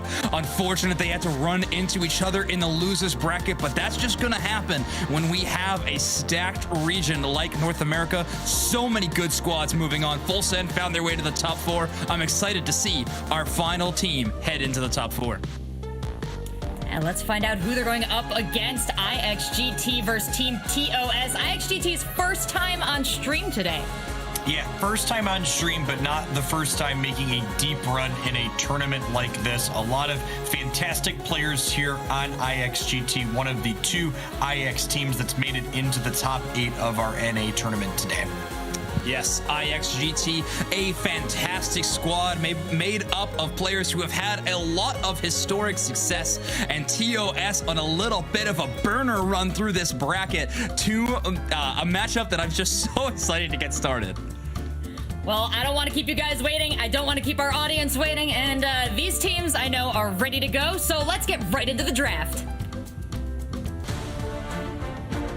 Jeff, these 2 teams have matched up many times before in all kinds of tournaments, but I don't think ever for the stakes that we have right now in this matchup. We see the pink puffballs on both sides getting locked in, as they are often known to be in Hoopa and Blissi. We see Sanji queuing back up on that Zarina that was quite potent in the previous games, but Chaotic here hovering over Aegislash for IXGT. Chaotic has had a long history of central area gameplay within the scene of Unite, playing for a couple of different rosters, played so much Talonflame in the early days of the game, maybe even got a little bit disrespected for that, but they have made a change up and have adopted so many more Pokemon that they're able to play, and now they have become such an amazing threat. One of the best central area players we have in the entire region. They are a large part of IXGT's success. Definitely. And Aegislash, for those not familiar with it, does serve a role similar to the Dragonite that we see Team TOS locking in. It is a character that's capable of not only carrying a team fight, but also has really good secure, since its boosted attacks deal damage based on the target's total HP, and objectives has a very large HP pool. That being said, it is a melee character, so it's more prone to getting picked out when you're trying to get up and close to those objectives on occasion.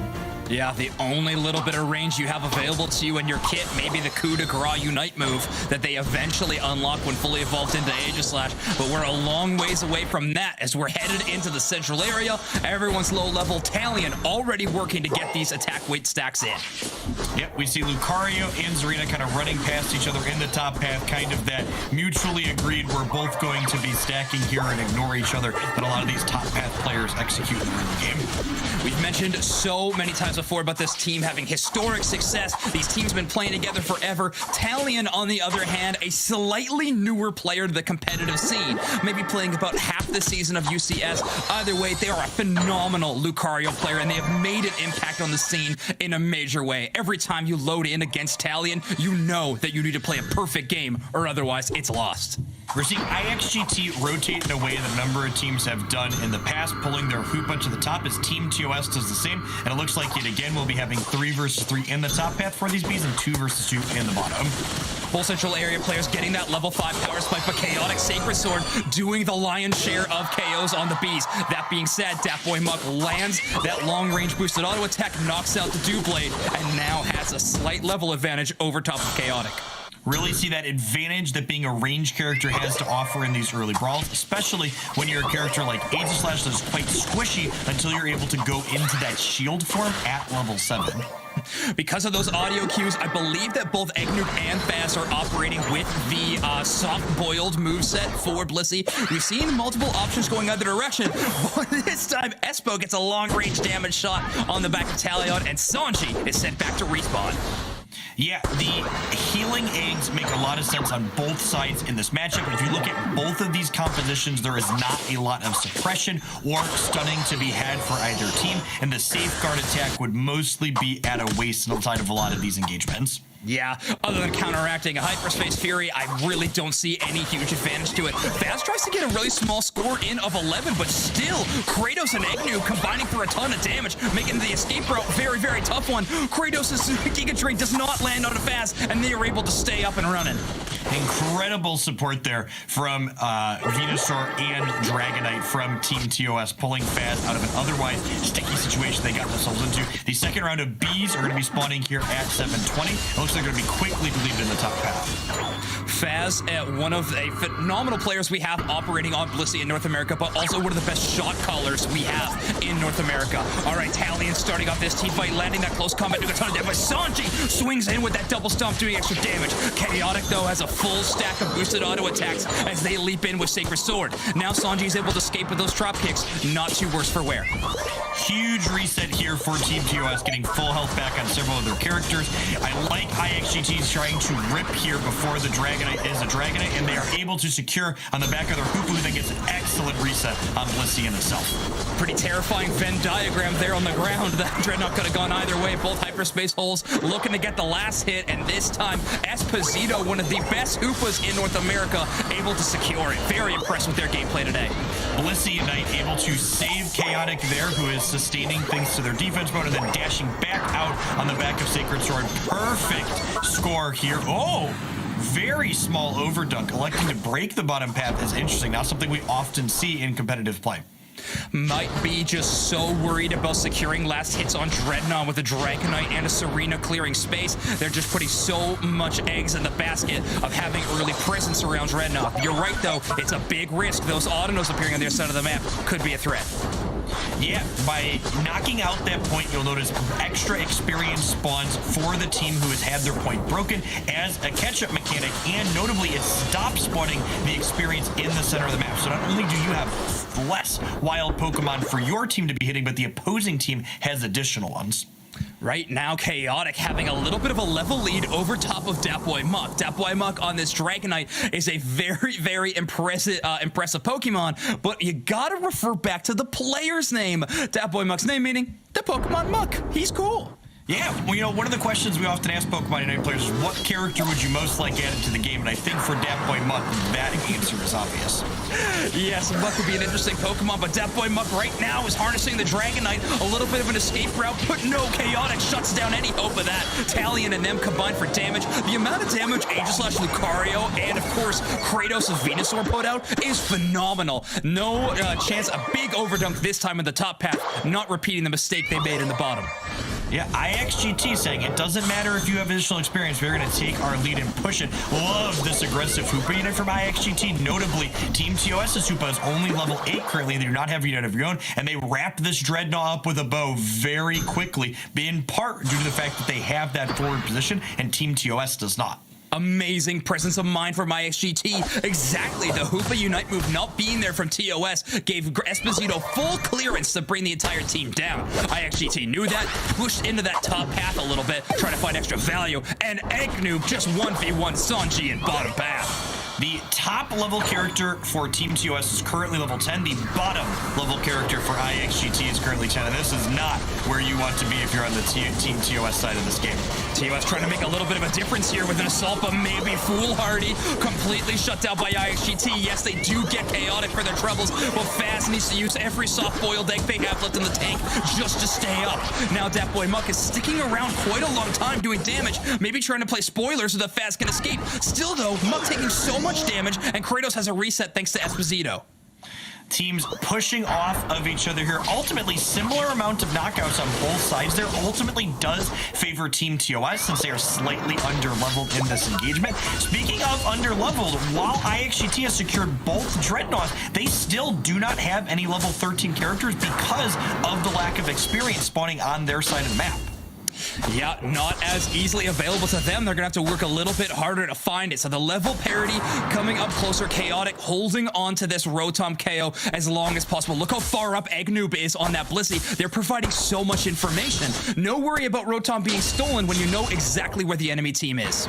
Yep, that map presence and knowing where the opposing Pokemon are in their rotations has so much value. Speaking of experience, not only does extra experience spawn, but these bees spawn in a safe location when your outside point is broken, which is going to go ahead and give Muck a bunch of extra experience boost here. Muck now up to 11, getting ever close to that level 12. Definitely wants to catch up to the Aegislash of Chaotic, who has already hit that benchmark level. And the Dreadnought getting absolutely eviscerated by GT. Okay, they do secure it. Muck's My heart skipped a beat there as the beam came in. It was so close, but it's worth noting Hyper Beam is a lot less potent when you don't have those Dragon Dance stacks built up, and Dragonite definitely did not have more than one as it was coming up. Their huge early fight here could be a big deal if this Dragonite goes down as well.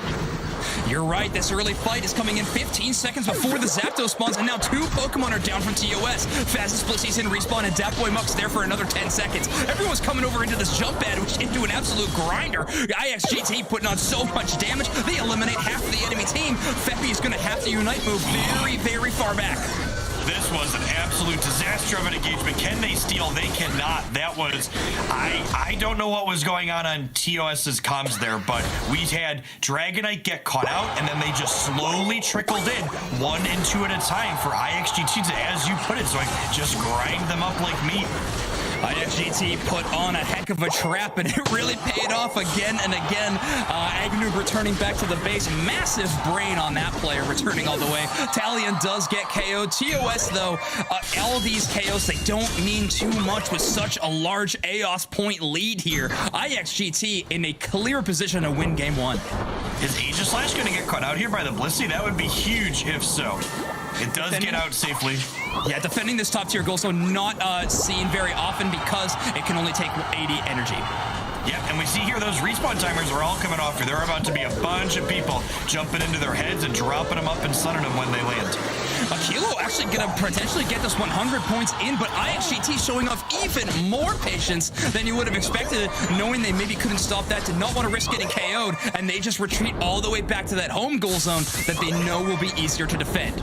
Yeah, I actually really like this play. IXGT just acknowledging that, like, hey, we're up by enough points that we can even give some of these outside tier 2s, because the inside point heals them and shields them even more than the outside ones do. And I am surprised they took this engagement as a bunch of people get deleted here. Yeah, it seems like a really late engagement. Kratos showing up late, Chaotic having to retreat back a little bit. A ton of KOs netted there from Sanji. Finally, these points are going to go in, but they only have 15 seconds to get any more, and they are still behind. A valiant effort so far, but the job's not done.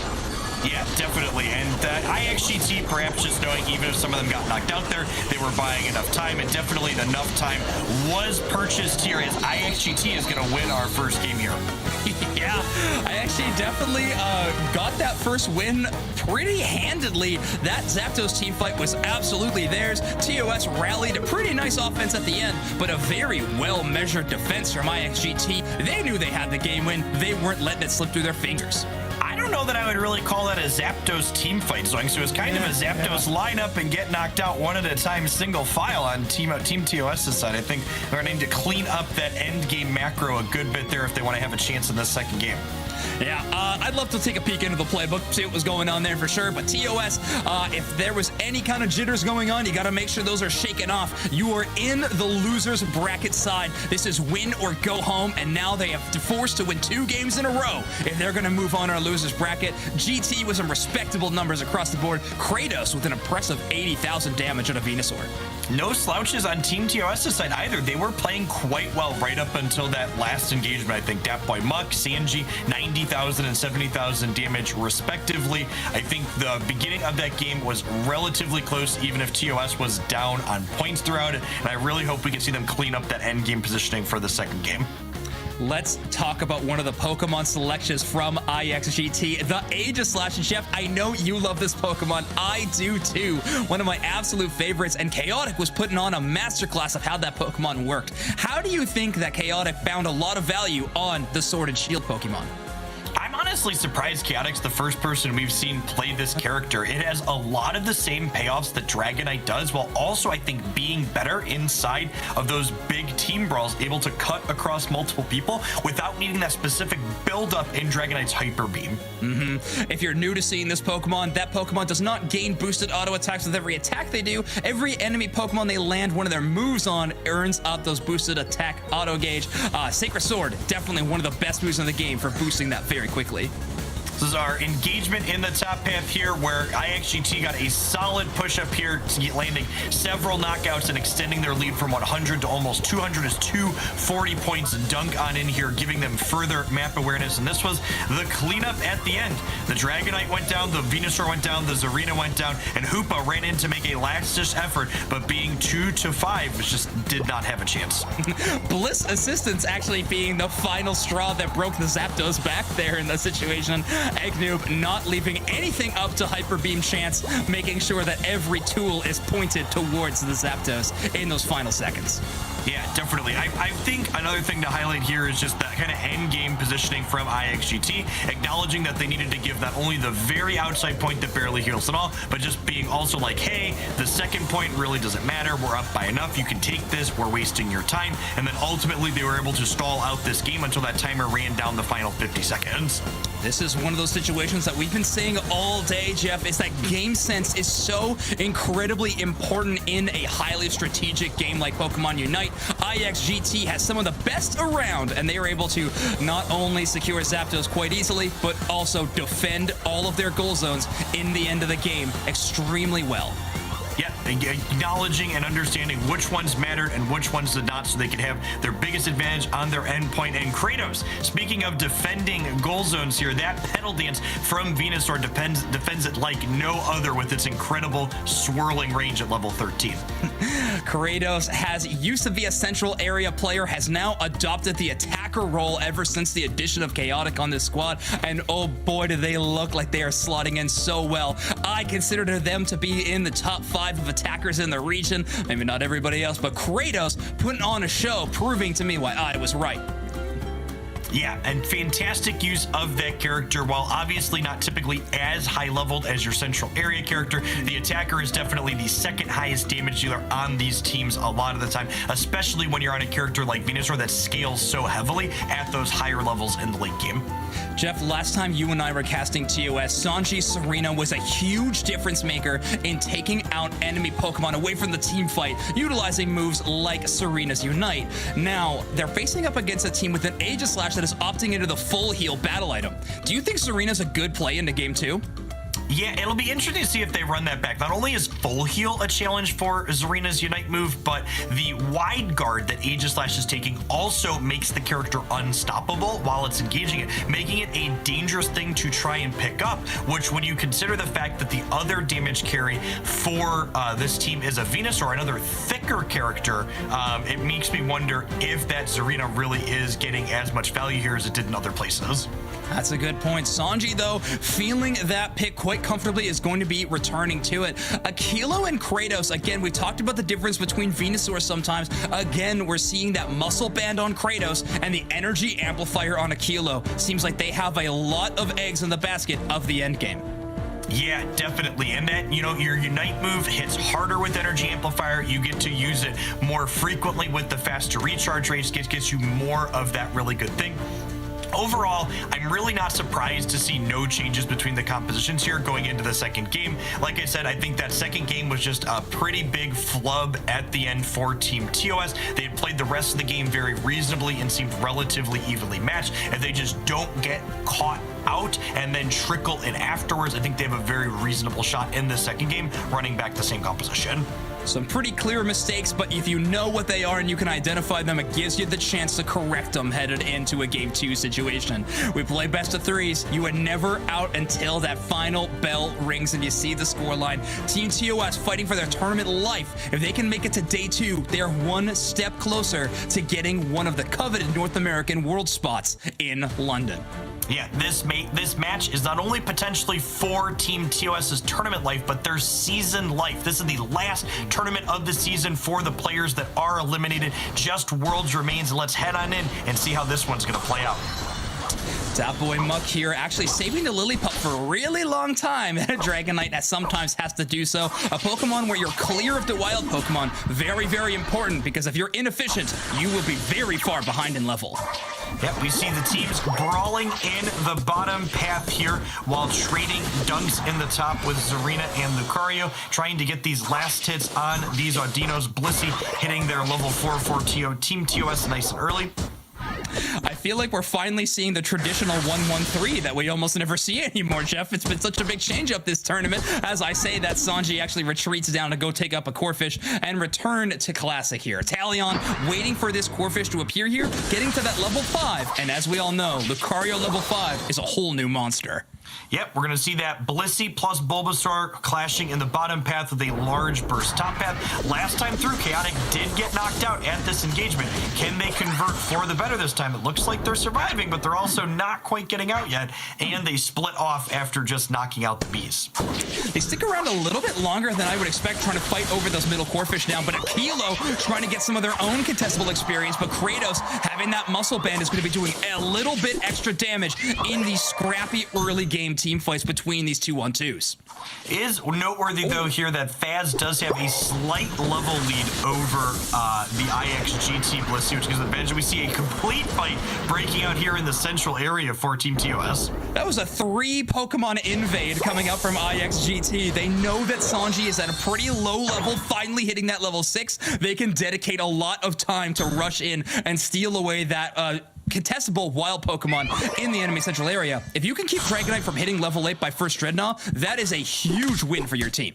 Speaking of central areas, we see Ivysaur splitting IXGT central area so they can hit that important level 5 breakpoint. Aegislash likely still going to get to its 7 for its final evolution beforehand. As we see here, Egg Noob, why are they excited about regionals? To knock my old team out of Worlds. We've got some grudge match going on here.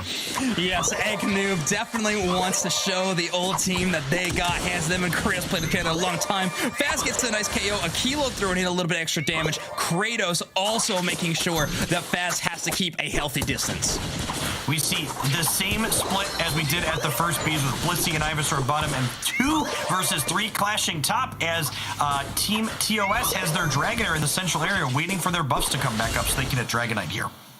We finally have the Dragonite from Datboy Muck. They're going to be waiting on the hyperspace hold from Feppy to bring them down, sitting on that base, but Dreadnought is currently already being worked on. Chaotix doing so much damage, and this time Talion is going to secure it with that power-up punch. Sanji's coming back in for a little bit of revenge, and they're actually able to knock out Talion. Now Kratos is pushing up, but they don't have very much support. Eggnoob returns to try to help them out. The reset not available for Kratos. They won't get there in time. Yeah, we see again here great map awareness from IXGT, understanding that the Dragonite for Team TOS was not present for that engagement, so they just take the opportunity to rip the Dreadnought off the map before Datboy Muck can show up. Great job from Team IXGT. However, Team TOS with a really nice rotation here, going all the way to top very quickly. Yes, it's in the Rotom, but they're also trying to take out these contestable wild Pokemon before IXGT can show up on site. We see just a lone Sanji defending the bottom point on Zarina against multiple people pushing in, while a lone Aegislash and Chaotic comes up top here to hopefully try to last hit this, but going against the Hyper Beam is difficult, and they narrowly missed the last hit there. Like I said before, Coup de Grace, one of the only options you maybe have to shutting it down, but at least you get to KO the Dragonite, and I'm sure Chaotic will take that trade pretty much every time, especially when you got Esposito here to be on Rotom duty and clear it out of the way. Yeah, definitely going to easily take this out before it walks into the point, and notably, IXGT got good value in the bottom half. The 3 of them pushed Sanji out successfully and broke their outside point, which will give them IXGT again that positional advantage at the second Dreadnought that's going to be coming up. We talk a lot about breaking goal zones early, whether it's beneficial, whether it's detrimental, but around that 5-minute mark, I think, is a pretty good spot if you're going to break it at all. Kratos takes a ton of damage, unable to get the reset there. They're forced to use the Verdant Anger Unite move, and now they're chasing down Muck. The boosted auto stuns them, locks them in place, nets themselves a KO. Esposito with a nice Phantom Force stun on Aquilo, and they are running back the other direction. They get out of that one with a 1-for-0 trade. Great play by Kratos. Giga Drain Venusaur, backed up by Blissey Eggs, just does not get knocked out. As we see here, a rip happening for IXGT again, knowing that they are the first ones there. And this time, the coup de grace from the Aegislash does successfully secure a last hit on that important objective, as Unite moves are flying out from both sides here as knockout after knockout reigns in. Eggnoob with a Unite move from space there, absolutely maximum range. Kratos being backed up by Eggnoob is such a phenomenal threat here. They're even able to take Faz out. Yes, they may have went down on this beach, but they absolutely took someone with them. Great play from Kratos and Eggnoob there in tandem. They've been playing together for a long, long time, and it shows so well in their synergies. Yeah, really close game here so far. Just a 60-point differential between the two teams, and levels looking very even, with Sanji at level 11 for Team TOS and Aegislash just ticking across level 12 for IXGT. This final team fight is going to be very, very telling. We're coming up to it in a while. A lot of wild Pokemon knockouts needed to happen in between then and now, but I'm looking at who Sanji is going to target down, and can TOS set themselves up in a good place to knock out the Zapdos. Yeah, this is one of those road times that's just like, doesn't really matter who gets it on either side. It's nice to have, but ultimately it's not going to provide a lot of value with both of the outside points up for these teams here. I have to imagine it's going to easily get pushed off by IXGT, but Team TOS does successfully convert this road time pressure into a 50-point dunk in the bottom path. I believe that's the first dunk that has went into the bottom path at all this game, so definitely TOS getting some much needed points on the board. Nice dodge there by Talion. These high mobility characters are a great matchup for Dragonite in a 1v1 situation. Yeah, and again here, IXGT has had the lead a bit, but because none of their outside goals have been broken in these games, they're actually kind of struggling to hit incredibly high levels, both just barely being to 12 on their highest characters, while Team TOS, despite missing both Dreadnoughts this game, is close to matching them. That means this Dreadnought is even more important than normal right now. IXGT's Talion not there because Espo can bring them down pretty quickly because they have all their gold zones available. Nice wide guard here by Chaotic to repel Sanji just a little bit. Dreadnought brought down to about half. The Hyper Beam goes in, does not secure it, and this time IXGT takes it. Eggnoob with yet another objective secured. Yeah, 3 for 3 on Dreadnoughts, breaking that 13 level mark on both Chaotic and the Venusaur, thanks to the boost on that secure. The question is going to be, can Team TOS get their Venusaur? As I say that, it ticks across that level 13 mark there, which is really important for this endgame fight. Incredible call out there from my color commentator, Jeff. You know when they're hitting those level spikes, but more so Team TOS does. They are posturing up for a big team fight, going around into this top half section. Kratos on IXGT threatening a little bit of a back cap. They have a full 50 points. Team TOS is rushing into the Zapdos pit, though.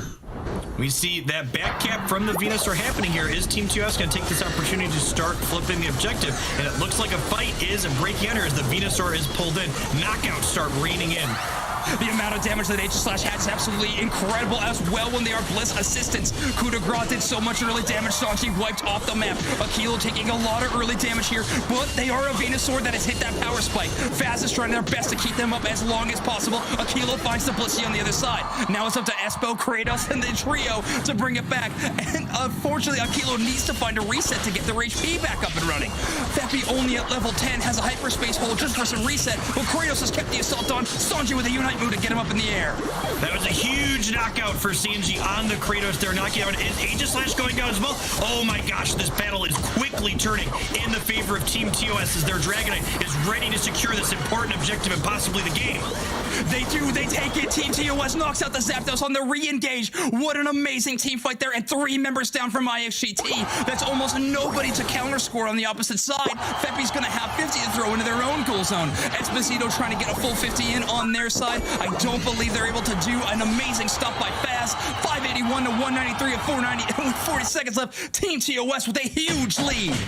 Yeah, this is an example of we had an incredibly close first engagement here, and then Team TOS was able to come back up, still have a Unite move on the back of Sanji there, and then completely dominate the refight and successfully take the objective afterwards. I was worried about Akilo having to run away in that situation and get the reset, but in the end, it paid off so well when they re-engage with a full HP bar. Faz and them them were able to work in tandem and stay up for so long. Espo here with 50 AOS energy with only 5 seconds left of the game. They may try to sneak in and get any points in, but it seems like all is lost. Team TOS ties this series up 1-1.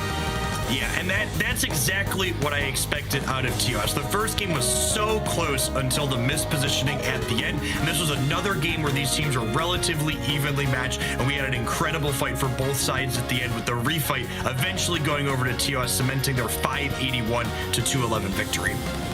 Yes, the points definitely were not that high up until the end point of that game. You see those clean 100s across the board for Team TOS. That's because it was off the back of a full pocket in Zapdos team fight that they got the 100. So Sanji the only one scoring up until that point, but they need to get those attack weight stacks up. We see knockouts favoring IXGT a little bit here, but not by too much of a difference, as the team fights were kind of going in either direction throughout the course of that game, with levels being pretty evenly matched heading into the end. Yes, an even matchup indeed. Kratos and Chaotic putting absolute MVP numbers of damage up there. 80k for Chaotic on the sword. Kratos with 104,000 damage. But you're right, no slouches on TOS. 72, 62, 75. Lots of good numbers from them too. There's that Zapdos moment there at the end, but I feel like it's always so important to point out in games like this, this game wasn't just about a Zapdos flip. There was a fight and there was a refight, and Team TOS pretty decisively won that refight and took that objective off the board without having any danger of it being stolen away from them. TOS also did not get a single Dreadnought in that match, but they were able to get so much other wild Pokemon experience because of how the map works and because they weren't giving up any free KOs over to the side of GT. Yeah, we saw IXGT kind of rip through these objectives and get solid secure. So Hyper Beam going a little bit early in this instance, with the Blissey Egg Bomb ultimately locking it up.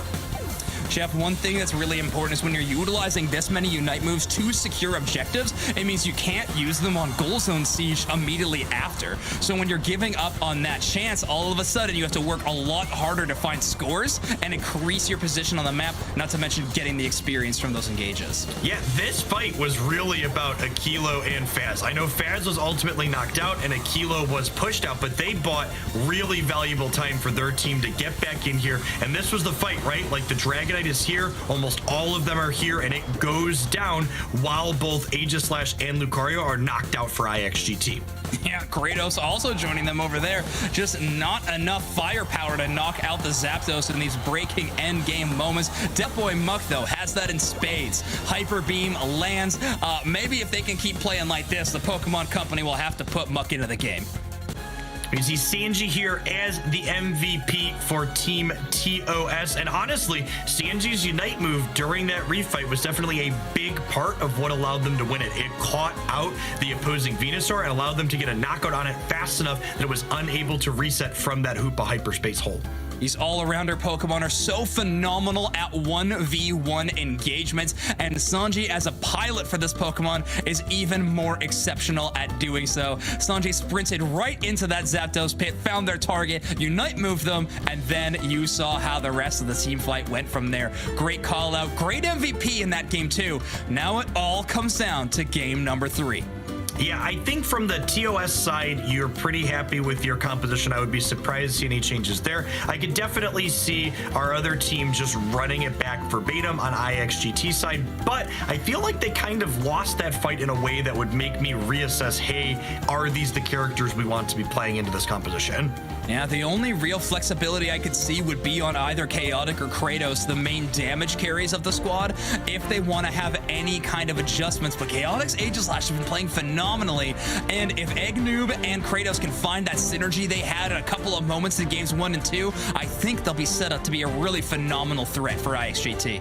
Okay, and we see Chaotic locking in the Dragonite here, kind of mirroring what's going on here. I think this is a curious shift on IXGT's side, because I really feel like Team TOS having access to Zarina kind of gives them a leg up in the head-to-head Dragonite matchup. I could not agree more, Jeff. I think this might be a little bit of a concerning moment for IXGT. Their composition, they have some great tools to secure objectives, but they don't really have the counterplay that TOS has access to. If IXGT wants to make this happen, they're going to need an impressive front from the frontline players like Egnoob and Kratos to move forward and create space for these Dragonites to shut them down and stop the Serena from finding their way towards the Dragonite.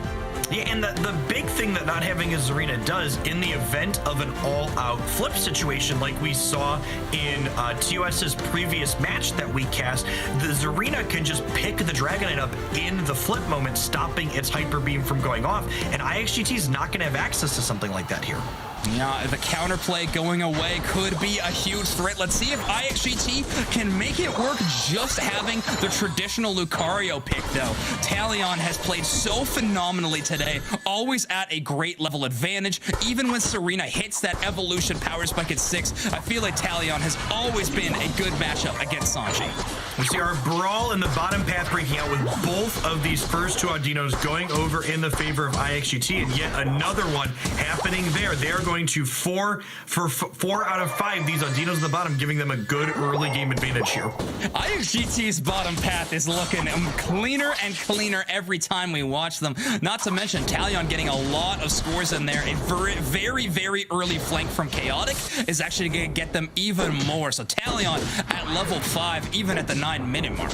Yeah, hitting level 5 on your Lucario before the first round of B spawns means you have extreme speed, and you're going to get to delete these contested Pokemon just off the map very, very quickly. Excuse me? Oh, is Talion playing Power Up Punch? I believe Talion is still playing Power Up Punch, yes. So we're going into a Power Up Punch and a Dragonite for all kinds of secure. This time not wanting to launch themselves in there, because if they did, they would not have a great escape route like Extreme Speed is offered to them. Yeah, definitely. So obviously much worse at an engagement like Bees there, as we see IXGT basically completely give up those wild Pokemon in the top path, but going to make potentially securing things like Zapdos and Drednaw much easier as Espo tries to sneak on in here and gets beat up by Muck for their trouble.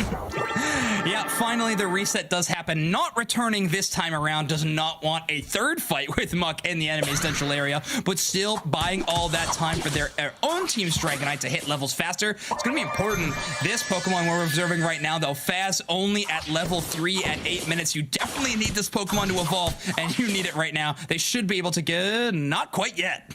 Not only Faz is only level 3 while Egnoob is level 6, but there's still a Bulbasaur versus Ivysaur in the bottom. Sanji isn't even level 6 yet in the top path. Team TOS is struggling on every facet so far in this early game. And the hero selection, or the Pokemon selection screen, we were a little worried about IXGT not having great endgame solutions, but you don't really need those if you have a gigantic early game dominant like they're looking for now. Team TOS with a creative strategy, setting 5 Pokemon down this bottom path. IXGT responds in kind. This second Beast is a battle like none other. Ivysaur finds a KO onto the Blissey, and Talion keeps pushing forward. They KO Sanji, Espo gets a reset, and Kratos gets 2.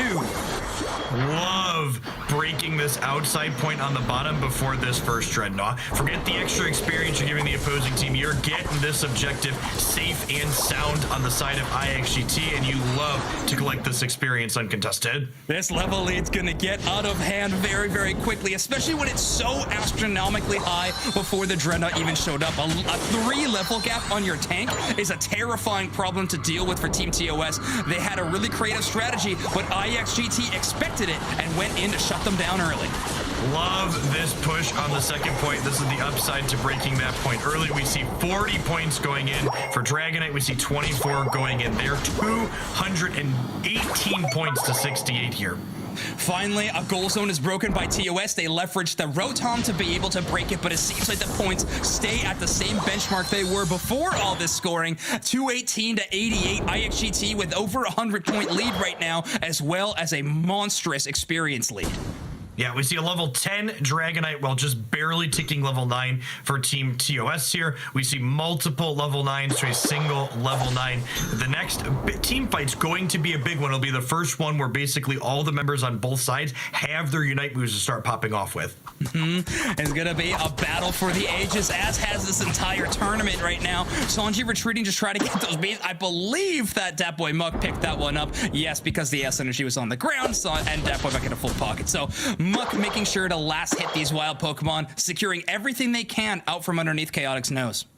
We see Hoopas on both teams having that important level 9. The second Dreadnought timer has not come up quite yet, but I imagine both those Hoopas are going to have relatively forward positions here so they can pull their teams into this important fight. Great counterplay here from Kratos, though. Knowing that the Hoopa wants to get up close and personal, they're going to launch in and start a bit of engagement early on and try to force out an early Unite move. Talion gets knocked up by an Egg Bomb, but they're able to escape the danger of the Hyper Beam. Retreat, grab that Citrus Berry, and stack up for the next fight.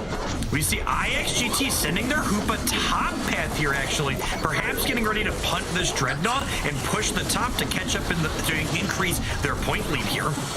Yeah, really interesting strategy, but this time TOS is able to secure the Dreadnought quite easily. A 2 KO streak for Faz, very impressive play. Espo just scoring a ton in this top goal zone. A very interesting look for IXGT, but they're not even able to take out Muck for their trouble. I'm completely confused by this macro play here. Hoopa hasn't used their Unite move yet on IXGT sides, correct? I don't believe so. They didn't bring that entire team up in that direction, maybe expecting the enemy team to do something in turn. Either way, IXGT definitely gave away a lot of their lead in terms of levels and points. Everything seems to be coming back up close. We see the Rotom go down now, going to be able to create some map pressure as Team TOS can kind of fan out and get some more experience. So we see 2 Hoopa Unite moves, I think at least one in the bottom path here as IXGT backs off yet again. Yeah, 2 Hoopa Unite moves, but Team TOS has able to respond in kind to bring everybody in for defense. Sanji able to knock out Talion, another top path 1v1 situation. Great play out of them. Now this Rotom has to be eliminated, but IXGT try to create a play there, but absolutely shut down by TOS, and Sanji is feeling this arena right now. Yeah, players on both sides not having an incredible amount of levels since the Dreadnoughts were split this game and there wasn't these extra Audinos spawning for too particularly long. Neither team having a level 13 yet, and we're almost at the 3-minute mark in this game. IXGT's Dragonite just slightly out-leveling Muck on the side of Team TOS, so they're definitely going to be thankful for that little bit of an advantage they have, even in one matchup, but they could be something they could leverage in a big team fight in the situation. Faz with 40 just checking bushes with eggs, trying to make sure that everybody's clear. We see this third Dreadnought coming up and a few members from each team kind of cautiously approaching it. This objective actually has a lot of value to it. It could be the difference between these characters being 13 and 12 for the endgame engagement, which is typically an important breakpoint for all of these attacker-style characters. Team TOS with complete positional advantage already. Esposito tries to secure it, but no, the stomp from Sanji is what's going to do it. They secure the Dreadnought. Chaotic is able to get reset and try to stack up, but there's 30 seconds until Zapdos fight, and the experience is finally flooding over towards TOS. Yeah, we see Venusaur hitting that level 13 for Team TOS. Their Dragonite going back into their central area to clear one of those buff Pokemon to hit their level 13. We're going to have a pretty evenly matched team fight at the Zapdos, with the score being within 100 points of each other. Levels close, points close. Positioning, though, Team TOS definitely has that in spades. Sanji with an early engagement. They launch their Unite move onto the Dragonite. They're trying to do so much damage there. Finally, Aquilo launches their Unite move as well. No Pokemon KO'd on either side. Some good Hoopa resets. However, TOS has started the Zapdos burn. It's getting lower and lower. The flip has now begun. Zapdos getting close to being KO'd, and there we go. Dat Boy Muck does it on their Dragonite. Important objective secure here as Team TOS runs down to get these 100 points in. There goes one. There goes another up top. Venusaur depositing another in the central area. The lead extends 5, 548 to 319. I don't know if IXGT is going to be able to close this gap here. They're trying their darndest, though. 419 to 548, a full 100 points in from Chaotic. They retreat all the way back to base, trying to get a little bit of wild Pokemon knockouts, maybe to earn back their Unite, get some more Aeos energy in their bank, and give them a chance to get any Aeos energy into these goal zones. The problem is everybody is up and running from TOS, and they are an incredibly defensive team, as we've already seen showcase this entire tournament. Yeah, the 130 points or so, not insurmountable, but definitely not easy here. These wild Pokemon being knocked out, trying to farm that Unite recharge rate back. Every time you knock out a wild Pokemon, your Unite recharges a little bit more, as we see all 4 people here getting ready to push in the top path for IXGT. Looks like they're going to merge back up here. Kratos finally joining the squad. Baz in the back line is actually going to be getting in some scores of their own. As-Will gets almost a leader right off the rip. Aquila with so much burst damage, utilizing the Venusaur. Sanji and them run up in tandem, absolutely deleting IXGT. Team TOS on an engage of their lifetime. The tournament life is kept alive. There is 15 seconds left on this clock. Team TOS has over 100-point lead. Team TOS wins this one 2-1. I don't think we've seen a single successful push in the face of a Venusaur over the course of this tournament, and that was just yet another showing off how this plant monster and its swirling petal dance is able to defend these goal zones against essentially anything. IXGT, a phenomenal squad in this region. Unfortunately, bows out, but an incredible tournament run from them as well, making it all the way into our top 8, a couple of rounds deep as well. Their prize money looking good, but the story here is TOS here with a 2-1 win. Aquila with the 6 KOs. Pretty low KO amount in this final game across the board. Yeah, definitely. The team fights, again, were pretty evenly matched between these two teams. It was fantastic to see Team TOS bounce back from their small mistake in that first game that cost them the match and pull it together and have fantastic team fights in the end game of games 2 and 3 of this set. Top 16 in February, top 16 in March, never hitting the upper echelons of play as much as they would like to be. But now TOS, flipping that script completely, have found themselves in the top 4 of the most important Unite tournament of their entire lives thus far. North America Regionals could not be better.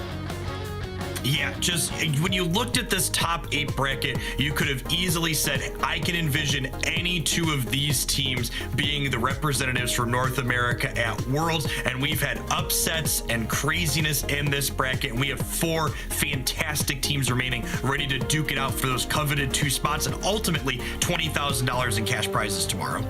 One player I got to shout out, Jeff, is Aquila on this Venusaur, which has been playing so phenomenally all day long. And they're actually new to this role, by the way. They used to play the Blissey for this squad and recently rotated right before the last chance qualifiers. Faz feeling the Blissey role. Aquila looking amazing on the Venusaur. Great adaptations by Team TOS to make this entire game work. Yeah, really fantastic. Venusaur as a character in general, very popular this weekend and very obvious why. It just pairs so well with the sustainability that Blissey provides along with its built-in survivability. I can't believe that Sanji survived this engage here. That reset on the Hoopa portal was just so incredibly timed from that Unite move finishing. Incredible job. Feppy showcasing why they are such a phenomenal Hoopa player.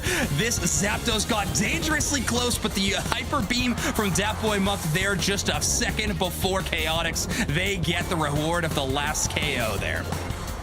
We see all of these 100 points, those hundo burgers, as Snacks likes to call them, raining in, locking up Team TOS's victory despite a couple of counter scores from IXGT here.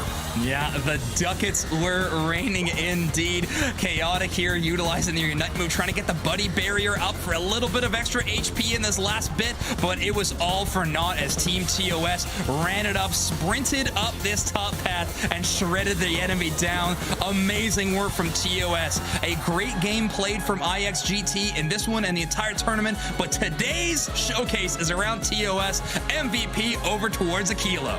Yeah, Kilo showing us how deadly Venusaur can be in the right hands. It's Petal Dance providing defensive capabilities as well as the ability to run people down was just so fantastic. And welcome back, Seltzer. I gotta know, how did you enjoy that series? That was fantastic. I really enjoyed watching that. You know, no matter how much you think a game is over, you can still control the outcome. You can make space around Zapdos, you can try and flip Zapdos. You have a lot of options at any point in the game as a team, as long as you keep your heads on, and both of these teams were in it to win it to the very last second.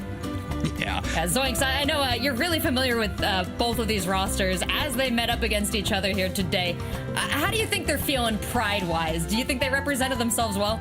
I definitely think they did. A quick shout out to IXGT. Yes, their tournament run ends here and their season, but they had a phenomenal one so far. They're in the money, a great run overall. But like I said before, the story of this matchup is Team TOS, a team not quite hitting those upper echelons of play until this point.